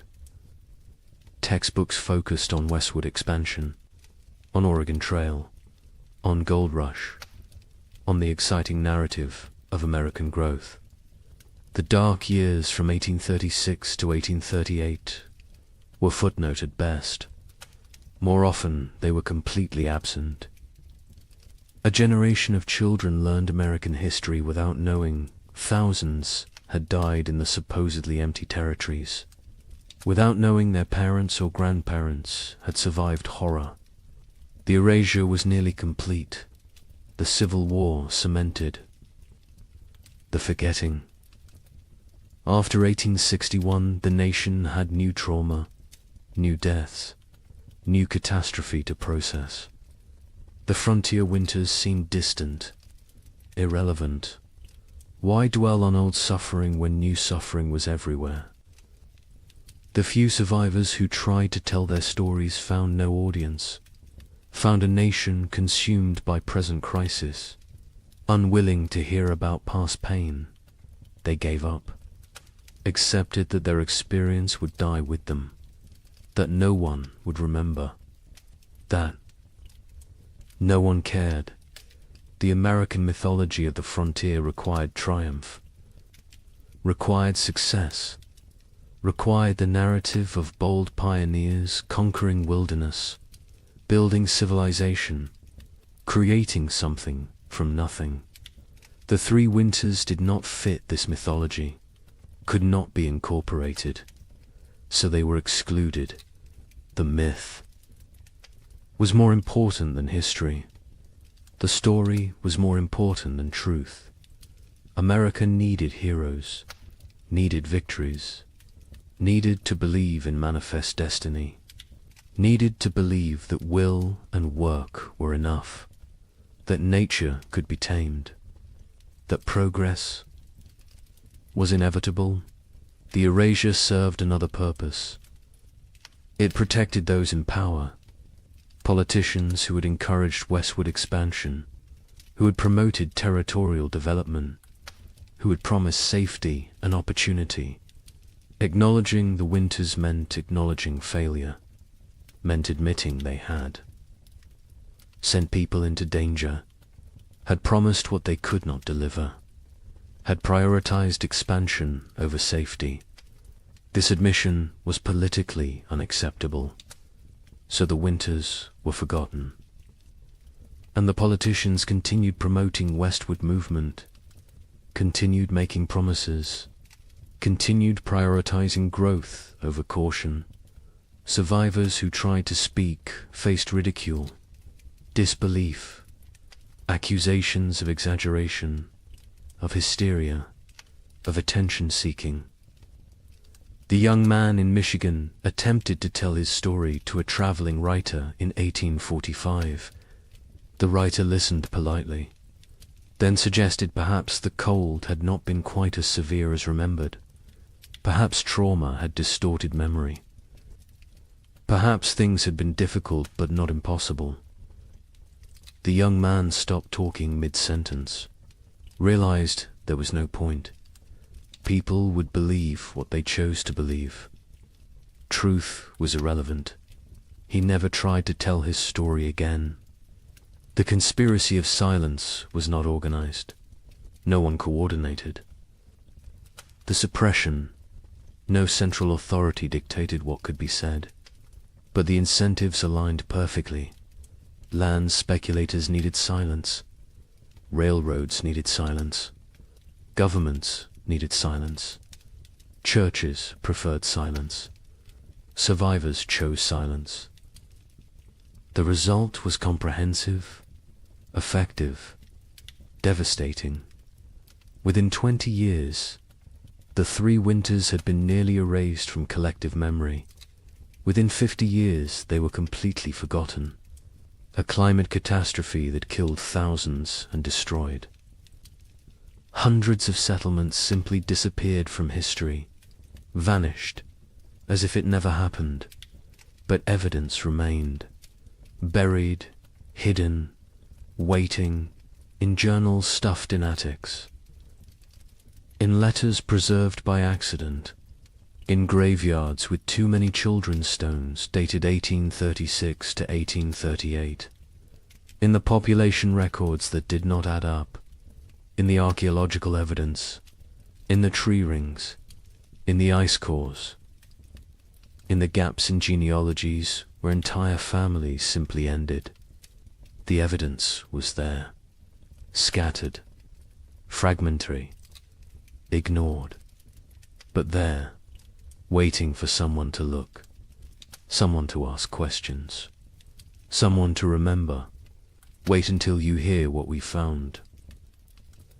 Modern science has uncovered what deliberate forgetting tried to erase. The evidence exists, scattered across disciplines, buried in places most people never think to look. But it is there, consistent, compelling, undeniable. The 3 winters happened were as severe as survivors claimed, perhaps more severe than they could articulate. The truth has emerged slowly, piece by piece, building into a picture that validates everything the survivors tried to tell us. Tree ring analysis provides the most objective evidence. Trees record their growing conditions in their rings. Wide rings mean good growing seasons. Narrow rings mean stress, cold, drought, poor conditions.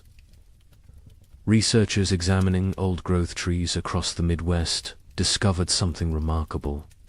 The rings 6 to 1838 are extraordinarily narrow, some of the narrowest in the entire record. These trees were stressed, struggling, barely growing. The pattern is consistent across species, across regions, across thousands of individual trees. The cold was real, was widespread. Was severe ice core samples from Greenland tell a similar story. Each layer of ice preserves atmospheric conditions from when the snow fell. Chemical analysis reveals volcanic particulates, sulfur compounds, evidence of major eruptions. The layers from 1835 and 1836 show unusually high concentrations, multiple eruptions. The volcanic material entered the upper atmosphere, circled the globe, blocked sunlight, lowered temperatures, created the conditions for catastrophic cooling. The ice remembers what humans forgot. A volcanic eruption near Japan in late 1835 was particularly significant.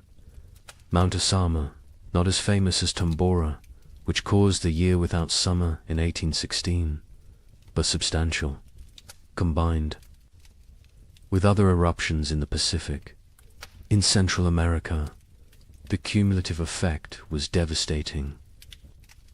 The particulates in the atmosphere created a cascade of cooling, blocked solar radiation, disrupted weather patterns. The effects were most severe in continental interiors, places far from moderating ocean influences, places like the American Midwest. Soil analysis from archaeological sites shows frost penetration to unusual depths. In normal years, frost might penetrate 12 to 18 inches. In the affected years, it went deeper, 24 inches, 30 inches. In some locations, the ground never fully thawed. Permafrost conditions in places that should never experience them. The soil remembers, holds evidence of cold that survivors described but scientists initially dismissed as impossible. Mass grave sites have been discovered during modern construction projects. A housing development in Michigan in 1985 uncovered a burial site. 47 bodies, men, women, children, no markers, no records. Carbon dating placed them in the late 1830s. The bones showed signs of extreme malnutrition, scurvy, rickets, starvation. Some showed evidence of violent death. circumstances no one wants to examine too closely. The site was quietly reburied, a small memorial placed. Most people who drive past have no idea what lies beneath. Cabin sites across the frontier show evidence of desperate measures. Archaeological excavations reveal layers that tell stories. Burned furniture, charred cabin walls, butchered animals that would normally never be eaten. Rats, squirrels. In one site in Indiana, researchers found evidence suggesting the inhabitants had eaten leather. Boot leather, harness leather, anything that might contain nutrition. The desperation is written in the debris, in what people consumed, in what they burned, in how they died. Historical society archives contain survivor accounts, journals that sat ignored for over a century. A diary from a woman in Illinois was donated in 1923, filed away, not examined until 1998. It documented day-by-day survival through all 3 winters.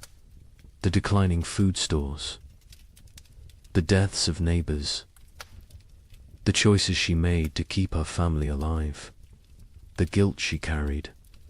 The final entry was in March 1838. It said simply that spring had come, that they had survived, that she did not know if survival was blessing or curse.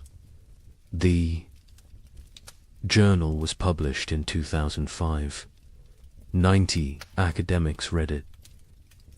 The general public remained unaware. More journals continued to surface, in estate sales, in attics, in old trunks, in historical societies. Each one adds detail, adds confirmation, adds validation to what survivors tried to tell anyone who would. Listen. A journal from Ohio described November 1836. The cold that went beyond anything imaginable. The wind that never stopped. The children asking when they could go outside again. Being told maybe spring, knowing spring might never come. The journal, as a matter of fact, unemotional, which makes it more powerful. The horror is in what is not said, in the gaps, in the things too terrible to write. Census records show the truth when examined carefully. The 1840 census recorded population in the affected territories. Researchers comparing it to 1830 projections found massive discrepancies. The expected population based on immigration rates and natural growth should have been far higher. Tens of thousands of people were simply missing, not relocated, not accounted for, gone. The census takers noted the discrepancies at the time. Their concerns were dismissed. The records were filed. The questions remained unasked for over a century. Statistical analysis reveals the scope of the catastrophe. Researchers in the late 20th century compiled data from multiple sources: church records, land claims, tax rolls, census data, letters, journals, everything available. They built demographic models. The model showed that approximately 15,000 families entered their affected territories between 1830 and 1835. The 1840 census showed fewer than 7,000 families. The missing 8,000 families represented perhaps 40,000 individuals. Some fled, but many died. The exact numbers will never be known, but the scale is clear. This was demographic catastrophe. Climate modeling supports the survivor accounts. Modern computers can simulate historical climate conditions, input the volcanic eruptions, the solar activity, the ocean currents, Run the models. See what temperatures they produce. The models consistently show severe cooling in the continental interior from 1836 to 1838. Temperature drops of 10 to 15 degrees below normal. Extended growing seasons by 30 to 60 days. The kind of conditions that make agriculture nearly impossible. The kind of conditions that kill. The models validate what survivors said. Validate what written records document. Validate what physical evidence proves. A particularly compelling piece of evidence emerged in 2012. A locked trunk. Found in the basement of a historical society in Pennsylvania. Inside were letters. Dozens of them. From frontier families to relatives back east. Letters that never reached their destinations. Letters that had been intercepted. Saved by the postal clerk who could not bring himself to destroy them, but could not deliver them either. The letters described starvation, death, terror, desperate pleas for help that never came. Because the letters never arrived, the trunk sat unopened for 170 years. The stories inside died with those who wrote them, until the trunk was finally opened, finally read. Finally acknowledged the letters paint a consistent picture. Cold that started early, that would not end. Food running out. Neighbors dying. Children dying. The grinding daily battle to survive another day. One letter from a mother in Michigan described watching her daughter grow thinner, watching her stop playing, stop laughing, stop being a child, becoming instead a small, starving creature focused only on survival. The letter was dated January 1837. It is unclear if the daughter survived. The mother's name appears in no later records. She likely died. The letter is her memorial, her testimony, her proof that she existed, that she suffered, that she tried. Genetic evidence provides another layer of confirmation. Population geneticists studying Midwest families found bottleneck events in the late 1830s. Sudden reductions in genetic diversity, indicating that populations declined rapidly, that only certain family lines continued, that many lines ended completely. The genetic record shows what historical records obscured, shows the true impact, shows that entire family trees simply stop, branch after branch ending in the same narrow window. 1836 to 1838. Native American oral histories mention the hard years. Tribes in the affected regions have stories of the time when winter would not end, when buffalo disappeared, when people starved. The stories were not prominent, were overshadowed by other traumas, removal, disease, war, but the stories exist.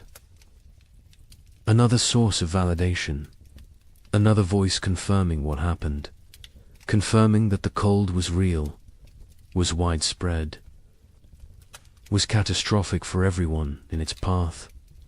European records provide external confirmation. Observers in England and France noted unusual weather patterns in North America, received reports from travelers, from ships, from traders. The reports described severe cold, crop failures, humanitarian disaster. These reports were published in European scientific journals, were discussed in academic circles, were known at the time, but were forgotten in America, were not incorporated into American historical narrative, were treated as foreign observations of foreign problems, not as documentation of American catastrophe. The evidence is overwhelming, undeniable, consistent across every discipline. every source, every method of inquiry.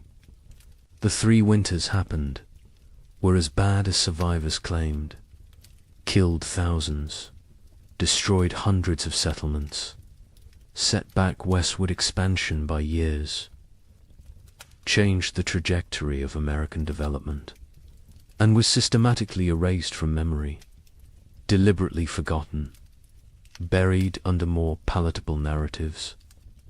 But the evidence remained, waiting, and now it speaks, loudly, clearly, demanding that we remember, demanding that we acknowledge, demanding that we ask why this was forgotten, and what else we have chosen to forget. Societies choose what to remember, what to forget, what stories to tell about themselves. America chose to remember triumph, chose to remember westward expansion as inevitable, as heroic as the march of civilization across wilderness. The 3 winters did not fit that story, so they were extruded, erased, forgotten, not through conspiracy exactly, but through collective decision that some truths are inconvenient. Some realities undermine necessary myths. Some histories are better left buried, but forgetting comes with costs. Modern Americans facing climate uncertainty have no cultural memory of how quickly weather can turn catastrophic, how fragile our systems truly are, how thin the line between civilization and survival. We believe we are insulated, protected, that technology and infrastructure make us safe. The pioneers believed they were prepared to. They had survived winters before, had skills, had experience, had confidence. They were wrong. Confidence is not armor. Preparation has limits. And nature does not care about human expectations. The pioneers who survived demonstrated extraordinary resilience. But resilience came at prices we can barely fathom. Psychological trauma that lasted lifetimes, physical damage that shortened lives, moral compromises that haunted until death, relationships destroyed, innocence shattered, futures altered. They survived, but survival was not triumph, was not victory, was simply continuing to breathe, to move, to exist. Some days that was enough. Other days it was not. The Illinois family that lost their daughter eventually prospered. Their farm became successful. They appeared to outside observers as model frontier family, hard-working, productive, respectable. But the father never spoke of the hard years, not to his children, not to his neighbors, not to anyone. When he died in 1871, his wife burned his journal. She said it contained nothing anyone needed to know. The children did not question her, did not push. The family maintained silence until the last of them died. The story died with them. As so many stories did, the young couple in Michigan who nearly starved in February 1837 lived into old age. They watched their children grow, saw grandchildren born, built prosperity from the ruins of trauma, but they never truly healed. The wife developed hoarding behaviors, stored food obsessively, could not throw anything away, could not trust that abundance would continue. The fear never left. The husband, startled at sudden noises, had nightmares until he died, woke, screaming about cold, about hunger, about his daughter dying. They lived together for 40 years after the winters ended, but part of them never left those years. never fully returned to the present, always remained trapped in the cold, in the fear, in the desperate fight for survival. We need to remember their stories, need to understand what they endured, not to glorify suffering, not to romanticize hardship, but to recognize truth, to acknowledge that American expansion was built on uncounted graves, unforgotten tragedies, unerased catastrophes. The triumphant narrative is incomplete, is dishonest, is disrespectful to those who suffered, who died, who survived but carried wounds forever. Climate catastrophe can happen faster than we imagine. The pioneers of 1835 had no warning, no time to prepare. Within months, their world transformed from abundance to survival. They believed they were equipped for anything, believed their skills and determination were sufficient. They were wrong. Today, we believe similar things, believe our technology protects us, our infrastructure shields us, our wealth insulates us. We may be wrong too. The lesson is not despair, is not that preparation is futile, is that respect for nature's power is essential, that humility matters, that confidence without caution is dangerous, that systems can collapse rapidly, that we are more vulnerable than we pretend, that forgetting painful truths does not make us safer, makes us more vulnerable, because those who forget history are condemned to repeat it, and those who never learnt it are condemned to be surprised. The pioneers who lived through those years are all gone now. The last survivors died in the early 20th century. They took their full stories with them, the memories, the details, the small human moments that made the horror real. We have fragments, evidence, documentation, but we do not have them. Do not have their voices, their perspectives, their truth in its fullness. That loss is permanent, irretrievable, another cost of the forgetting, another price of erasure. But on cold nights, in old cabins scattered across the Midwest, some say you can still hear something. The wind howling the way it did then, relentless, hungry, patient, the creaking of wood under extreme cold, the silence that came after the last piece of furniture was burned, the sounds of a world frozen beyond endurance. Perhaps it is just wind, just old buildings settling, just imagination. Or perhaps the land remembers, perhaps the earth holds memory, perhaps those who suffered left something of themselves in the soil, in the trees, in the stones, a presence, a witness, a reminder. Winter always remembers, even when we choose to forget. The sky changes first. It loses its depth. The blue becomes pale and thin. The sun rises later each morning. It sets earlier each evening. The warmth drains away slowly. Day by day, the world transforms. The tribe notices. They always notice. Their survival depends on reading these signs. An old woman stands at the cave entrance. She watches the horizon. Her skin remembers 50 winters. Her bones ache with the coming cold. She knows what approaches. The birds leave first. Great flocks rise from the marshlands. They circle once, twice, then disappear southward. Their cores fade into silence. The sky empties. Only the crows remain. They perch in dead trees. They watch with black eyes. They know about winter. They know about death. The leaves turn brown. They fall in waves. The forest floor becomes a carpet of decay. The trees stand bare. Their branches reach upwards like skeletal hands. The wind moves through them differently now. It whistles. It moans.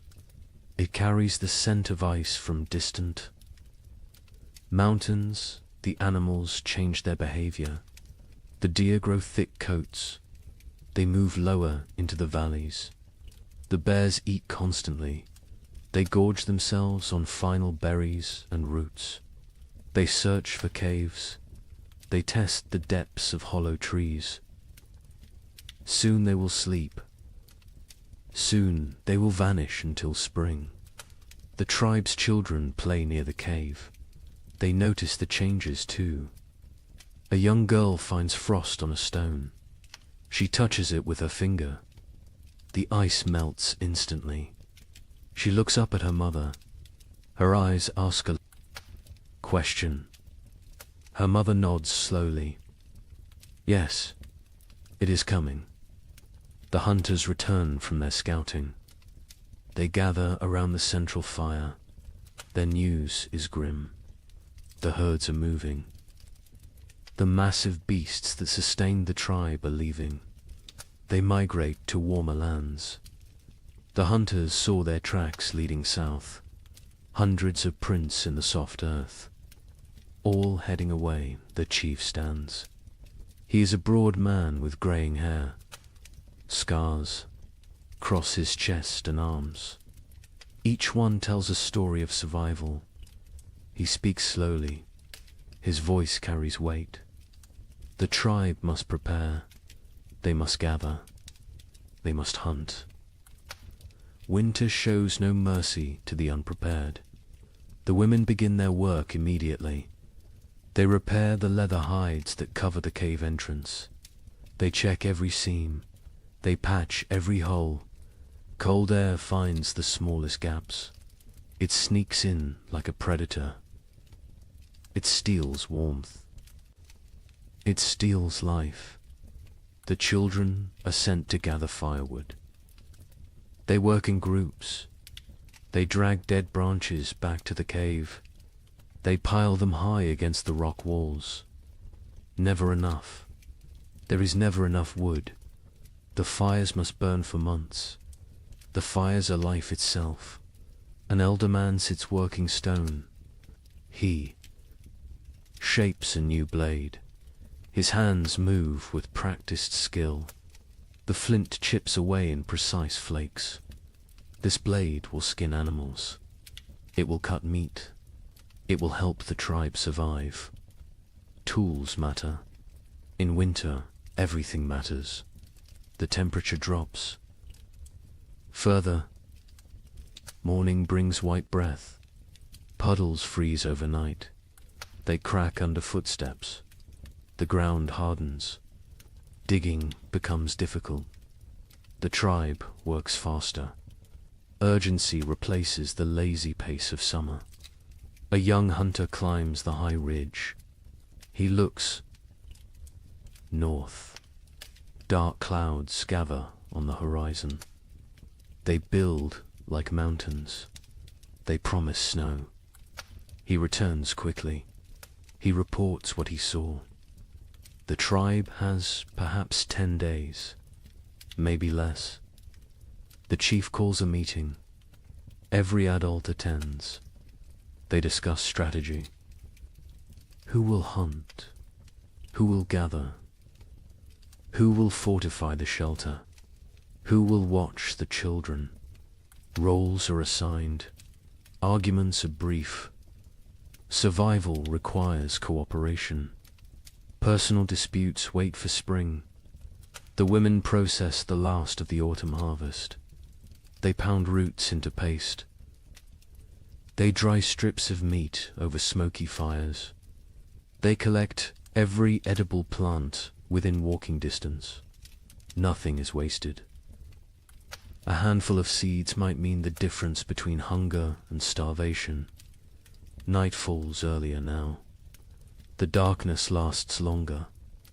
The tribe sits closer to the fire.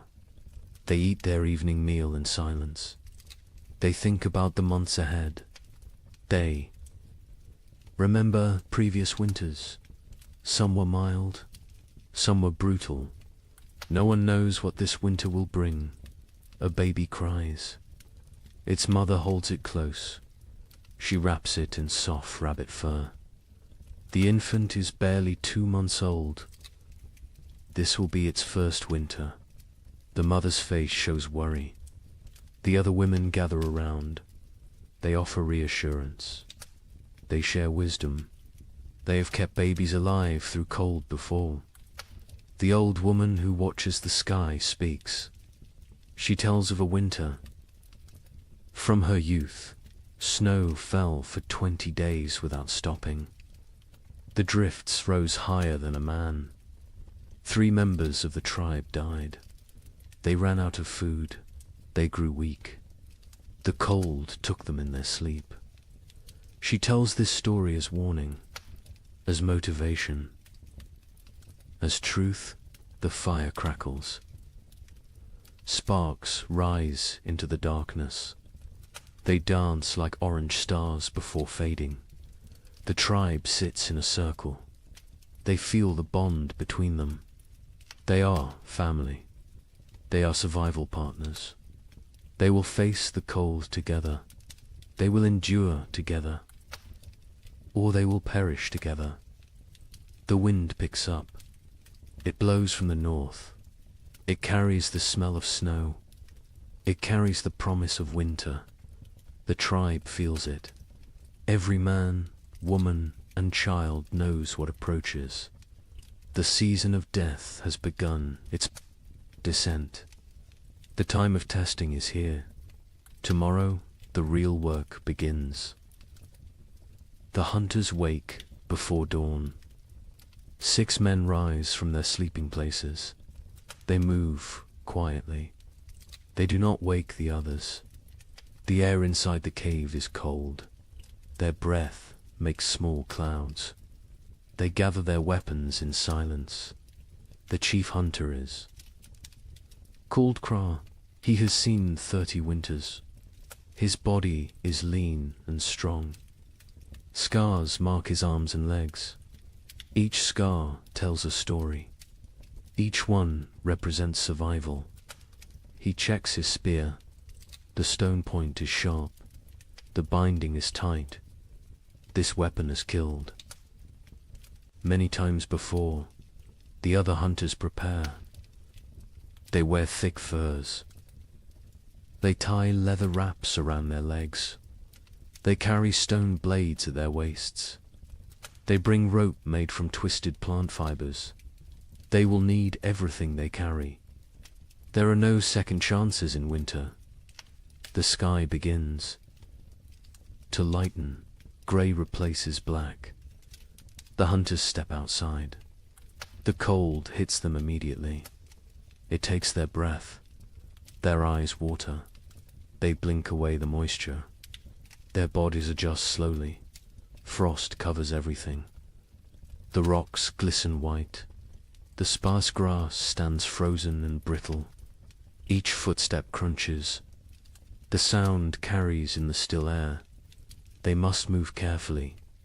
Sound travels far on cold mornings. Kraw leads them north. He knows where the herds gather.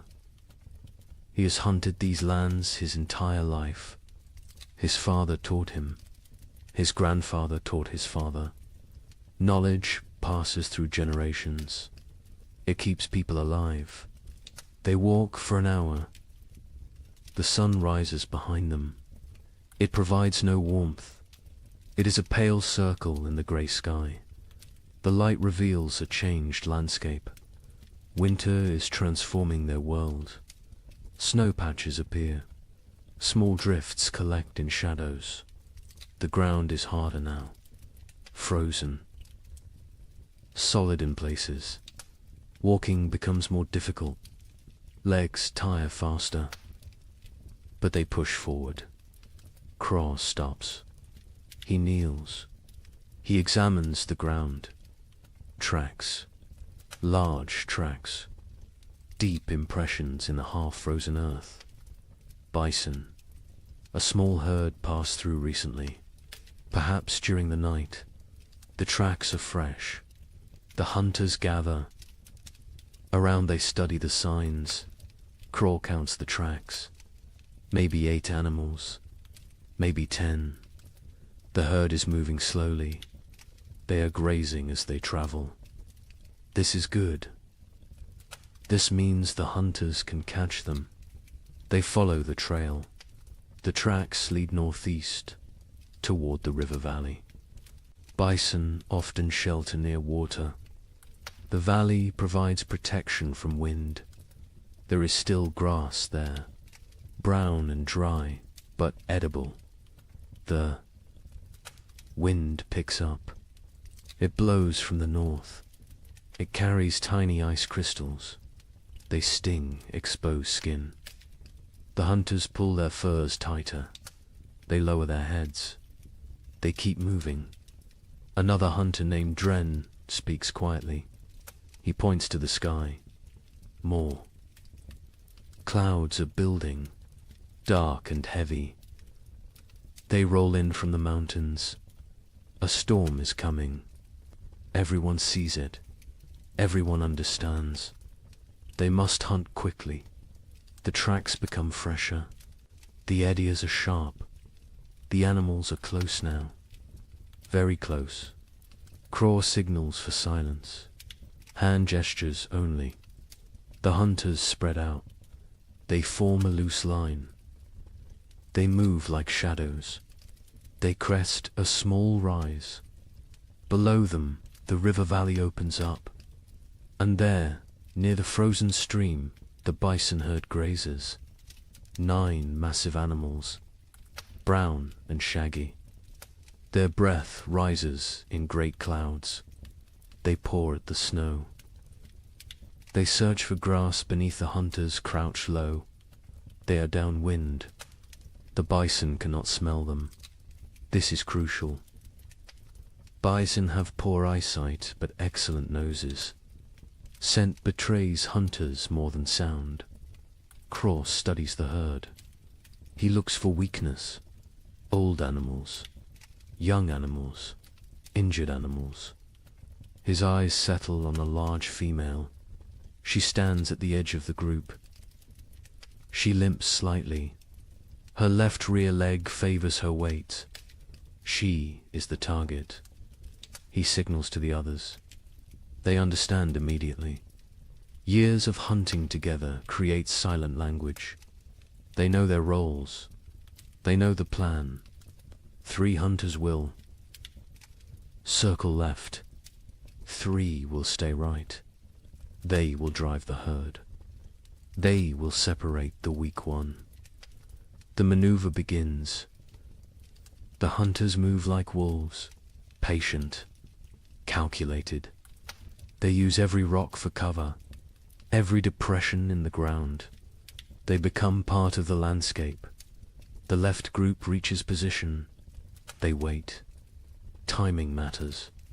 Rush too soon and the herd scatters. Wait too long, an opportunity vanishes. Craw watches. He feels the moment. He rises. His shout breaks the silence. The other hunters echo him. The bison startle. Their heads snap up. Panic floods through the herd. They bunch together. They begin to run. The injured female falls behind. She tries to keep pace. Her bad leg betrays her. The gap widens. The hunters close in. Their legs pump. Their lungs burn. The cold air sears their throats. Craw is fastest. He closes the distance. The female sees him. She turns. She tries to change direction. Too slow. Crow throws his spear. Years of practice guide the weapon. The stone point strikes true. It sinks deep into her shoulder. The bison bellows. Pain and rage combine. She spins. Blood sprays across the snow. bright red against pure white. She charges at Craw, massive and furious. Death approaching on 4 legs. Craw dodges, barely.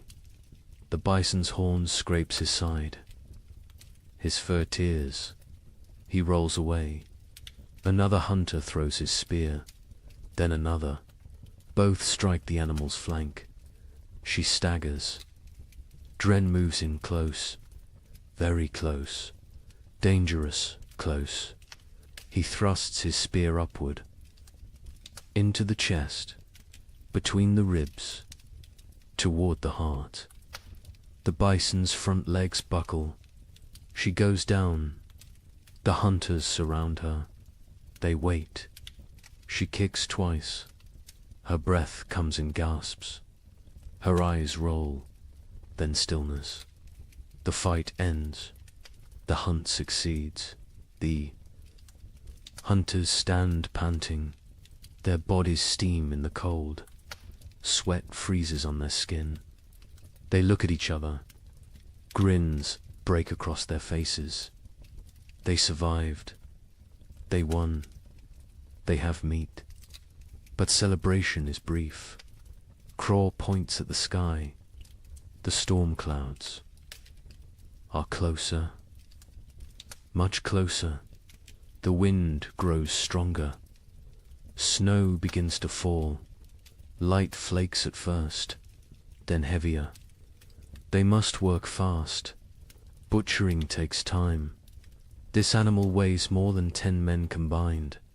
They cannot carry everything. They must choose. They must prioritize. Stone blades come out. Sharp edges gleam. The hunters begin cutting. They work with practiced efficiency. The hide comes off in sections. The best meat is removed. Organs are carefully extracted. The liver, the heart, the kidneys. These provide vital nutrition. Blood stains the snow. It pulls and freezes. The hunter's hands go numb.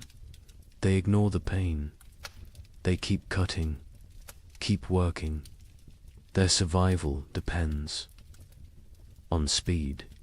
They bundle the meat in the animal's own hide. They create packs they can carry. Each hunter takes a load. Heavy loads, impossibly heavy. But fear provides strength. The storm provides motivation. The journey back begins. The snow falls. Harder.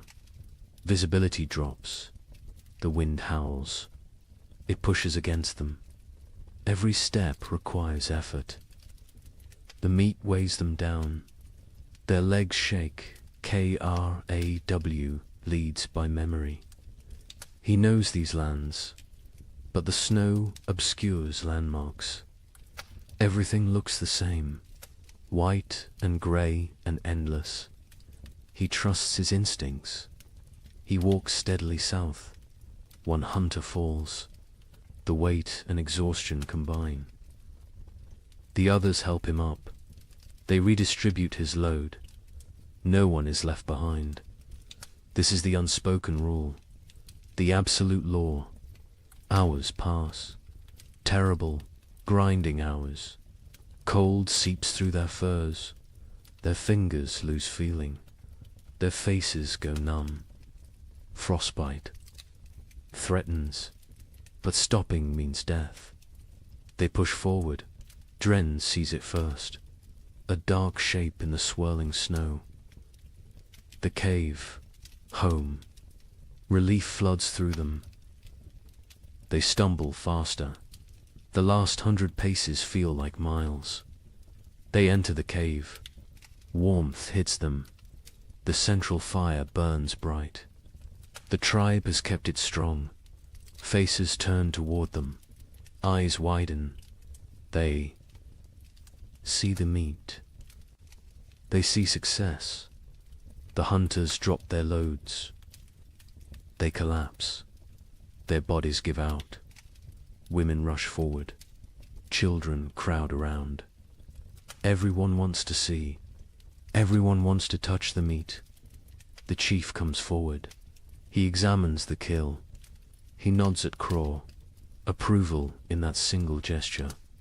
Pride in that simple nod. The tribe will eat. The tribe will survive another week. Maybe two. The women take over. They hang the meat from the cave ceiling. Away from scavengers, they begin processing it. Some for immediate eating, some for preservation. Every part will be used. Nothing wasted. The hunters sit by the fire. They warm their frozen hands. They drink hot broth. The feeling returns too. Their fingers and toes. Pain comes with it. Sharp and burning. They endure it silently. Outside, the storm intensifies. Wind screams past the cave entrance. Snow piles against the rocks. The leather hide covering the entrance flaps and strains.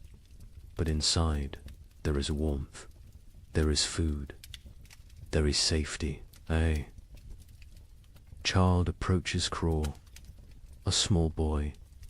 He stares with wide eyes. He touches Craw's torn fur. He sees the scrape from the bison's horn. His mouth forms an O of wonder. Craw smiles.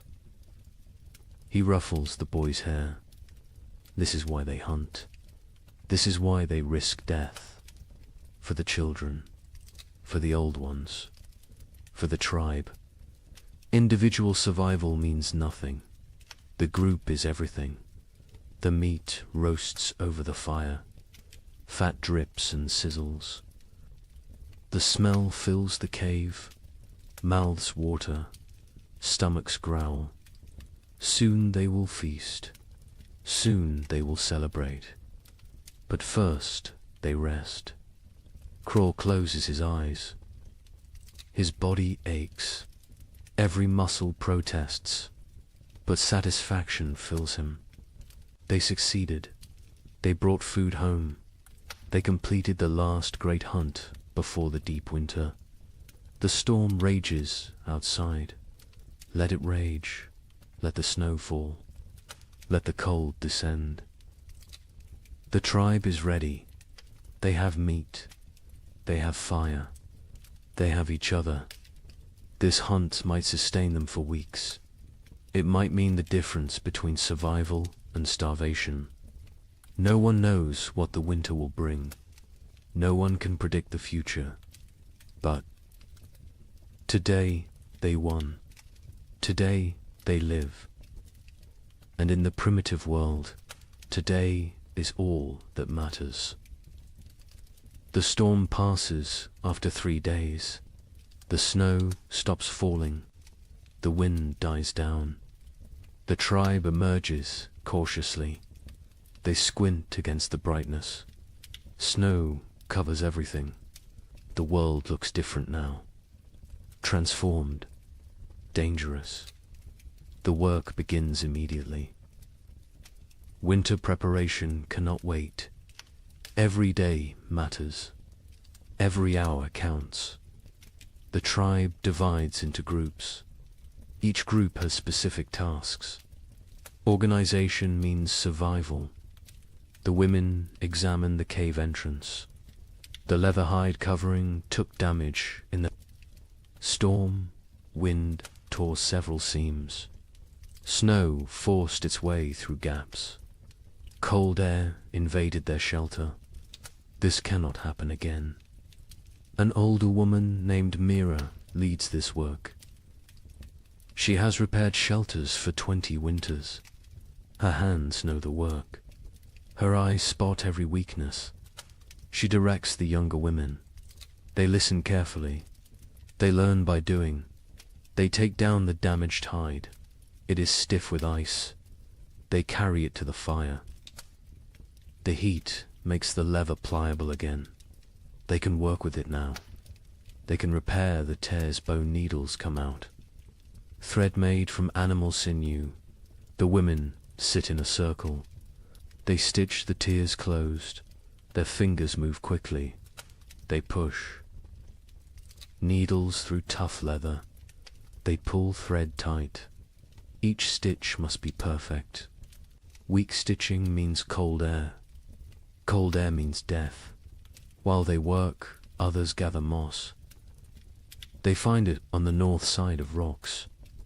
They peel it away carefully. Moss provides insulation.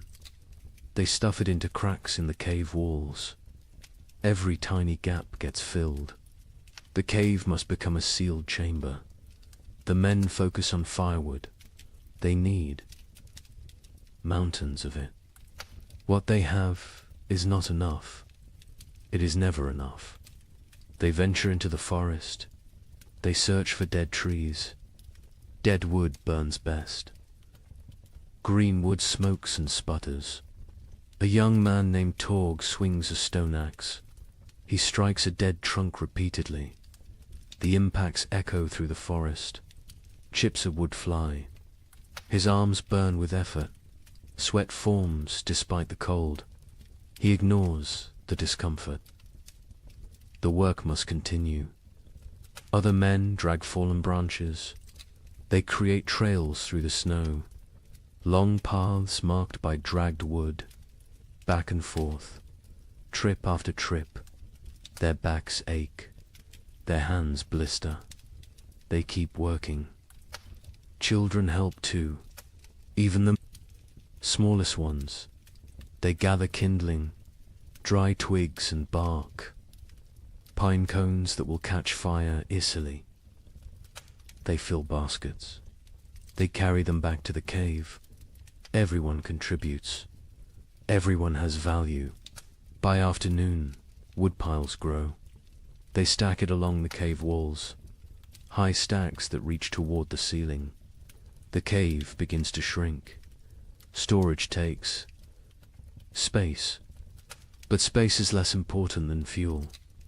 Inside the cave, women organize food storage. The meat from the hunt hangs from the ceiling. They wrap it in bark. This protects it from insects, from moisture, from mold. Preserved meat can last months if stored correctly. Dried roots go into leather pouches. They stack these near the back wall, the coldest part of the cave. Natural refrigeration. The cold preserves. It prevents rot. Nuts and seeds fill clay pots. These pots are precious. Making them takes skill and time. They seal with wooden lids. They keep contents dry. They protect from rodents. A woman counts the supplies. She uses stones to track quantities. 1 stone for each pouch of roots. 1 for each bundle of dried fish. The counting is important. They need to know what they have. They need to ration carefully. The chief watches this inventory. His face shows concern. They have food, but is it enough? 6 months of winter stretch ahead, maybe 7. No one knows how harsh this winter will be. He makes a decision. Starting tomorrow, 1 meal per day, not 2. Rationing begins now, while they still have surplus.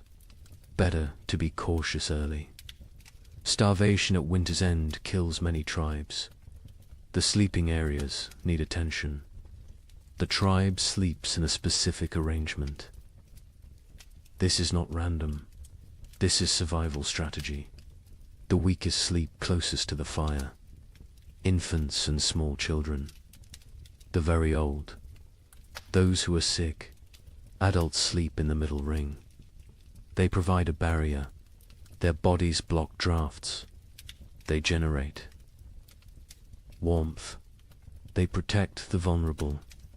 The strongest hunters sleep near the entrance. They endure the coldest positions. They wake first if danger approaches. They are the first defense. This hierarchy never changes. Women spread fresh pine boughs on the ground. These create mattresses. They provide insulation from the cold stone floor. They replace old bows that have compressed and lost their cushioning. Furs are distributed. Each family gets a share. Thick bear hides for the children, wolf pelts for the adults, rabbit skins sewn together for extra layers. Everyone must stay warm through the night. The fire pit requires work. It sits in the center of the cave. Stones ring it. These stones were carefully chosen. They hold heat. They radiate warmth long after flames die down. But some stones have cracked. The extreme heat damages them over time. Cracked stones can explode, send sharp fragments flying, cause injuries. The men remove the damaged ones.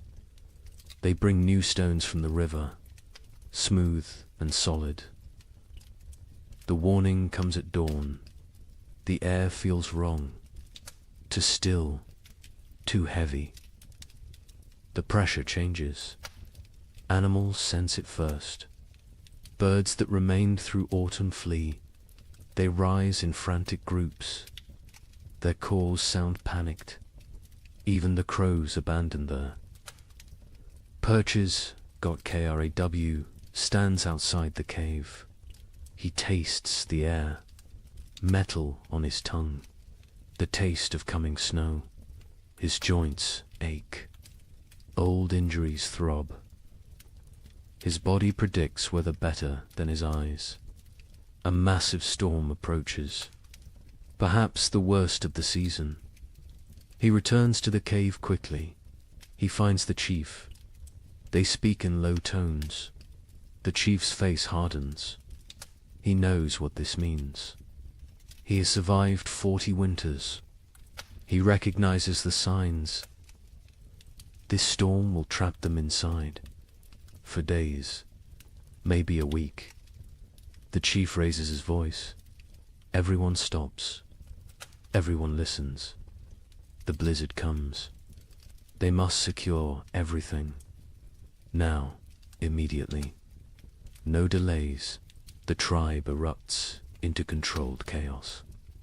Everyone knows their emergency roles. They have practiced this, prepared for this moment. Speed matters now. Organization matters. Men rush to bring in final wood loads. They grab everything nearby. Dead branches, split logs, even greenwood. Anything that burns. They pile it inside until the cave floor disappears beneath fuel. Women grab the drying meat. Some pieces are not ready, still moist, still vulnerable to spoilage. But leaving them outside means losing them. Animals will steal them. Snow will ruin them. Everything comes inside. Children are sent to fill water containers. They run to the stream. They use hollowed gourds, clay pots, animal bladders, anything that holds liquid. Once the storm hits, leaving the cave becomes impossible. They need water for days. The wind begins gentle at first, a whisper through the trees. Then stronger, a moan, a howl. It builds like a living thing, like a predator circling. Temperature plummets. The drop is sudden, shocking. Breath becomes visible fog. Exposed skin stings. Fingers go numb within minutes. The cold announces the storm's arrival. The first snowflakes fall, large and soft. They drift lazily, almost peaceful, but more follow than more. Within minutes the air fills with white. Visibility shrinks. The forest disappears. The world becomes a swirling void. The tribe retreats inside. The hunters enter last. They pull the leather hides tight. They secure every fastening. They add the extra layer. The interior darkness deepens. Only firelight remains. The storm intensifies. Wind screams past the cave mouth. It sounds almost human. Anguished wails and shrieks. The leather hide strains against its bindings.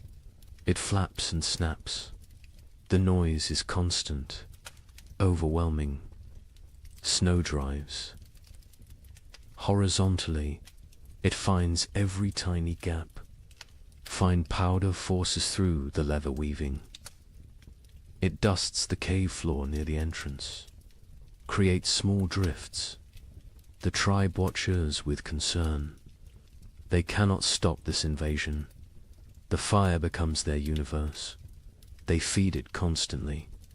Wood disappears at an alarming rate. The cold outside is so intense it steals heat from the cave. The flames must fight harder, burn hotter, consume more fuel. Smoke becomes a problem.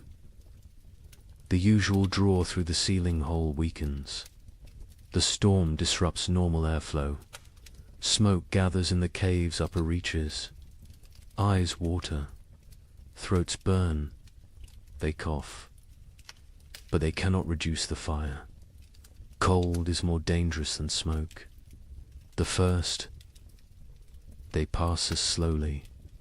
Time becomes strange. Without sun, without normal rhythms, hours blend together. The tribe sits in their designated areas. They wait. Patience is a survival skill. Children grow restless first. They are used to running, playing, exploring. Now they must sit still, stay quiet, conserve energy. This is torture for young bodies. They squirm and fidget. A little girl begins to cry. She wants to go outside. She does not understand. Her mother holds her, rocks her, sings softly, old songs, wordless melodies. The girl eventually quiets. She falls into fitful sleep. The adults fare better, but tension builds. Too many people. In too small a space, personal conflicts simmer. Old grievances resurface. A young hunter glares at another. Some past dispute, some imagined slight. The chief notices. He moves between them. His presence prevents escalation. Mira tells stories. Her voice cuts through the wind's howl. She speaks of ancient times, of the first people, of how they discovered fire, how they learned to speak, how they survived when the world was even colder. The children gather around her, even the restless. Once her words captivate them, transport them. For a while, they forget the storm, forget the confinement. They live in her stories. Night comes. They know this only because their bodies tell them. Fatigue sets in. Eyelids grow heavy. The fire must be maintained through darkness. The hunters establish a watch rotation. 2 men awake at all times. 1 feeds the fire. 1 watches the entrance. Sleep comes hard. The wind is too loud. The cold too present. The cave floor too hard despite the pine boughs. Bodies shift. Seeking comfort that does not exist. Seeking warmth that is scarce. The baby wakes crying. Hungry. Always hungry. Its mother nurses it. But her own hunger makes her milk weak. Thin. The baby feeds but does not satisfy. It cries again. Other children wake. The mother's face shows exhaustion, desperation. An older woman brings warm broth. made from bones and snow water. She encourages the mother to drink. Liquid helps produce milk. The mother drinks. The broth is barely warm, barely flavored, but it is something. The second day brings no relief. If anything, the storm worsens. The wind reaches new levels of fury. It sounds like raging beasts, like angry spirits. The entire cave vibrates. Small stones fall from the ceiling. Dust rains down. Fear creeps in. What if the storm never stops? What if they run out of wood? What if the cave collapses? These thoughts spread silently, visible in worried eyes, in tense shoulders, in clenched jaws. The chief sits straight. Projects. Confidence. But privately he worries. The woodpiles shrink rapidly. Too rapidly, he calculates. 3 more days, maybe 4. Then they burn sleeping firs. Then they face choices. Terrible choices. Food rationing becomes stricter. 1 small meal, barely enough to sustain. Stomachs growl constantly. Children whimper. Adults endure silently. Hunger is familiar. Hunger is survivable. For a while, Torg's hands have healed from the axe work. Now they crack from the dry cold. Blood seeps from split skin. He wraps them in leather strips. The bleeding stops, but the pain remains. He says nothing. Complaining helps no one. A hunter notices moisture on the cave walls, condensation from their breath, from their bodies. This moisture freezes, creates a thin layer of ice. The cave becomes a frozen chamber. Beauty and danger combined.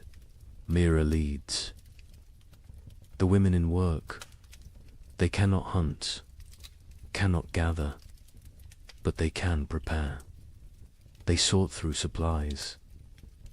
They repair torn clothing. They sharpen stone blades. Idle hands create despair. Work provides purpose. The women sit together. They speak quietly. They share memories of other winters. Some worse than this, some better. They draw strength from survival stories. From knowing others endured. One woman speaks of losing her first child to cold 10 winters ago. The baby simply did not wake one morning, frozen in sleep. Her voice breaks. Others reach out, touch her shoulder, her arm. Physical. Connection matters. They grieve together. They heal together. The third day breaks their spirits slightly. The storm continues unabated. White chaos outside. Grey despair inside. Hope becomes harder to maintain. Faith in survival wavers. A young child develops a cough, deep and wet. The sound echoes in the cave. His mother's face shows terror. Winter. Coughs kill. They start small. They grow. They steal breath. They take lives. The healer examines the child. An old woman with knowledge of plants, of remedies. She has dried herbs, stored carefully. She makes a tea, bitter and strong. The child refuses it. She forces him. He must drink. He must fight. The child drinks. He gags. He sputters. But the liquid enters his body. The healer wraps him in extra furs, keeps him near the fire. She monitors his breathing, his color. She has saved children before. She has lost children before. She does what she can. The fire burns lower. Fuel supplies deplete. The chief makes a decision. Smaller fire, colder cave, extended resources, survival over comfort. The tribe huddles closer. They share body heat. They become one organism, one survival unit. Stories continue, but energy for telling wanes. Voices grow hoarse. Throats hurt from smoke and dryness. Still they persist. Stories are medicine. Stories are hope. Stories are memory. Kraw dreams fitfully. He dreams of the hunt, of running through snow, of warm blood on cold ground, of meat and plenty. He wakes to cold and hunger. Reality disappoints. But reality is what they have. The fourth day brings a subtle change. The wind decreases slightly. Not much, but enough to notice. Enough to spark hope. Ears strain, listening for further improvement. Praying for silence.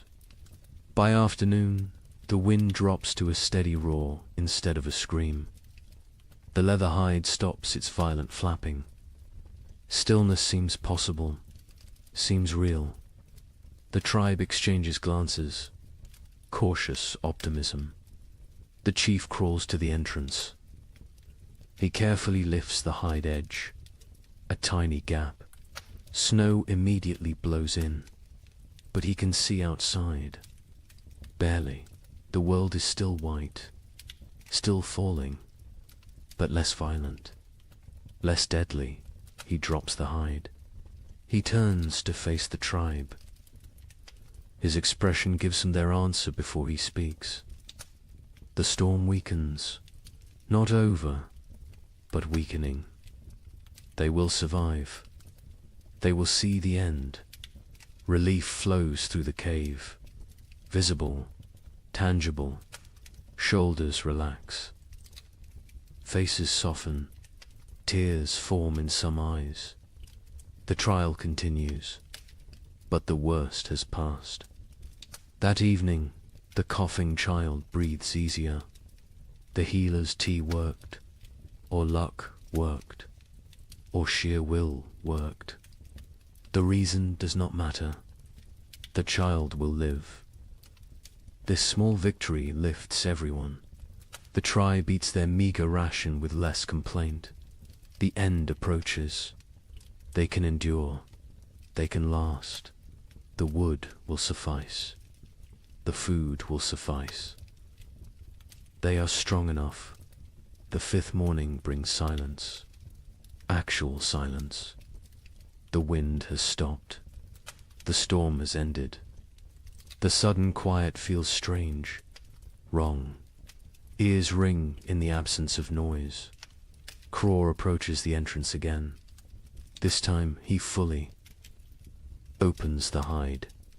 Daylight floods in, blinding and beautiful. The tribe shields their eyes, adjusts slowly. The world outside has transformed. Snow everywhere. Drifts higher than a man. The landscape is unrecognizable. Every familiar feature buried, erased. They look upon an alien world, white and pristine and deadly. But the sky shows blue, clear blue. The storm has truly passed. The tribe survived. Every member, every child, every elder. They made it through together. They do not celebrate loudly. They have no energy for celebration. But quiet satisfaction fills the cave. They endured. They protected each other. They remained human in inhuman conditions. The first blizzard has ended. Many more will come, but this one is done, and they are alive. Cold, hungry, exhausted, but alive. That is enough. That is everything. The days after the blizzard bring cruel clarity. The tribe emerges to assess their world. Snow covers everything in impossible depths. Walking is exhausting. Each step sinks to the knee, sometimes to the waist. Movement becomes a brutal task. The hunters try to venture out. They search for game, for any sign of life. But the animals have vanished, gone deep into dens, hibernating, or dead, or fled to distant warmer lands. The forest stands empty, silent as a grave. They check their trap. Lines, the snares they set before winter. Snow has buried them all. Invisible, useless.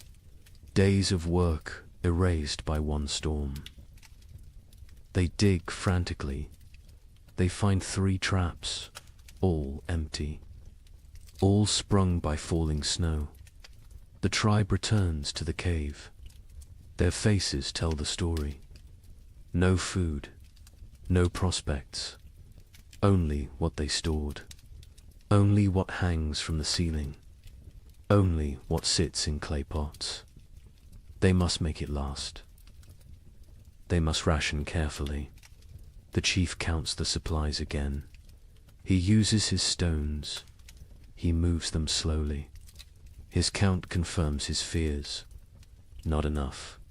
Even with strict rationing, even with 1 meal per day, they will run out before spring arrives. Weeks before, he does not share this calculation. Not yet. Fear helps no one. Panic kills faster than hunger. He will wait. He will hope. Perhaps another opportunity will come. Perhaps luck will shift. The moon rises full and bright. It illuminates the frozen landscape. Everything glows silver, beautiful and deadly. This moon marks the deepest part of winter, the coldest nights, the longest darkness. The tribe calls it the moon of hunger. Every winter it appears. Every winter it tests them. Food becomes an obsession. Stomachs growl constantly. Sleep brings dreams of feasting, of plenty, of meat dripping fat.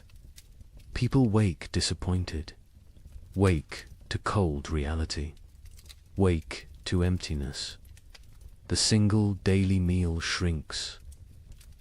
Further, what filled a palm now fits in fingers, barely enough to taste, never enough to satisfy. Children cry after eating, still hungry, always hungry. Mothers have nothing more to give. The baby suffers most. Its mother's milk dries up. Her body has nothing left to convert. She tries to nurse. The infant sucks desperately, gets nothing. Its cries become weaker, more pitiful, more heartbreaking. The women try to help. They chew dried meat until soft. They feed this paste to the baby, tiny amounts. The baby takes it, swallows. But infant bodies need milk, need fat, need nutrients this paste cannot provide. Mira grows weaker. Her old body has few reserves. Age makes winter harder. She sleeps more, moves less. Her skin seems to hang on her bones. Her eyes sink into her skull. She knows what is happening. She accepts it. This is the way of things, but she still tells stories.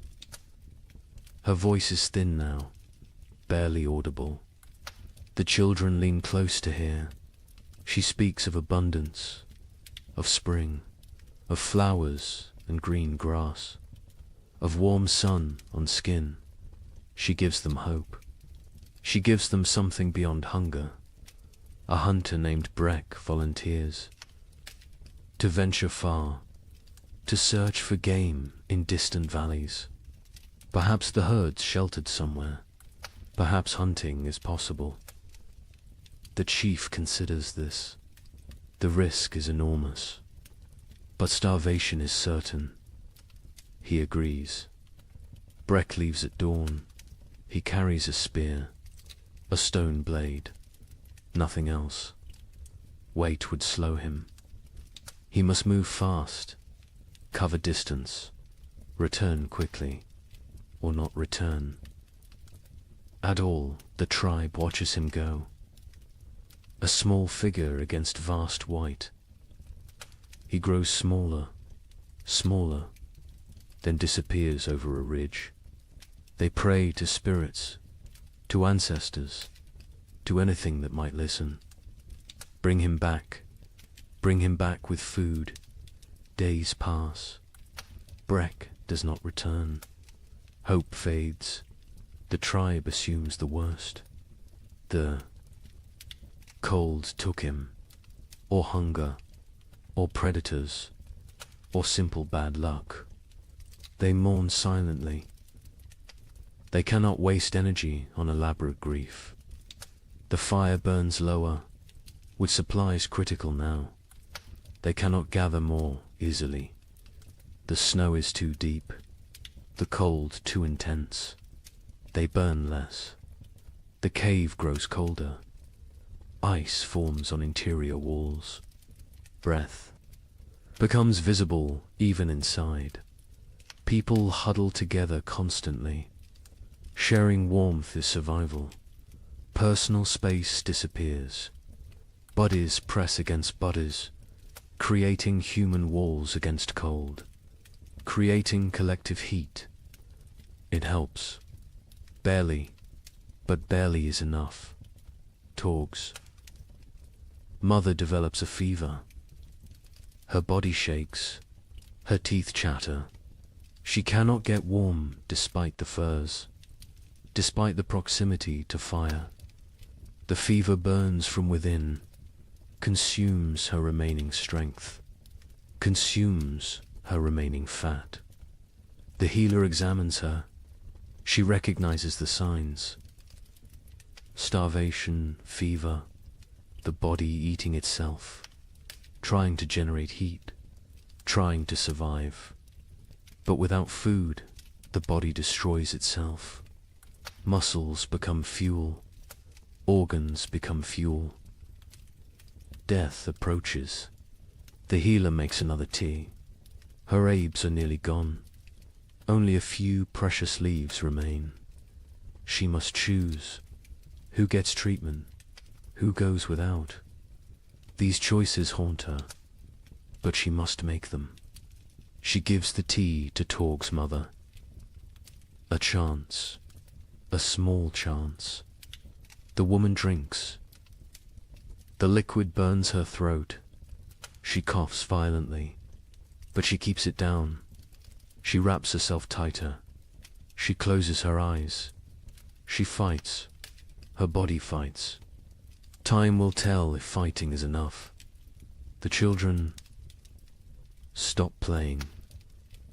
They lack energy for play. They sit quietly, stare at nothing. Childhood vitality drains away. They become small, old people, serious, silent, waiting. One boy asks his father when they will eat more. The father has no answer. He pulls his son. Close, he says, spring will come. Spring always comes. The boy asks when. The father says soon. He lies. Spring is months away, but the lie is kindness. The tribe begins eating leather. They take old, worn pieces. They boil them. The leather softens slightly, becomes chewable. It provides almost no nutrition, but it fills the stomach, tricks the body temporarily, delays the inevitable. They scrape hide scraps, collect tiny bits of dried meat, particles that fell, that were missed. They gathered these with desperate care. Every crumb matters. Every fragment could mean another day. The chief notices people eyeing the stored seed. Small amounts save for spring planting. Eating that seed means no crops next year. Means starvation then instead of now. But now is very real, very present, very tempting. He moves the seed, hides it in a far corner, tells only 2 trusted hunters. They will guard it. Die before allowing it to be eaten. Future survival demands this sacrifice. Present suffering must be endured. On the 7th day of the moon of hunger, the baby dies. It simply stops breathing during the night. Its mother wakes to cold stillness. She does not scream. She has no energy for screaming. She holds the small body, rocks it, as if warmth could return life. The women come. They gently take the infant. They wrap it in soft rabbit fur. They place it near the cave entrance. The frozen section, it will keep there. When the ground thaws, they will bury it properly. For now, this is all they can do. The mother sits empty. Her arms feel wrong without the weight. Her chest aches with useless milk that finally came. Too late, always too late. Other women sit beside her. No words exist for this loss. Presence is enough. Mira's breathing becomes labored, wet and rattling. She lies on her furs. She does not complain, does not demand attention. She simply fades. Life seeping away like water into sand. The tribe knows. They have seen this before. Young. Ones are brought to her, one by one. She touches their faces, whispers blessings, passes final wisdom. Her hand trembles with the effort, but she completes this duty, this last gift to the future. That night, Mira stops breathing, peacefully, in sleep. Her face relaxes, tension disappears. She looks younger suddenly. The years fall away. She returns to some earlier self. The tribe covers her with respect, with gratitude. She gave them everything, even her final breath. 2 deaths in one day. The tribe feels the weight. They are fewer now, weaker now, more vulnerable now. But they must continue, must endure, must survive for those who did not. The 8th day brings a miracle. A shout from outside. The hunters rush to the entrance. They peer out. A figure approaches, limping, struggling, but alive. Breck has returned. He collapses at the cave entrance. His lips are blue. His face is white. Frostbite blackens his fingers, his toes, but he smiles. He gestures weakly behind him. There, in the snow, a shape. The hunters rush out. They find his kill, a mountain goat, not large, but fresh, real, actual meat. Breck tracked it for days, followed it to high cliffs, killed it with a desperate throw, then dragged it back. Somehow, against all odds, they bring the goat inside. They bring Breck inside. The tribe crowds around. They cannot believe it. Food, real food, hope made flesh. Tears flow freely. Relief, gratitude, joy. The women butcher immediately. They work with trembling hands. Blood flows. Precious blood. They catch it. Blood soup will feed many. Nothing wastes. Nothing spares. They roast small pieces. The smell fills the cave, mouths water, stomachs cramp with anticipation. The wait is agony, but the meat must cook. Raw meat brings sickness. Patience is required. Finally, the meat is ready. The chief distributes it. Tiny portions, barely a bite each. But that bite is everything. Rich, warm, nourishing. People chew slowly, savor every second. Some cry while eating. Breck receives his portion, receives gratitude, receives respect. He risked everything. He saved them, not permanently. This meat will last only days, but days matter. Days a lifetime when death looms close. The healer tends his frostbite. His blackened fingers will probably fall off. His toes are lost. He will be crippled, but he will live. He made the trade willingly, his pain for their survival. No one will forget this sacrifice. Torg's mother survives. The tea worked, or her will worked, or the tiny bit of meat worked. Perhaps all three. She is still weak, still fragile, but alive, improving. The fever breaks.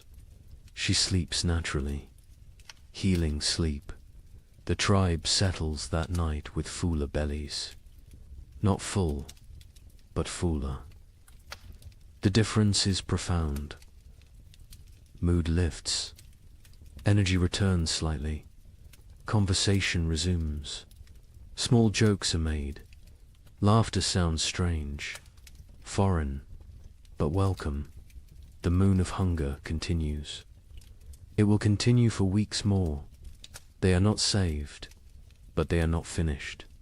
They endure. They adapt. They survive. More storms will come. More hunger will come. More death might come. But tonight, they have meat. They have hope. They have each other. The fire burns a bit brighter. Wood is still rationed. But they allow a slightly larger flame. Warmth spreads. Bodies relax marginally. Sleep will come easier tonight. Outside, the moon hangs cold and distant, indifferent to human suffering, indifferent to human triumph. It simply shines, marking time, marking the season. The moon of hunger watches all, judges none. The tribe learned again what they already knew. Survival requires sacrifice, requires courage, requires the few to risk for the many. Breck proved this. Mira proved this. The baby's mother proved this. They carried these lessons. They teach these lessons. They live these lessons. This is how humans persist. This is how they conquer impossible odds. Not through strength alone, but through sacrifice, through love, through unwillingness to surrender. The moon of hunger is not over, but they will face it together. They will face it standing. They will face it human. And that makes all the difference. They step onto the plain. The wind hits immediately. Ferocious, brutal. It steals breath. It pushes them backward. They lean into it. They fight for every step. Progress becomes measured in body lengths, not miles. The cold is different here. Worse. It penetrates every layer, finds every gap in clothing, numbs exposed skin within seconds. Their eyes water. The tears freeze on their cheeks. Ice crystals form on their wrappings. They walk in a tight group, close together, sharing body heat, creating a mobile shelter. the strongest on the outside, taking the worst of the wind, rotating positions regularly, sharing the burden, sharing the pain. Hours pass. Time loses meaning. There is only the next step, the next breath, the next moment of survival. Nothing beyond that, nothing behind that. Just the eternal present of suffering. Sira stumbles. She catches herself. But barely. Her legs shake. Exhaustion shows.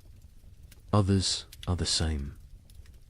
Everyone reaches their limits, but limits must be exceeded, must be pushed beyond reason. Survival demands the impossible. They come to a frozen river. Ice covers it completely. Thick. Ice. Strong ice. Probably safe. Probably. But ice is treacherous. Currents flow underneath. Weak spots form. One wrong step means freezing water, means death. Crawl tests the edge. He stamps hard. The ice holds. He ventures further, still solid. He waves the others forward. They cross one at a time, spreading out, distributing weight. Every step careful, every movement calculated. Halfway across, the ice groans. A deep, ominous sound. Everyone freezes. They wait. The groaning continues, but no cracking, no breaking. They breathe again. They continue, faster now. Urgency overcoming caution. They reach the far side. Relief is brief. More walking awaits. More suffering. The plain continues endlessly. Horizon meets horizon in white emptiness. No landmarks, no reference points. Only Craw's memory guides them. Only faith in his knowledge. Afternoon brings no warmth. The sun is visible but distant, cold. Its light provides no comfort, no heat, just illumination of their misery. Of the vast emptiness surrounding them, Ren falls. He does not get up immediately. Others stop. They help him, pull him upright. His face is white, his lips blue. Hypothermia begins. They force him to walk. Movement generates heat. Stopping means dying. He walks, stumbling, barely conscious. But walking, they find a small depression, a slight dip in the endless plain. It blocks some wind, not much, but some, enough. They stop briefly. They need rest, need water, need to check their bodies. They huddle together. They share warmth. They drink from water skins. The water is partially frozen. They break ice with their teeth. The cold liquid burns going down. But hydration matters. Dehydration kills in cold. Silently, quickly, Sura checks everyone's extremities. Fingers, toes, noses, ears. Looking for white patches, for frozen flesh. She finds some on Ren. His fingers are too pale. She rubs them vigorously, trying to restore circulation, trying to save his digits. Pain shoots through Ren's hands as feeling returns. He gasps, bites down. The pain is good. Pain means life, means the tissue still functions. He flexes his fingers. They move, stiff but mobile. He survives this test. They rest for half an hour, no longer. Their bodies cool quickly without movement. Already the cold seeps deeper. They must continue. Must reach the valley before nightfall. Darkness on the plain means death. Certain death. The afternoon trek is harder. Fatigue accumulates. Muscles refuse commands. Minds grow foggy. This is dangerous. Clear thinking preserves life. Confusion kills. They focus on simple goals. Next 100 steps. Then next 100. Then next, they see shapes ahead. Dark forms against white. Rocks. Trees. Hope. Surges, but distance deceives. The shapes are far. So far. What looked like minutes away takes hours to reach. The plain plays tricks, tests sanity. Finally, they arrive. Not trees, just large boulders. But boulders provide shelter. Wind breaks around them, creates calm pockets. They can rest here. They can survive the night here. Relief is overwhelming. They collapse against the rocks. Their bodies give out. They have nothing left. They walked for 14 hours, maybe 15, through impossible conditions. They should be proud, but they are too tired for pride, too exhausted for emotion. They must make fire, must create warmth, but they have no wood. The plain offers nothing. Just snow and rock and ice. Craw searches desperately. He finds dried grass, small amounts poking through snow. He gathers every strand, every piece. They pile the grass.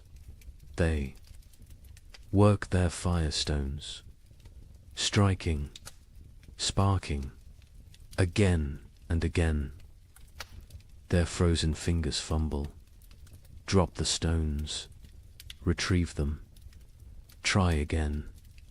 Finally, a spark catches. Tiny flame, fragile, growing dot, they feed it carefully. Grass burns fast, too fast.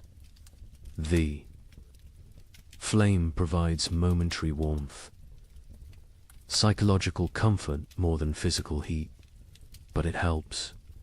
It reminds them they are human. They can create. They can fight nature. The fire dies within minutes. No fuel remains. Darkness settles completely. Cold intensifies. Night on the plain is brutal beyond measure. They huddle together, all 10 bodies pressed close, creating a human ball. Preserving core warmth. Sleep comes in fragments, minutes at a time.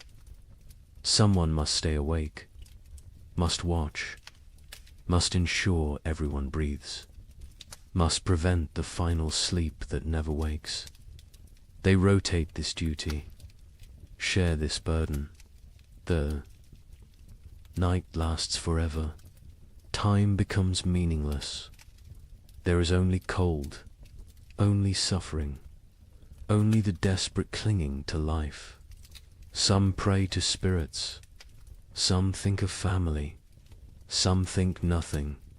Just exist, just breathe, just survive. Dawn arrives, grey and grudging. They survived, all 10, frozen, hurting, but alive. They check each other. Frostbite has spread. Fingers are white. Faces are damaged. But they can walk. They can continue. They eat tiny portions of dried meat. The food is frozen solid. They soften it in their mouths. It provides minimal energy, but enough. Enough for another day. Enough for more walking. The valley must be close. Croft feels it. He cannot explain how, but he knows. A few more hours, maybe half a day, they can make it. They must make it. They walk again, Bodhi's screaming protest. Every joint aches, every muscle tears. They walk anyway. They walk because stopping is death, because the tribe needs them, because they are human and humans endure. The terrain begins to change, subtle at first, a slight slope, a gentle descent, then more pronounced. Hills appear, the valley approaches, energy returns, hope fuels them. They increase pace. By midday, they see it. The valley spreads below, protected, sheltered. Trees grow there, dense forest. The sight is beautiful, salvation made visible. They almost run, almost forget their exhaustion. They enter the valley, wind stops, silence surrounds them. The temperature feels warmer immediately, still cold, still winter, but survivable, bearable. They made it. Against impossible odds, against nature's fury, they made it. Now they must find food, must justify the journey, must save the tribe. The trek was only half the battle. The real test begins now. The valley delivers on its promise. The hunters find game within hours, deer sheltering in thick forest. A small herd, 5 animals, healthy and fat. They have survived winter well, protected by the valley's embrace. The hunt is successful. 2 deer fall, 2 coordinated spears. The hunters work efficiently. They butcher, they preserve, they prepare for the return journey. Success tastes sweet, sweeter than the meat itself. They saved the tribe. They accomplished the impossible. The journey back takes 4 days. They carry heavy loads, meat wrapped in hide, dragging it through snow. The weight slows them, but spirits are high, high enough to overcome exhaustion, high enough to push through pain. The tribe spots them from a distance, 10 figures approaching, all walking, all alive, and carrying something, carrying hope. The cave erupts in celebration, crying, shouting, relief pours out. They feast that night, controlled feasting, rationed celebration, but feast nonetheless. Meat fills bellies, strength returns to limbs, color returns to faces. The tribe steps back from death's edge, not far, but enough days pass into weeks. The meat lasts longer than expected. Careful rationing, careful preservation. The tribe survives, continues, endures. Then something changes, subtle at first, easy to miss, but Craw notices. He always notices. The air feels different, less sharp, less cutting. The quality of cold has shifted. He mentions it to the chief. The chief feels it too. Something is coming, something changing. They watch, they wait, they observe. The days grow longer, minutes at a time, barely noticeable, but cumulative. Dawn arrives earlier. Dusk comes later. Light increases. Darkness retreats. The balance shifts. The sun rises higher in the sky.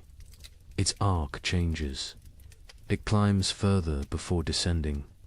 Its light hits at different angles, penetrates deeper into the cave. These are signs. Ancient signs, remembered signs. One morning, water drips.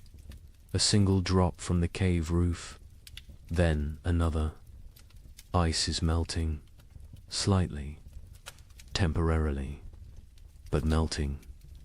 This has not happened in months, not since autumn. The tribe gathers to watch, to witness this miracle.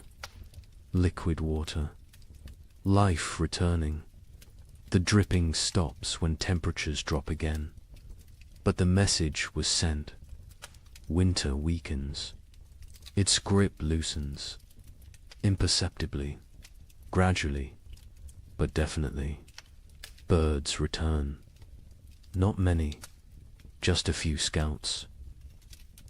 Ravens first. Always ravens. They circle overhead. They call to each other. Their voices break the silence of months. The sound is jarring, almost forgotten, but welcome. So welcome. The snow begins to change. Its texture alters. Morning crust forms. The surface freezes hard overnight. Supports weight. Walking becomes easier. No more sinking to the thighs. Progress quickens. Movement improves, but afternoons bring different snow. Soft, wet, heavy. The snow absorbs sunlight, converts it to water. Slowly, drop by drop, the snow level decreases. Patches of ground appear, brown and dead, but ground, actual earth. The hunters venture out more frequently. They find tracks, fresh tracks. Animals emerge from dens, from hibernation, from wherever they sheltered. Life stirs again, cautiously, tentatively, but undeniably. A child sees something green, a tiny shoot, pushing through melting snow. Green, the color is shocking. Alien after months of white and brown and grey. The child calls others. They gather around this small miracle, this proof of continuation, this promise. The tribe's energy shifts. Desperation eases. Not gone, but reduced. They can see the end now, not next week. But eventually, spring will come.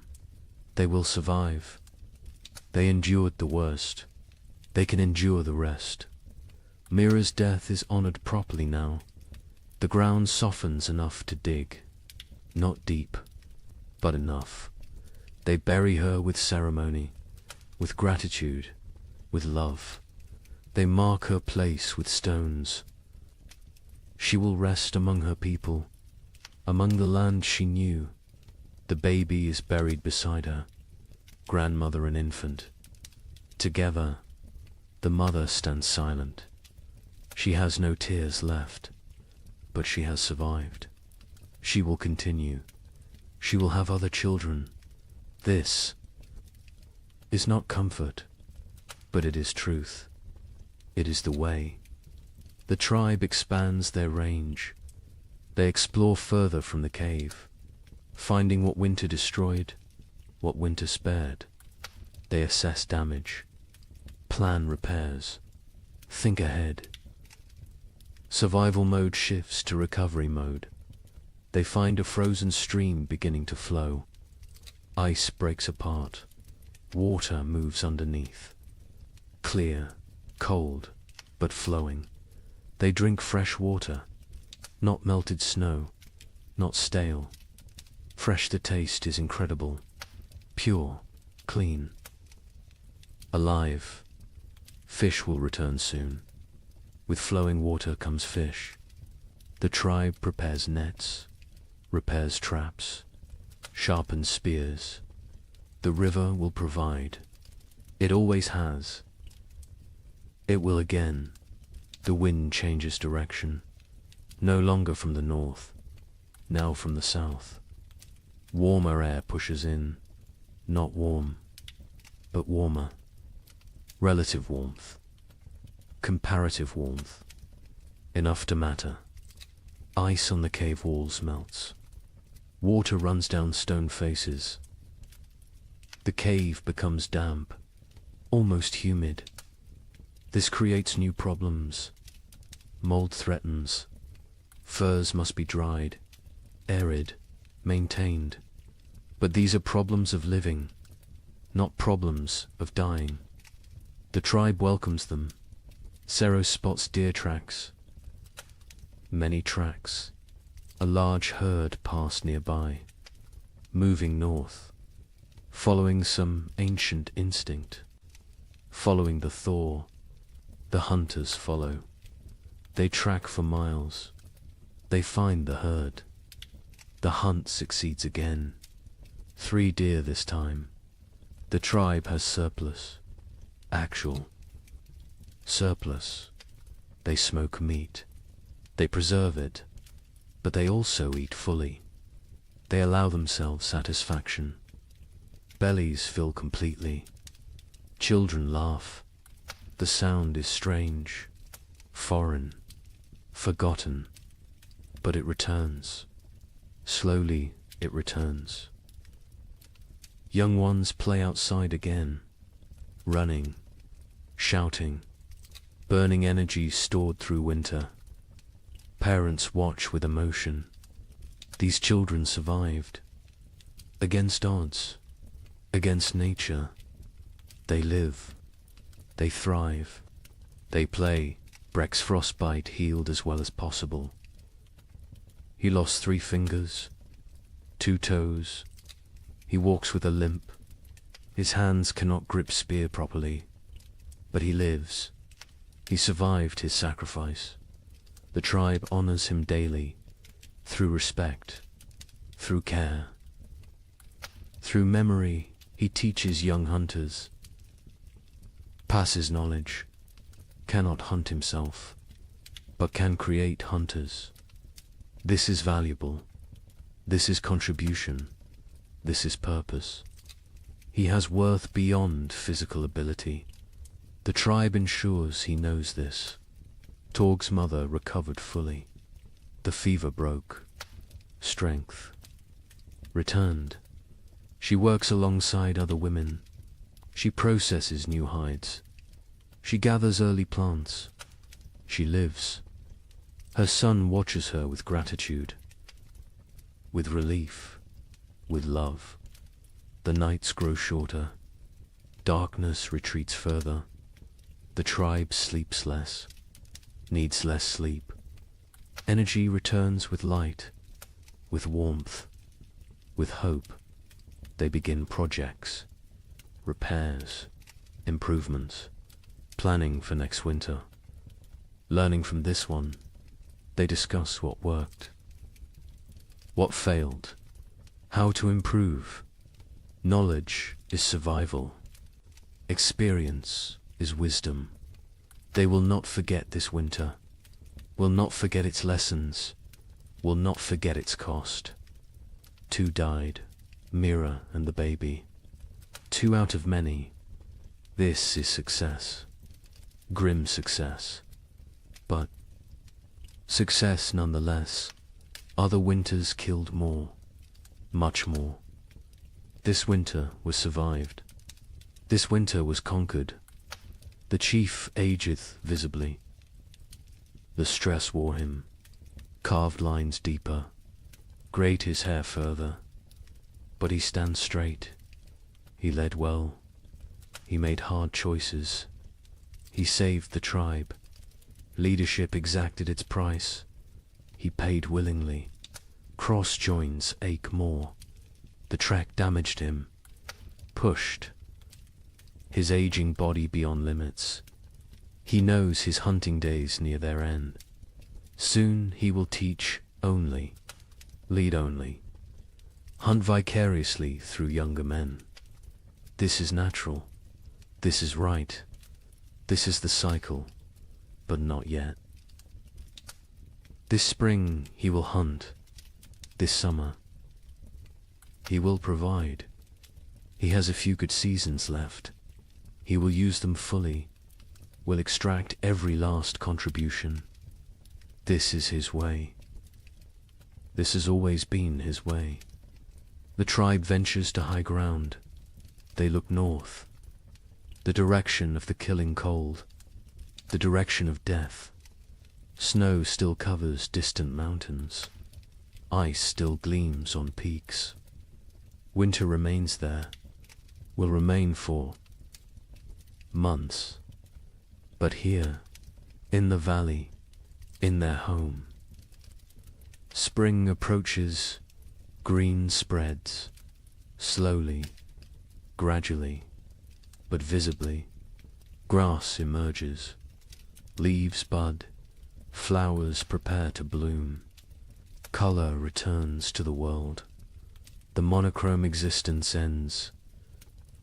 Life reasserts itself. Birds return in waves, small ones first, then larger. They sing, they call, they mate, they build nests. They choose to live here, choose to raise young here. The tribe takes this as blessing, as approval, as sin. Children collect eggs, carefully, leaving some, taking some. The birds can spare them. The birds will lay more. This is balance. This is sustainable. This is how it works. A bear emerges, thin, hungry, dangerous. It approaches the cave. The hunters drive it away. They cannot kill it. Too dangerous, too large. But they make their presence known, establish dominance, protect their territory. The bear leaves, seeks easier prey. The tribe remains vigilant. More bears will come, more predators. Spring brings life, but also competition, also danger, different danger than winter, but real. They prepare defenses, reinforce barriers, sharpen weapons. Spring is not safety. Spring is different challenge. Different tests, but they survived winter. They can handle spring. The elderly who remained in the cave through the trek are recovering. They endured. They kept fire burning. They maintained hope. They held the center. Their contribution was essential, unrecognized during the crisis, acknowledged now. The tribe holds council. All adults attend. They discuss summer plans. Where to hunt, where to gather, what to store, how to prepare for next winter. Always next winter. Winter always comes again. But between now and then, between this moment and that future threat, there is spring, there is summer, there is abundance, there is life. They will live fully, live completely, live gratefully. The thaw continues, accelerates, snow vanishes, rivers swell, the land transforms. The frozen death world becomes living green world. The change is profound, almost unbelievably, but real. Witnessed, experienced. The tribe survived. All but two. They endured when winter meant death. They outlasted the brutal cold. They conquered the primitive darkness. They proved again what humans are, what humans do, what humans will always do. They survive. They adapt. They continue. Spring has begun.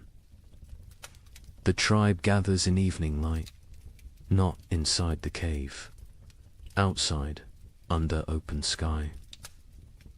This gathering is ritual, sacred. It happens after every winter, after every survival. The time has come to speak, to remember, to learn. The chief sits at the center.